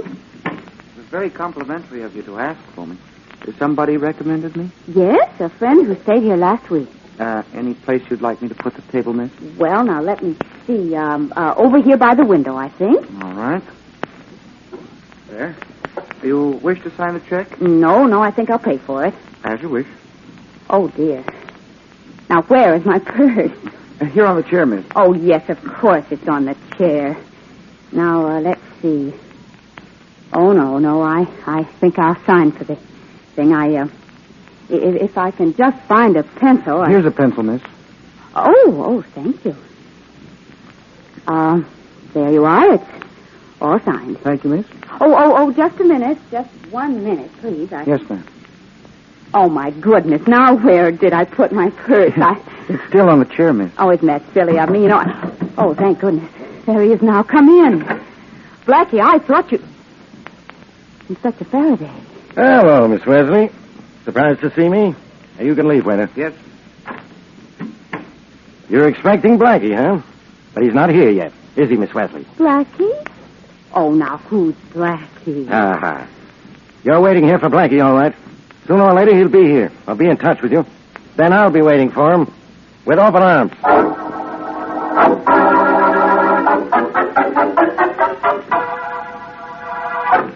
I'm not looking for a room.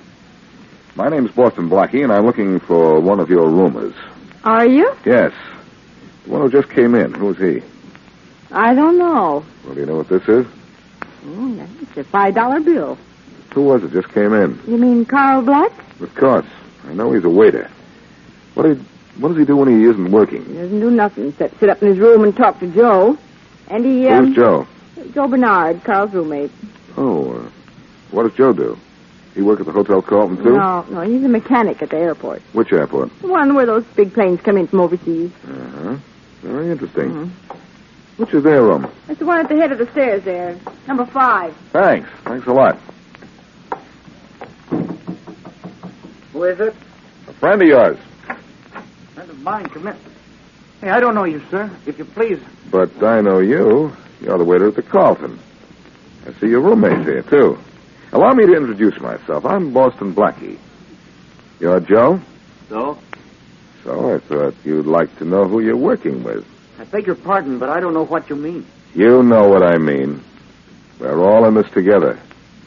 This nice diamond smuggling business. I'm exceedingly sorry, sir. You're mistaken. Really? What do you say, Joe? I say you're in the wrong cubbyhole. Well, right or wrong, we're all in this cubbyhole together. And this room is a lot cozier than the death cell up the river. You must be out of your mind. You don't make sense. Don't I? No. I know the police are looking for us for killing Lewis. Now am I making sense? Mr. Lewis dead? Shut up, Carl. Don't try to shut him up, Joe. Look, we've got to do some fast thinking. Lewis was killed by poisoned tea. The police think you poisoned him, Carl. You think I did, sir, but I served him no tea. Well, where did he get it? He was in his hotel room all the time, except when he went to Kingston's to sell him those jewels, was he? No. He went out once in my waiter's uniform. That was something our employer worked out in case anybody was following Mr. Lewis. Oh, he did leave the hotel once before he went to Kingston. Yes, sure. He went to deliver the diamonds to our employer. Well, then maybe that's where Lewis picked up the poison tea. That's it, sure. It was a slow-acting poison that didn't take effect until he was talking to Kingston and me. Undoubtedly, sir. Look, Carl, you're yapping too much. Say, I don't know who the boss is. Do either of you? No, but You're I've got... talking too much to suit me, Carl. Maybe this will shut you up. Maybe I know this will shut you up. You hit Joe very hard, sir. He needed something to keep him quiet for a while. Now, you have any idea who the boss is? No, sir, I haven't. Well, how do you get your instructions? Our employer, I really don't know who he is, calls here. Sometimes around this time, sometimes later, sometimes not at all. I see. Look, you and I are going to make ourselves a lot of money, see? When the boss does call, if he calls, talk to him and tell him just what I tell you to say. What will that be, sir? Well, we'll get to that in a minute. Hotel Carlton. 11:15, please. 11:15. One moment, please. Who are you calling, sir? A friend of mine. I wanted to know that this... Hello? Mary, this is Blackie. I followed that waiter to his rooming house. I was... Hang up quick. The police are here. They'll trace this call. Oh, no, they won't. But... Hello? Hello? She hung up. Smart girl. But if she hung up too soon, maybe she was too smart.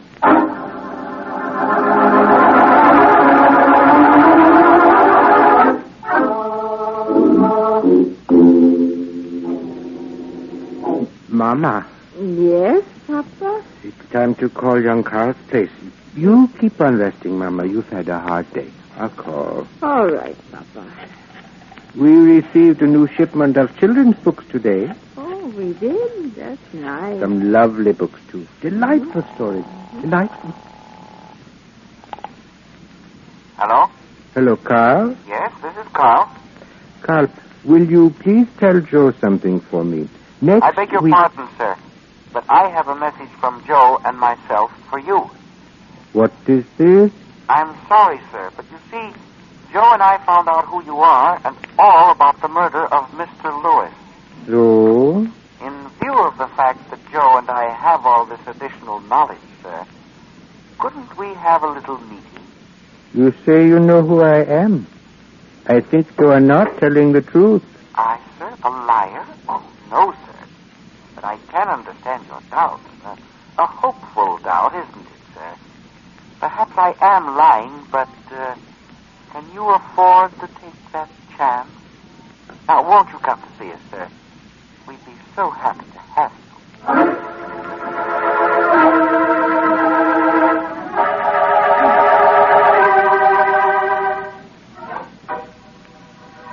I tell you, Carl, we're nuts to pull this son of Blackie's. I say let's get out of here before the boss gets here and cracks down on both of us. I'm afraid that's not possible, Joe, much as I might want to. Yeah? Well... Shh. That's our employer. I'm sure we should do what Blackie told us. Okay, we'll give it a whirl. Come in. Hello? You are Carl and Joe, aren't you? Don't move, either one of you, please. Look, Papa, you can't kill us. Can't I? I'm sure Mr. Lewis had the same doubt, but... Just a minute. I am about to make a terrible error. There are 3 hats on the table here, and so far I have accounted for only 2 heads. I think perhaps the third one might belong to someone hiding in this closet. So, come out, young man. I have a gun in my hand. I see it, thank you. But it's the look in your eye that frightens me more. Blackie, you're responsible for all this. Shut up, Carl. Blackie? So, this is Mr. Boston Blackie. Well, Mr. Blackie, you are about to make the headlines again. But this time not as a hero, but as a corpse. I am so sorry I have... I'm sorry to have to do this to you. Hi, Blackie. Who are these mics? Hello, Faraday. All right, Rollins. Bring the boys in here, round up this gang. Wow. I thought you'd never get here, Faraday. What do you mean? You thought I'd never get here? You're just lucky I was in that hotel room with Miss Wesley when you phoned, and I traced the call. You'd be dead now if I weren't so smart. I knew you were in that room with Mary, Faraday. That's why I made the call. I wanted you to trace it. You wanted me to? Sure. I not only wanted you to get me out of this jam, but I wanted to show, well, I must show my appreciation. I have arranged for you to pick up Carl here, and Joe, and Papa. Now, I've given you a nice haul. Now, suppose you haul me home. I'm tired.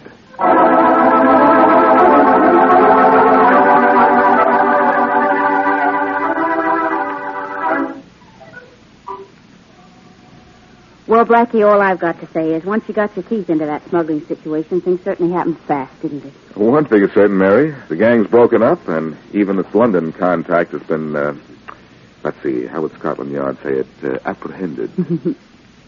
You know, of course, that you had me worried when you didn't get to the hotel in time to see the waiter. I was in the hall and followed him. Oh, I might have known. Blackie, what is there about you and me that attracts situations like the smuggling ring? I don't know. Maybe it's like those divining rods they used to find water or oil or gold. If the stuff is there, the rod will find it. And when trouble's there, Blackie will find it. Is that it? Something like that. You know, the thing that amused me about this last case of ours is how Papa and Mama used a bookstore as a blind for their smuggling activities. The old man seemed to be very fond of books, by the way. Well, that's as it should be. Inspector Faraday booked him, didn't he?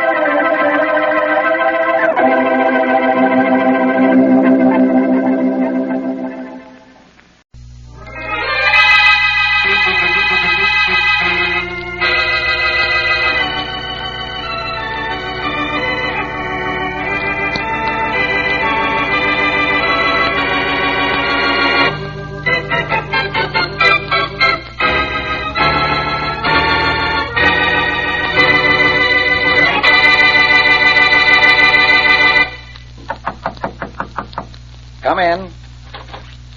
Oh, come right in, Mr. Adams. How are you this morning, Mr. Parker? Fine, just fine. I don't have to guess what you're here about, do I? No, I don't suppose you do. Well, Mr. Parker, all you have to do to renew the fire insurance on your building is just sign this form. Here you are. Mr. Adams, all I have to do is sign that form if I were going to renew the policies. Oh, now come, Mr. Parker. You're not going to switch to another company, are you? No, I'm not switching to another company. I've just decided not to carry any more fire insurance on my building. Oh, now I know you're kidding. That building of yours is much too valuable not to be heavily insured. And the machinery in it, Mr. Parker, you'd lose a fortune if anything ever happened to that. I've had that building and machinery covered for 3 years, and nothing has happened to it so far. Well, perhaps not, but a fire could break out at any time, today, tomorrow, next week. Just think what a tragedy that would be. If your policy lapses at noon today, you can't be serious about not renewing. I am serious, Mr. Adams. I'm sorry, but that's my decision. Well, all right, Mr. Parker, it's your decision and it's your building. But if it burns down any time after 12 o'clock noon today, it's also your loss. And now meet Dick Calmer as Boston Blackie. Enemy to those who make him an enemy, friend to those who have no friend.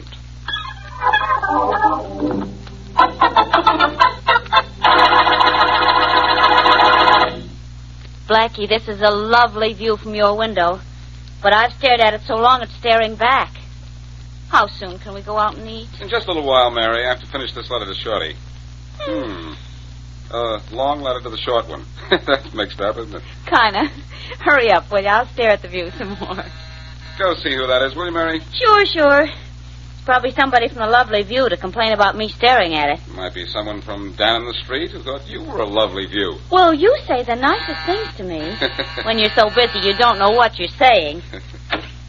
Yes? This Boston Blackie's apartment. It is, and that's Blackie right over there at his desk. Oh, yes, of course. I didn't see him. There have been people who couldn't see me, some who wouldn't, but you're the first fellow who didn't. Oh, hello. We've met, haven't we, Mr. Yes, my name is Gardner. Blackie. Robert Gardner. I met you at that party at your friend Charlie Kingston's penthouse last month. Oh, yes, that's right. You and a fellow named Jim Parker are in business together, aren't you? Yeah, that's right. We own a large factory building on 11th Street. Of course. Oh, this is Miss Wesley, Mr. Gardner. Miss Wesley. How do you do, Mr. Gardner? Well, Gardner, is there something I can do for you? Yes, Blackie. I I wouldn't ask you this if I weren't desperate. It's a little embarrassing, but I guess everybody in town knows I'm broke. Blackie, I've got to have $25,000, and I've got to have it fast. $25,000? Yes. You came to me for $25,000? Well, that's a little out of my class, Gardner. If 1,000 will do you any good... No, probably... Blackie, no. 1,000 won't be a bit of good. It has to be 25,000 at least. Well, I'm afraid I can't swing that. You say everyone in town knows you're broke. Why, I understand that you and your partner Parker are pretty well off. Parker is, but I'm not. Really, the only thing I have is my half ownership of that building, and the machinery on 11th Street is worth a lot of money, Blackie, but right now what I need is cash. Mortgage? I've already done that, Blackie. My wife is the reason I have no money, and the reason I need money now. She's demanding things I can't afford to give her, and I've got to buy them for her or she'll leave me, and I can't let that happen. No, I suppose not. Tell you what I'll do. You've met Charlie Kingston. Yes? Why don't you ask him for the money? Use your interest in your firm as security. You think Mr. Kingston would lend me the money? He might. Try. Can't do any harm. It might be a good investment for Charlie. I'll call him and tell him you'll be up. Oh, thanks, Blackie. I'll see him first thing in the morning. Thanks a lot. Don't thank me. I haven't done anything. Yes, you have. You've given me hope of getting that $25,000, and you don't know how much I need it. I'd do almost anything to get it. Well, goodbye, Blackie. And goodbye, Miss Wesley. It's nice to have met you. Goodbye. Goodbye and lots of luck. Luck, Miss Wesley. I don't need that. I need money. Oh, that man is desperate, Blackie. Yes, Mary, and there are 25,000 reasons why.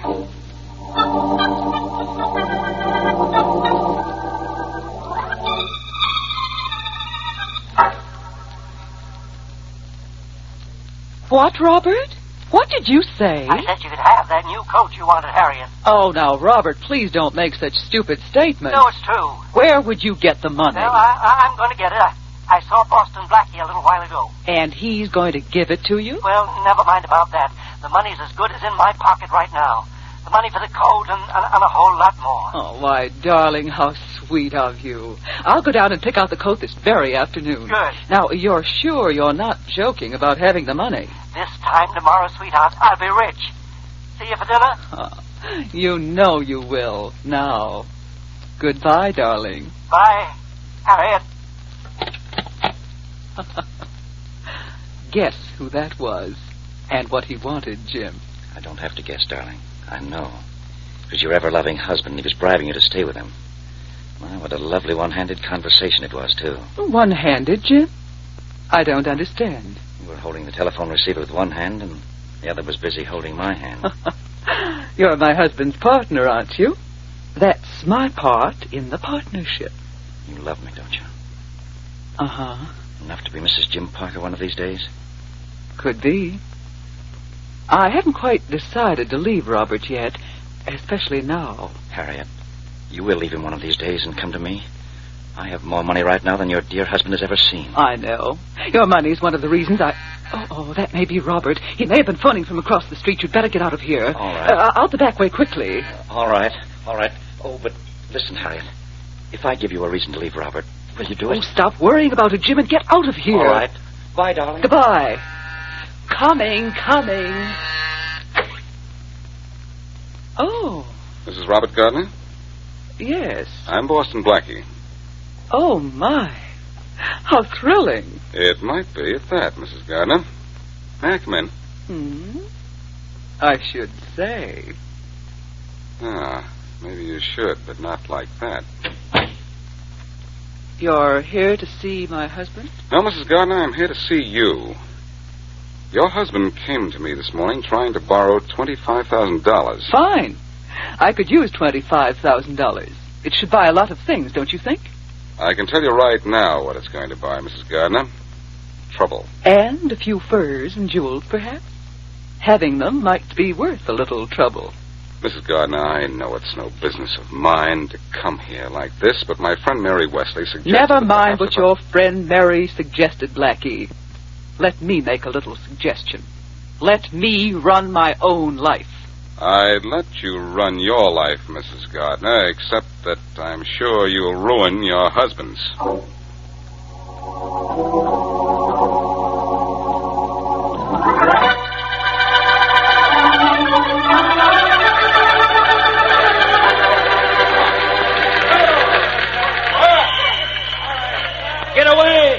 Get away from that south wall, men. The flames have weakened those girders, and the walls are about to come down. Look out! There it goes!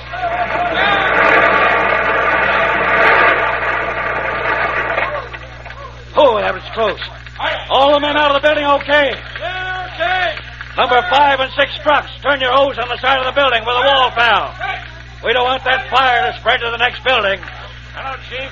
How's everything? Oh, Shoe Inspector Faraday. Well, we've been fighting the fire since 8:45, but we'll have it out in no time.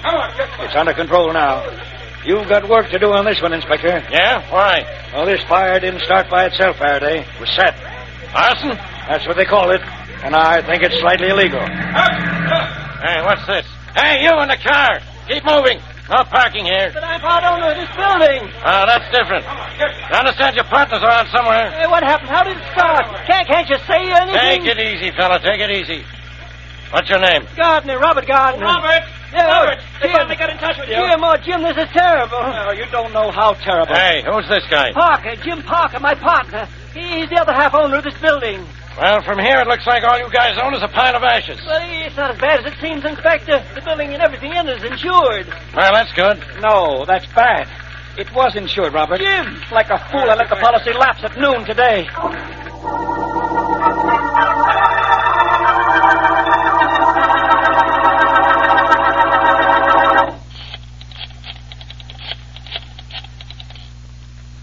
Answer your phone this time, will you, Harriet? Why aren't you home?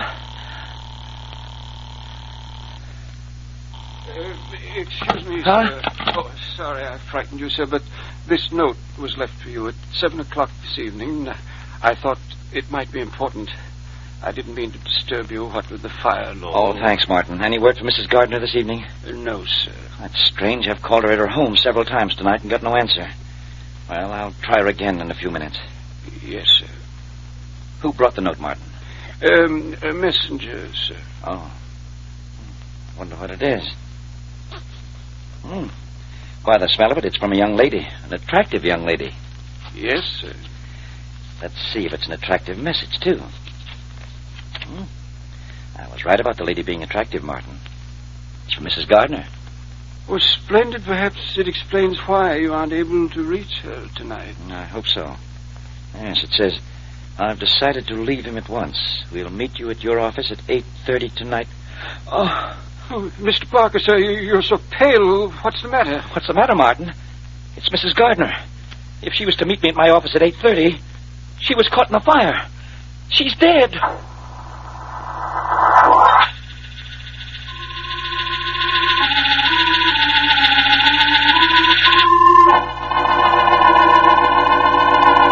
Look, Gardner, I've had guys sitting here in my office till they grew beards because I wouldn't talk. So you better start talking. But I tell you, Inspector Faraday, I didn't set fire to my building. Oh, you didn't, huh? No. You're not getting anywhere with him this way, Faraday. Quiet, Blackie. Quiet? Why? You didn't ask me down here to be quiet, did you? No, all I want you to tell me is that Gardner came to you asking for money this morning, that's all. Yes, and I told you he did. And I admit I did, but that's all I admit. I didn't set fire to my building. Why should I? Why should you? I'll tell you why. You needed money. But the building wasn't insured. I got no money from it. I know. But you didn't know the building wasn't insured. You didn't know it till after the fire.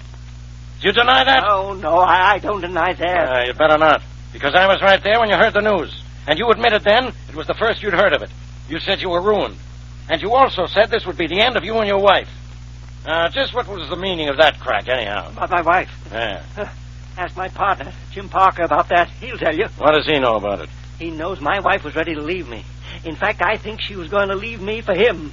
The reason I went to Blackie was because I wanted money for her. Oh, is that so? Yes. Well, you know what you're doing, don't you? You're admitting you burned down your building to get money for your wife. Blackie, make him believe I didn't set fire to that building. I'd like to do that, Gardner, but... But you can't. Nobody can. Because he did set fire to that building. He needed money. He admits that. He thought the building was insured. He admits that. He set fire to that building. Faraday, he doesn't admit that. No, and I'm not going to. Well, I'll tell you something you are going to. You're going to jail. No, I didn't. Blackie, can't you help me? I don't know, Gardner. I'll try. But whoever did set that fire certainly made it hot for you.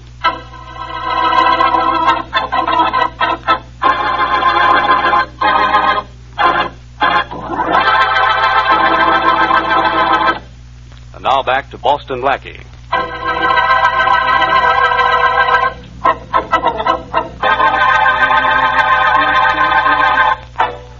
When Boston Blackie was unable to lend Robert Gardner $25,000, he knew that Gardner would do something desperate to get the money.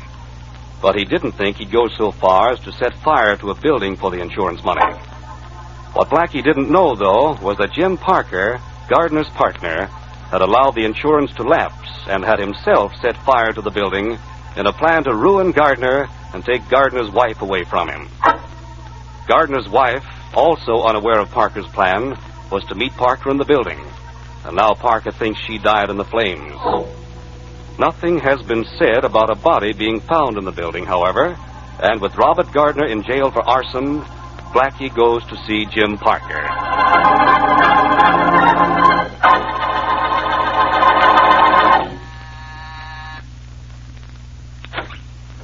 Yes? I'd like to see Mr. Parker, please. Mr. James Parker. I'm sorry, sir. He's not in. You expect him in soon? Yes, sir. Would you like to wait? I wouldn't like to, but I will. Very good. You're Parker's butler? Obviously.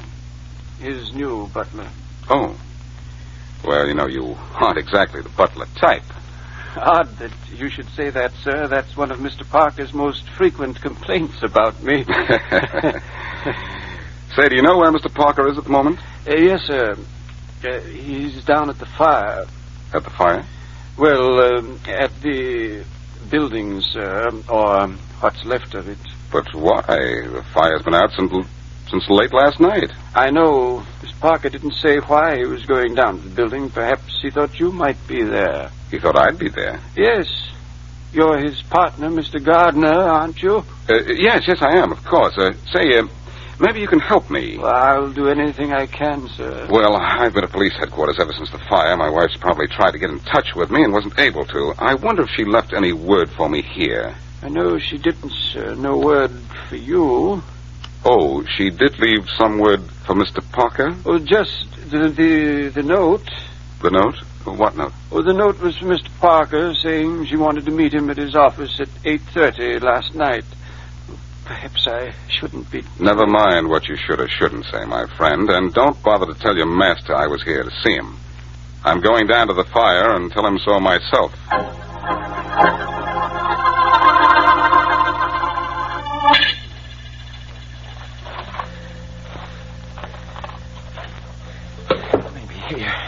Maybe it has to be here. Oh, not here. Looking for something, Parker? Huh? Who are you? What do you want? I'm Boston Blackie, and I want to talk to you. I don't have time to talk right now. Why not? You seem to have time to nose around this pile of burned-up junk. This is my building. This is still my property. I can do what I want here. Well, maybe I can help you. Looking for anything in particular? No. Then what are you looking for? Nothing. Just looking. Looking for nothing? Well, that should take no time. Your partner, Robert Gardner, is looking for something. He's looking for his wife, and I have an idea that's bad. Bad? Why? She's missing. Missing? Where is she? You don't make much sense, Parker. If anyone knew where she was, she wouldn't be missing. I think I have an idea why she's missing. You do? Why? I happen to know she planned to meet you in your office in this building at 8:30 last night. So? So the building caught fire a little after 8:30, when she was supposed to be in your office. That's why you're down here. You know she was supposed to be in your office last night. You think she died in the fire. That's why you're here, to make sure. If you can. I don't know anything about Mrs. Gardner. You know plenty about her, Parker. You wanted her, and I think she was agreeable to leaving her husband for you. I know nothing about it. You know the whole story, Parker, from start to finish. You let the insurance policy on this building lapse and set fire to it, so you destroy Gardner's last hope of being able to support his wife. You knew Gardner's wife would leave him as soon as she saw he was flat broke. You're in a spot, Parker. I am? Why? I'll tell you why. Like a lot of women, maybe Mrs. Gardner was late for her 8:30 appointment with you last night. She was? Maybe. Maybe she got down here just in time to see the building go up in flames and you run out of the place. And maybe she got the very unpleasant thought that you were trying to murder her. She might not like that, Parker. I'd certainly hate to be in your shoes if Mrs. Gardner is alive.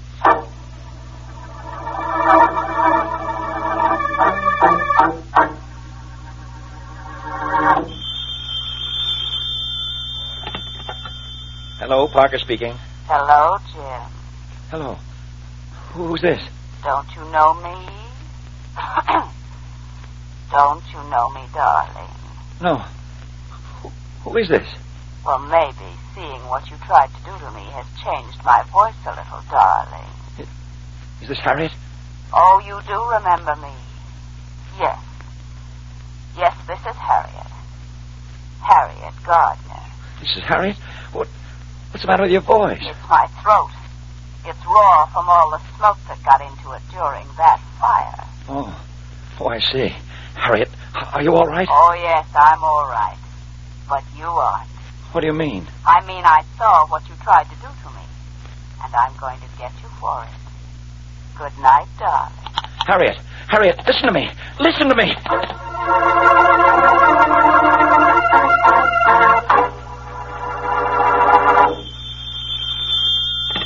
Hello? Hello, Jim, darling. How are you this morning? Harriet, is that you? Oh, you know my voice right away this time. Why?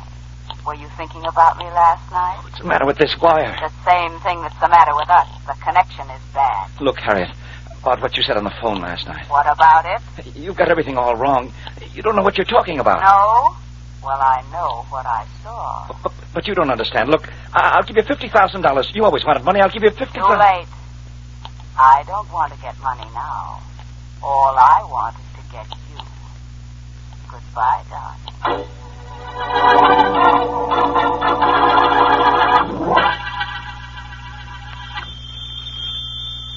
I'll get it, Martin. Yes, Mr. Parker. Very good, sir.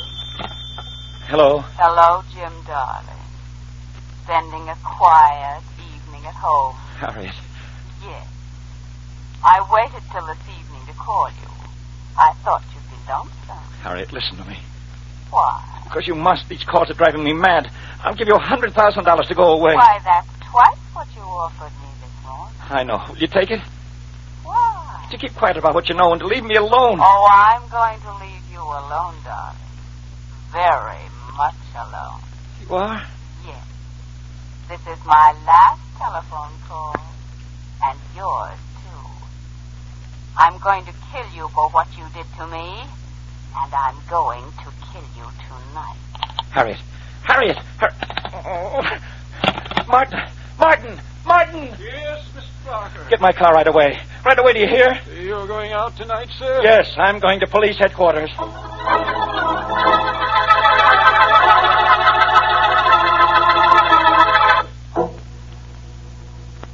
Now, go through the whole thing slowly this time, Parker, so the police stenographer can take it all down. All right, Inspector Faraday. Okay, go ahead.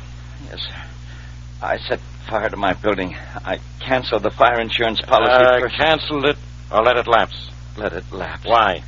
It was Robert Gardner's only means of income. I wanted to destroy the building and therefore wipe him out. Why? So that his wife would leave him. I was in love with her and wanted her, but she wouldn't leave him as long as he could support her. Then you set fire to the building yourself, and Gardner had nothing to do with it. Nothing at all. I did it all myself. It was my idea, and I did it all myself. Now protect me, will you? You have your confession. Protect me. Protect you, Parker? From what? From whom? From Mrs. Gardner. She planned to meet me in the building the night of the fire. She saw me set fire to it. She thought I planned to kill her, so she's going to kill me. I don't think she'll kill you, Parker. But she will. She said so herself. She did. When? Just an hour ago on the telephone. She's threatened me 3 times since the fire. I wonder where she was calling from. She's dead. What? She died in the fire. No, that can't be. It not only can be, Parker, it is. She kept that 8:30 appointment with you and was caught in your office when the building went up in flames. We found her body in the ruins about an hour after we got the fire out. But if she's dead, who called me up today and again this evening? Who? I'll show you who. What did you push that buzzer for? Relax. Nothing's going to harm you, Parker. Nothing but the law. You buzz for us, Faraday? Yeah, Blackie. Come on in. You too, Miss Wesley. Thanks, Inspector Faraday. Case over? Yes, Miss Wesley. For everybody but Parker here. With Mrs. Gardner dead, he wants to know who called him up and threatened him. Why, I did. Don't you recognize my voice? darling. It was you? You catch on fast, Parker. But why? Why wasn't I told that Harriet was dead? I've been frantic since the fire. Frantic. But not frantic enough, Parker. Not frantic enough to talk until you thought you yourself were in danger. Yeah, and then you talked, but plenty. Hey, Rollins! Rollins! Rollins, get this guy out of here. Lock him up. Okay, Inspector. All right, but you don't have to push me. You don't have to. Well, I solved another one, eh, Blackie? You solved another one? Yeah. Whose idea was it that Robert Gardner was innocent? Okay, it was yours. But I was ready to let him go. In fact, I'm going to let him go now. Sure, after a trick of mine forced Parker to confess. And whose idea was it not to reveal that we'd found the body in the fire so that the killer would go crazy wondering whether or not Mrs. Gardner was dead? All right, that was your idea, too. But I agreed it would work, didn't I? Yes, I'll give you credit for that much. But whose idea was it? Hey, just a minute, you two. While you're passing out compliments, don't forget me. It was my voice that fooled Mr. Parker. I'd like to hear either one of you impersonate a woman, dead or alive. So, how about a little bit of credit for me? Oh, I'll give you lots of credit, Miss Wesley. Yes, Faraday. Give Mary the credit. But see that you give Parker the works.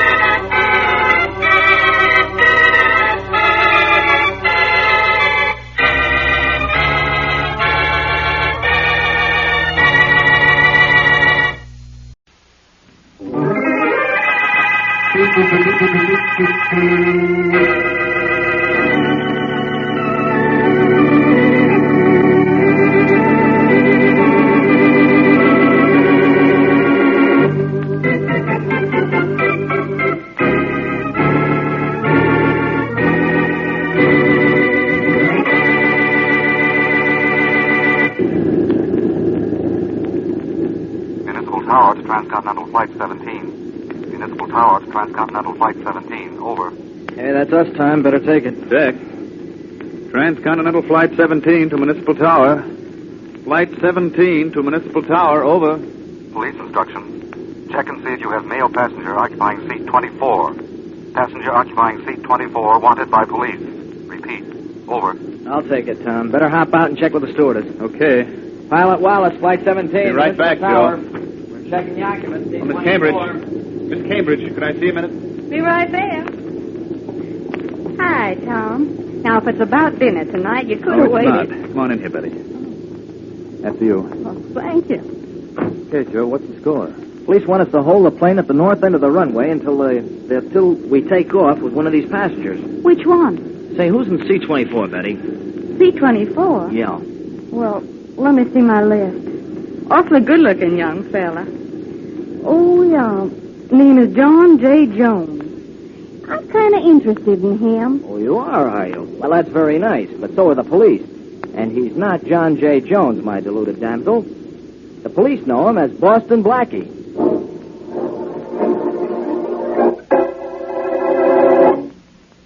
And now, on to Dick Calmer as Boston Blackie. Enemy to those who make him an enemy.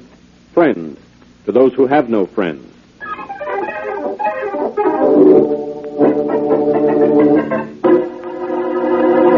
The Chicago police have been very thorough, haven't they, Rollins? Yes, Inspector Faraday, they sure have. Well, there's the plane now, Inspector. Yeah. And Blackie's got to be on it. We know he was on the plane when it left Detroit, and it hasn't made any stops. Yeah, Rollins, but Blackie's likely to get out of anything, anytime. I remember once I had him in 2 sets of handcuffs. The next minute... No handcuffs. No Blackie. Chances are I couldn't have made a charge stick anyhow. I've never been able to tie anything on him in 6 years. You'll be able to arrest him now, won't you, Inspector? You're sure Blackie's the man, Miss Moray? Why, of course I'm sure. I was with my grandfather when he was robbed. The thief wore no mask, and I recognized Boston Blackie. Uh-huh. I'm sure it was Blackie. Why do you keep asking me if I'm sure? I just wanted to be certain, that's all. I've been waiting to get a witness against him to make a positive identification for a long time. Oh, here she is. Do you think you'll have the money with him? I can't wait until I get my hands on it. There's a lot of money in this world, Miss Moray. What I can't wait to get my hands on is Boston Blackie.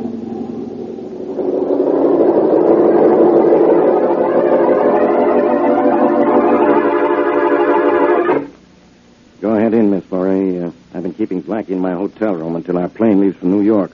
But I couldn't get anything out of him. You talk to him yourself. Go ahead. Rollins is in there guarding him. I'll be right here outside the door. All right, Inspector Faraday. Blackie always was a soft touch for a girl. Here's hoping you get something out of him.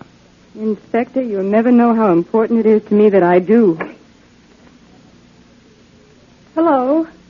He won't say a word, miss. Just sits there like he did all the time the inspector was questioning him. I'll try. Blackie. Boston Blackie. Would you talk to me? About business or pleasure? Maybe a little of both. Sergeant Rowland, could Blackie and I go over in the corner and talk? Sure. I don't know why not. I'll stroll over to the window. Blackie gives you any trouble? Just let me know. Well, Blackie, will you talk to me now, please? Sure. I've been waiting for a chance like this to have a little chat with you, Miss Moray. You identified me as the man who stole $10,000 from your grandfather. Yes, I did. You know you never saw me before in your life, Miss Moray. Oh, I wish I had. Then I wouldn't be in such desperate trouble now. You're in trouble. You had me arrested because you're in trouble. What do you want, company? Oh, please, let me explain. From what I've heard of you, Blackie, you're the only man living who can help me. But I had no idea of where or how I could reach you. So you made up the story of my stealing your grandfather's money? Yes, I did. I knew the police could trace your movements where I couldn't, and I knew you could get away with them from Inspector Faraday once I'd seen you. Well, thanks for the confidence. What do you want me to do? I want you to recover a diamond that was stolen from me. You've got the wrong boy, lady. If the diamond was stolen from you, let the police get it back. They're in that business. But that diamond, Blackie, the rest of my life depends on it. I must have it back by tomorrow night. Please help me. With these handcuffs on and 2 policemen guarding me, I couldn't be of very much help to anybody. But those handcuffs. Haven't I heard that you can get out of them whenever you want to? Yes, but I've got to want to first. Oh, I'm sorry. I'm more than sorry. I'm miserable. I just knew I had to reach you, and I guess I've messed everything up. No, I'll never... Wait a minute, Miss Murray. We'll figure a way out. Here, wipe your eyes with this handkerchief. Thank you. Oh, your hand. You got it out of the handcuffs. Now let me have your bad time story. Oh, I don't know how I can laugh. It's easy. Just open your mouth, close your eyes, and think of Inspector Faraday. Never fails. Come on, Miss Murray. Tell me the whole story before Rollins gets restless. Well, you see, I'm engaged to George Atwater. We're to be married soon, and yesterday he brought me something to look at. The Rockwell Diamond. The Rockwell? Uh-huh. That's worth a fortune. Well, George's father has millions, but he doesn't like me. Hey, Miss Murray, you all right over there? Oh, yes, officer, thank you. I won't be a minute now. Blackie, the diamond belonged to George's father. And George brought it over to show me, and then he was suddenly taken ill. I thought it was safer if he left it with me, and he agreed. And sometime during the night, it must have been stolen from my apartment. I get it. If you don't produce the Rockwell, you're in a spot. Mm-hmm. Well, when do you have to have it, Miss Murray? Tomorrow night. George gets back from a trip then, and he'll want it. And oh, Blackie, Tomorrow night, huh? Doesn't give me much time to work, but I'll try. Call Rollins over here. All right, but why? Don't ask questions. Get him over here. All right. Officer? Yeah? Would you come here a minute, please? Sure, miss. Glad to. Did Blackie tell you anything? No, but I've got something to tell you, Rollins. Yeah? What's that? This.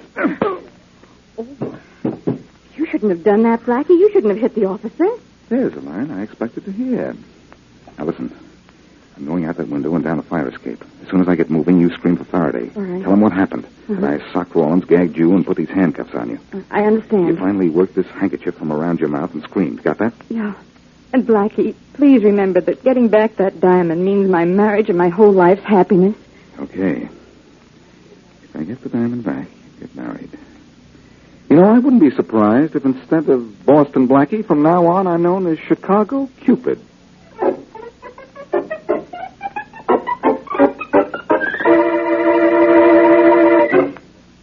Shorty, listen.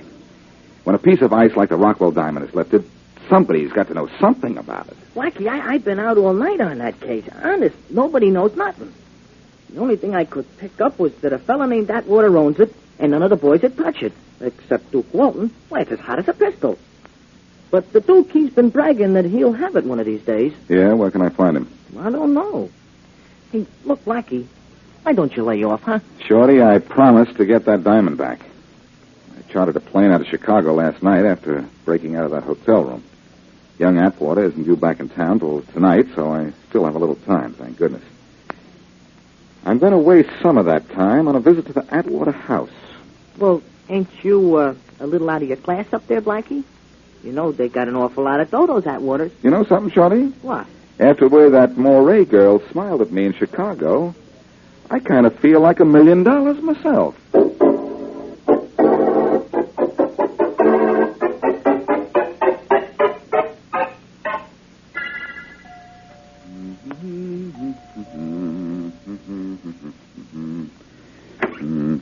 Yes? Is Mr. Atwater in? Well, I'm George Atwater. Who are you? George.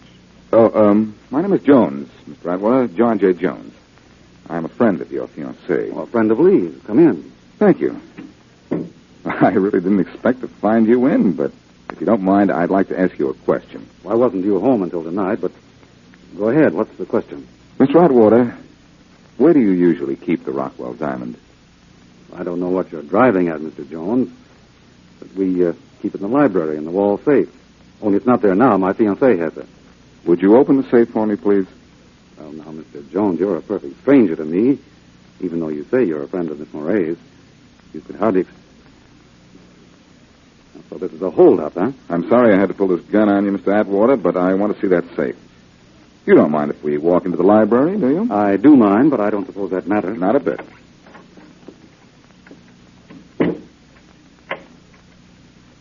So, the Rockwell was kept in that safe, huh? The combination, Mr. Atwater. And keep your hands where I can see them. Sorry, Mr. Jones. I seem to have forgotten the combination. Well, I haven't time to make you remember it, but, the safe doesn't look too tough. Come over here where I can watch you while I go to work on it. All right. There's nothing inside of the safe. Go ahead, open it. Quiet. Take that watch off your wrist and put it in your pocket. It's making too much noise. I can't hear the tumblers drop. Come on, take it off. All right. I think I've got the first number.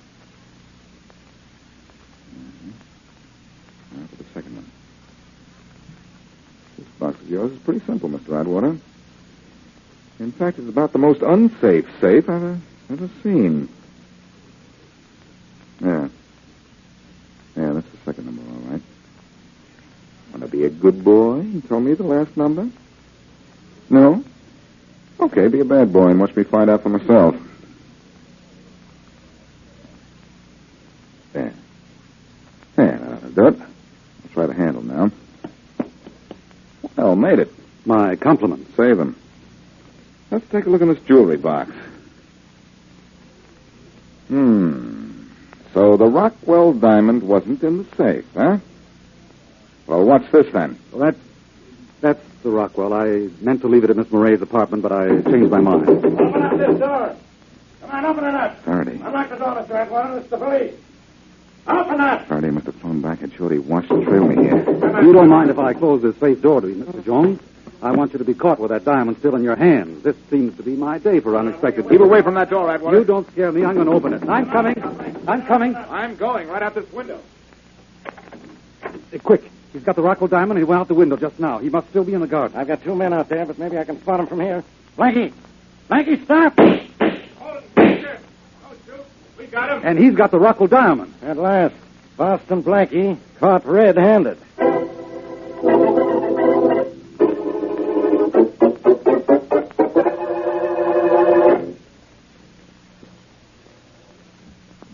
Now, back to Boston Blackie.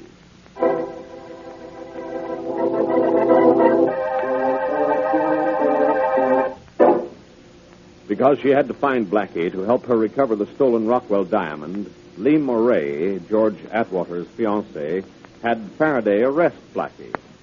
But Blackie escaped, returned to New York, and started the search for the stolen stone. He located it in, of all places, George Atwater's safe. Just then, however, Faraday appeared. Blackie made an effort to escape, but was captured.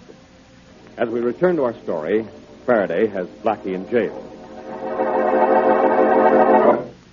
Well, how do you like our cells, Blackie? Air conditioning between the bars and everything. Comfortable enough for you? Sure, this one's wonderful, Faraday. I wish you'd try sleeping on that mattress they have in here. I gave up in the middle of the night and slept on the stone floor. It was softer. See, Faraday, how about a couple of pillows? Oh, poor Blackie. Too bad I didn't hear you. I've suddenly gotten very deaf. Isn't that awful? You've suddenly gotten very deaf, and you've always been very dumb. Very funny, Blackie. Yes, I know. New gag writer. Yeah, last one have to go back to kindergarten? Yes, they told me how much all the other children miss you since you stopped going, Faraday. Skip it, Blackie. Where's the Rockwell diamond? Rockwell diamond? What's that? Listen, Blackie. You had that diamond in your hand when we broke in. Atwater saw it there. Now, where is it now? You listen, Faraday. You're going to have to let me out of here in a couple of hours. You haven't got a thing to hold me here. No? Breaking into the Atwater house? I broke out of the house, not into it. See if that's a crime, Inspector. You opened the safe in the library and stole the Rockwell diamond. How about that? You sure I did? Did that safe look forced? Did you find the diamond on me? No, and no. But, Blackie, I'm telling you this, man to man. We've got a case against you. But young Atwater screaming about his diamond. Says you had it 1 minute, we grabbed you the next minute, so it can't be missing. Only it is. All right. You tell us where you hid it, and I'll get him to drop all charges. Now, how's that, Blackie? I don't know. You must have it stashed somewhere. Now, look, give me your word of honor to bring it back to me today, and I'll let you out. Your word's always been good with me, Blackie. Now, come on. Well, don't you want to get out of jail? I don't know now. It's kind of a nice jail, you know. Air conditioning between the bars. Blackie, be a good guy, huh? Okay, Faraday. As a favor to you, I'll come out. And you'll have your diamond back 2 hours after I leave here. But I'm not to be bothered during that time by the cops. Understand? Father, you'll be protected. Thanks a million, Blackie. That's all right, Faraday. I'll get plenty of satisfaction every time I remember you begging me to get out of jail.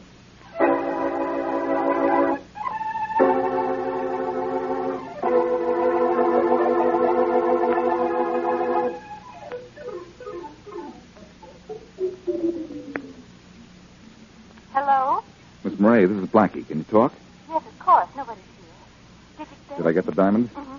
Yes and no, Miss Murray. Nobody ever stole it from your apartment. What? Atwater says he took it with him when he left you the other night. Oh, that's impossible. He didn't. I know he didn't. I even looked at it after he left. Miss Murray, will you meet me by the shrubbery alongside the library window at the Atwater house in exactly half an hour? All right. But what are we going to do? We're going to rob a safe, Miss Murray, with police protection.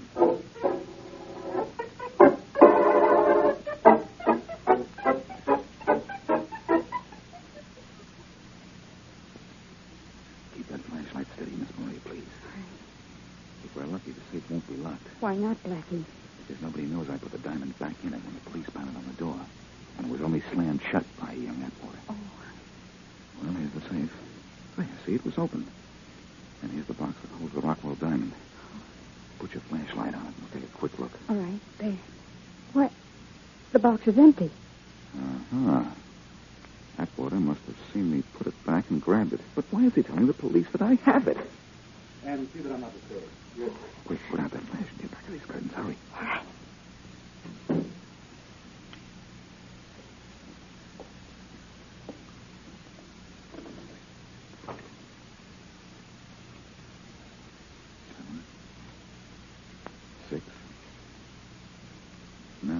Blackie, what are you doing? Shh, I'm counting the clicks in the dial.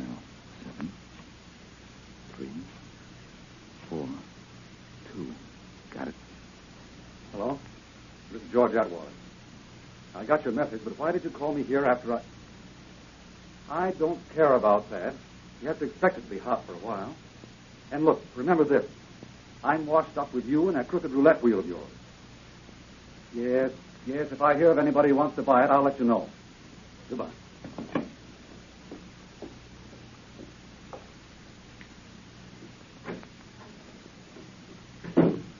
I think I understand everything now, Miss Murray. But I've got to find the man Atwater just called. But how can you? He didn't mention any names. No, but I counted the clicks as he was dialing that number. If my ears haven't let me down, I can call that number, too. Anyhow, I'm going to try. You think that man has a Rockwell Diamond? Yes, I think so. But you don't have to worry about it from now on. You won't be blamed because it was missing from your apartment. But, Blackie, you're in a mess now, aren't you? Kind of. I promised Faraday he'd have his diamond back in 2 hours. And I can't keep that promise. I can't keep my word. But I guarantee whoever has that diamond won't keep that either.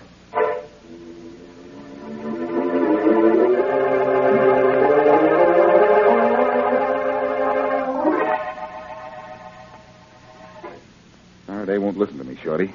He's got every cop in town looking for me. I've got to work extra fast now. Well, gee, Blackie, if there's anything I can do... Hold it, Shorty. Yeah. I'm trying that number George Atwater called.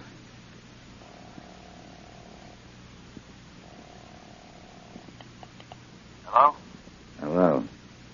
Atwater told me to call you. Yeah? Who is it? I've got cash I'd like to trade in for something you got. Atwater says maybe we might...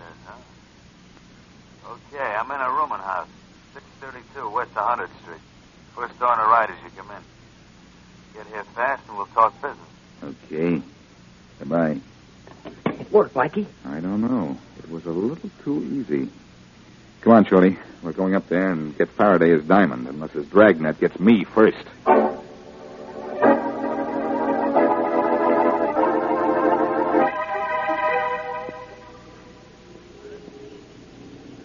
Hey, Blackie, duck. Duck down the doorway. Okay.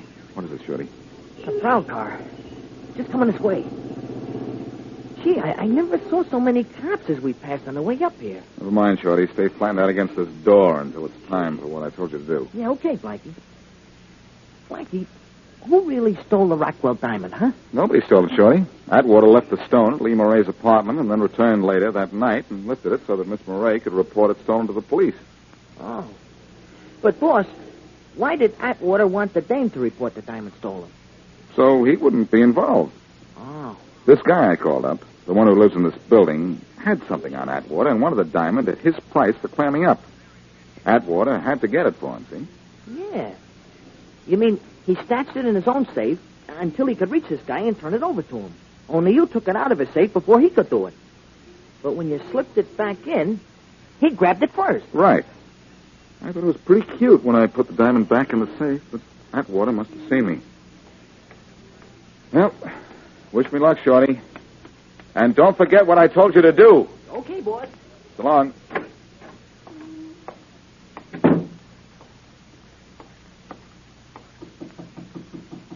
Yeah, who is it? I called you a little while ago. Open up. Okay. Duke Walton. Put that gun down, Duke. You and I can make a deal. You think so? Blackie, you're not as cute as you thought. I called Atwater back and found your call was a phony. Too bad. Too bad for you. I got to get rid of you. Wait a minute, Duke. There's something I'm going to wait a couple of minutes, Blackie. Some friends of mine are coming over with a car to take you for a little ride. Now, sit down in that chair. Put your arms behind your back. Go on. I ain't the patient type. Okay, Duke. How's that? That's better. I'm going to tie you up nice and pretty. Hey, Duke. Duke, look under the door. That's smoke. Where? Hey, that's right. Well, that makes things even easier. This joint's a fire trap. I'll scram out of here and leave you tied up. Fire! Fire! The whole building's on fire! Get out of there! That does it. So long, Blackie. Me and the Rockwell Diamond are getting out of here nice and safe, which is more than I can say for you. Wait a minute, Duke. I've got a proposition. Sure, but I got a date. I'm going to lock you in here. Are you, Duke? What are you going to use for key? Take a look at that door. It's locked. Well, I'm going to open it right now. Where'd that key go? I've got it, Duke, right here. I locked the door and removed the key when I had my back to the door after you got the drop on me. Well, give it to me. We'll both be burned to death. Sure, Duke. Here it is. Catch. Don't throw it. Ah, now where'd it go? Down here someplace. I heard it. And I'll help you look. And look what I found. Why, you missed me, sucker. I'll get you for this, Blackie. Hey! You're breaking my wrist. Drop that gun. There. Okay. Okay, now where's the diamond? Never mind the diamond, Blackie. The fire. We'll both be trapped in here. There's no fire, sucker. My pal Shorty burned some papers in the hall and pounded on the door. What? Now, give her that diamond. You have it on you. You said you were leaving with it. I ain't got it, Blackie. When I find your phone call was the plan, I give it to a guy to hold for me. You're lying, Duke. I'm going to search you. Turn around with your back to me and keep your hands in the air. Okay, but I tell you, I ain't got it on. We'll see. Right here. Okay. Huh. Yeah, pretty cute, Duke. Got to see my baby pictures. I'll bet. Listen, you heel. Heel? That reminds me. It's the one place I didn't look. Take off your shoes, Duke. Come on, take them off. Okay, you win, Blackie. The ice is in my right shoe. There's a slide in the heel. The diamond's inside. That's being sensible, Duke. I'll just take the diamond out of the little slot, and at the same time pull myself and Inspector Faraday out of a great big hole.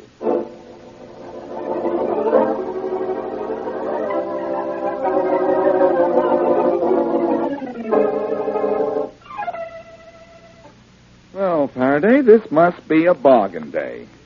You've got your diamond, and I've got you thanking me for solving another case. What have I got to thank you for, Blackie? Miss Murray had come to me with a problem in the first place. You'd still be in the first place wondering how to get from there to the second place. All right, so you found the diamond. If I admit that, will you be happy? Oh, I've been happy for 2 hours, Faraday. Yeah? Why? 2 hours ago, Mary Wesley phoned to say that she was back in town. I'm taking her to dinner. Well, why not invite me, too? You, Faraday? Well, you don't need any dinner. You kept saying I was guilty in the Lee Murray case. And I made you eat those words.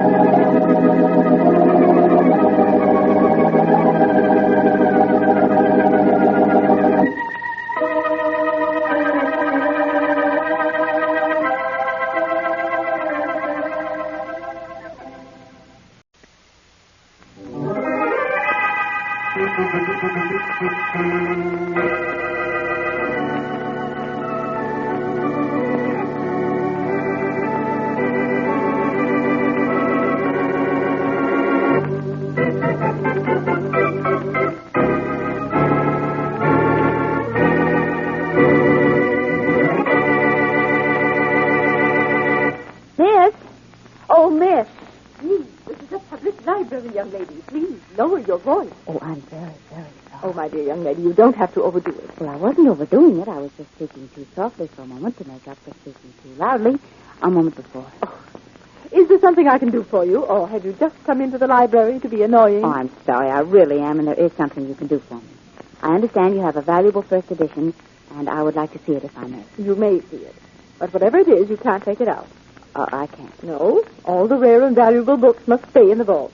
I'll give you a pass. Name, please. Mary Wesley. Address? 1219 Dale Avenue. Mm-hmm. Here, here's your pass. Give it to the attendant when you get into the vault. Thank you. Now you tell me something. Where's the vault? Right there, that first door on the left. Oh, thank you. Thank you very quick, much. Somebody, quick! In the rare book vault, that the attendant in there is dying. What? What's the matter? I don't know. Where's the telephone? He just dropped over. I'll call an ambulance and get a doctor. You and you two help him. Somebody do something.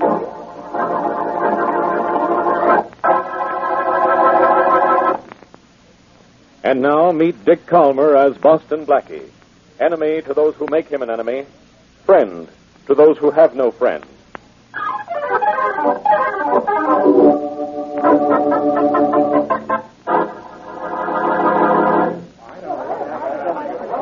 Please, can't you people be quiet? This is a public library. People are trying to read in here. Not anymore, they're not. And when I want quiet, I'll get it. Quiet! Quiet, everybody! See what I mean? Yes, Inspector Faraday. And now if you lower your voice, everything If will I be... lower my voice. Yes, Faraday. It's easy. Just lower it to match your IQ. Quiet, Blackie. What's your name, lady?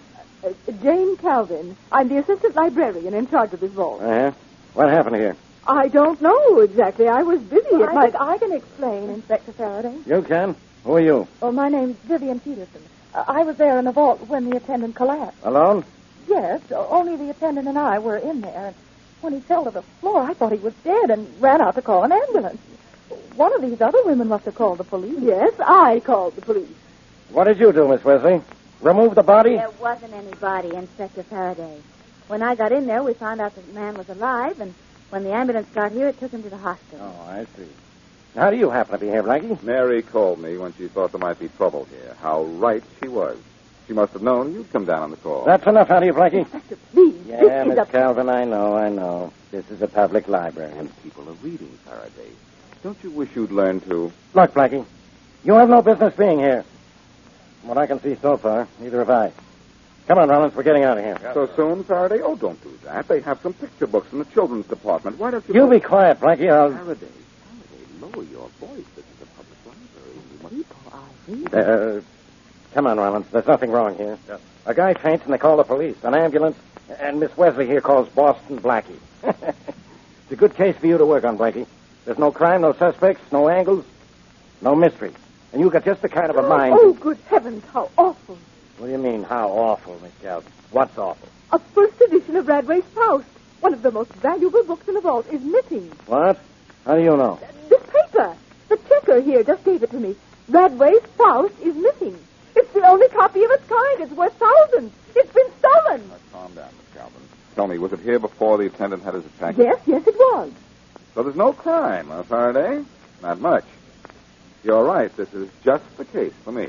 Blackie, you stay out of this. You hear me? Stay out of this, or... This is a public library, remember? Yeah, I know. People are reading books. Well, that's nothing. But apparently people are stealing books, too.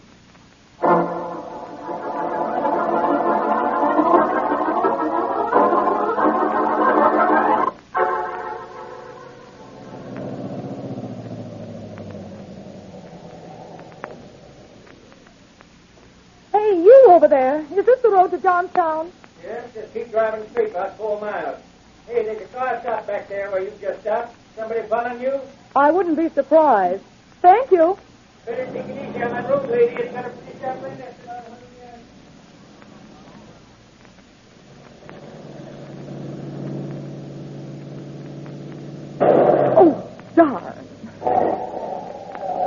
fine time for a blowout.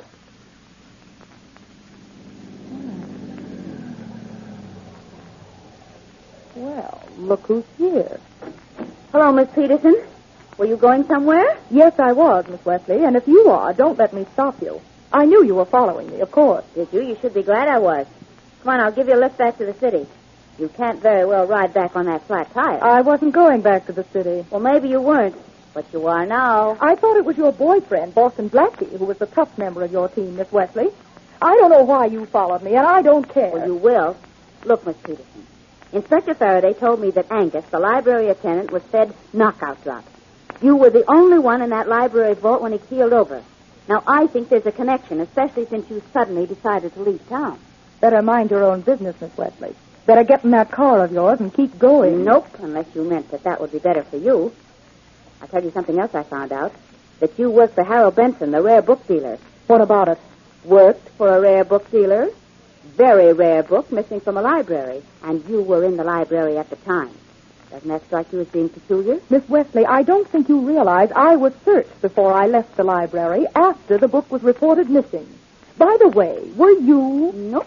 Mary Wesley, friend of the notorious Boston Blackie, just happens to be in a library where a very valuable book is suddenly found missing, isn't searched when she leaves.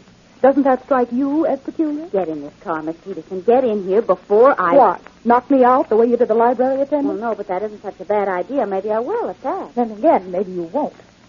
See what I mean? Oh, pretty. Pearl-handled and quite effective, I imagine. This gun? Very. Well, at least it proves that I was right. Miss Peterson, you don't dare shoot me, and when I tell the police what I know... What is it you know, Miss Wesley? I know the whole story.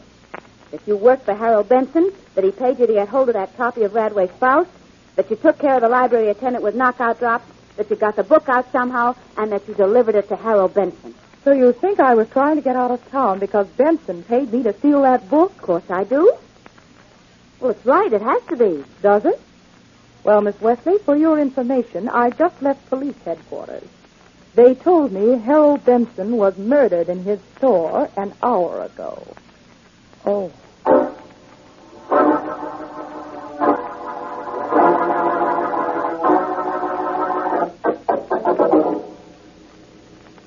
Phew. Oh, I'm just about licked, Mary. This book vault is small, but it's got more good hiding places. I know. Blackie, you've been looking for hours. Why don't you give up? Why? Because we searched the late Mr. Benson's store. We searched Benson's home. We couldn't find that book. That means only one thing. Yeah, the book must still be here in the vault unless that Peterson girl took it. And Blackie, I still think that Vivian Peterson is guilty. I think not, Mary. She just got scared when Benson was killed and tried to get out of town. Well, this loose board in the wall here, this is our last hope. Hey, you pulled that board all the way out. You know that? What's behind it? The end of our last hope, Mary, a blank wall. And that's what we're up against, too, a blank wall. That book just isn't here. And you don't think Vivian Peterson has it? Where is it? I don't know. It's obviously been taken out of here. But by whom and how? And where is it now? I wish you wouldn't ask questions like that. Maybe it's the questions that annoy you, Mary, but it's the answers that bother me.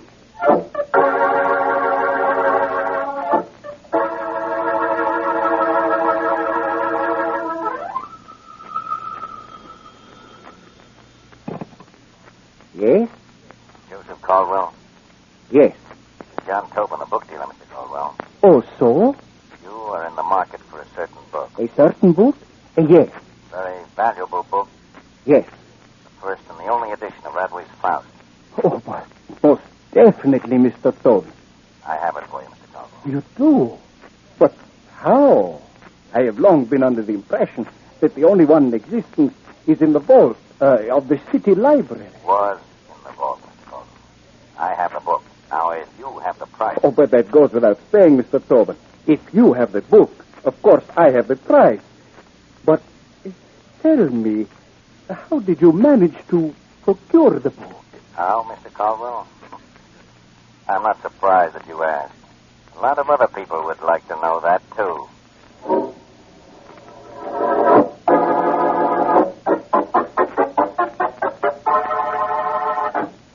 Why, What's the matter with you, Blackie? I've got a murder case on my hands, and all you worry about is a stolen book. You're what's the matter with me, Faraday? I shouldn't waste my time trying to explain things to you. Don't you see? Whoever stole that book also murdered Harold Benson. What makes you think so? I think so because Benson was an honest man. He knew who stole the book and threatened to go to the police unless the book was returned. He was shot and killed for his trouble. And you ought to be shot and killed for the trouble you caused me. All right, so your theory is okay. Whoever stole the book killed Benson. Who stole the book? Now, you're with me. First of all, let's figure out who didn't. Well, Mary Wesley didn't. Oh, that's generous of you, Inspector. No, Mary didn't. Miss Calvin didn't. The library attendant? I think not. Miss Peterson didn't. No, she proved that, I think, when she decided to come back to town with Mary. Benson didn't. He wasn't near the library. Besides, he's dead. Excellent deduction, Faraday. So who did steal the book? Nobody. Who's left? Angus. The attendant in the vault. Why, you get dumber every day. How could Angus have stolen the book? He was carried out of the vault unconscious. Besides, he was in the hospital when Benson was shot. Faraday, your logic is perfect. And so is your record for not getting anything done. Sure, I know Angus is an impossible suspect, but the possible suspects are either dead or innocent. So? So, if you won't bother to go see Angus at the hospital, I will. Go ahead. What can he tell us that's important? I don't know. I only hope nobody got to him first and made sure Angus wouldn't be able to talk.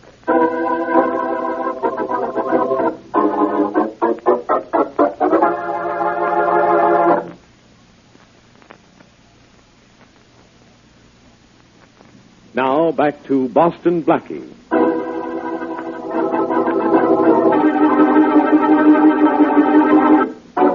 The disappearance of a valuable book from the public library is noticed when the vault attendant is taken to a hospital. Vivian Peterson, employee of Harold Benson, rare book dealer, is in the book vault at the time the theft is discovered, but Benson is subsequently murdered, removing one of Blackie's suspects.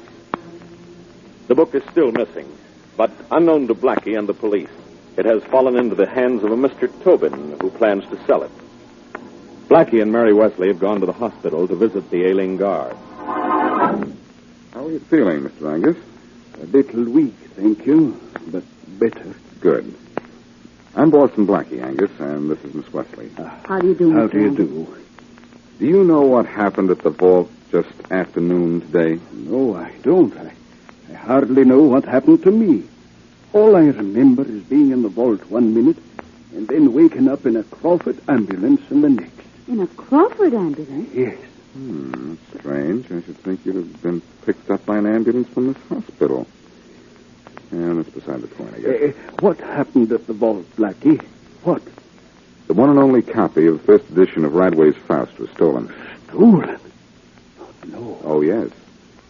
I understand you passed out after you came back from lunch. Yeah. Where did you eat? In the counter restaurant across the street from the library. Who'd you eat with? No one. I ate alone. Alone, huh? Knockout drops made you keel over in the rare books vault, but you ate alone. Angus, who was in the vault when you passed out? Some girl. I don't know who she was. Why do you ask? I think she stole the book, Mr. Angus. That's why he asked. And I still think she killed her boss, Harold Benson, too. Blackie, won't you follow that hunch of mine?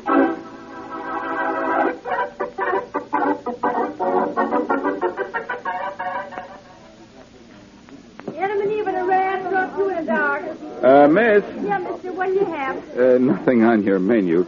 Just a little information. Well, just a minute. I gotta wait on some paying customers. Sure.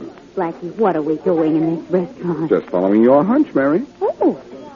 Angus says he ate here alone. Maybe he's not telling the truth. Now, that's just what I've kept saying.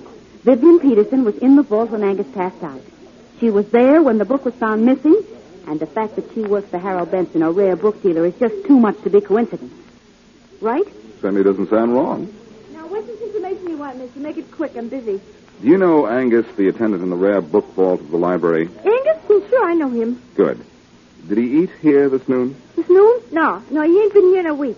He's been meeting some dame across the street and going down to some other restaurant. He met this dame this noon? Yeah.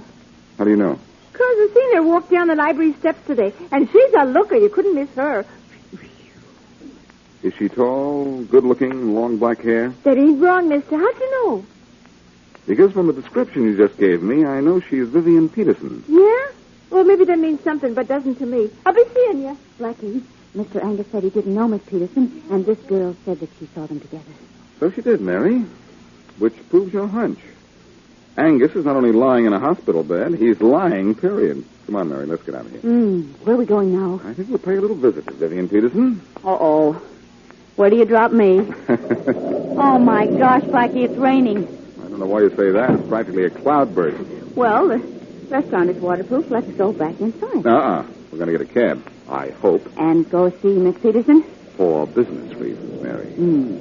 Vivian Peterson called a Crawford ambulance for Henry Angus. I think the private ambulance angle tells me how the book was taken out of the vault. Well, it doesn't tell me, so suppose you do. The book was carried out on top of the Crawford ambulance stretcher and under the unconscious form of Henry Angus. You mean after Miss Peterson gave Mr. Angus the knockout drop? Then she went into the vault with him, waited for him to pass out, slipped the book under him, and then she called the Crawford ambulance service and had them pick up Mr. Angus and the book at the same time. Right. Look, you stay under this awning. I'll go down to the corner there and see if I can't get a cab. All right. Don't go away now. I won't. A taxi! Taxi! Okay, don't stop. Looking for something, Bud? Yeah, a cab, but put away that gun. Not even that'll get you a cab in weather like this. I ain't looking for a cab. I'm looking for you. Get in this car here. Why, I sure will. With pleasure. But I'm not going to get in with you. Nice car the fellow decided to lend me. Much better than a taxi. Hey, Mary! Mary! Coming, Blackie, coming. Did you get a cab? Private car, Mary. Hop in. Blackie, where did you get this car? See that fellow lying back there on the sidewalk? Oh, my gosh, what happened to him? No, nothing. Hop in. But... He tried to force me into his car here with the help of a gun, but I persuaded him to lie down and let me take the car by myself. Oh, good heavens. No, good riddance. I don't think he was inviting me to take a joyride with him. No, not with a gun in his hand. Well, are we still going to see Vivian Peterson? Yes. We know how good she looks. Let's find out how well she talks.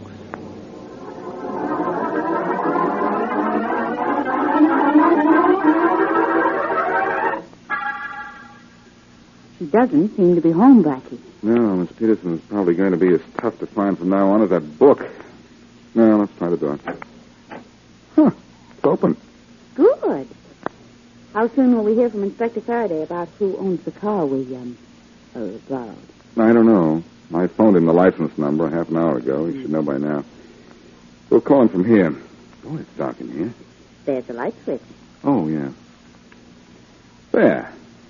Give me a light switch, and with my college education, I can turn on almost every light in the place. It's bright in here, isn't it? Yes, it's glaring. And look what I'm glaring at. Uh-oh.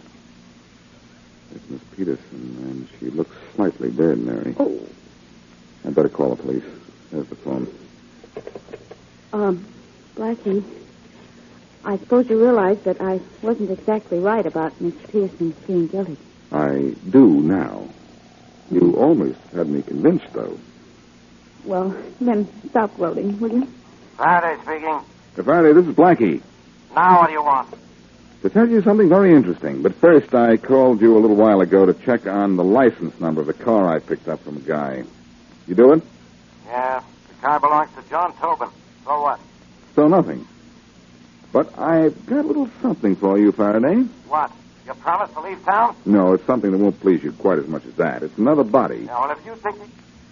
Another what? Body. B-O-D-Y, body. And when it was walking around, it was called Vivian Peterson. The Peterson girl, huh? Well, I'll be... You probably are, Inspector. She's dead in her own apartment, and I don't think she'll go anywhere till you get here. If you hurry. Bye.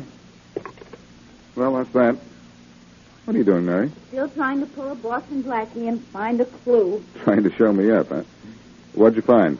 What did Inspector Faraday find out about the car you appropriated? Oh, a man named John Tobin owns it. Why? John Tobin, Blackie. He's mentioned in one of the letters here on Miss Peterson's desk. What? Let's see them, Laura. Here it is. Let me read it. It says, since your present employer will not procure the book for me at any price, I have contacted John Tobin. The same offer goes if you want to work with Mr. Tobin. You will get 10% of my purchase price of the book.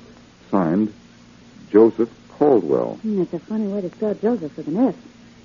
Sounds foreign. And I can sound foreign, too, Mary. Blackie, what are you going to do? Find Mr. Tobin's phone number in the telephone book. Miss Wesley, I, Mr. Joseph Boston Blackie, Caldwell, would like to make the appointment to see him.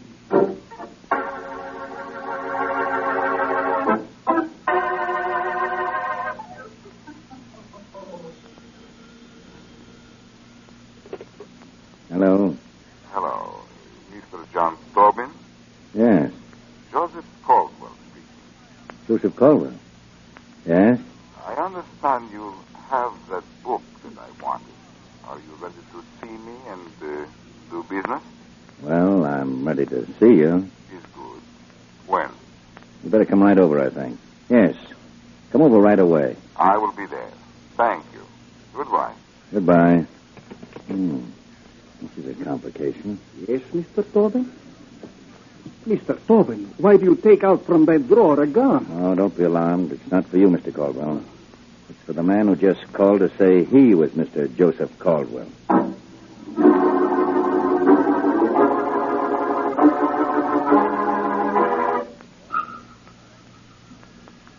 Yes, come in. Mr. Tobin? Yes. I'm Mr. Caldwell. I was on the telephone with you. Oh, yes. Come in, Mr. Caldwell. Thank you. We can get right down to business, Mr. Caldwell. Yes, I think so. We can... who is this man? You don't know Mr. Caldwell? He's Mr. Caldwell. Uh-oh. He was here when you phoned. Now, don't move, whoever you are. This gun might not care who you are. I'm Boston Blackie, and don't worry, I won't move. I advise you not to, Blackie. I won't be as easy to handle as the man I sent to pick you up in my car. Oh, so you sent that man to pick me up, did you?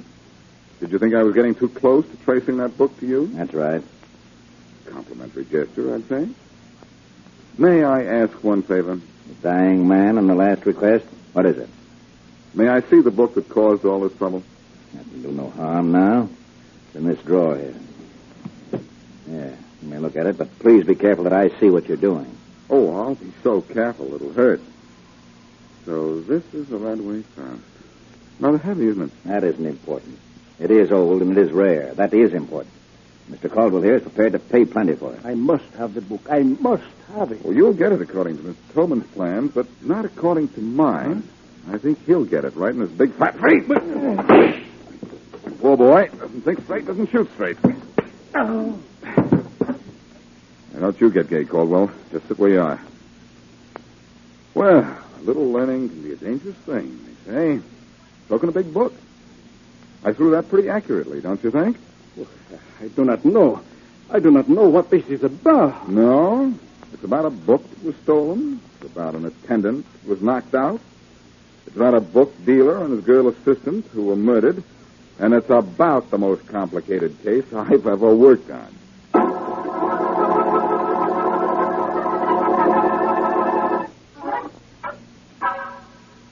So your theory was right, Blackie. Yes, Vivian Peterson stole the book from Mr. Tobin, all right, with the help of the ambulance men who were in on the plan. My theory about the murder of Harold Benson was right, too. Okay, sir, take a bow. Now, let's see. Benson figured out who had the book and threatened to go to the police. So Tobin killed him and had a clear field to sell the book to Mr. Caldwell. And Tobin killed Miss Peterson, too, didn't he? Right. Why? Same old story, Mary. Miss Peterson didn't bargain for murder when she agreed to steal the book. When Benson was killed, first she tried to run away, then she threatened to go to the police.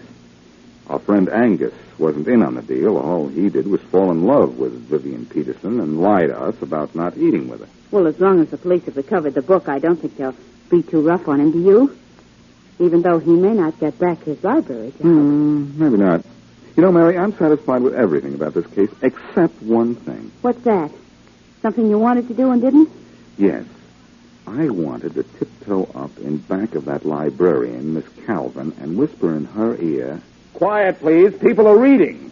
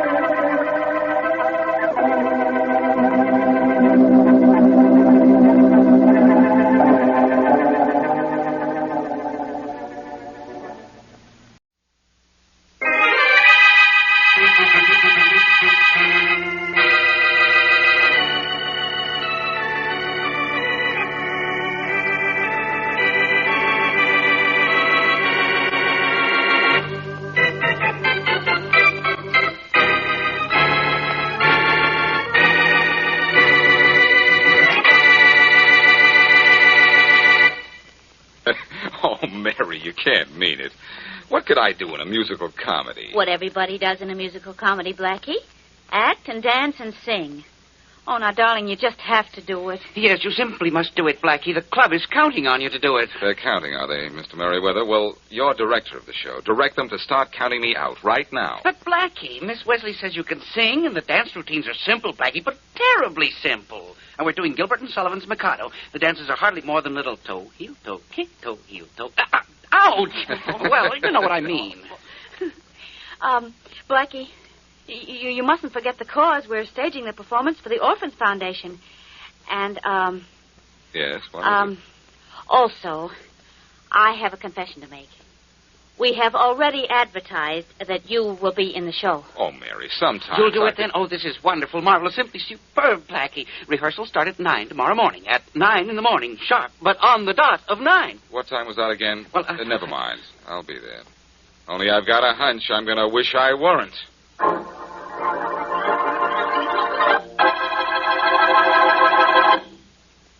And now back to Dick Calmer as Boston Blackie. Enemy to those who make him an enemy. Friend to those who have no friend.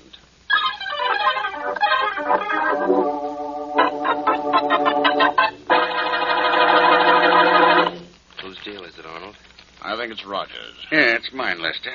This will have to be the last hand. Oh? Why? Well, they're opening this broken-down theater for the first time in a year to do a benefit performance of the Mikado.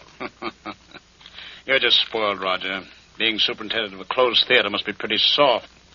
Well, it looks as if you'll have to work for a while. Only for a few days. Rehearsal's called in an hour, so this is the last hand. All right, deal. Maybe I'll have better luck this time. I'll need more than luck from now on. I'll need money.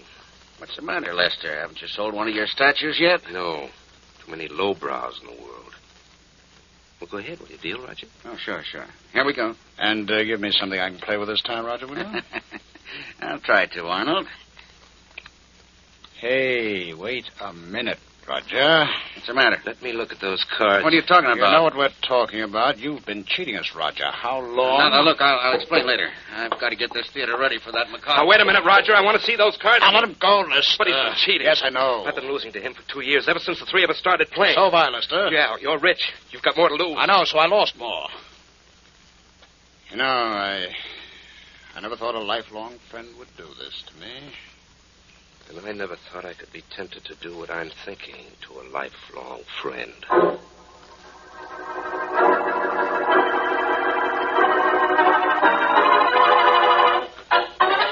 All right, now, I must have quiet. Now, please, dear people, I simply must have quiet. Now, this is a dress rehearsal, not a garden party. And I insist on having your strictest attention at all times. Now, places, everybody, places. We'll run through the Wandering Minstrel number right now. Miss Wesley! Oh, Miss Wesley! Oh, yes, Mr. Merriweather. Now, where is Boston Blackie? I must have Boston Blackie on stage, please. He's right here trying to get backstage and stay there. Go on out, Blackie. Now, please, Blackie, you're holding up the rehearsal. We simply must get on with the rehearsal. All right, Mr. Merriweather. Let's get the rehearsal over with so I can take off these tights. Do I have to wear these tights? Of course, the costume is as much a part of the role of Nanky Poo as the role itself.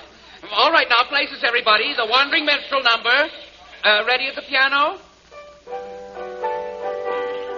That's enough. Now, all right, Blackie, you know what you're to do while you're singing? Sure, practice ducking and weaving so I won't get hit too often during the performance. Oh, now, that's enough, please. That's enough frivolity for now. Now, you're to walk up those stairs past that open trunk at the landing there and around the balcony as you sing. Now, here we go, everybody, and no matter what happens, keep the performance going. The most important thing is to keep up the performance. Keep up the performance? What about these tights? Ready, everyone? Splendid. Here we go. Music, please. All right, now, Blackie. Remember, you go up the steps as you sing. The theater is packed with an enraptured audience. Sing. A wandering minstrel I, a thing of shreds and patches, of ballad songs and snatches, and dreamy lullaby. My catalog is long through Hey! Blackie! I said to go straight through the scene, and I meant straight through the scene. I know, but you see... Nothing must interfere with the rehearsal. Now, you're at the top of the stairs. Now continue past the trunk and go on with the song. But, Mr. Merriweather, no I just... excuses. Simply no excuses. Go on with the song. All right. You at the piano, pick up from the beginning.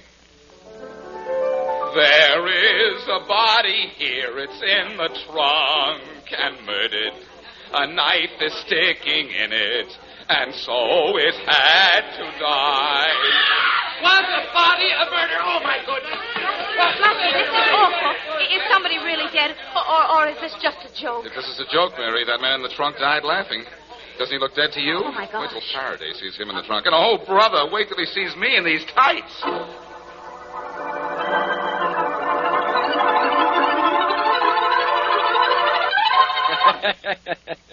Sure, I'm here on a murder case. But you in tights, Blackie. I can't stop laughing. You ought to see yourself. Boston Blackie in tights. Who are you supposed to be? Me? I'm Nanky Poo. Yeah. Nanky who? Poo. And as Mr. Merriweather would say, poo to you. Merriweather? Who's Merriweather? Our beloved director. Wait till you see him. Oh, that was Merriweather. The little fellow who kept screaming, "The show must go on." Well, that's him. Look, he's the boss. I've got to... Inspector. Yeah, Rollins? Here are the things we found on the dead man, Inspector. We just identified the body. Yeah? Whose is it? It's a man named Roger Knowlton. He's superintendent of this building. His wife identified the body. His wife, huh? Where's she? In her apartment. Down these steps, backstage toward the front. Thanks. I'll have a talk with her later. Now, let's see what you found on Knowlton's body. Put that in here on the table, huh? Yes, sir. Here you are. It's papers, coins, playing cards, and a lot of junk. Wonder why anyone would kill a theater superintendent. It's a funny thing to find in a man's pockets. A deck of playing cards. Let me look at those. Well. What do you mean, well? Well, for one thing, I can tell you that the reason Knowlton was a marked man is that these are marked cards.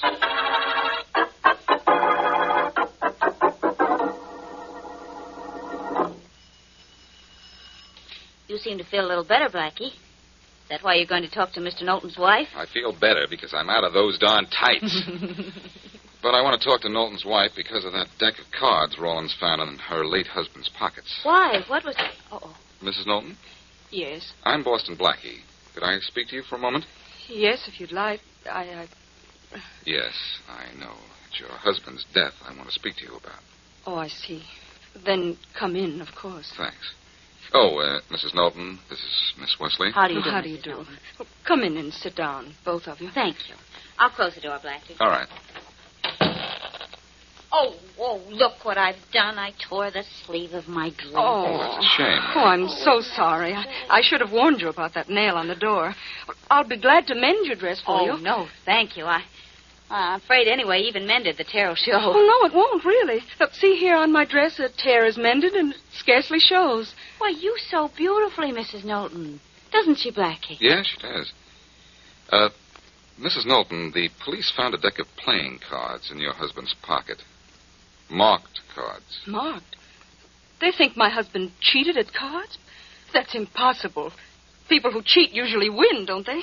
And if he had won, he'd have given me money. Yet he's never had money to give me, as you can see by my home, by my clothes.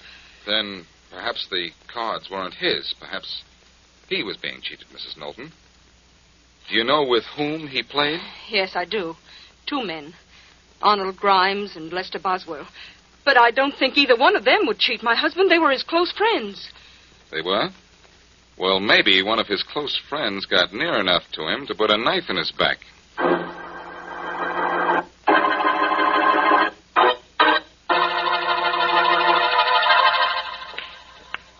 Oh, wrong English. Wrong English. Grimes?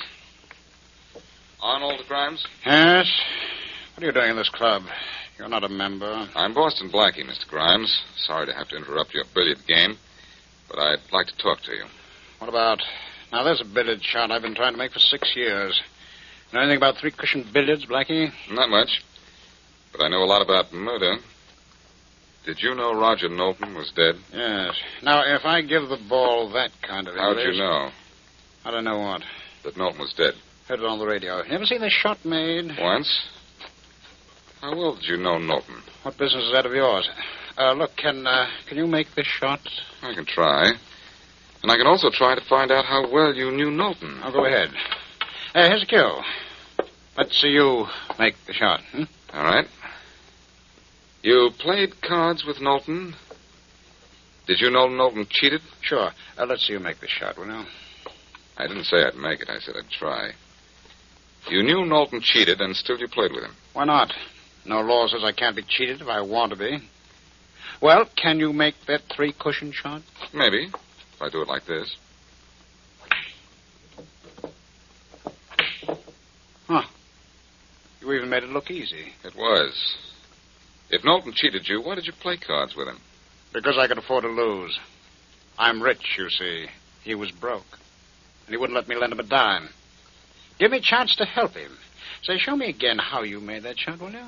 Sorry, Grimes, I haven't time. The next shot I make won't be at a billiard ball. It'll be at Lester Boswell, the 3rd member of your card-playing trio.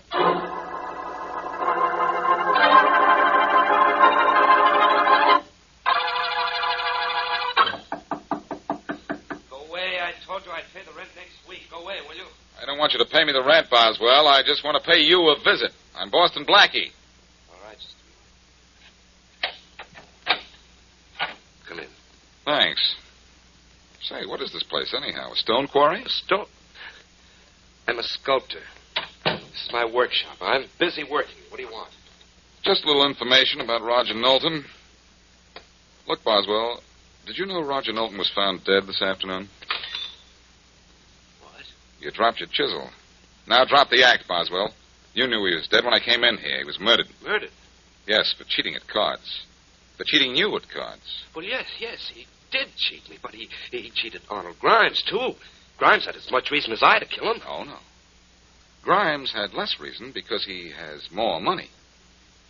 You're handy with a chisel, Boswell. Maybe you were just as handy with a knife. And maybe your fondness for marble prompted you to leave Knowlton stone dead.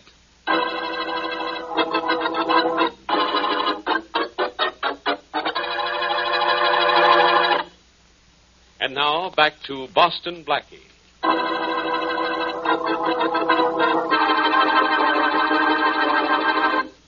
While rehearsing for a benefit performance of The Mikado, Blackie finds Roger Knowlton knifed to death in an open trunk. A deck of marked cards in the dead man's pocket indicates the dead man was cheating both wealthy Arnold Grimes and Lester Boswell, a poor sculptor. As we return to our story, Arnold Grimes, who allegedly lost money purposely to the dead man, comes to see Knowlton's widow. It's very nice of you to call, Mr. Grimes. I really didn't expect you to. What did you expect of your husband's lifelong friend, Mrs. Knowlton? Now, Mrs. Knowlton, let's not pretend with each other. Your husband died a rich man, you know, but before he died, he unfortunately made me a poor one. I don't know what you mean. I mean, he won so much money from me with those marked cards of his that I'm broke. Almost ruined. Now, you should be satisfied with half, don't you think? Half? Half of what? Half of the money he won. Now, I'm perfectly willing to get back only half and let you have the rest. I think you'd better leave, Mr. Grimes. Maybe my husband did cheat. I don't know about that. And how much he won or what he did with the money, I don't know about that either. He never gave me a penny of it. You're lying, Mrs. Knowlton. Am I? Do I look like a woman with money? Does my home look like money? My clothes, my hands, my hair? Look, your husband won thousands of dollars for me. Tell me what he did with that money or I'll... Oh, you'll what, Mr. Grimes? Kill me, too? I didn't kill your husband. Oh, didn't you? No, Mrs. Knowlton, I didn't. But I have a pretty good idea who did.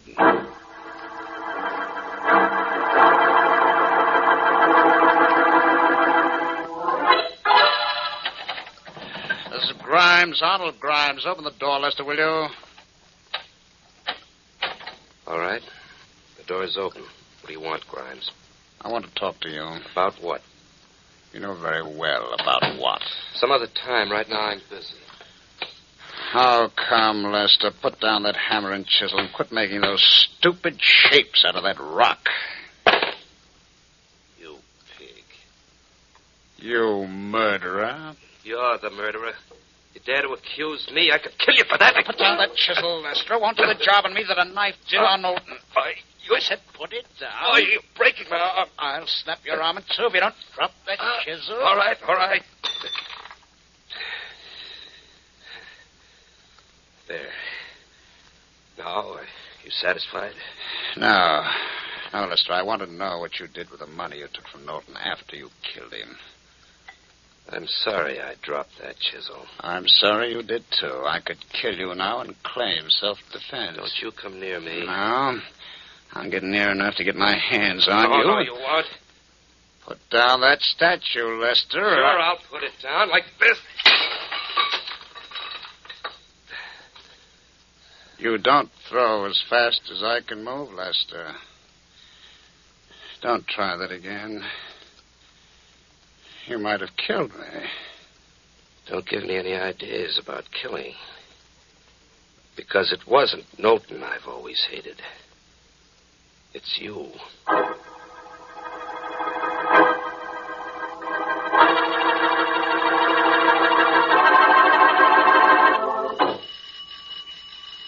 Well, I guess Mrs. Knowlton isn't at home, Blackie. Well, she is, Mary. She's allergic to doorbells. I'll try once more.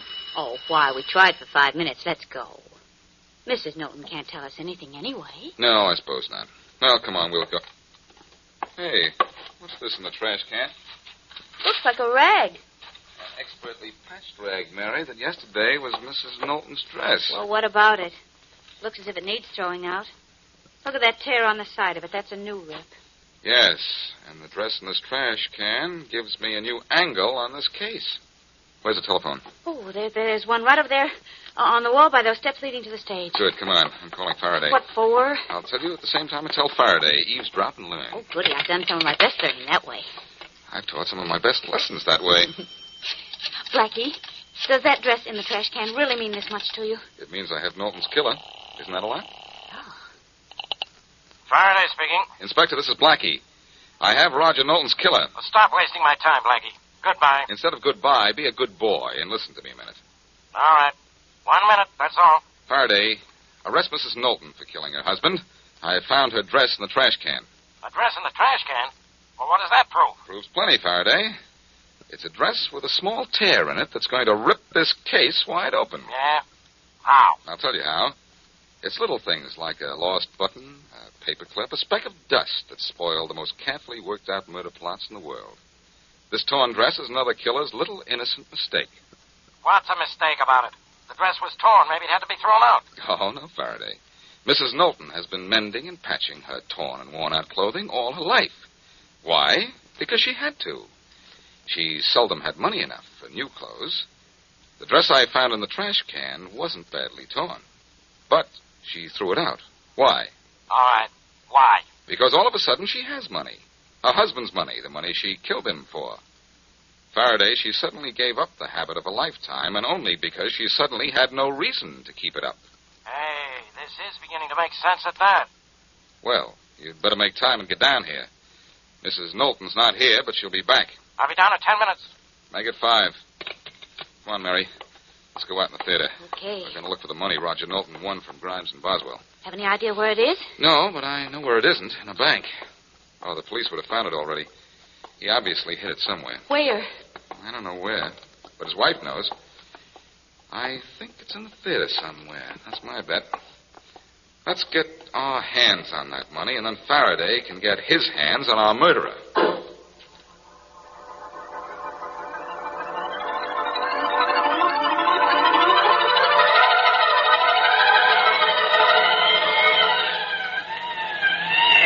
There's the theater, boys. Pull up in front of the place. Right, Inspector. Rollins, you take a squad of men around to the back. I'll go in the front way here. Yes, sir. Come on, men. Hey, where'd those shots come from? Inside the theater, Inspector. I think they did, too. Get around back on the double, Rollins. I'll block this exit. Right, let's go, Hey, what's going on in here? Faraday, is that you? Yeah.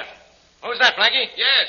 What's it so dark in here for? Somebody turned out the lights. Well, what's the idea of the target practice in the dark? Hey, what's the idea of shooting at me, Blackie? Turn off that flashlight, Faraday. I'm not shooting at you. Arnold Grimes is. Arnold Grimes? Well, what's he... Turn off that light. Turn it off. All right. It's off. Who screamed? Mary did. I told her to duck down behind a row of seats and keep quiet. And you better keep quiet, too, or keep moving around. I'm all right. Don't worry about me. Okay, but what's this all about? Where are you, Blackie? Over here. Oh, wow. That was close. Well, what's Grimes shooting at you for? Mary and I were looking for the money Mrs. Knowlton stashed when we saw Grimes across the theater doing the same thing. I yelled to him, and he ran up on the stage. Then the lights went out, and he started shooting. Uh-huh. And you thought it was Mrs. Knowlton who killed her husband, huh? Well, I'll admit this. Wow. Gee, that was close. Throws my theory haywire, but I can't be right all the time. Boy, is this a laugh. You send me on a chase for Mrs. Knowlton and run right into the real killer. Blackie, you're not so smart. You're just a... Yipe! I'm not so smart. You're not going to be even alive if you don't keep moving. Oh, no? I'm waiting for a chance to get a good look at the flash of Grimes' gun. Then I'm going to let him have a shot or two from mine. I saw it that time. Here goes. Hear that? I got him, Blackie. Hey, Inspector. Yeah, Rollins? I found the light switch. Well, turn it on.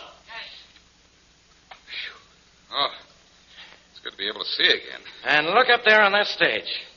I got Grimes, all right. See the body? Nice shooting, Inspector. Come on. Let's go see if he's still alive. All right. Blackie, may I get up off the floor now? Yes, it's safe, Mary. Come on. Ooh. Thank goodness. Yeah, it's safe, Miss Wesley. Thanks to me, our pal Blackie didn't even have the right killer. But I got him. So it was Mrs. Knowlton, was it, Blackie? Well, that's what I thought till I saw it Grimes. The lights went out and the shooting started. Up these steps here, Mary. Watch out. Right. Well, Blackie, looks as if I could get... Hey, this isn't Grimes. Look, it's a woman. There's a gun in her hand. It's Mrs. Knowlton. But it was Mr. Grimes who ran away from us. Maybe, but it was Mrs. Knowlton who did the shooting. If Grimes was here, he won't get far. I've got men at every exit. Hey, Blackie, this woman's alive.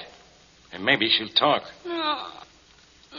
But, Blackie, if it wasn't Mr. Grimes who shot at us, where is he? I don't know, Mary. He must have ducked out at the theater. Never mind Grimes. All right, Mrs. Knowlton. You killed your husband, didn't you? You might as well tell us, Mrs. Knowlton. We know the truth already. Do you? Well, all right. I shot at you. And I killed him. Are you satisfied? Satisfied? Sure. But why did you kill him? Because he was leaving me. He was caught cheating at cards.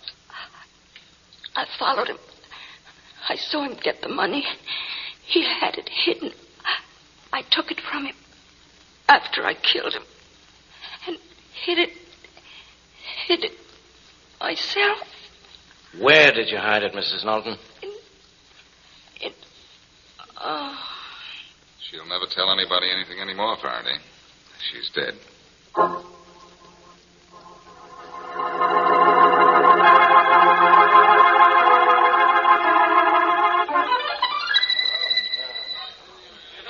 Blackie, please come up to the stage. We simply must get on with the rehearsal. Sure, Merriweather, but we simply must find the money that Mrs. Knowlton hid in this theater, too. Blackie, I was just thinking of something.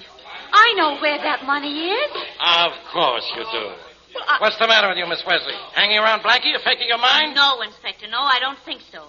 Unless you mean improving it. You know better. Well, I gotta get back to headquarters. Question that guy Grimes. Why must you? Just because Rawlin caught him running out of this theater? He was probably only looking for Knowlton's money, just as we were when he spotted us. We scared him off. If both of you would just stop for a minute, I'll get you that money. It's right here in this seat. Just like that, huh, Mary? Right here in this first seat in the last row. That's right. Oh, Blackie! In just a minute. Neither one of you believe me, do you? Well, all right then. Just watch what I find when I tear the seat cover off.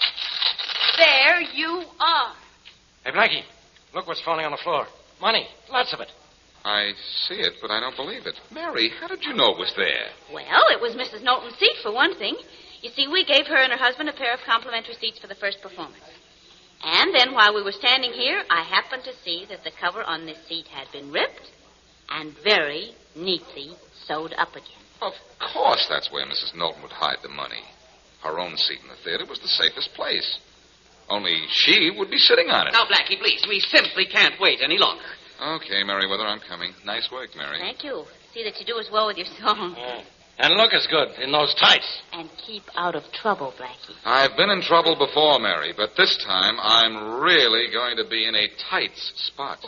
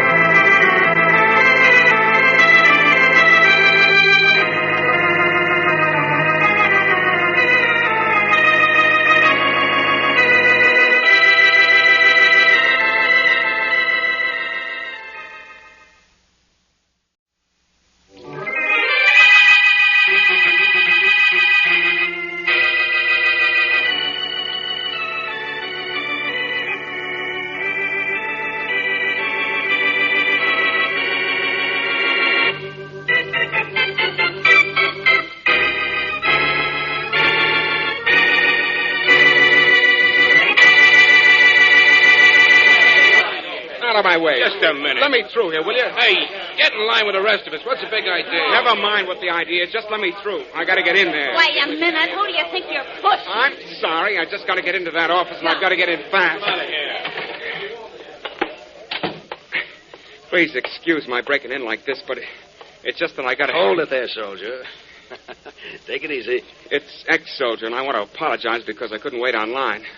I know that this was the wrong thing to do, but I got to have an apartment. I got to get back to my job right away. Well, in the case of an ex-soldier, I don't think anybody minds too much. We have a few apartments left. Of course, our building isn't up yet, and we're just renting from plans. Tom, let's have that blueprint on your desk, will you? Right, Mr. Davidson. We'll try to help you if we can. What's your name, sir? Palmer, Jim Palmer, and I've got to get back... Here you are, Mr. Davidson. The house plan. Hey, look, that's all Greek to me, that blueprint. Just tell me, can I get 4 rooms in it? I think so. In fact, you can have the last 4-room apartment that's left. The deposit will be $300. Wow, that's plenty steep, isn't it?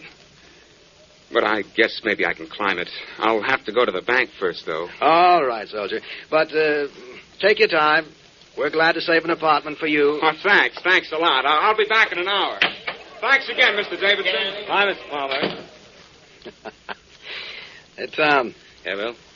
We just made ourselves another $300. And there's a mob outside just waiting to make us rich. Well, that's great, Bill, but don't you think we've made enough? Uh-huh.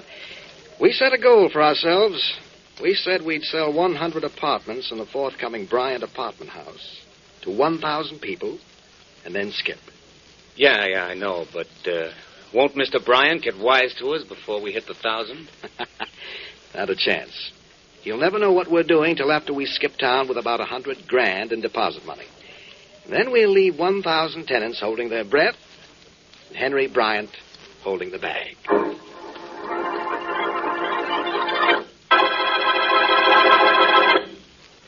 And now meet Dick Calmer as Boston Blackie. Enemy to those who make him an enemy. Friend to those who have no friend.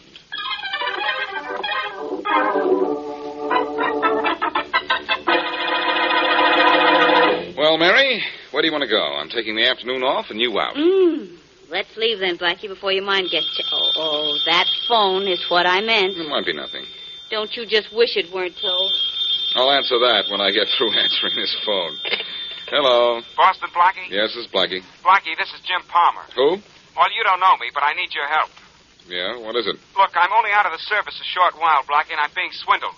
Well, tell me about it, Jim. I paid $300 to a couple of guys over at the Bryant Realty Company this morning. They promised to save me an apartment in a new building they're putting up. Go ahead. Well, I found out they've been signing people and taking deposits for days. They couldn't possibly have that many apartments, so I went in and demanded my money back. And they wouldn't give it to him? No, Mr. Johnson said it was another man, Mr. Davidson, who was in charge of refunds, and he said Davidson was out of town. Look, maybe everything's okay down there, Blackie, and if it is, swell. But I just can't afford to lose $300. I see, and even though you can't get it back, you think I can. I'm sure you can, Blackie. And don't forget, if this guy Davidson is swindling me, he's swindling hundreds of others. If this deal is crooked, I'll kill the one guy in back of it. Believe me, I will. Whoa, take it easy, soldier. I'll meet you for a few minutes, and then, if this is a racket, I'll go down to the real estate office and make a little noise myself.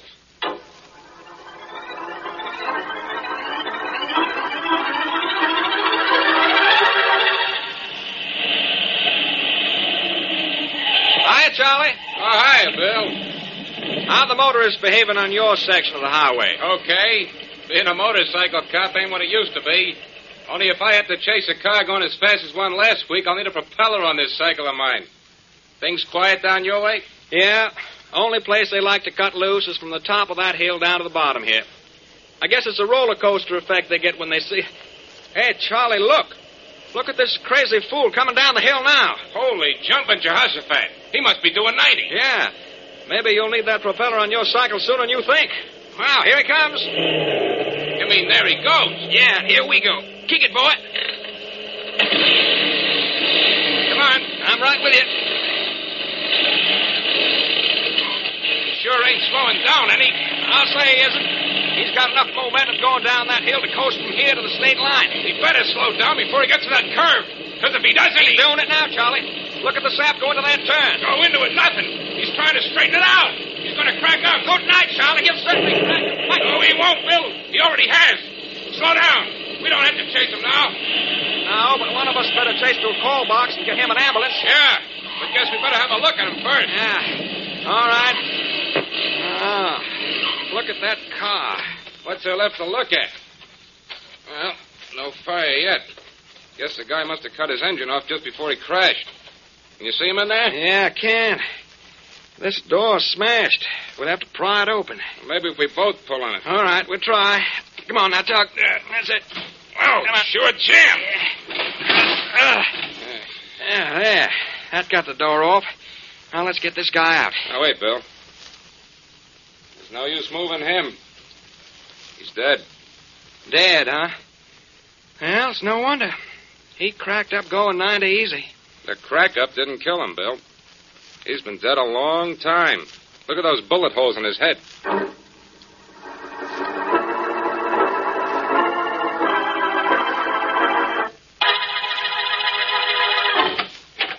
Hello.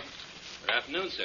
My name is Jones. I saw your ad in the paper the other day, and I'd like to rent an apartment in the building that you're going to put up. So would a lot of other people, Mr. Jones. Only they were early people. Sorry, we're all filled up.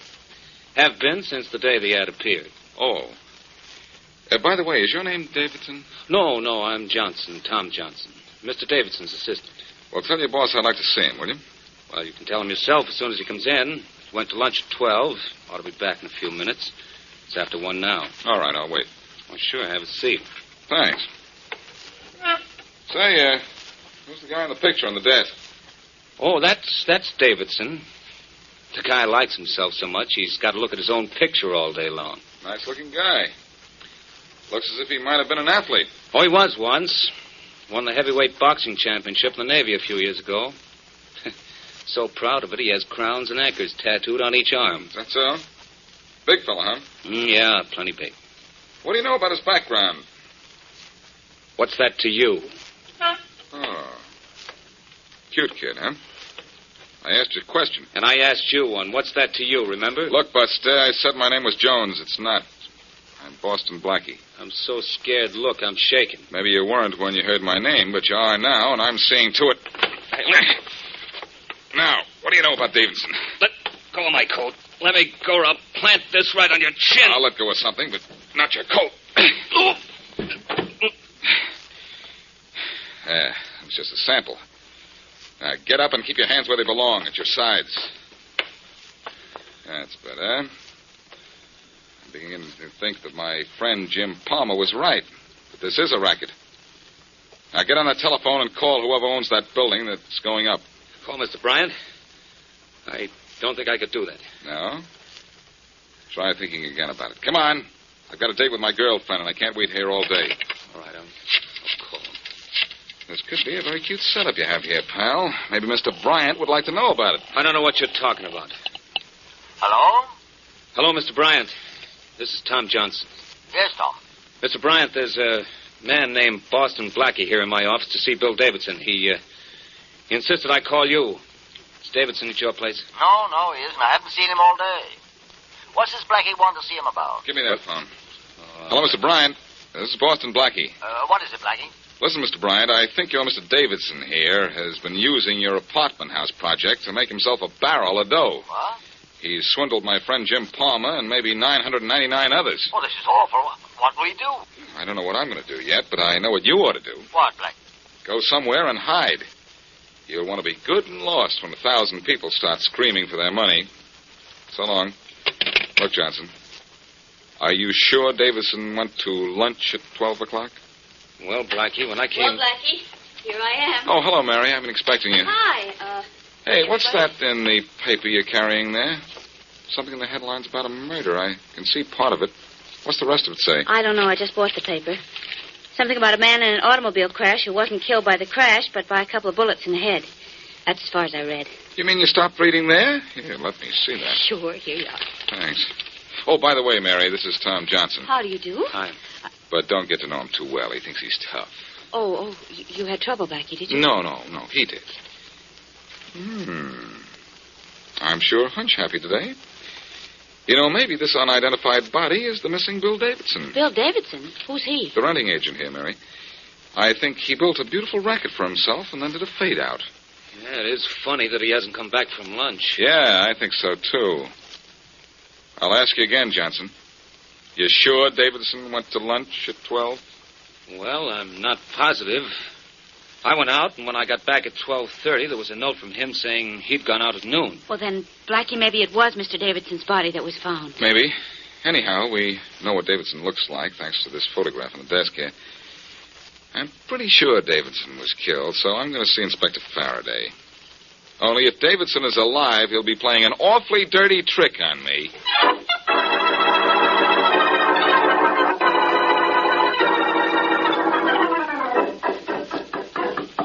Come in.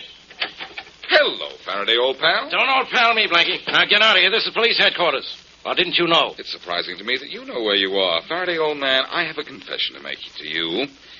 Up until now, I never thought you had the brains of a cricket. Oh, you've changed your mind, huh? Yes, and I apologize for my former thoughts. I think you do have the brains of a cricket. Well, at least you finally learned something. Now, tell me what you came down here. What did you say? I've got the brains of a cricket. With apologies to the cricket, of course. Faraday, I wanted... Or whatever it is, the answer is no. Now, you and your crickets, get out of here. All right. But then, of course, if I leave, I won't be able to identify that body that was found this morning. So long as... Oh, wait a minute, Blackie. Talk, but talk fast. Okay, get an interpreter in here so you can tell what I'm talking about. Blackie, for the last time, start talking. I'm being calm. I'm not going to lose my temper. But you're going to talk, and I'm going to sit here nice and quiet while you do. Well, that's what I don't like about you, Faraday. You whisper all the time. Okay. Your unidentified body is a man named Bill Davidson. Oh, it is it? Bill Davidson. You haven't even seen the body. You can tell me it was Bill Davidson. Who's he? A real estate rental agent who worked for Henry Bryant. I think he pulled a rather tricky swindle and tried to beat it out of town. Oh, you do, huh? Sure. I got a brainstorm, and I can give you a perfect description of the body. Well? Tall fellow, blonde hair, and an anchor and crown tattooed on each arm. Perfect, Blackie. Absolutely perfect. Perfect nonsense. The guy we found was short, bald, and wasn't tattooed. Now get out of here and don't bother me. And the next time, do me a favor. Don't get a brainstorm. Get a concussion.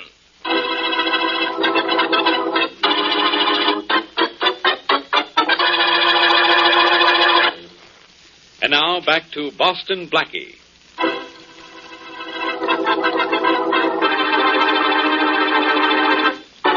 Jim Palmer, ex-soldier, made a $300 deposit on an apartment in a building yet to be erected, and Boston Blackie smells a racket. But when Blackie gets to the real estate office, the agent is not there. Then he hears of the murder of an unidentified man and thinks it is perhaps the missing rental agent, but apparently it is not. As we return to our story, Blackie, deciding to pay a late visit to the office of the Bryant Realty Company, finds someone there before him. Now, get in there if I have to. Good evening, Palmer. Huh? Oh, Blackie. Hiya. Pretty late to try to do business at the Bryant Real Estate office, isn't it? I gotta see those guys. I gotta have my dough back. You obviously do, but look, this office is closed. Won't be open until tomorrow morning. But I can't wait until then. I gotta have my dough as soon as I can get it. Look, Palmer, when you first called me on the telephone to say you thought this apartment thing was a racket, you threatened to kill anyone who cheated you, remember? Yeah, well, what about it? I still have a hunch about that unidentified body that the police have. In fact, I came down here to do some checking myself. Now, if you had nothing to do with any killing, go on home and... Get away from me, Blackie. I'm staying here. Soldier, don't push. Well, then let me handle this my own way. Don't make me go to work on you, too. No, I wouldn't want you to do that, Palmer. You might get hurt. Now, be a good boy. As long as you're on the right side, you're on my side, and vice versa. We'll go into the real estate office and look around. Go in? We can't. The joint's locked. Yes, but it'll be unlocked in a minute. Oh, yeah, Boston Blackie. That's right. I forgot. You're supposed to be pretty good with locks, aren't you? Fairly, but I don't think I'll make the headlines for opening this one. There. Open already. Hey, Blackie, how'd you do that? I keep that particular art of mine such a secret I hardly know myself. Let's go in and look around.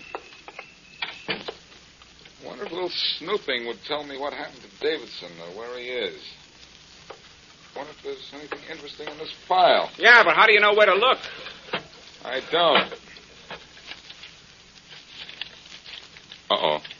Here's something already. What is it? A stack of deposit receipts for the apartments in Bryant's buildings. Gee, that's a terrific wad of papers. Well, there must be 1,000 receipts in that stack. Yes. There are only 100 apartments in Bryant's building. This particular one. Look here. Huh? Look right here, for instance. Here's apartment 9C, rented to 10 different people. Same apartment, but rented to 10 different people. This proves your theory, all right. That's a nice racket. Why, the dirty... Here, give me those papers. Hey, not so fast. What do you want with them? The names and addresses of those people. I'm going to get the whole gang of them together, and we're going to tear Davidson apart. It's a good idea if you can find him. But I'm afraid he's made his money and has skipped out of town. See that grin on his face in the picture there? What picture? There on the desk. Looks like he just... Hey, are you kidding, Blackie? That's not Davidson. It's not Davidson. No. Davidson is a short, bald-headed guy with a funny... Short and bald? Yeah. Thanks, Palmer. Thanks very much. What for? For telling me that Davidson's dead. Found murdered at 10 o'clock this morning. Dead? How do you know? Faraday described him. But I didn't know it was Davidson because his assistant, Tom Johnson, told me the man in this picture was Davidson. He did? Well, why would he do that? Why, because Johnson was in on the swindle with Davidson and killed Davidson for his half of the take. He told me this was Davidson's picture to delay me. Tom Johnson's the man we want, and the man I'm going to get.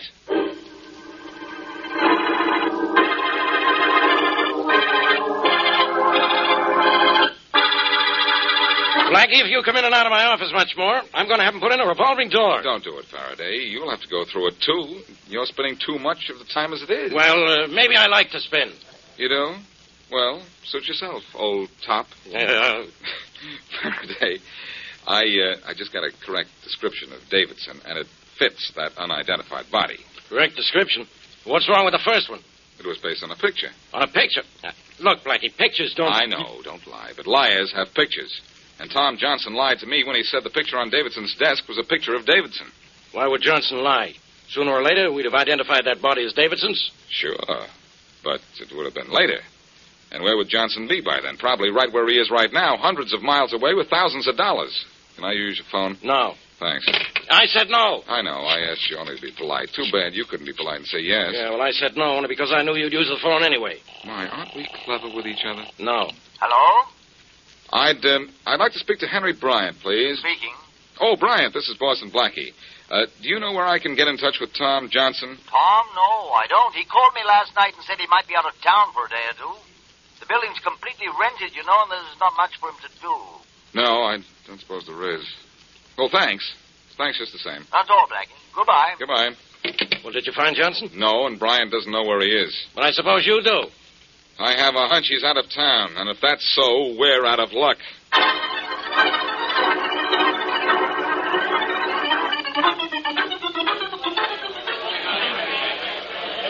Quiet, everybody, quiet, and I'll explain why you're here. Yeah, Palmer. What's the idea of calling us out on a rainy night and getting us jammed into this dump of a warehouse? I'll tell you why. Just take it easy. Take it easy. All of us gave a deposit of $100 or more to the Bryant Real Estate Company to give us apartments when his new building was finished. All of us? That's right. 1,000 of us paid deposit money on just 100 apartments. You mean to say... I mean to say that Mr. Davidson and Tom Johnson swindled us out of our money. Davidson is dead and Johnson's run away with the dough. Well, what can we do? I'll tell you what we can do. Bryant himself is the one responsible for this. He hired Davidson and Johnson. And Bryant's rich, and we're going to make him give us our money back. Now, take it easy. Take it easy. He'll do it. Or he'll be an awful sorry guy. But first, I want to... Let me finish, will you? Take it easy now. Let's give him a chance to square himself. Let's go see him right now, right? Right. Well, come on, then. What are we waiting for? Let's go.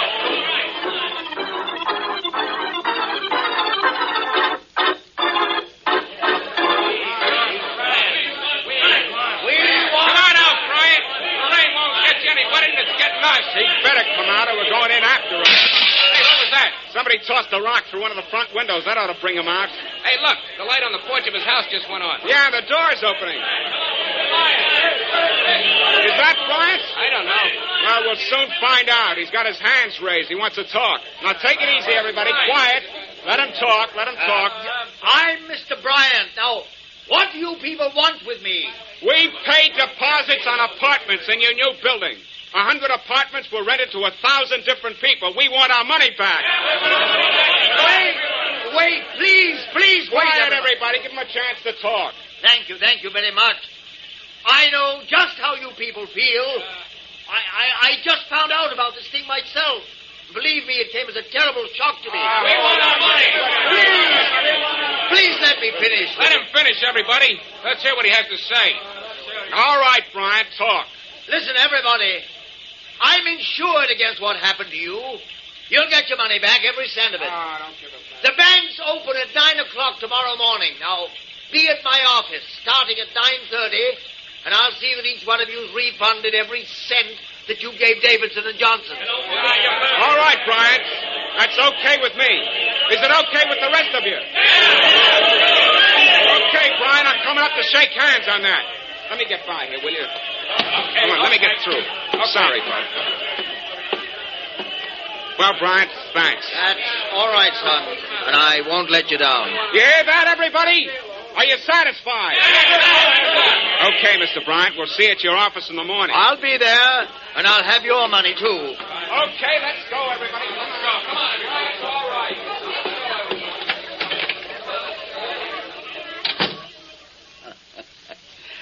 Well, Tom, how did I handle that? Ah, you were great, Bryant. The fools think we're going to give them their dough back, huh? Yeah, they're going to be at my office tomorrow morning to get it. We'll be miles away by then. We sure will. Say, that idea of yours, having a phony picture of Davidson on Davidson's desk, was great, Bryant. Better than that. That, Tom, was you letting Davidson think that you and he were pulling a swindle behind my back when you and I were really just letting him collect the money for us. And the cops will go on looking for Davidson for weeks on charge of swindling when they've already got his body in the morgue. Uh-oh, someone at the door. Probably one of the mob coming back. You better get out of here. All right, I'll go upstairs and get packed. Good. Yes? Mr. Bryant, I'm Boston Blackie. What do you want? Well, first, I'm wet and I want in. All right. You're in. Now, what else do you want? Oh, nothing much. You probably got rid of that crowd just leaving your house by giving them some smooth talk. But I don't want talk. I want money. What money? The money you swindled from your prospective tenants. Took me a little time to figure this out, but I'm sure I'm right. I'd like something else, too. An admission that you killed Davidson. I killed Davidson? That's right. Want to tell me about it? Not right now. Oh, just a second. I can tell you I killed him. I killed him and put him in his car and sent him crashing down the hill. Now, what about it? Nothing except for us to go to headquarters. Thanks for talking, Bryant. You've made this very easy. Well, look behind you, and you'll see someone who's going to make it very tough. That's the reason I didn't mind admitting the murder. I'm not falling for that one, Bryant. Where's Tom Johnson, your assistant? Right behind you. Not exactly right behind you, Blackie. There's a gun between us. Uh-oh. So you wouldn't fall for someone behind you, huh? Genius, aren't you? Tom, don't kill him here. I won't. The longer he stays alive, the longer we wait till we're safe. Well, what'll we do with him? Well, those hands of his are tricky. Grab that cord off the drapes and tie him up. Work fast now. All right, but keep a gun on him. You let me worry about that. You watch his hands, they're fast. I'm watching them. All right, Blackie, all right. Hey, you turn around and put your hand behind you. Sure, Bryant, I'll turn around. But I'll put you in front of me. Hey, let go of me, let go. Sure, when I'm through using you as your shield. Now, Tom, I'm coming after you. Stay back or I'll shoot. Go ahead. You'll hit Bryant, not me. No, Tom. I'm in front of Blackie. You'll hit me. I've got to. Just in the arm, Bryant. Now I'll give it to him. Here you are, Tom. Don't. What, are you kidding? There. There, Bryant. That'll put Tom to sleep a little while. When he wakes up, maybe Faraday will sing both of you a lullaby.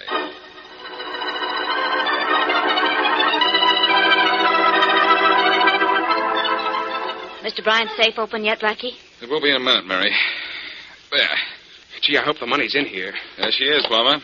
And there's all the money, too. Wow, that was some haul, wasn't it? Yes, it was, soldier. And look at it, all in cash, all ready to carry.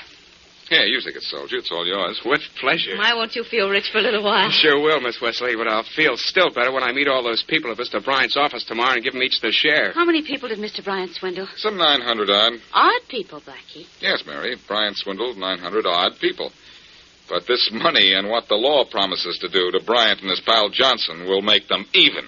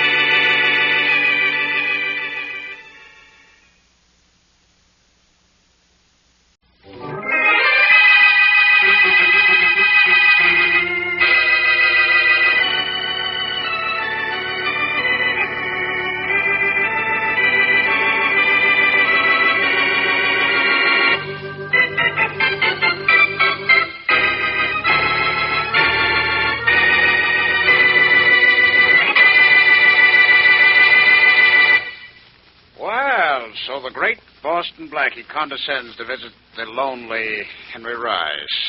Aren't you afraid your friends will look out and find out about this, Blackie? I'll take my chances with my friends, Rice. But I'm not going to take a kicking around from you. I'm kicking you around? You know what you're doing. You're framing a murder on my friend Shorty. Oh, terribly unfair of me, isn't it? You know what it is. An out-and-out frame. The police are looking for evidence on the murder of that fellow Ashley. And you have phony evidence that makes it look as if Shorty killed him. So I do. A cigarette lighter, I think, with Shorty's initials on it. And Shorty's fingerprints on it, too. And it was found at the scene of Ashley's murder. I know. I made sure it would be found there. I've got it, you know. Yes, for now. But I'm getting it back. Shorty has a record. If the police connect him with Ashley's death, Shorty's as good as dead himself. Yes, he will be, won't he? It looks as if your friend Shorty will go to the chair for murder, and you, the great Boston Blackie, won't be able to do anything about it. I might. I doubt it. Unpleasant position you're in, Blackie, but very pleasant for me. Look, I'll give you $10,000 for that lighter. Not interested. Making you miserable is worth 10 times 10,000. Then what will you take for the lighter? Nothing. You see, I have everything, Blackie. Everything. Even you in a jam. Look, You're an art collector, aren't you? Yes, of a sort. Of the sort who'd like the Abbott painting in his collection? Well, now you're getting interesting. But the Abbott is not for sale, Blackie. It's in the City Art Gallery and under heavy guard. I know. But if you promise to give me Shorty's lighter, I'll get that Abbott for you. You will? How? I'll steal it. That's absolutely impossible. You let me worry about that. You can't do it, Blackie. You can't do it. Can't I? It's 4 o'clock in the afternoon now. By 9 o'clock tonight, I'll have stolen that painting.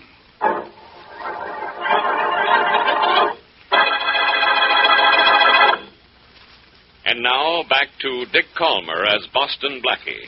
Enemy to those who make him an enemy. Friend to those who have no friend.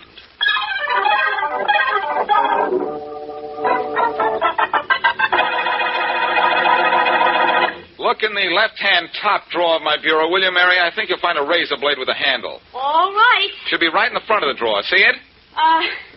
Yeah, I have it. Here. Thanks. Blackie, why are you collecting all this stuff?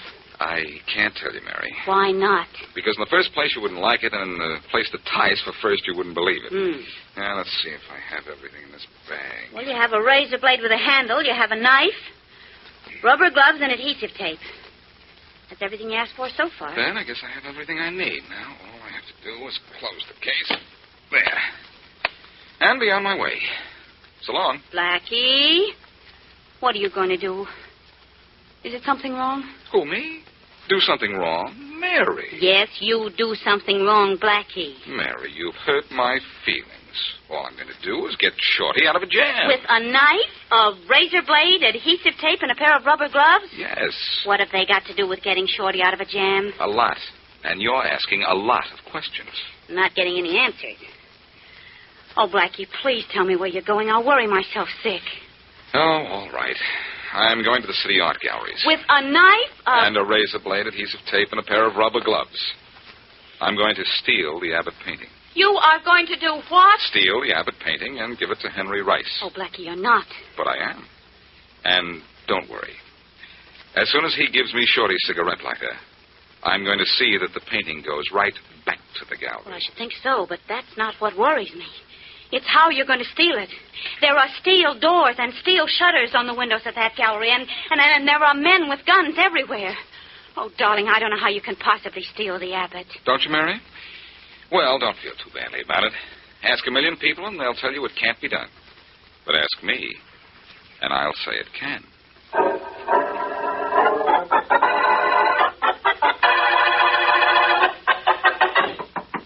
Come in. Inspector Faraday. Yeah, Rollins? Pick up your telephone. There's a little surprise waiting for you on the other end of the line. Who is it? Little Red Riding Hood? No. Rollins, you've been around Blackie too much. No kidding, Inspector Faraday. Somebody very interesting wants to talk to you. Yeah? And it's funny that you mentioned Blackie because he wants to talk to you about Blackie. Yeah? Who is it? Pick up your phone and see. All right, I'll pick it up. But, Rollins, if this is your idea of a joke, I'll give you an idea of what it's like to be pounding a beat. Hello? Hello, Inspector Faraday. This is Henry Rice. Henry Rice? Yes, you remember me, of course. Remember you? Rice, if it takes me 100 years, I'm going to... I'm so glad to see you remember me and still hold me in such high esteem. Hold you in high esteem.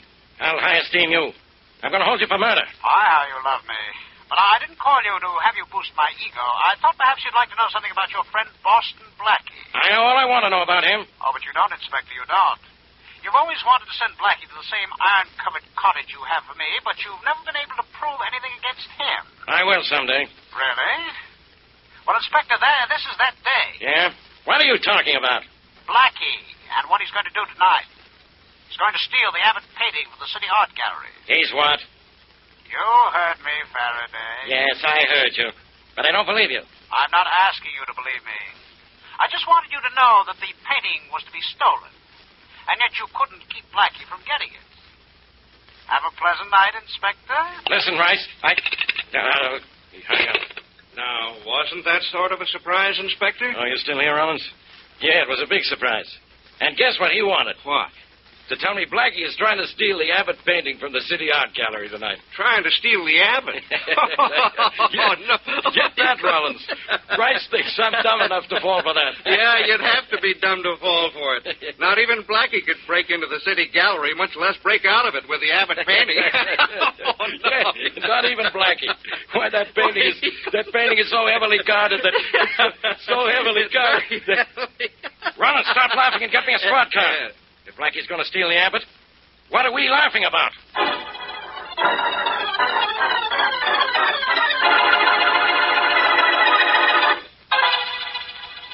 No, Inspector Faraday, the gallery isn't closed. We're open till 9 tonight. I see, Mr. Lawrence. Then you still have your regular number of guards on duty, huh? Oh, yes, of course. Even though there are a few people in the gallery this late, it's almost closing time. And nothing's missing? Well, believe me, this place wouldn't be so quiet if anything were missing. Much less the Abbott painting you thought was going to be stolen tonight. I didn't think it was going to be stolen, Mr. Lawrence. I just heard a rumor that somebody was after it, and I came down here to check. Just routine. Well, I certainly appreciate your interest in my gallery, Inspector. Oh, may I show you around? No, thanks. I have to get back to headquarters. Sorry if I had you worried about your Abbott painting, Mr. Lawrence. Oh, I don't ever worry about it, Inspector. It's the most heavily guarded painting in my gallery. Not even... Well, what was that? Sounds like someone broke a window in the front part of the gallery. Yes, and there was a scream in that gallery there, too. Come on. I think we better have a look over there. Yes, I think we'd better. Here, what happened here? What happened? I don't know, Mr. Lawrence. I was just standing here, and all of a sudden the window behind me broke. Someone must have thrown a stone in from the outside. No, sir. Nothing fell in here. I'd say someone in here threw something out the window. Well, did you see anyone throw anything? No, sir. None of these people here threw anything. Must have been thrown by someone standing where I couldn't see them, sir. Mr. Lawrence! Mr. Lawrence! Here comes another one of your guards, Mr. Lawrence. Yes, and from the Abbott gallery, too. Mr. Lawrence! All of a sudden the lights went out. When I turned them on, the Abbott painting was missing. Well, turn in the alarm quickly. Tom's gone to turn it on already. Well, throw the switch that locks the doors and the window shutters. All taken care of, Mr. Lawrence. Yeah, there goes the alarm. Oh, dear, the Abbott's stolen. I can't believe it. I can, Mr. Lawrence. Round up everybody in the place. Don't let anybody out. I want to question everybody. Even though I know the guy who stole your painting.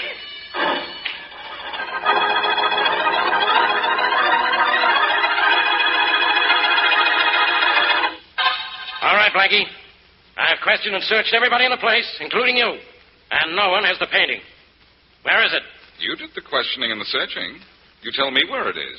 That painting's been cut out of its frame. You cut it out and got rid of it. Now, how did you get it out of here? The painting is missing? You know very well it is. Because you stole it. You can prove that, of course. No, I can't prove it. But you're here. I got a tip you'd steal it, and the painting is missing. That's all I need to know. Oh, no, Faraday. You also need to know where the painting is. And until you know that, you can't say I stole it. All right. I can't say you stole it. But I can think it. You can what? Think? You can think it? Faraday, you couldn't think your way out of a revolving door. Tell me something. There was a commotion in the other end of the gallery just before the painting was stolen. What was that? Oh, somebody threw something out of a window. The painting, maybe? No, it was just a stone. I thought maybe it had the painting wrapped around it or something. But a cop on the street saw it fall. That was just a stone. You're sure?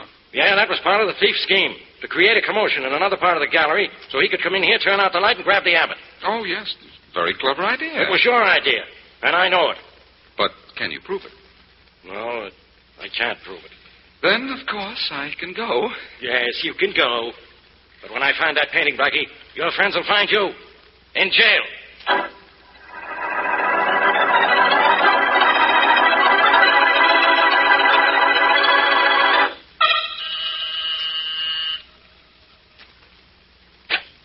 Oh, good morning, Mary. Come on in. You better let me come in. Have you seen the morning paper? No, what have I done now? You've stolen the Abbott painting. Oh, that's not news. That's old stuff. I did that last night. Yes, but how did you do it, Blackie? The way it was guarded, with even Inspector Faraday there. Oh, just genius, that's all. Just sort of an... There's a phone call for you, genius. Thanks. Hello. Good morning, Blackie. This is Henry Rice. Oh, Henry. Good morning. Yes, isn't it, though? And I see in the papers where you had a good night. Oh, fair. You got the Abbott, Blackie. How did you do it? How did you do the impossible? It wasn't easy, Rice. I just made it look that way.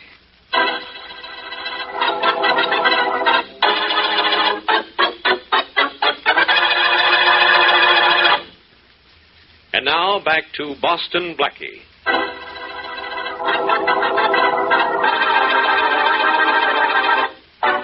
Blackie's friend, Shorty, is being framed for the murder of a man named Ashley. Gang leader Henry Rice, who hates both Blackie and Shorty, has the phonied evidence against Shorty, and in order to get it, Blackie promises to steal the valuable and heavily guarded Abbott painting. The morning papers announce that the painting has been stolen. And as we return to our story, Blackie is asking Henry Rice to keep his part of the bargain. All right, Rice. I stole the painting for you. Where's the cigarette lighter with Shorty's fingerprints on it? Where's the painting, Blackie? I'll deliver it. I'll surrender the lighter on delivery of the painting. Oh, no. I don't trust you. You crossed me. You tipped off Faraday that I was going to steal the Abbott. But I got the painting for you just the same. Give me the lighter and I'll deliver the painting. Fair enough. Here it is. Thanks. Now, when do I get the painting? In a little while. But tell me something. Why did you call Faraday and tell him I was going to steal the Abbott if you wanted the painting so much? To tell you the truth, Blackie, much as I wanted that Abbott, I didn't much care whether you got the painting or Faraday got you. No? No. You see, it's hard for me to decide which I do most. Like that painting or dislike you.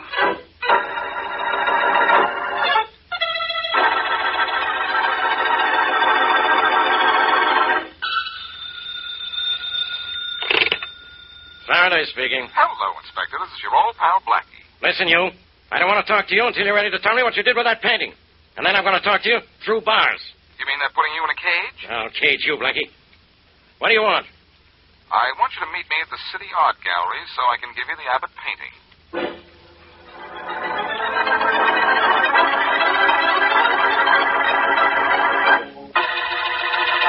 I wanted you in on this, too, Mr. Lawrence, in case Blackie is just pulling another fast one. I don't know too much about pictures. Well, I'm glad you called me in, Inspector Faraday. The Abbott was stolen from this room. Oh, Blackie, how did you do it? And where is the Abbott now? One thing at a time, Mr. Lawrence. You can see how I stole the painting. There's the frame for it, still there on the wall, empty. Yes, you cut the picture out of its frame. That's obvious. But how did you do it without anyone seeing you? Well, that was the easiest part of it. I waited until there was no one here, then caused that commotion outside. And while everybody was in the front hall of the gallery, you had time enough to cut the Abbott out of its frame, roll it up, and take it away. Yes, but not very far. Come on. The Abbott's in the next room. Taped to the back of another picture. Oh, thank heavens, man. I thought we'd seen the last of the Abbott forever. Where? Which picture? Right there, the painting of the two children. Oh. Hey, it's gone. Huh? Was hanging there last night. Blackie, we sold that painting out a half hour ago. What? Yes, to a man named Smith. Smith from Kansas City. Smith from Kansas City, huh? I know who that is, all right. An old friend of mine. See you fellas later. Oh, no, Blackie, you're not going anywhere. This is another one of your tricks. You're coming to... Not to jail, Faraday. At least not with this gun in my hand. A gun? Oh, good heavens, why... Good heavens, Mr. Lawrence? Goodbye.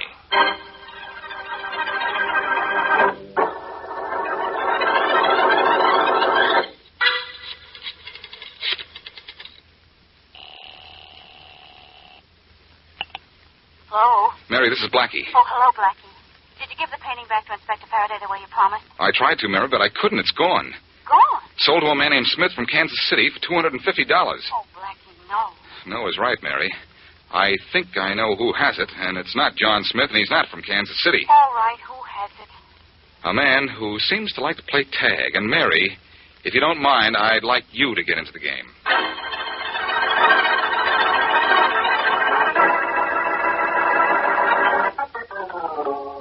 I don't see any reason for this call of yours, Blackie. As you can see, I am Smith of Kansas City, and I have what I want. You mean you're Henry Rice of New York, and you think you have what you want? Oh? Then what is that painting hanging on the wall behind my desk? Two very lovely children. Recognize it? Yes, that's the painting I taped the Abbott to. Surprised? Frankly, I am. I didn't think you were smart enough to figure out how I'd steal it. But I was smart enough, wasn't I? I arrived at your method of stealing it by the simple process of elimination, my dear Blackie. You see, it couldn't be taken out of the gallery, and so when I heard it was missing, I knew it must still be in the gallery. And so I looked, and so I found it. Oh, fine. Is the Abbott still taped to the back of that painting on your wall? Not quite. You'll never find the Abbott, I can assure you. Even if I did find it, Rice, I wouldn't be finding the Abbott. No? No. If you knew anything about art at all, you'd know the painting I stole for you was a phony. I don't believe it. Look at it closely and you'll see. Come on, we'll look at it together and I'll prove it to you. No, Blackie. You can be more clever than that, really. I can look at the painting myself and tell whether or not it's authentic. Then go ahead, look at it. And have you follow me to it? Oh, no. Then you're going to spend the rest of your days with a phony painting. But that's not my worry. You know, Blackie, you've aroused my curiosity. I hate to think I've been cheated, but I think you'd better stay here while I go look at it, if you don't mind. I do mind. What was the buzzer for? You'll see. There. Turn around and look at the reason for the buzzer. Come in, Max. Yeah, boss, sure. Where did you find a guy this big? In the redwood forest? Rather overgrown youngster, isn't he? Max, I have to run out a minute. Do you think you could persuade this fellow to remain here and quietly until I return? Oh, sure, boss. I got a friend here in my pocket could convince him like this. Some convincer, huh, boss? That's good work, Max. That should keep him asleep for a little while. I'll be back in a few minutes. Hey, you know something, boss? What? I like to hit guys on the head. It does something to me.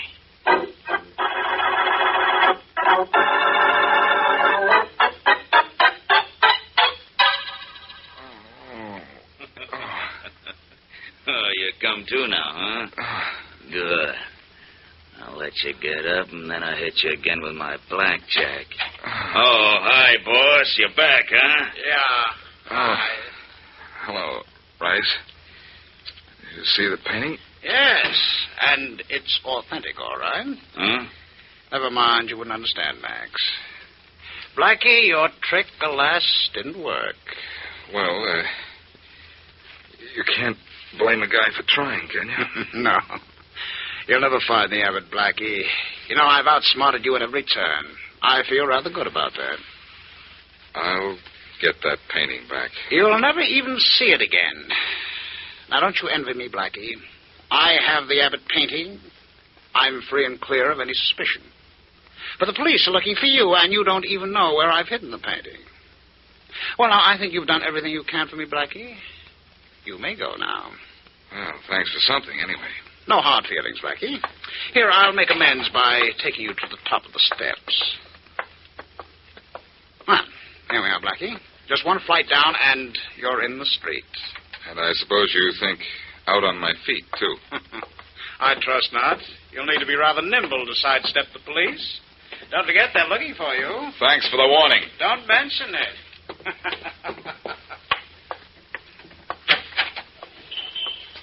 Blackie. Good girl, Mary. You're here right on time. Did everything work all right? Perfectly. I did just what you told me on the phone. I waited outside Rice's office door, then I followed him down the steps, and from then on I didn't let him out of my sight till he went into another building. But, where's the Abbott? You show me the building Rice went into, and I'll show you the Abbott.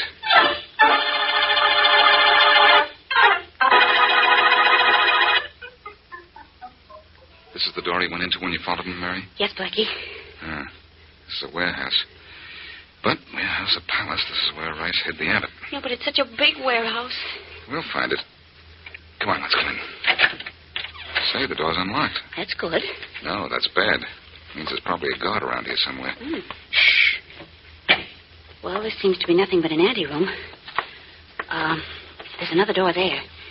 Shall we try that one? Come on, but quietly. Don't worry. No. Shh.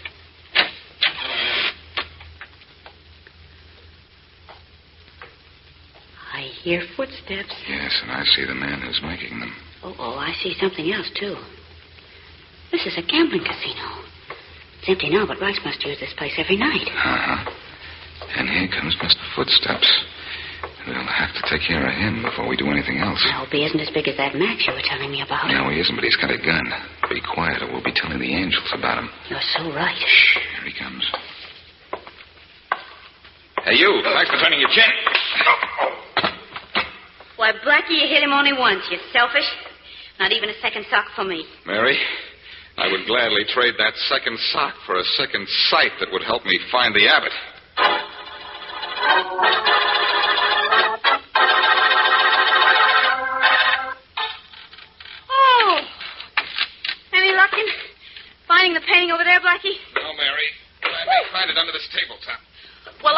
torn things apart till I'm exhausted. It's the last place I'm going to look. Well, look over the old places again. We may have missed something. Oh, dear. Well, it's not here. I'm going to rest a minute. I'll rest in a minute. Not here. I'll try this. Over here, maybe under this table. Nope, nothing here. I'll try over there. Mind if I play a little roulette while you look? No, go ahead. I love roulette when it's for fun. I love looking for things when I can find them. Uh-oh. Red and even. The situation here is black and odd. Oh, gosh, I guess Rice has us fooled completely. Oh, no, Blackie, you'll find it. Want to quit for a while and, play a little roulette? No, I'm stranger? going to start thinking again. I'm sure if Rice came here, the painting is in here. Red and even. Let's see where the little ball stops this time. I wish it would stop on the painting if I... That's it. What? Stand back, Mary. That roulette wheel is turned for the last time. What are you going to do? Take that table leg here and smash the roulette wheel. Oh, golly. In a million pieces. And I was just about to spin it and make a fortune. Mary, we found a fortune. Look under what's left of the wheel. Well, looks like a roll of canvas. Here, look at it. When I take it out and unroll it, look. The painting. Yes, the painting, Mary, and suddenly the whole picture is changed.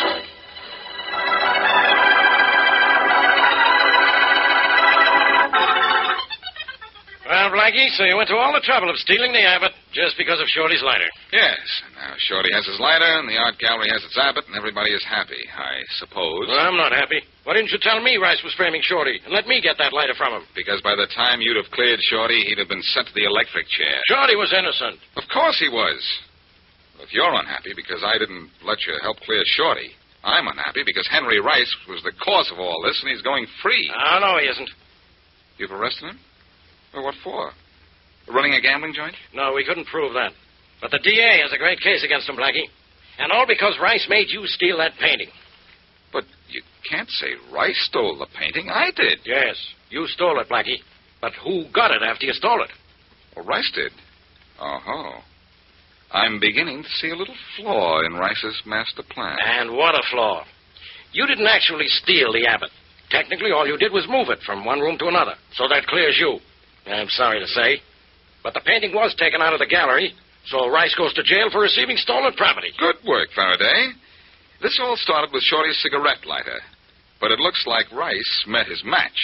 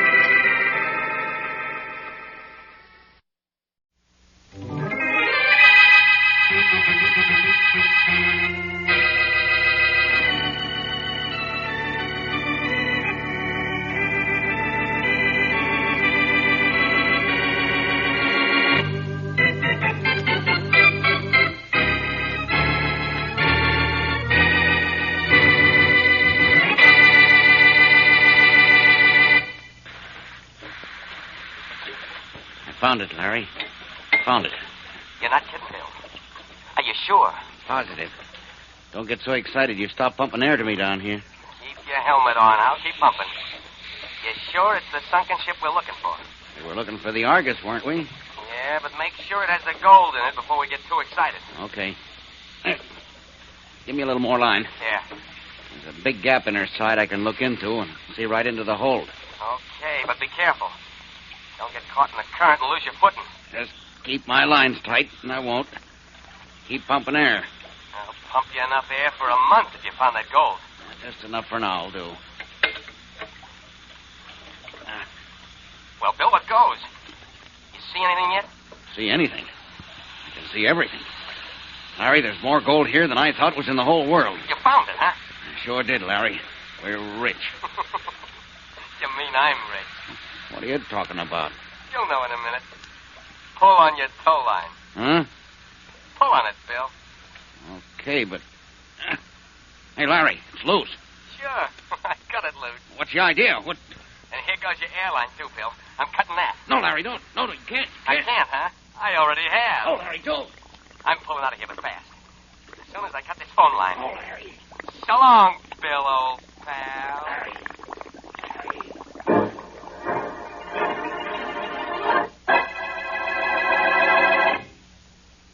And now on to Dick Calmer as Boston Blackie. Enemy to those who make him an enemy. Friend to those who have no friend.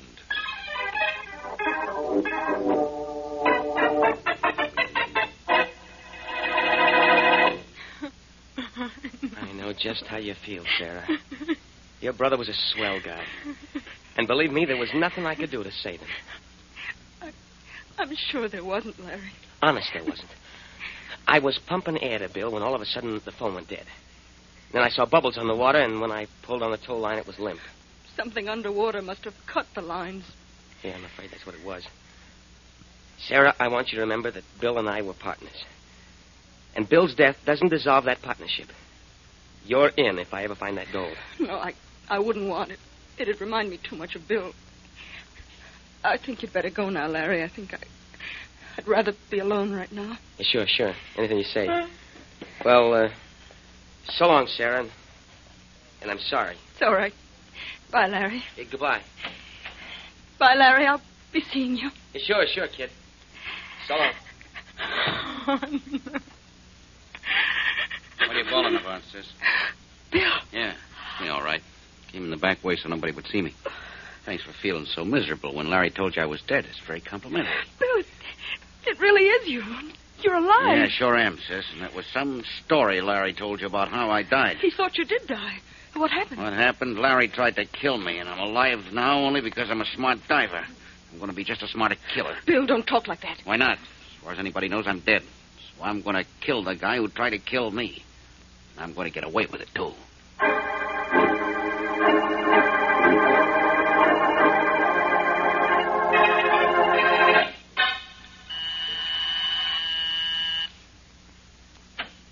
Yes? Boston Blackie?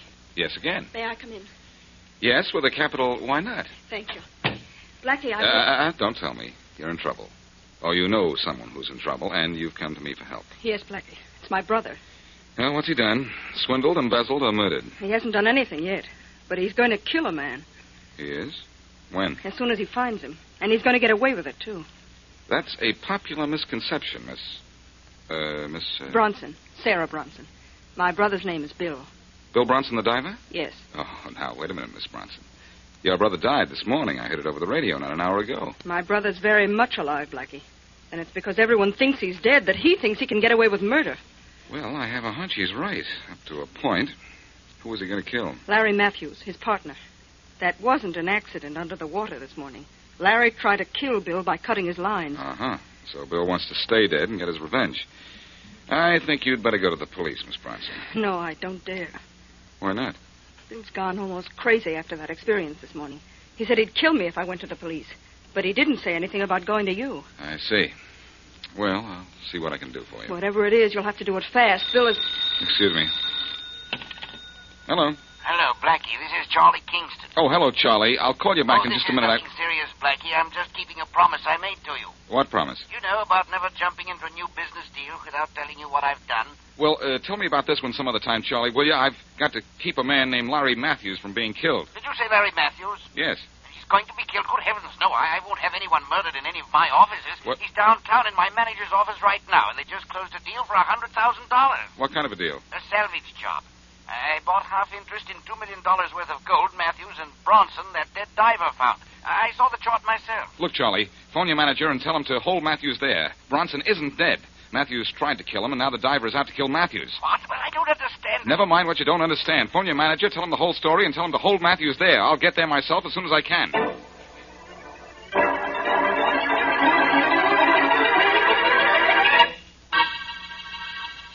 So that's what the score is, Mr. Matthews. Oh, excuse me. Sure, Mr. Walton. Walton speaking. Oh, Henry, this is Charlie Kingston. Oh, yes, Mr. Kingston. Look, is Larry Matthews there? Yes, he is. Good. Keep him there. And don't let him leave your office under any circumstances. What's the matter? His life is in danger. Somebody's looking for him to kill him. Boston Blackie will be down there in a few minutes to take over. Now wait for him. All right, but I don't understand. Don't try. Wait till Blackie comes and get that chart from Matthews. I want that chart. Don't worry, Mr. Kingston. I'll get it for you. Bye. Goodbye. Anything wrong, Mr. Walton? You look a little pale. Nothing much is wrong, I hope, Mr. Matthews. That was my boss, Mr. Kingston. He wants me to keep you here in my office until Boston Blackie gets here. Why? Why? Because your life is in danger. Huh? Mr. Matthews, do you know of anyone who's trying to kill you? No. No one in particular. But I'm not surprised my life's in danger. Yours would be, too, if you owned something as valuable as that chart of mine. Yes, I suppose so. Well, we'll own it soon. Mr. Kingston asked me to be sure to get it from you. Well, you've given me your check. Come on down to my house at the waterfront, and I'll give you the chart. Mr. Matthews, I can't let you leave this office. Mr. Kingston's orders. Well, if you want that chart, you'll come and get it now. I want to close this deal and get rid of that chart. Aren't you afraid to go out on the street? I'll take my chances. I got a gun right here, see? Come on, I want to get this deal over with. All right. I'm going with you. Just a minute. Hey, what are you taking out of that drawer? My gun, Mr. Matthews. If you're in danger, I'm in danger, too.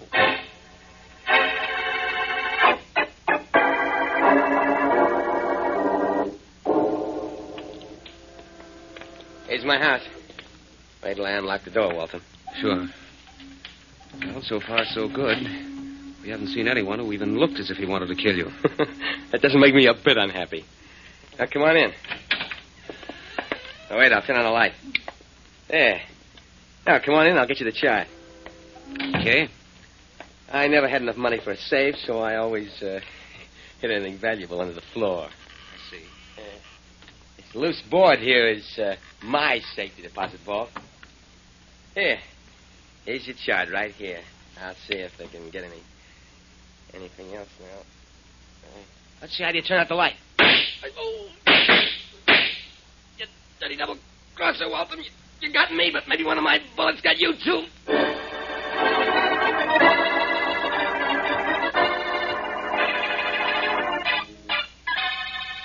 Hi, Blackie. Hello, Mary. You know, I've been waiting in this office for you for 1 hour. Well, I got here as quickly as I could, but I wasn't worried. I knew Matthews would be safe as long as you were here. Well, I'm here, but Mr. Matthews isn't. What? I hope I won't have to tell you a dozen times. Mr. Matthews went out with Mr. Waltham. But didn't Kingston phone here and tell... Excuse me. Kingston Enterprises, good afternoon. Well, this is Mr. Kingston. Let me speak to Mr. Waltham again, will you? Mr. Waltham's out, Mr. Kingston. Oh, I see. Oh, did he leave with Mr. Matthews and a Boston Blackie? Boston Blackie? No, sir, I don't even know him. I'm Boston Blackie. If that's Kingston, I'd like to talk to him. Oh, Mr. Kingston, Blackie wants to talk to you. Oh, by all means. Here you are, Blackie. Thanks. Hello, Charlie. Blackie, what's the matter down there? Where's Waltham and Matthews? Well, that's just what I want to ask you. Didn't you phone Waltham and tell him to keep Matthews here? Yes, the minute I was through talking to you. Well, what is it? he isn't here now. What happened to you? And I hate to think what's going to... Wait a minute, Blackie. Here's Waltham now. Good. Matthews with him? No.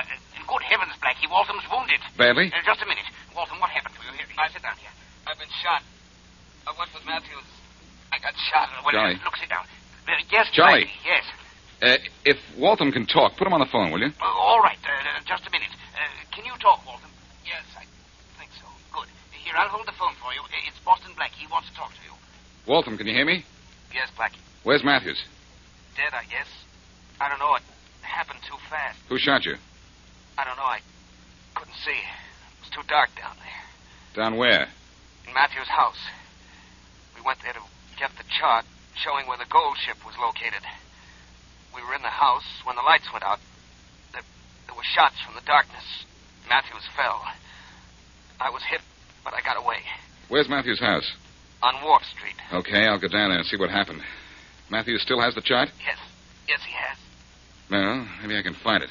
Maybe I can find him. One thing, I promise you, I'll find something.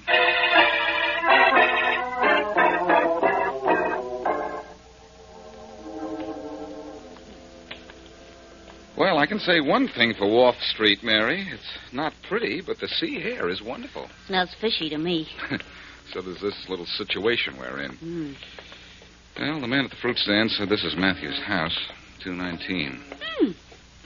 I don't see any signs of excitement.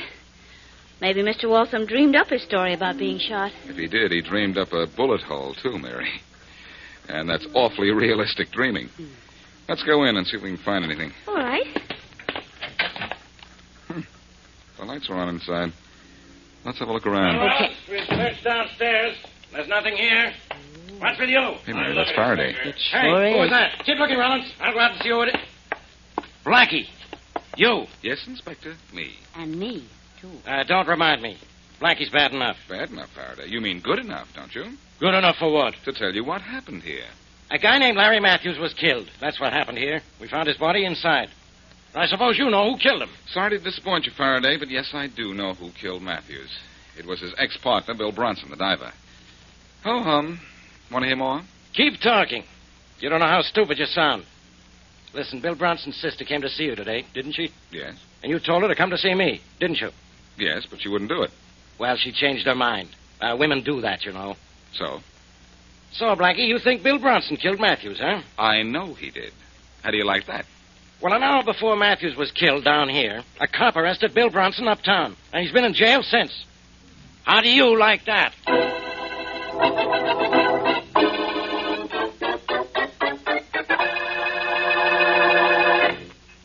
And now back to Boston Blackie.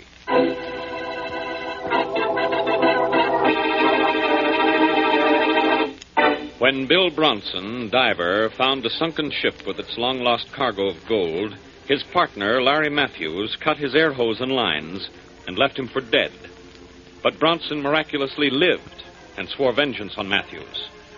The diver's sister, knowing of her brother's plan, came to Blackie for help. But before Blackie could get to Matthews, someone else got to him with a gun. And it wasn't Bronson, because Bronson was in jail. As we return to our story, Henry Waltham, who was with Matthews when he was shot, is having a bullet wound dressed by a doctor. Still hurt, son? Yes, it does, Doctor. You're lucky you're still alive. That bullet just missed puncturing your lung. Yeah? Yep. You'll have to take it easy for a while. Yeah. That dressing will do for now. Thanks. Thanks a lot, Doctor. Well, let's see how you respond to treatment before you thank me. Here we are. What's your name, son? You have to know that? Yep. Okay. It's Waltham. Henry Waltham. Henry Waltham. Mm-hmm. And how did you get that bullet in you? I told you when I came in. It was an accident. I know. Now suppose you tell me the truth. Look, what's it to you how I got shot? You're a doctor, not a policeman. I know, but I have to report this to the police. You've got to report it. Oh, no. But it's the law. I'd lose my right to practice if I didn't. Well, you're going to lose a patient if you do. Lie down, son. You're still too weak to I'm not too weak to get out of here. Oh, no, you don't. Oh, yes, I do. Here's something. Steady your feet. Come back here, you. Come back. Oh, no.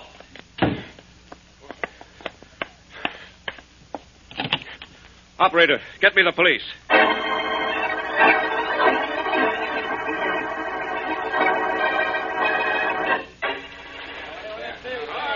Wonder when that diver's going to signal us, Blackie. He's been down there long enough to have found $10 million in gold. Well, I wish he'd find Waltham while he's at it, Charlie. Blackie, do you think Mr. Waltham killed Mr. Matthews? I don't know, Mary. Oh, Mr. Kingston. Mr. Kingston. Yes, Captain Arnold. The diver's found something down there, Mr. Kingston. Wants to talk to you. Well, thank you, Captain Arnold. All right. A couple of extra earphones, Blackie. You and Mary might like to listen in. Thanks, Johnny. Oh, I'd love to. Just wait till I get mine on. Okay, then. This will be a great moment if he's found that gold. Hello down there. This is Charlie Kingston. Sorry, Mr. Kingston. No luck here either. But Captain Arnold said you'd found something. Yes, but not a ship full of gold. Just the end of the sandbar. The drop-off so deep, my light won't hit the bottom of it. Well, I guess we're in the wrong place again. I'm afraid we are, Mr. Kingston. I wish you'd had a better look at that chart. I can't make many more dives today. I realize that. Well, come up and try just once more, will you? Sure. Once more. Oh, Captain Arnold. Yes, Mr. Kingston. Have your men bring the diver up. We still haven't found the right place. Yes, sir. All right, men. Let's bring the diver topside. It's the only things down there worth bringing up. Come on. I'm afraid you'll have to wait until you get that chart to find your gold, Charlie. But I may never get it, Blackie. Remember, I only had a quick look at the chart. Oh, look, they're cranking the thing that brings the diver up. I'm going over there and watch them come out of the water. Well, don't try to help anyone, Mary, or they may have to pull you out of the water, too. Okay, I'll be careful. I think we'll try looking for the gold over there a few hundred yards. You're just wasting your time looking for it without that chart, Charlie. And I'm wasting my time out here, too. I ought to be looking for Waltham. You think he killed Matthews, do you? Well, I'm not sure. I'd hate to think that Walton killed Matthews. You know, he said a third person entered the room just as the shooting started. I don't believe that story completely. That's why I want to find Waltham. All right, men. The diver's broken the surface. Pull him aboard. Come on, you better step aside, lady. Oh, I'm sorry, all right. Better come over here by us, Mary. Oh, shucks. I wanted to watch him take the divers home. He's going to go down again in another spot, Mary. Maybe you can watch then. Well, you can see him from right here now, Mary. Well, it isn't as good as being close, but... Oh, look. He's up on deck now. He looks like the man from Mars, doesn't he? Yes, he does. All right, men. Stop the pump. They got his helmet off. That's it. Well, Mary, you saw them take the helmet off. Blackie, look! Look, there's an awfully big launch, and it's heading right toward us. Good night. The fool doesn't see us. Start our engines in time to get out of his way. Captain Arnold! Captain Arnold! I see him, Mr. Kingston. He's going to crash into us. Hold on a bit, Mary. Back! Blow the whistle. Tom, grab that son and take it to the bridge. What do we do? Yell, everybody. Until that time is swerve off. Yes, but he's not right here. Come here, Mary. Stay close to me. All right, I will.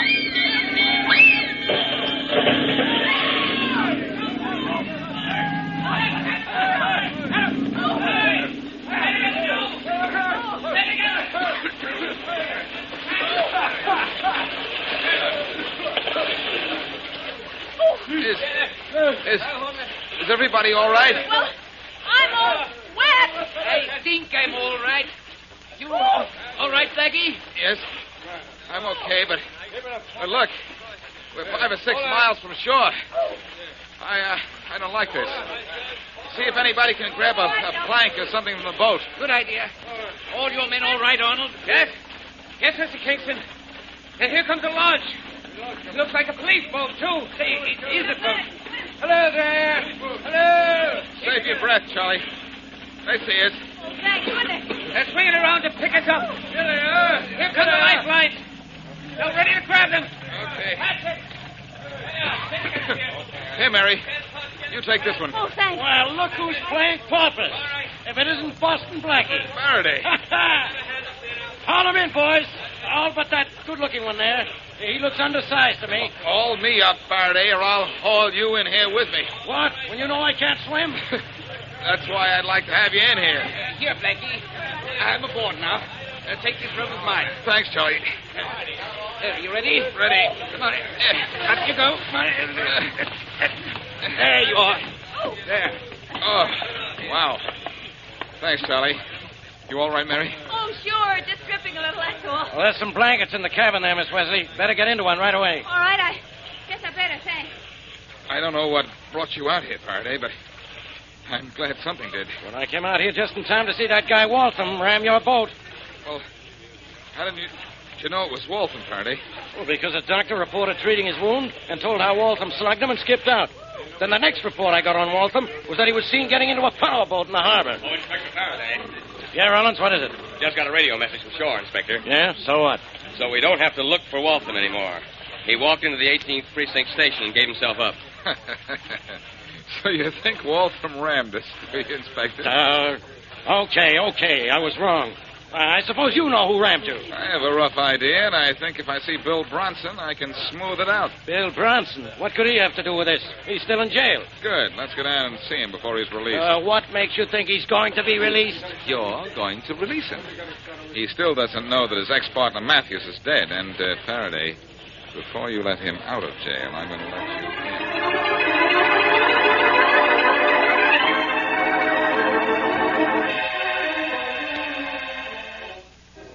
I have some bad news for you, Bronson. I'm in jail, Blackie, and you say you have some bad news for me. That's funny. Yeah, but this isn't, Bronson. Hey, Faraday. You and Blackie got awful long faces. What's the matter?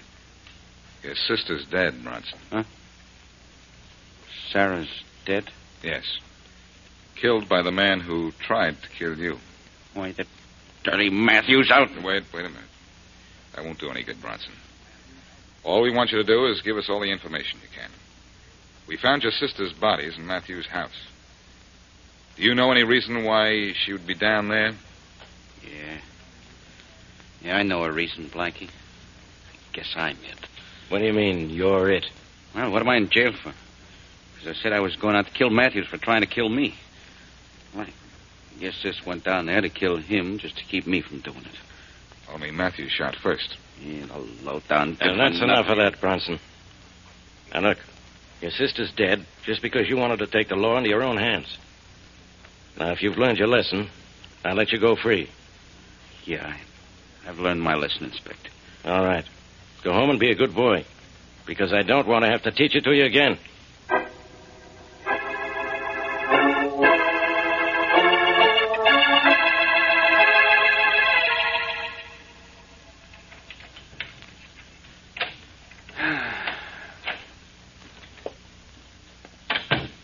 Who is it? Who's that?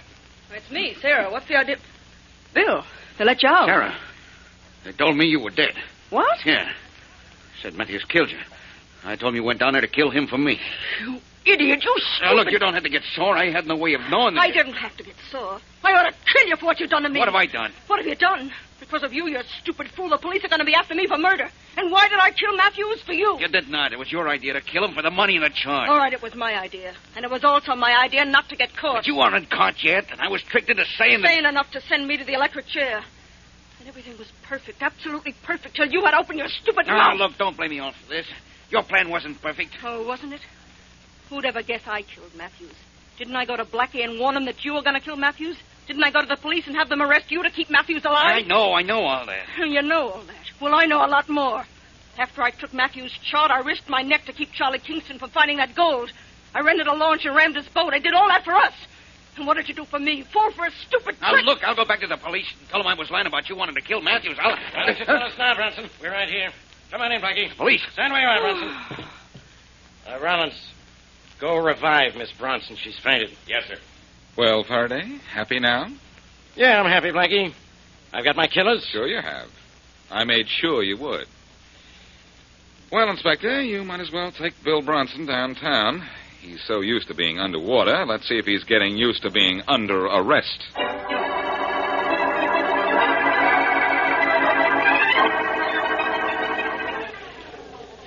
Hello down there. Any luck, diver? I'm coming to the hull of a ship now, Mr. Kingston. I'll let you know in a minute. Good. Well, we'll know in a minute, Blackie, if Inspector Faraday got the right chart from Miss Bronson. Right. Waltham feeling okay, Charlie? Yes, fine, but he feels like a fool for losing his head and running out on that doctor. He doesn't know what made him do it. Oh, I suppose he was afraid the police wouldn't believe his story about how Matthews was shot. Hello there, Mr. Kingston. Oh, it's the diver. Yes, diver? I found it, Mr. Kingston. There's plenty of it. Oh, you found the gold? You bet I have. Congratulations. Oh, thank you. Blackie, Mary, he found the gold. Wonderful. Well, that's fine, Joe. Well, aren't you excited? It's $2 million in gold. I'm a rich man. You've been a rich man for years, Charlie. Just how rich can you get? After all, what difference does $2 million make to a man who already has 20 or 30? Do you know something, Blackie? What is it, Charlie?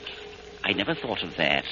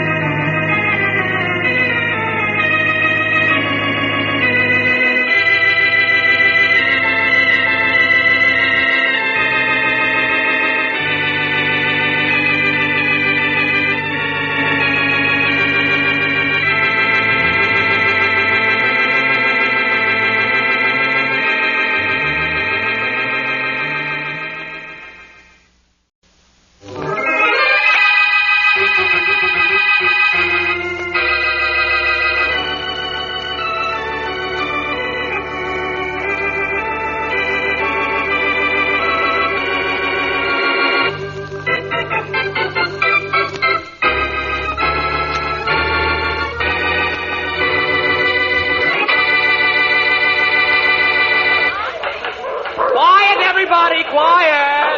I said quiet for just a moment, please. We've now come to the high spot of the 15th annual dog show, as the Kennel Club proudly announces the best of show. Yes. This year's Best of Show award is unprecedented. This year, the Best of Show goes to, 2 dogs. Yes, I said 2 champion boxers. Mrs. Marilyn Lawrence's Angel and Spartan of Buddington. Will you come here to accept your award, Mrs. Lawrence? Oh, yes, of course. Oh, fine. Here you are, Mrs. Lawrence, and congratulations. Oh, thank you. Thank you very much, Mr. Carlton. And now, ladies and gentlemen, quiet, please. Quiet. Before we bring our show to a close, I have several announcements about next year's show and the several sectional shows which will take place. Oh, Mr. Ellington, how are you? Defeated, of course, but aren't we all except you? Congratulations. Why, thank you. And now I'd like to make you an offer. An offer? Yes, I'd like to buy Angel and Spartan. How much? Oh, I'm sorry, Mr. Ellington, but Angel and Spartan aren't for sale. I'll make you an interesting offer. No. I'm sorry, Mr. Ellington. Angel and Spartan are not for sale as long as I live. No. Well, that gives me encouragement, Mrs. Lawrence. Who knows how long any of us will live?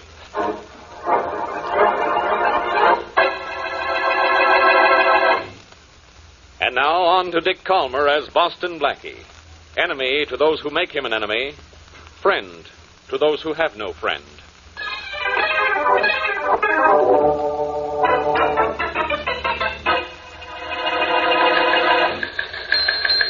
Here are the details of that report coming in on the police teletype now, Inspector Faraday. Thanks, Rollins. Let's have a look at it. They got the dead woman's name now. I'll read it. Let's see, it says, Ad Society matron slain in Riverview Mansion. The dead woman is Mrs. Marilyn Lawrence. Famous breeder of dogs. Wealthy widow. 2 boxer dogs. Angel and Spartan of Buddington tied for best of show at Kennel Club this afternoon. 2 champion dogs, only witnesses. Robbery, not motive. Death, instantaneous. Bullet, .38 caliber. E.N.D. Yeah, that's the end, all right. Yeah, the end of that report and the end of Mrs. Lawrence. But just the beginning for us. Come on, we got work to do.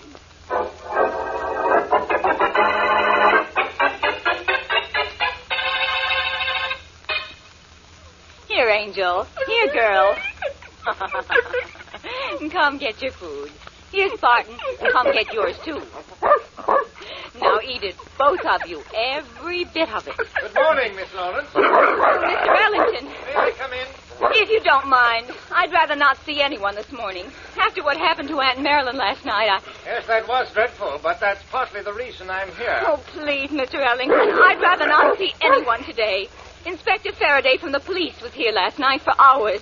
I've had no sleep, please. How distasteful it must be to have police in the same house with 2 champion dogs. You really don't mind if I come in and admire the animals, do you? Say, hold on. Spartan, quiet.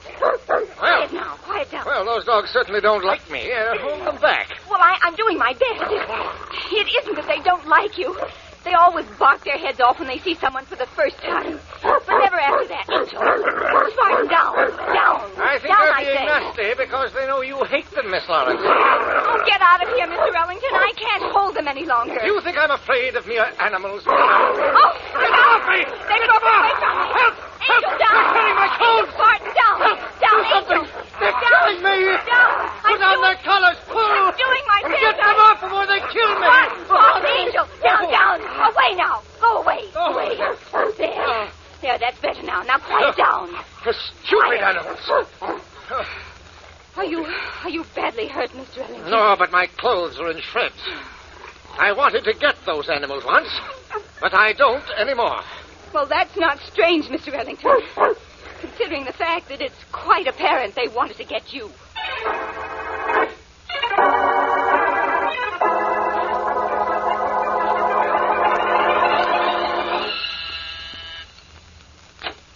Oh, hello, Blackie. Come on in. Thanks, Mary.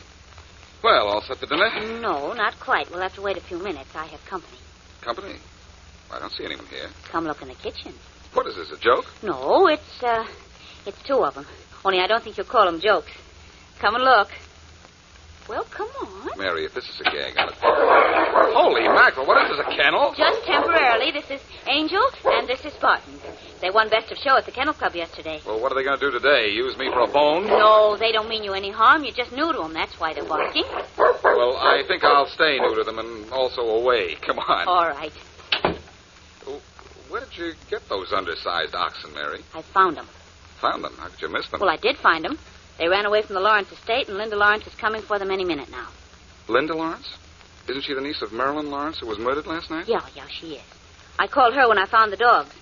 According to their tags, Marilyn Lawrence owned them. Oh, this must be she now. Will you excuse me? Mary, do I look all right? She is here to see the dogs. Ouch. Miss Wesley? Oh, yes, of course. And you're Miss Lawrence, aren't you? Won't you come in? Thank you. This is my sister, Beatrice. Oh, how do you do? How do you do? The dogs are all right, I trust, Miss Wesley. They certainly are quite all right. Oh, I hope they didn't frighten you when you found them. You see, they bark terribly whenever they see someone for the first time. But they're not vicious. Linda, let's get the dogs and get out of here. Beatrice, please. Miss Wesley was kind enough to pick up the dogs when they ran away. Oh, really, Linda? You'll forgive Beatrice, Miss Wesley. She's perfectly all right. I'm sure that your sister has been terribly upset about the dogs. What's that? Those stupid animals are nothing but a nuisance. Oh, I'm sorry, Miss Wesley. We thought you were alone. No, I'm the one who's alone. All right. This is Linda and Beatrice Lawrence and Mr. Boston Blackie. How do you do? How do you do? The Boston Blackie? Well, there aren't two of us. You see, the law allows only one of us at a time. Ooh. Linda, I insist that we get those fool dogs and leave for home at once. Just a minute, Beatrice. It isn't often that anyone gets to meet Boston Blackie. And now with what happened to Aunt Marilyn... Linda, will you do as I say? In a minute, Beatrice. Miss Lawrence, are you suggesting that Blackie solve your aunt's murder? Well, I'd like to ask him to try. We came to collect the dogs, not hire a detective. I'm not a detective, Miss Lawrence. Splendid. You certainly can be of no help to us. Now, Miss Wesley, if you'll just give us the dogs... Just a minute, Beatrice. I know you're not a detective, Blackie, but you've helped the police so many times. Couldn't you help them this time, Linda, for the last time. What's the matter, Miss Lawrence? Are you afraid of an investigation? That doesn't enter into it. But it might if I enter into the case. Is that it? Linda, if we don't leave this instant, I'm leaving without you. All right, Beatrice, we'll go. Linda, you don't mind if I call you Linda, I hope. Of course not. And you won't mind if I call at your home tonight, I'm sure? Oh, and you'll try and find out who killed my aunt? Yes, and maybe I can make the murderers say uncle.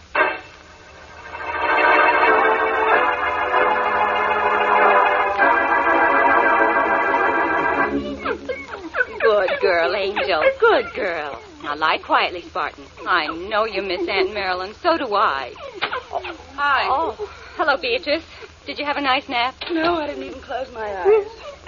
Oh, must these stupid animals always clutter up the library? Well, Aunt Marilyn always allowed them in here. I don't see why You don't see why. You don't see why you had no right to ask Boston Blackie here tonight either, do you? Well, I see why I should. He might help. He might help. Do you know what he'll do? What? He'll turn this house inside out. He'll open up our lives, make everything about us common knowledge. Why, we'll be talked about in every street corner, Linda, in every home. You're a fool, Linda, a stupid, naive fool. Oh, fine. All right, go ahead and cry. You got us into this mess, and now all you can do is cry about it. So cry. But go and cry somewhere else. From now on, things are going to be different around here, Linda. I'm going to run things. Linda, would you mind leaving? No, of course not, Beatrice. What have I done? What's wrong? Oh, shut up and leave me alone, will you? I've got a personal call to make. All right. I'll handle things around here from now on. And when I say from now on, I mean from right now on. Yes, I'll tend to things. I'll tend to everything.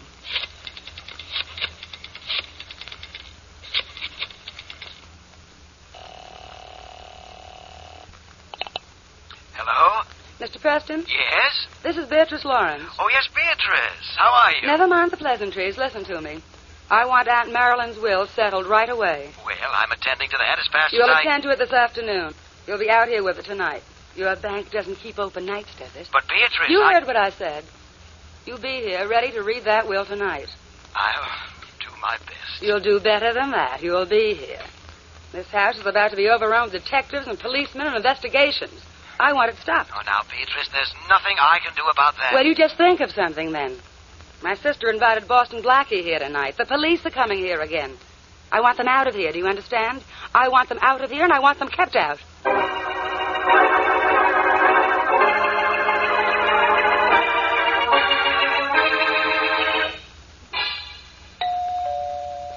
Come in. Good evening, Miss Lawrence. Hey, don't let those dogs get me. Don't they know I'm a policeman? Maybe they don't believe it any more than I do. Hi, Faraday. Blackie, so you're here, too. What are those dogs barking at me for? Just because you're you, Faraday. Quiet, Angel, quiet. Be still, Spartan. Good boy. Good night. Where did they come from? They live here. Live here? Oh, that's right. You didn't see them when you were here last night, did you, Inspector Faraday? They were outside. That's a good place for them. And a good place for you, too, Blackie. With you inside, outside is a good place to be, and you'd better stay inside, Faraday. Miss Lawrence knows a lot about animals. Maybe she could teach you to think. Well, I wish somebody could teach me how to get rid of you. Oh, what would you do for a head if you got rid of me? You'll find out you've got a head, Blackie, because in a few minutes you're going to land on it, Gentlemen, please. You probably disturbed my sister Beatrice. She's upstairs trying to sleep. Sorry, Linda. Sorry. Blackie, you were asking me some questions before the inspector came in. Had you finished? I had wait just a minute. I'll ask the questions around here. I have only one more, Faraday. Linda, has anyone special come to see you since your aunt's death? What do you mean by special? Well, someone who's, never been here before. Well, there's Henry Ellington. He wanted to buy the 2 dogs. Hey, what are those dogs barking at now? Quiet, Angel. Spartan, nice boy. Now, quiet. It seems to me that they were barking at the name Ellington. Shh, quiet, both of you. I'm ashamed of you, both of you. Quiet. Hey, I have a hunch. When your Aunt Marilyn's body was found, the dogs were with her. I think the dogs were with her when she was killed, too. They were, Blackie. They were always with her. So what? So they saw her kill her. And maybe they're trying to, sort of tell us something with all this barking. Maybe Ellington. Look, I said that name again, and the dog's trying to talk. I mean, talk. Angel, Spartan, quiet. You keep quiet now. I don't know what you think about this, Faraday. But unless those dogs are barking up the wrong tree, they've got Mr. Ellington out of a limb.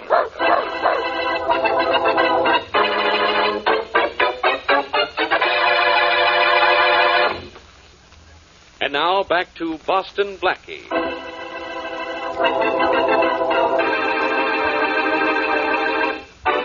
Wealthy Marilyn Lawrence, owner of Angel and Spartan, champion boxers, is murdered.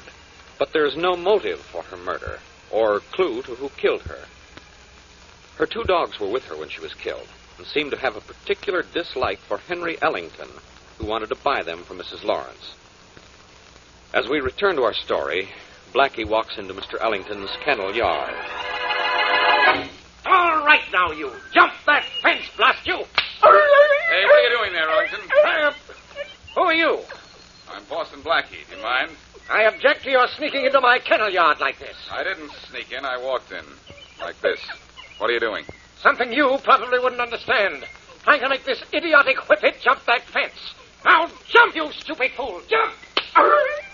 Maybe you'd feel more like jumping if you didn't hit him with that whip. Maybe you'd like to mind your own business. Maybe.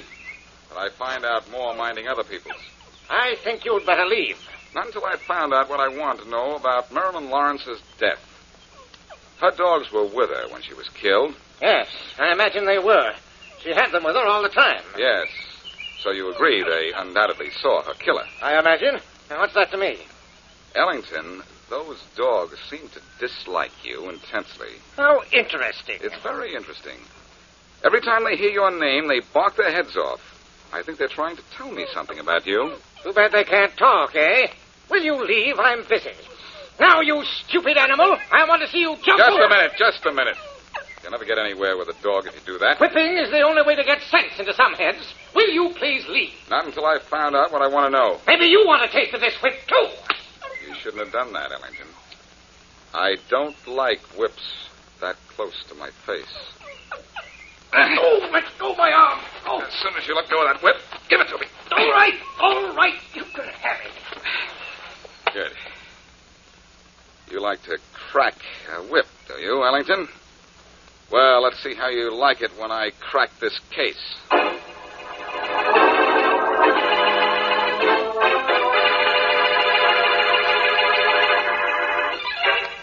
Excuse me, miss, but where will I find Mr. Preston's office? Which Mr. Preston, sir? There are two Mr. Prestons in this bank. I want There is the Harold Preston. Mr. Harold Preston is the third door to the left at the rear of the bank, sir. Thank you. You're welcome, sir. Come in. Mr. Preston? Yes. Mr. Preston, I'm Boston Blackie. I'm doing a little investigating into the murder of Mrs. Marilyn Lawrence. Oh, I see. Well, what can I do for you? Well, there were apparently no witnesses to Mrs. Lawrence's death, but Angel and Spartan, her two boxer dogs. Mm-hmm. And, well, dogs can't talk, even if they are champions. I thought maybe you could give me some of the information, no? Well, yes, of course. Linda I Lawrence was... told me that you were Mrs. Lawrence's advisor. Is that right? Oh, yes. And now I'm the estate's advisor.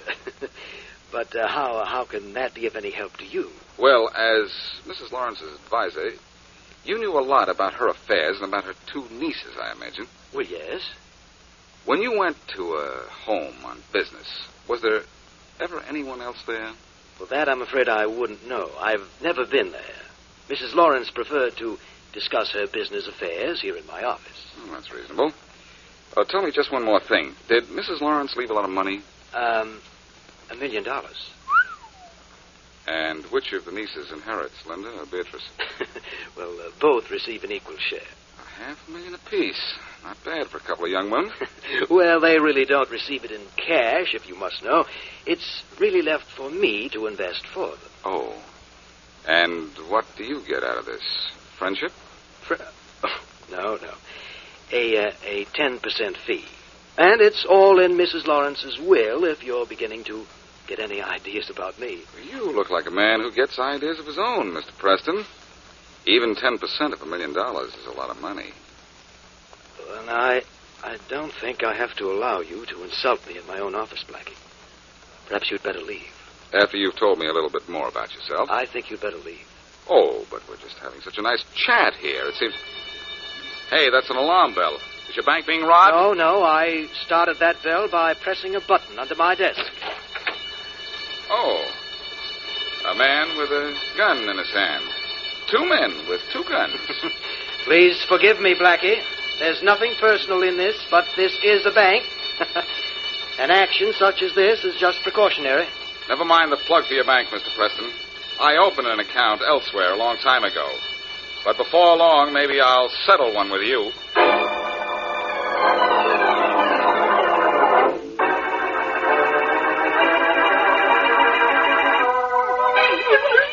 Nice dogs. Should be a whole lot nicer if you could talk. Come in. Inspector Faraday, do you know where Blackie is? Oh, hello, Miss Wesley. Where's Blackie? I don't know, but my office isn't a missing persons bureau. Inspector, he's been gone ever since... Oh, the nice dogs. What are they doing here? Same old thing, Miss Wesley. Marking their jaws off every time I say Ellington. Why do they do that? Who knows? Now, Blackie may be right. They're trying to say something. They saw Mrs. Lawrence's killing. They're trying to tell me what it is. Oh, how I wish they could talk. Yes, but they can't, and I can't find Blackie. Don't worry. He'll show up before long. In fact, I think I know where he is. Out at the Lawrence mansion. He's trying to find out if... Excuse me. Oh, of course.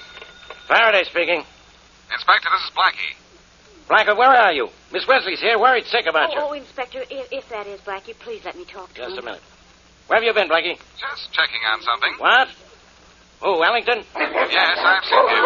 And somebody ought to grind him into dog feed, except I don't think the dogs would have any part of him. Look, I've found out a few very important things. What? Linda and Beatrice Lawrence inherited $1 million from their Aunt Marilyn. You think they killed her? I thought, Ellington was our man. That's why the dogs hate him. Oh, never mind that now. You and Mary meet me at the Lawrence mansion as soon as you can, and I'll tell you all about it. Okay, that won't take long. But why can't you tell me all about it down here? Because it'll be easier up here. Where's up here? At the Lawrence mansion. Ellington is going to be here, and Preston from the bank is going to read Mrs. Lawrence's will. But I want you and Mary to get here before they do. Okay, Miss Wesley and I'll be out right away. And I'll bring Angel and Spartan, too. For a change, the dogs are going to you.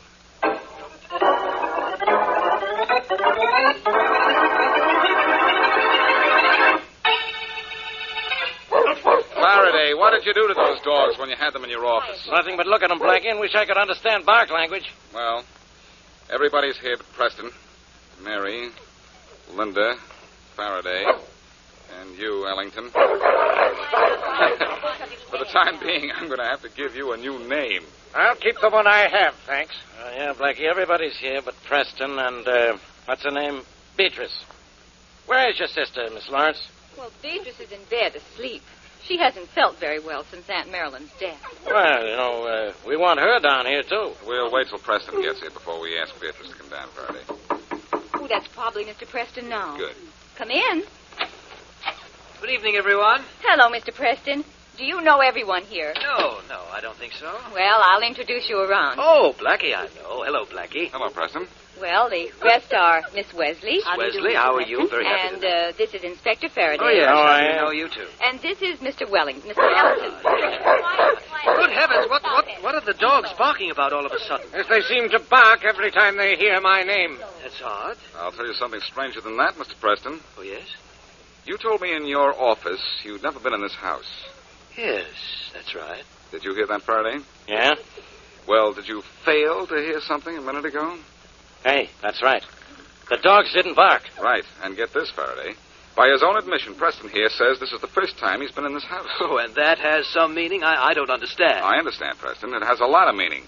It means you killed Mrs. Lawrence. Down, Angel. Down, Spartan. Quiet. What makes you Quiet, think Preston killed her? He doesn't know what he's talking about. No, those dogs know what I'm talking about. If Linda can't stop them pretty soon, they'll break their chains. They hold them, Linda. I'm doing my best. Don't let them get loose. They can chew a man to pieces. Stop it, Angel. Down. Down, Spartan. Get down. Oh, there's no stopping them. Help someone. Mary, get out of here. Quiet. They're going to break loose. No, don't let them get me. Don't. Please. I can't keep them from jumping. No, stop them. I'll tell. Spartan. Keep those dogs away from me. Down. Get down, will you? I killed her. I admit it. Down. Keep those dogs away. There you are, Faraday. There's your confession. Now let's get him to headquarters before those dogs tear him to pieces.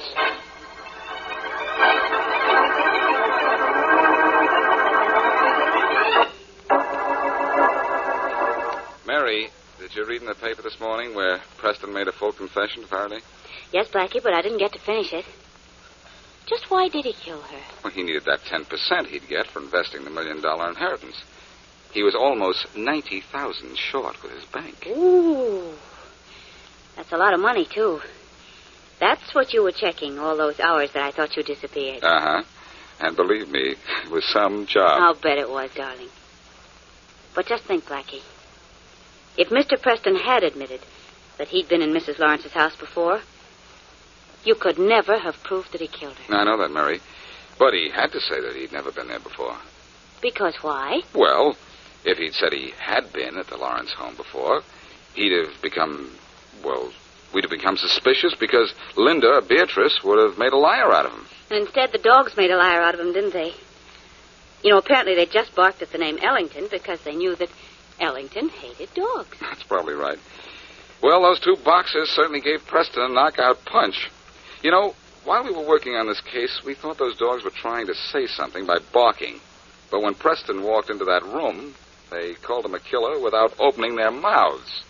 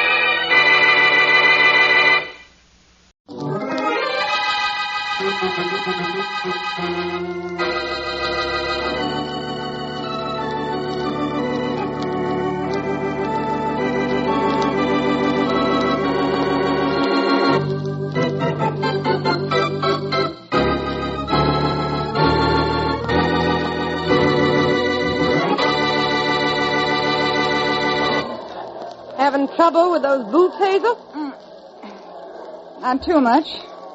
But don't you wish you were in my boots, Bill? We'll take that up some other time. Right now I gotta finish dressing and get out in the arena. I'm due to ride soon. Be careful you don't get killed, won't you? But not too careful. You think if something happened to me, Slim will stay married to you, don't you? Well, think again. You can't hold him, Hazel. Nobody's gonna say I didn't try. I wouldn't try anything where I was concerned. I've got a very good friend in town, Hazel. Boston Blackie. Ever hear of him? Sure. Well, he's here tonight. I sent him tickets. A friend of mine out west said to look up Blackie in case I ever got in trouble. I'm just playing it safe, asking him to come tonight. Better go on out and ride that Bronco. Hey, anybody decent in there? Everybody is, Barney. Wait a minute. Go on in and talk to Hazel, Barney. I'm due out at the arena. But don't get too close to her. Rattler's bite can be cured, but hers, Bye. So long, Bill. Kind of a feud going on between you two gals, ain't there, Hazel? Wouldn't say that. I'd like people to think that, though. I always felt a rodeo ain't no place for feuds. We kind of all ought to be more like a family. Ever see a family without a feud? I never did. That ain't what I meant exactly. The way the boys are saying, though, anything ever happened to Belle, you'd be blamed. I'd like that very much. Not the second part, of course, just the first. I don't know, Hazel. I still... Hey, listen. Boy, that's Slim. It was his turn to ride when I came in, and that's the way the crowd always yells when he's riding. He's a good man on a horse, Barney. Yeah. Best, maybe. Hey, what's wrong with me? Nothing if Slim wasn't around. You know, I think that without Slim here, you might have a... All right, boy. Be careful. Bring her in. They're right down that cot over there. Okay, Doc. Be careful now. All right. Hurt real bad. Shut that door. Hey, Doc. Hey, Doc, what's happened? What's happened to Belle, Doc? She's not moving. No, that's right. Don't know yet how bad she's hurt. All I know, she got thrown from that Bronco she was riding. Got thrown bad. Belle. Poor Belle. Poor Belle. You're kidding, ain't you, Hazel?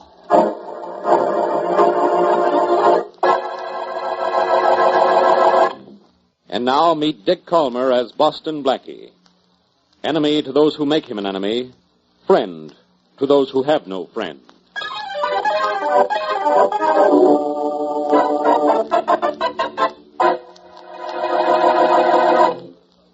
This is the dressing room where they took that girl rider, Mary. Come on, let's go on in. All right, anything you say, Blackie. Tell me one more thing, Doc. You hurt bad? Well, it's too early to tell, Barney. We'll have to wait till we get to the hospital. Yeah. Hey, Bud, nobody's allowed in here. I know that, cowboy, except by invitation. I'm Boston Blackie. I understand Belle Adams wanted to see me. Oh, yeah. Hey, Doc, this is the guy Belle keeps asking for. Oh, yeah, Boston Blackie. Didn't get here a minute too soon. Just about to take her to a hospital. Right here. Oh, this is it, Mary. Come on. Okay. Hey, tell her Barney asked for her, will you, Doc? Yes, Barney, I'll tell her. Who's Barney? Her boyfriend, Doctor? One of them. Belle's the most popular girl in the rodeo. Is she badly hurt? It's hard to say this early. Had a nasty fall. Just regained consciousness a few minutes ago. Belle. Yeah. Boston Blackie's here. Hello, Miss Adams. You wanted to see me? Yeah, Blackie. Nevada Pete told me if I was ever in trouble to talk to you. Well, I'm in trouble. Terrible trouble. Oh, no, you're not. You'll be all right in a day or two. No, you don't get it, Blackie. Hazel fixed it so I'd take that spill. Hazel wants to kill me. Hazel? Hazel who? She must mean Hazel Henry, another rider in the rodeo. Yeah, Hazel Henry. She tried to kill me. She did something to the horse I was riding. Look at the horse. I don't think she ought to talk anymore, Blackie. All right, Doctor. I'll look at that horse, Belle. Now, don't worry about anything. Come on, Mary. I'm right here. Goodbye, Doctor. Goodbye. Thanks for coming down, Blackie. I was glad to do it. How is she, Blackie? How is she? She's hurt all right, Barney, but it may not be too serious. Which way is it to the place where they keep the horses? Well, you turn to your right and you keep on going straight. You can't miss it. Thanks. Oh, wait a minute, Blackie. I almost forgot my hat. Oh, sorry, Mary. The corral is down this way. Okay, I got it. Oh, sure. I can even hear it. Blackie, what did Belle mean when she said Hazel Henry did something to her horse so she'd be hurt? She meant Hazel did something to make the horse buck harder than normally, I guess. We'll find out in a minute. Here's the corral. Big place, isn't it? How are we going to find that horse that Belle rode? Well, we could spend all afternoon looking for it, or we could ask that cowboy spinning and throwing that rope over there. Oh, maybe he'll teach me how to use a lasso. You know, I've always But wanted not to be able now, to... Mary, not now. Say, you with the rope. Yeah? Where's the horse that Belle Adams was riding when she was thrown? Right over there in that stall, mister. She's a wild one. Don't go near her. Don't worry, I won't. Say, they've taken the saddle and bridle off her. Was everything all right? Funny you should ask that, stranger. Why? Funny the way you make that rope spin, too, cowboy. Listen, could you... Later, Mary, later, please. Why is it funny, I asked you, cowboy? Because the handlers found a burr under that bronco's saddle. That's what made her toss Belle the way she did. There was a burr under the saddle, huh? Blackie, then Belle was right. Hazel Henry did try to hurt her. Looks that way, Mary. Don't know if it was Hazel who put that burr there or not, but if it was, mister, it wasn't put there to hurt Belle. What makes you say that? Because the horse that Belle rode was supposed to be ridden by Slim Waters, but he didn't show up on time. Oh, I see. Funny thing, too, mister. Slim Waters ain't never been late for a rodeo contest before in his life.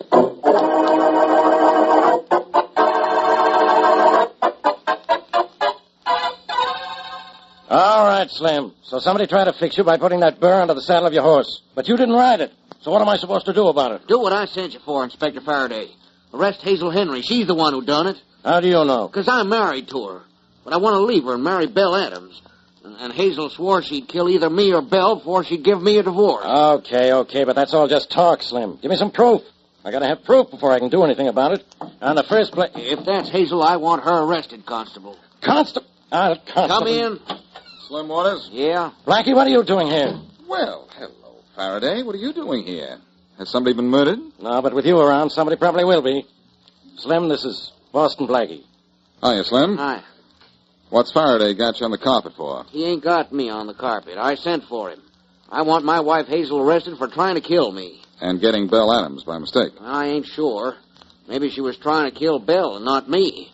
I was late for the contest because my watch was slow, and it ain't never been slow before. What's that got to do with Hazel trying to kill Belle Adams? Well, I let Hazel use my watch this morning. She might have set it back just so I would be late. Or you might have set it back yourself, Slim. Huh? What do you mean by that? Nothing, except you could put a burr under the saddle of your horse if you knew you weren't going to ride. I don't like that. I'm getting out of here. What am I doing here anyhow? Nobody's done anything. Nobody's dead. Nobody's even hurt bad as far as we know. I'm going home. Wait a minute, Inspector. Ain't you going to arrest Hazel? What for? So you can get rid of her that way? And I swear she's trying to kill me. Or kill Belle. Okay. I'll go have a talk with her. Thank you. And tell her to stay away from me. I'll tell her something. So long, Faraday. Goodbye. Come on, Slim. Now, suppose you tell me the truth. Maybe you'd better go where that cop just went. Out the door. Look, you'd like me to prove Hazel tried to kill you or Belle Adams, wouldn't you? When I want help like that, I'll get it from the police. Now, beat it. All right. But I still think you could have put that burr under the saddle of that bronco and were purposely late so Miss Adams would ride it. Oh, you do, huh? Yes. Would be an easy way to get rid of your girl and your wife. I think I'll give that some thought, Slim. So long. Maybe you'd better give a couple of other things some thought, too, fella. Maybe you'd better think about keeping your nose out of my affairs. Oh, I don't know why you'd say a thing like that. Wow. This knife sticking in the wall could be sticking into me if I were a foot taller. Yeah, sure could. Do you grin every time you miss somebody with a knife, Slim? Maybe. Well, this just about clinches what I think about you, Slim. Then you better do some more thinking, you. Hey, who are you? Hazel, where'd you come from? Down the hall, Slim. What's this guy trying to do to you? Nothing. It's any of your business. No? But don't seem to be his business either. And don't go accusing Slim of throwing that knife at you, mister, because I threw it. You're Hazel Henry, huh? You threw it. Yeah. Why? Just a little warning to you, mister. But I don't like nobody accusing Slim of trying to kill nobody.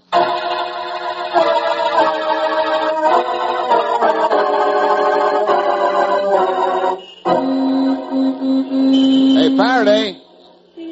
Faraday! Hey, what are you doing in your car, Blackie?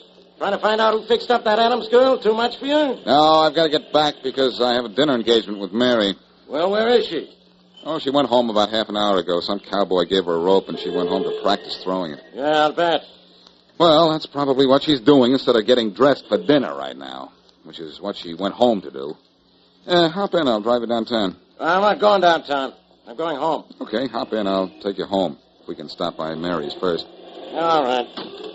I want to talk to you anyway. What about? This business at the rodeo. You keep your nose out of it, Blackie. Nobody's done anything serious yet. But with you messing around, there's no telling what'll happen. No one's done anything serious yet, huh? Well, Belle Adams is lucky she didn't have her neck broken, and I'm just 1 foot short of being dead with a knife in the back of my head. What? Yes, and guess who threw it at me? A pleasant little girl named Hazel Henry. So that's why I couldn't find her. She was throwing knives at you. Yes, Faraday, and if you're smart, you'll find some way to lock her up. She's dangerous. I wouldn't be surprised if you had a homicide on your hands before long. So you think maybe Hazel Henry is the one we want, huh? Yes, and I think you've got an assault charge against her, and you'd better use it before you have to grab her on a murder rap. You know, I think you're out of your mind, Blackie. Well, if Hazel Henry makes trouble, you're out of luck. Turn on the radio, will you? I want to hear the news. Sure. It's a better way to kill time than listening to you. When am I going to hear over the radio that you've left town, Blackie? When radio is such an obsolete instrument, people won't even remember what it was. About the year 10,000, maybe. Here's a last-minute report just handed to me. There's more than the excitement of thrills and spills at the rodeo over at the Coliseum. Murder has struck the Gailey event. Murder, he Champion says. rodeo rider Hazel Henry was found shot to death in the corral under the stand. The body was found within the last 10 minutes. Turn that off, Faraday. You bet I will. And you turn this car around. I was going to have trouble because of Hazel Henry, was I? Yeah. You sure were, and you sure are. And Faraday, now you don't have to worry about killing time. Just concentrate on who killed Hazel.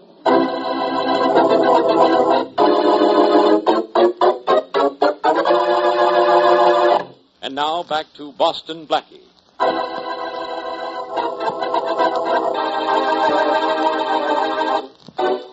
A girl rodeo rider, Belle Adams, is badly injured when thrown from a bucking bronco.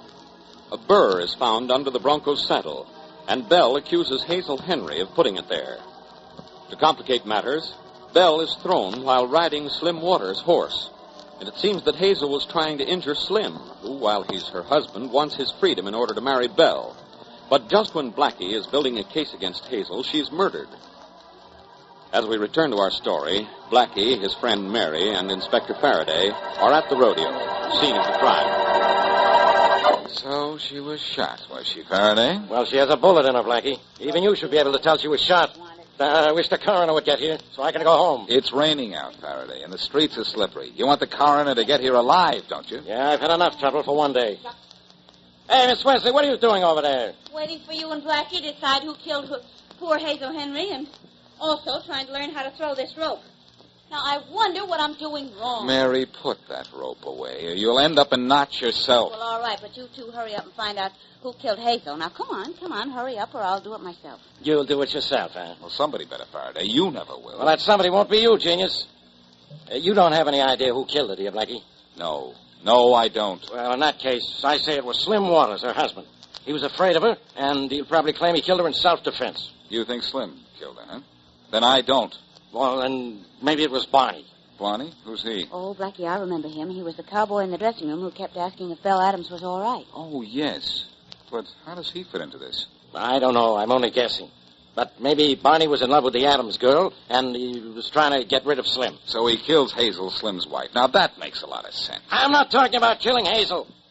I'm talking about that burr under the saddle of Slim's horse. I think Barney put it there. Barney and Slim are the top riders in the rodeo, you know. So you think if Barney didn't do it for the love of Belle, Adams, did it for the love of prize money, huh? Well, it could be. Could-be's don't prove murders, Faraday. I know that. Well, I know one person who didn't kill Miss Henry. Who? Belle Adams. She's in the hospital. You think so? I know so. Wasn't she hurt? Yes, but she's still alive, Faraday, and the fact that you think she's still in the hospital gives me a pretty good idea that she isn't. Oh, Blackie, you don't suspect Miss Adams, do you? I suspect everybody, Mary. That's why I solve cases when Faraday doesn't. My hunch is getting stronger every minute. I don't think Miss Adams is in the hospital. Well, I say she is. Well, I'm going up and prove she isn't. Do I have to go all the way up to the hospital with you in all this rain? No, Mary, you stay here till I get back. And stop trying to throw that rope. Oh, golly, it didn't work that time either, did it? Now what did I do wrong? Never mind what you did wrong with the rope. I've got to find out who did wrong by Hazel Henry.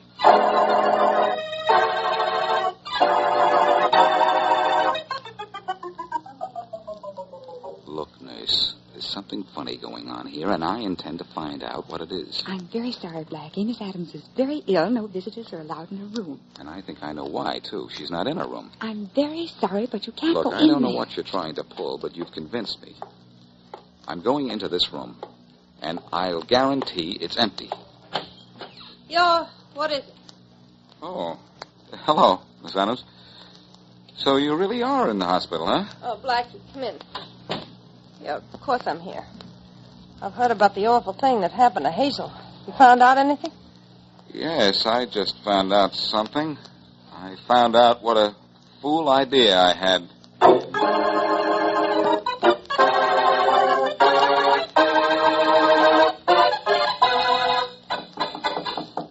Come in. Hello, Bill. Oh, Slim, Dawn, come in. Oh, what a surprise. I thought it was Blackie coming back again. Blackie was here. What for? I don't know. It didn't say. I don't like that guy. Don't like the way he snoops around. Oh, he's all right. Let's don't talk about him. Let's not. How you feeling? Oh, better. Doctor says there's no broken bones. Guess I was lucky. Yeah, you sure were, honey. You could have been killed. Yeah. Look, you feel good enough to ride in the rodeo tonight? Oh, I could ride with my head cut off. Swell, honey. Then you're going to get out of this hospital and ride. Huh? We need you down there. Oh. You're the best girl rider we got. Oh, now that Hazel's gone. You always were better than Hazel in everything. Well, I guess it sounds sort of low for me to talk that way on account I was married to her, but you know I ain't going to shed any tears over her. No, I don't suppose anybody is. But I certainly never wanted her killed. Me neither. But, well, it's happened. We are rid of her, like we wanted. And look, you can ride tonight, huh? Yeah, you bet I can, Slim. We'll make enough in prize money between us to buy ourselves a ranch. I thought you'd say that, Belle, baby. You're an all right... Hey, are you expecting company? No, go see who it is, will you, Slim? Sure. Slim, what are you doing here? I could ask you the same thing, Barney. Oh, Barney, come on in. Thanks, Belle. How you feeling? A lot better. Seeing this here good-for-nothing cowpoke ain't going to do you no good, honey. Now get your good wishing over with, Barney, and get out of here. Belle's going to ride tonight. Huh? Hey, why, you can't do that, Belle. You got hurt last night. You still It ain't none of your business what she does, Barney. I suppose it's some of yours. I'm the one she's going to marry, ain't I? Yeah, but I'm looking out for her better than you. She ain't fit to ride tonight, and you know... You let her decide about that. I say she rides. That's sure letting her decide. You stay out of this, Barney. You don't want her to ride because you know me and her will take a pack of that prize money away from you. I'm just worrying about her, not the money. Since when did you ever care about anything boy, but... now stop it, both of you. Thanks for your interest in me, Barney. I appreciate it, but I'm going to do what Slim says. You're a fool, Belle. That's enough out of you, Barney. You won't be fit to ride tonight yourself. Now, come on, we're getting out of here, the both of us. Okay, but Get Belle, dressed, Belle, and be down to the rodeo in plenty of time. Because you're going to ride tonight. We're going to give them a show they'll never forget.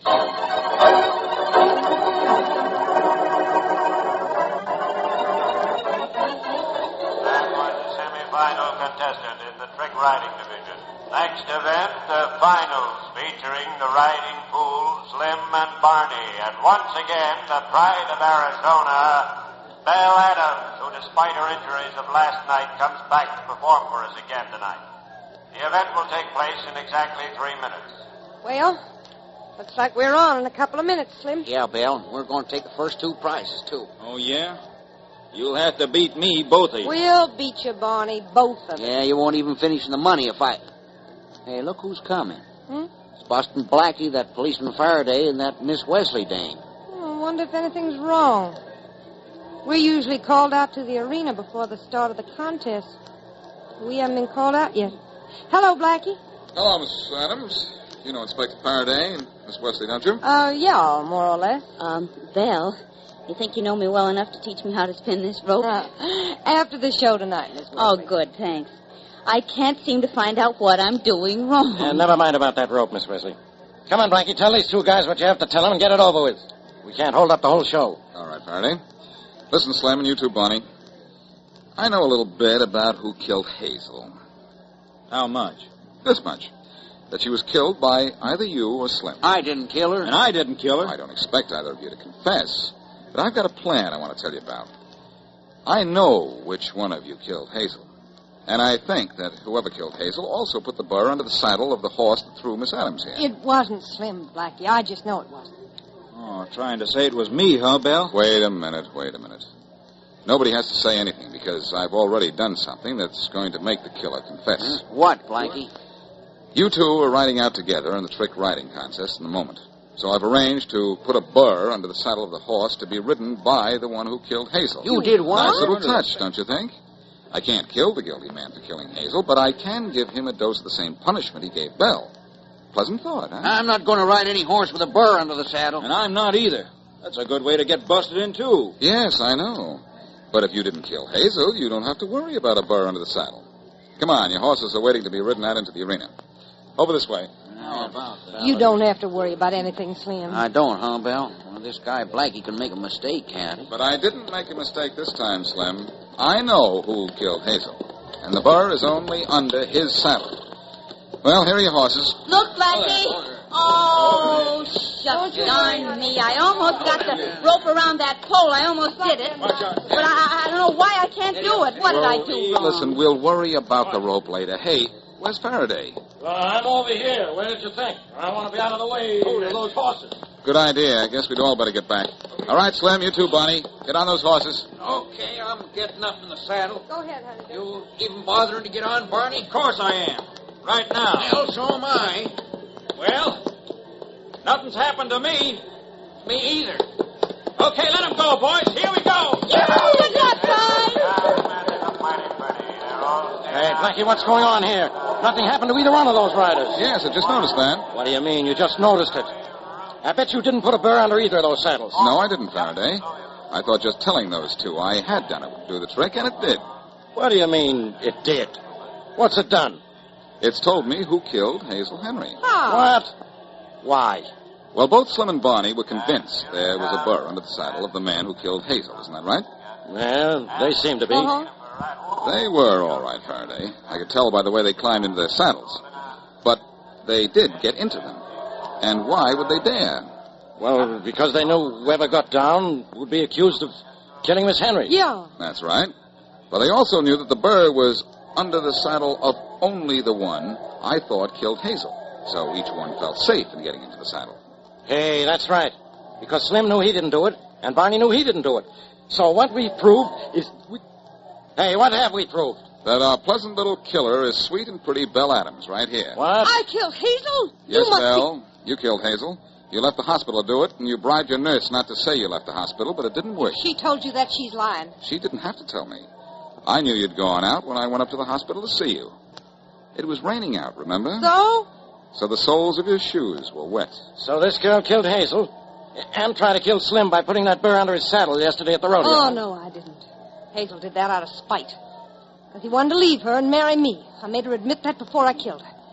So you won't get me for that. And you won't get me for killing Hazel either. Now, don't move, either one of you. Blackie, she's got a gun. I know a gun when I see it, Faraday. Then you know what I'll do with it if you make a move to come after me, Blackie. Mary, drop that rope. Get out of her way. She means business. Look, Blackie, I can spin the rope and I can throw it like this. Grab her, Faraday. That rope off of me. Around her arms. Drop that gun, Let go sister. of me. Let go. Drop it. All right. That's let better. me out of here. And the rope is off now, Belle. Is that better, too? Well, you know. Get her out of here, Faraday. You bet I will. Don't Come on, sister. take your Move, hands move. off of me. Come on. Faster. Mary Gal, I'm right proud of you. I am right proud of you. Why, I was waiting for you to say that. You know, I caught her with that rope, didn't I? And it whirled, Blackie. And I roped her with a lasso just the way a cowboy ropes a steer. And you know, all the time I was practicing, I wondered what I did wrong. Well? Well, this time, I wonder what I did right.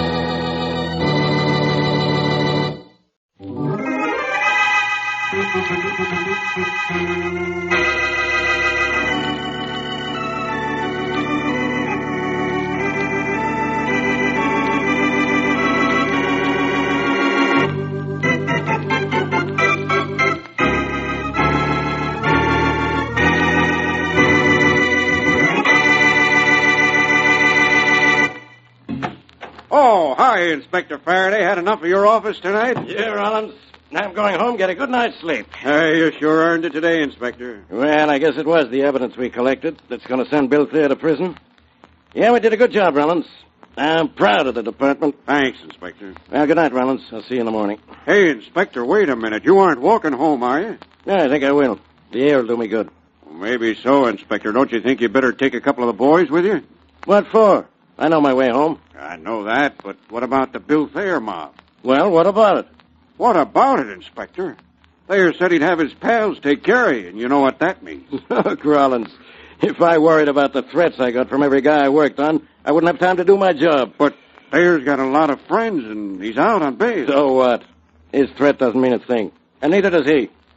Good night, Rollins, and don't get into any trouble. Okay, Inspector. I wish you'd let a couple of boys go with you. I get it, Rollins. You figure you'll be one of them. You'll get a little of my wife's home cooking. Some other time.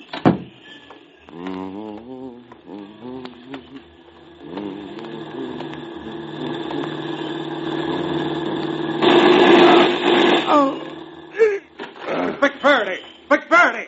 Hey, Smith, Thompson! Get an ambulance, quick. They got Inspector Faraday, and they got him good.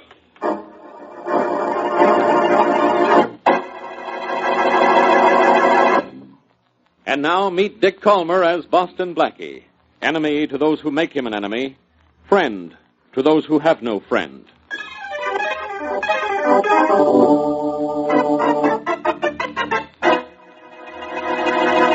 Hello, Faraday, old pal. Hello, Inspector. Well, at last the flathead is flat on his back. Oh, no. Get out of here, Blackie. This is a hospital, not an amusement park. Well, I'm glad you told me. Haven't had so much fun in weeks. The nurse tells me you'll recover. Sorry, old man. Oh, Blackie, will you stop joking? Yes, maybe I should be sad about this, Mary. The nurse may be wrong. Maybe Faraday will live. Yeah, I'll live all right, Blackie. Takes more than a couple of bullets to stop me, especially when they just graze me. Really? Bullets can't stop you, but a simple question can all the time. Oh, now, Blackie, you stop. You didn't come here to tease the inspector. No, I didn't. But let me enjoy myself before I tell him the bad news. Bad news? What bad news?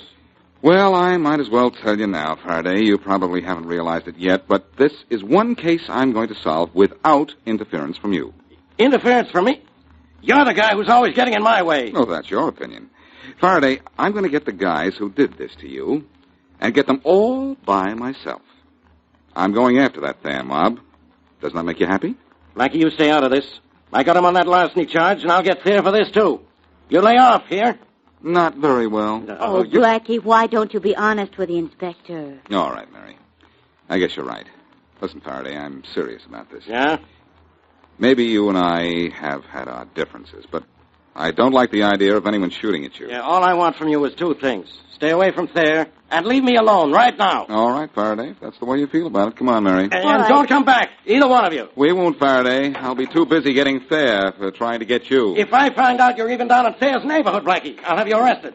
What's the matter, jealous? I'm jealous. Inspector Faraday, what's the matter?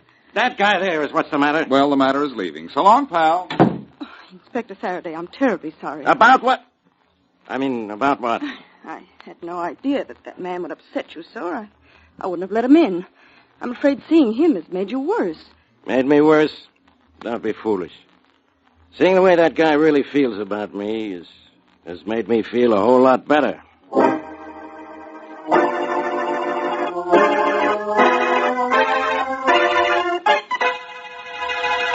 Look, Jamesy, thanks to your stupidity and not knocking off Faraday, we don't dare stick our noses out of this room. What do you mean, my stupidity? If you turned the car the way I told you to, Faraday'd be dead right now. I couldn't turn the car the way we planned. There was a truck in the way. Okay, so there was a truck. All I know is all I could do is spot Faraday and let him have it. Now, don't blame me because he's still alive. The way things worked, we were lucky to put him in a hospital. Yes, and we're lucky if we don't end up in hospitals ourselves. The boss isn't going to like what we did. I did the best I could. You mean I didn't? Why, I ought to... Oh, wait a minute, Jamesy. We're both out of line, blowing our tops. Our nerves are going haywire. Yeah, I guess that's it. Only you shouldn't have tried to put the rap on me for messing up the job.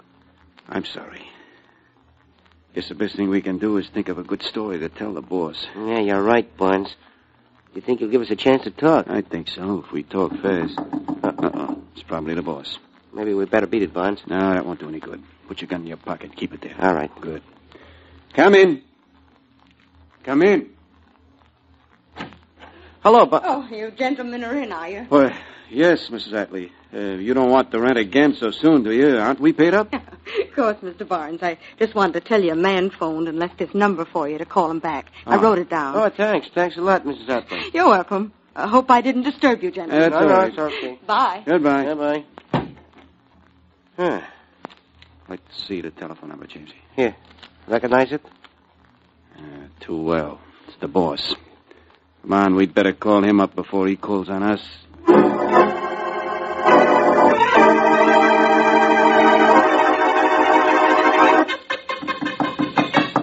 Come in. Thanks for telling your pals outside to let me in, Fair. I'd hate to have to break in to see you. Might make a bad impression. I thought if you were fool enough to come to see me, Blackie, I ought to be smart enough to see you. Look, I'm not going to stand around here and spar with you, Fair. I'm here to see you about those two thugs of yours who fired 3 bullets into Inspector Faraday last night. Yes, that's why I thought you were here. Now, how about leaving? Oh, no. Very well, I won't argue with you. I was prepared for this visit of yours. I hope you're prepared for the reception. Tony, Barker. What is it, Chief? Yeah, boss. Tony, Boston Blackie doesn't want to leave. Will you and Barker tell him you think he should? A pleasure. Sure, boss. Come on, Barker. You get him from that side. I'll get him from this. Maybe it won't be as easy as you think, Tony. What are you using for a fish, Blackie? A mosquito bite? Oh. Very good. Oh, yeah? You can take it. Here. I'll hit him your way, Barker. Oh, the table was in the way. He fell short. Push him over this way, Barker. Hey, Barker, don't let him hit back like that. He might get cute and think he can lick you. Oh, my friend. You smashed the table on him, Barker. That junk off him. I'll finish him with a good right to the jaw. He's practically out now. Not as out as you. Think, huh? How about this? Oh. Yeah, that did it, boss. That did it. Yeah, good. Now, take Blackie outside and toss him in the street. You like what we done to him, huh, boss? Yes, Tony, but I don't like what you did to my office. Now get busy and cart this broken furniture out of here. There's nothing I hate more than a mussed-up room.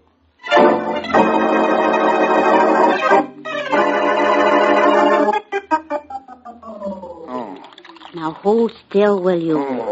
Oh, that doesn't hurt so much. Oh, brother. Oh, that water on my face feels sort of good, though, Mary. Does it? Well, that's a nasty black eye you have, you know. You mean I have only one black eye? Just one black eye. One bruised face and one bump on the back of your head. What hit you, a train? No, 2 trains. The Tony Flyer and the Barker Special. But I'm not through with them. Now, you don't mean that you're going back there? Oh, yes, I am, Mary. This just about proves Faraday was right. It is Thayer's mob who tried to kill him. Otherwise, Thayer wouldn't have given me such a, ungentlemanly treatment. Just the same, it is foolish to go back there and try to see him. Think so? Well, maybe I'd better think of something else. I think so, too. Here, now let me dampen that cloth for your face again. All right. Uh-oh. I'll get it, Mary. Well, all right, but you lie back so that I can keep this cloth on your face. Okay. Hello. Oh, Blackie. Yes, who's this? This is Rawlins, Blackie. Sergeant Rawlins. Respect. Oh, yes, Rawlins. How's Faraday? That's what I'm calling you about, Blackie. Huh? What's the matter? Did he take a turn for the worse? Oh, I don't know what turn he took, Blackie. All I know is he didn't take it by himself. What do you mean? I mean, 2 unidentified men just kidnapped Faraday right out of the hospital. We can't find a trace of him anywhere.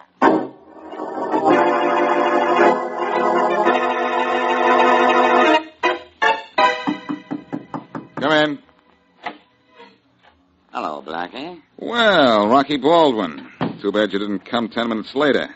I'm on my way out. What's your hurry, kid? Sit down. My hurry is Inspector Faraday's been kidnapped, and I gotta find him. But aren't you in the wrong neighborhood, Rocky? I thought this was Thayer's side of town. Yeah, but Thayer isn't going to mind my coming over here, as long as I don't try to cut in on him. Then why are you over here? This is why I'm over here, Blackie. To see you. You mean the great Rocky Baldwin, tied with Thayer as the city's #1 racketeer, will stoop so low as to come to see me? Well, I'm glad I'm still nursing this face of mine, so I didn't miss this. I've got a reason for wanting to see you, Blackie. The usual one, I suppose. You want to try to scare me into doing something for you. Well, I don't scare. I got beaten up a little while ago because I don't scare. Blackie, you got me wrong. I'm here because I want to help you. I know where Faraday is. Because I know who kidnapped him. Who? Thayer. Yeah, I might have known. And you know where Thayer's keeping him? Sure. In his hideout on Lane Street. Uh-huh. Very interesting. Except for one thing, I don't believe it. Why not? Because why should you cross Thayer and help Faraday? Oh, that's very simple. I don't like cops, of course, but Faraday is only one cop among many. But Thayer, well, he's the one man who stands in the way of my controlling this whole town. Understand? When you put it that way, I'd be a fool if I didn't understand. Now, you're no fool, Blackie. But better hurry and get your friend Faraday before Thayer finishes with him. And Thayer, you know, works fast.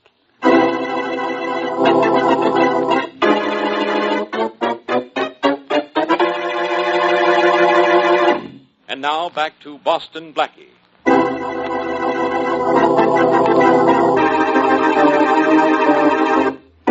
Bill Thayer, gang leader, threatens death to Inspector Faraday if Faraday's evidence gets a conviction against him.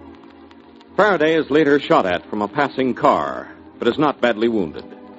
Blackie, however, is determined to find out the men who shot the police inspector. So far, however, all he's managed to do is get himself beaten up.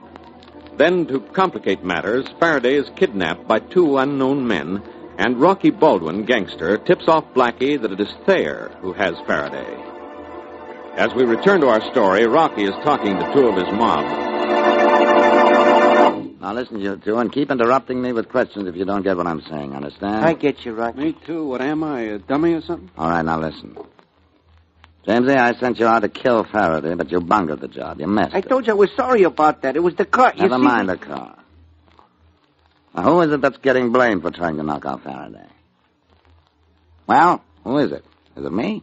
Of course it ain't you, Rocky. It's Thayer. Everybody knows he threatened to give it to Faraday.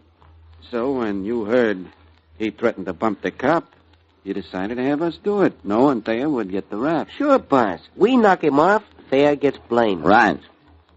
Now, I got this Boston Blackie guy all steamed up that Thayer has Faraday hidden away. Blackie's on his way to get Thayer. Well, he's the guy who can do it, too. Blackie don't mess. That means Thayer's due to get his any minute, and we take over the town. Good work, Rocky. You really fooled Blackie on this one. Hold it, you two. Yeah? Rocky Baldwin speaking. Oh, hello, Rocky. This is Blackie. Oh, hi, Blackie. Say, why aren't you down on Lane Street getting Faraday away from Thayer? I'll be down there soon enough. But you pulled a pretty cute trick, Rocky. I want to congratulate you. What do you mean, Blackie? Thayer did kidnap Faraday. You'll see for yourself when... I'm not talking about that, Rocky. I'm talking about who shot Faraday. What Thayer did, of course. Or had some of his men do it. That's what you figured everybody would think when you sent Jamesy and Barnes out to kill the inspector, didn't you? What are you talking about? Don't be coy, Rocky.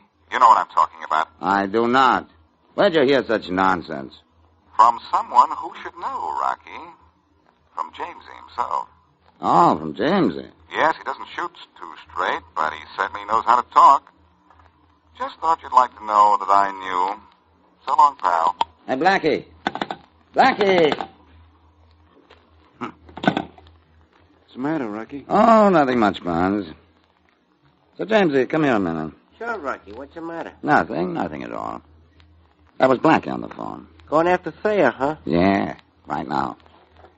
But he told me something about you. He did? What? Said you told him a little story. I told him? Yes. I'm awfully disappointed in you, Jamesy.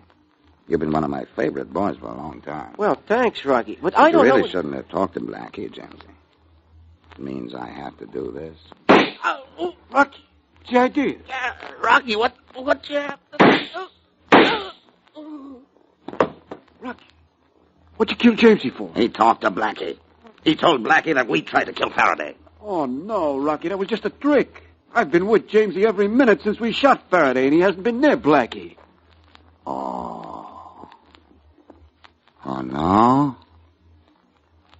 Oh, that's too bad. Looks as if maybe I've made a mistake.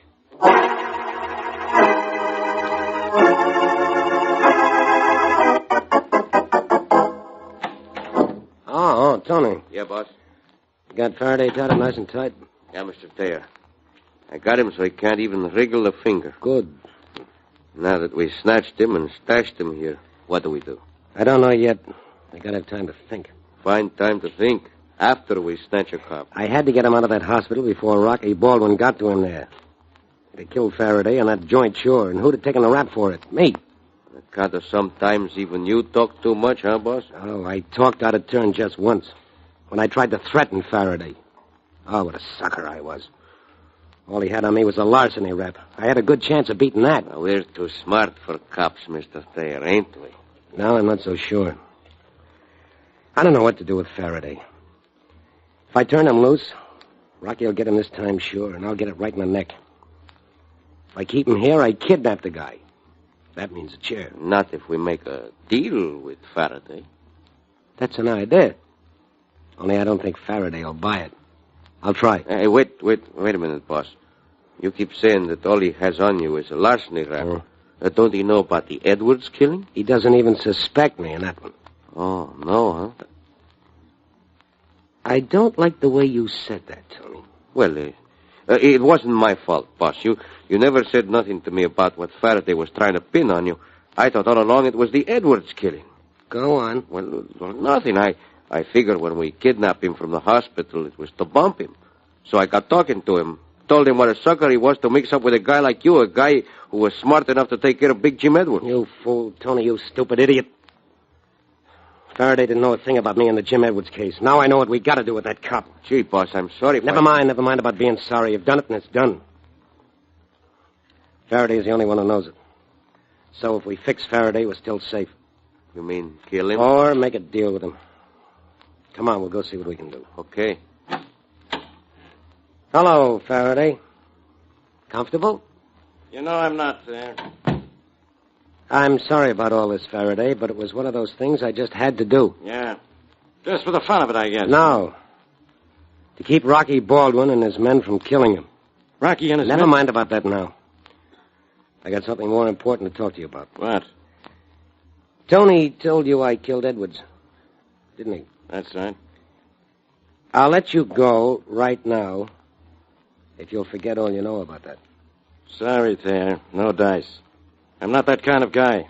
I'm not that kind of policeman. Well, you're a live policeman now. Yeah, maybe a dumb one, too. But I'm an honest cop. I know where to get the evidence against you in the Edwards killing. And if I get a chance to, I'm going to use it. All right, Faraday. I'm awful sorry. Tony. Yeah, boss. Get on the phone. Tell Harry to bring the big car down here. Sure thing. Harry should be here with a car in 30 minutes, Faraday. So what? I still remember you killed Edwards. Well, you got 30 minutes in which to decide whether you feel like losing your memory or your life.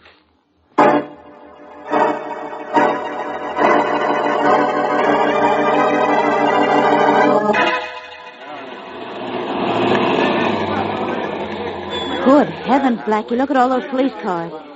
And all the policemen in the street. What's this going to be, a riot? It's not going to be a picnic, Mary. Thayer has Faraday in that house across the street, and there may be a little argument about who does what. Stay here a minute. Here's Rollins. All right, Blackie, but please be careful. Yeah. Hello, Rollins. Oh, hello, Blackie. We're just about set. Glad you brought a lot of men, Rollins. This may be a battle. But not a long one if the shooting does start, Blackie. I've got 100 men, and I don't think Thayer has more than 2 or 3. But he has Faraday. Aren't you afraid he'll kill the inspector if you open fire on him? Yes, I'm going to try reasoning with him first. Hey, Jack. Jack, hand me the loudspeaker microphone. I'll see if Thayer will listen to reason. Yeah, boss. Thanks. Well, good luck, Rollins. Blackie, I got scared sitting there alone in the car. Can I stand by you? Hello, Miss Wesley. Oh, hello, Sergeant. Blackie, can I? Yes, if you're a good girl. He'll be safe behind the squad car if the shooting starts. Go ahead, Rollins. Let's see if Thayer can be talked into showing some sense and showing himself. All right, Thayer. We know you're in there. We're going to give you a chance to come out alive. Can you hear me, Thayer? Can you hear me? Yes, I hear you. Come out of that house there. Come out with your hands up. Nothing doing. And we're coming in after you. Come ahead. I'll kill Faraday if you do. He means it too, Rollins. Ask him if I can come in. Oh, Blackie, Listen, no. Thayer. Can Blackie come in? What for? Tell him it's to make a deal and to see if Faraday is really still alive. He wants to make a deal and see if Faraday's still alive. Okay, Blackie can come in, but alone. With his hands in the air and unarmed. Good. Come here, Rollins. I've got an idea. If it works, we'll have Faraday out of there in no time. Oh, Blackie, you can't go in there. They'll kill you. Not if I do what they say. All right, Blackie, what is it? Here. Take my gun and keep it for me. Well, you're not going in there without a gun, are you? I am if I expect to come out alive. Give me a tear gas bomb. A tear gas bomb? Yes, give me one, quick. All right. Here's one. But, Blackie, they'll search you if they find it. But they won't find it. There. Now, wish me luck. Give me exactly 3 minutes, and then come in fast. Oh, Blackie, I wish you wouldn't do this. I said wish me luck. Here, better get behind the squad car, Miss Wesley. If anything goes wrong, we'll have to start.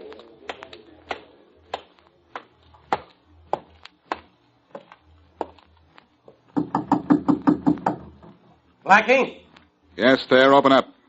are you alone? You saw me come across the street by myself. Open up. All right, Tony, let him in. He's alone, Thayer. He's got his hands up, too. Good. Don't let him near me till you searched him, and thoroughly. I don't think you'll find anything on me, Tony. Huh? Oh, there's nothing on him, Mr. Thayer. He's clean. Good. Let him in, then. Now, wait a minute. Take off his hat first. I'll take it off by myself there and put it over here on the table. How's that? That's good. Come on in, Blackie. Thanks. And I can put my hands down now? Yeah. Your hands down and your cards on the table. You want to make a deal. What is it? First, I want to see Faraday. I want to make sure he's still alive. Fair enough. Go bring Faraday out here, Tony. Sure. And if Faraday's alive, Blackie, then what? Let's wait until I see Faraday alive. You just don't trust me, do you, Blackie? Nope. Mind? No, I wouldn't have much respect for you if you did. Well, here he is, Blackie. Does he look alive? Yes, as much as he ever did. Hello, Faraday.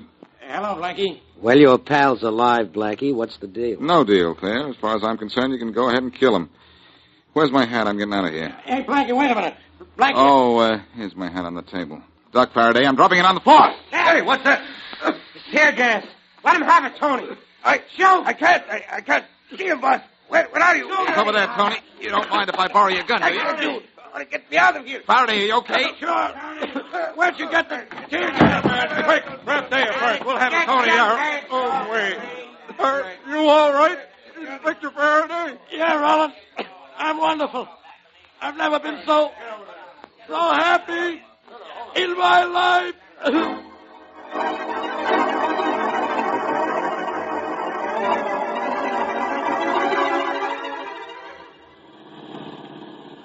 Oh, Blackie, isn't this a lovely evening for a drive? Mary, this is a lovely evening for practically anything. Oh?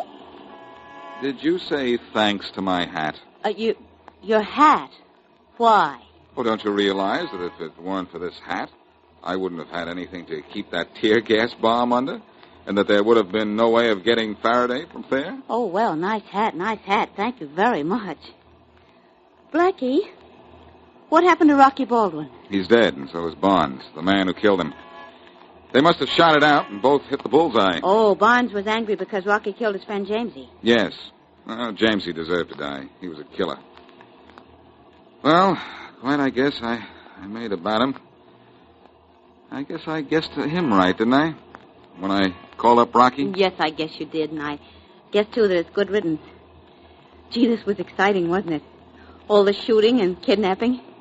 Oh, I don't know, Mary. I'd say it's the quickest case I ever solved. The quickest?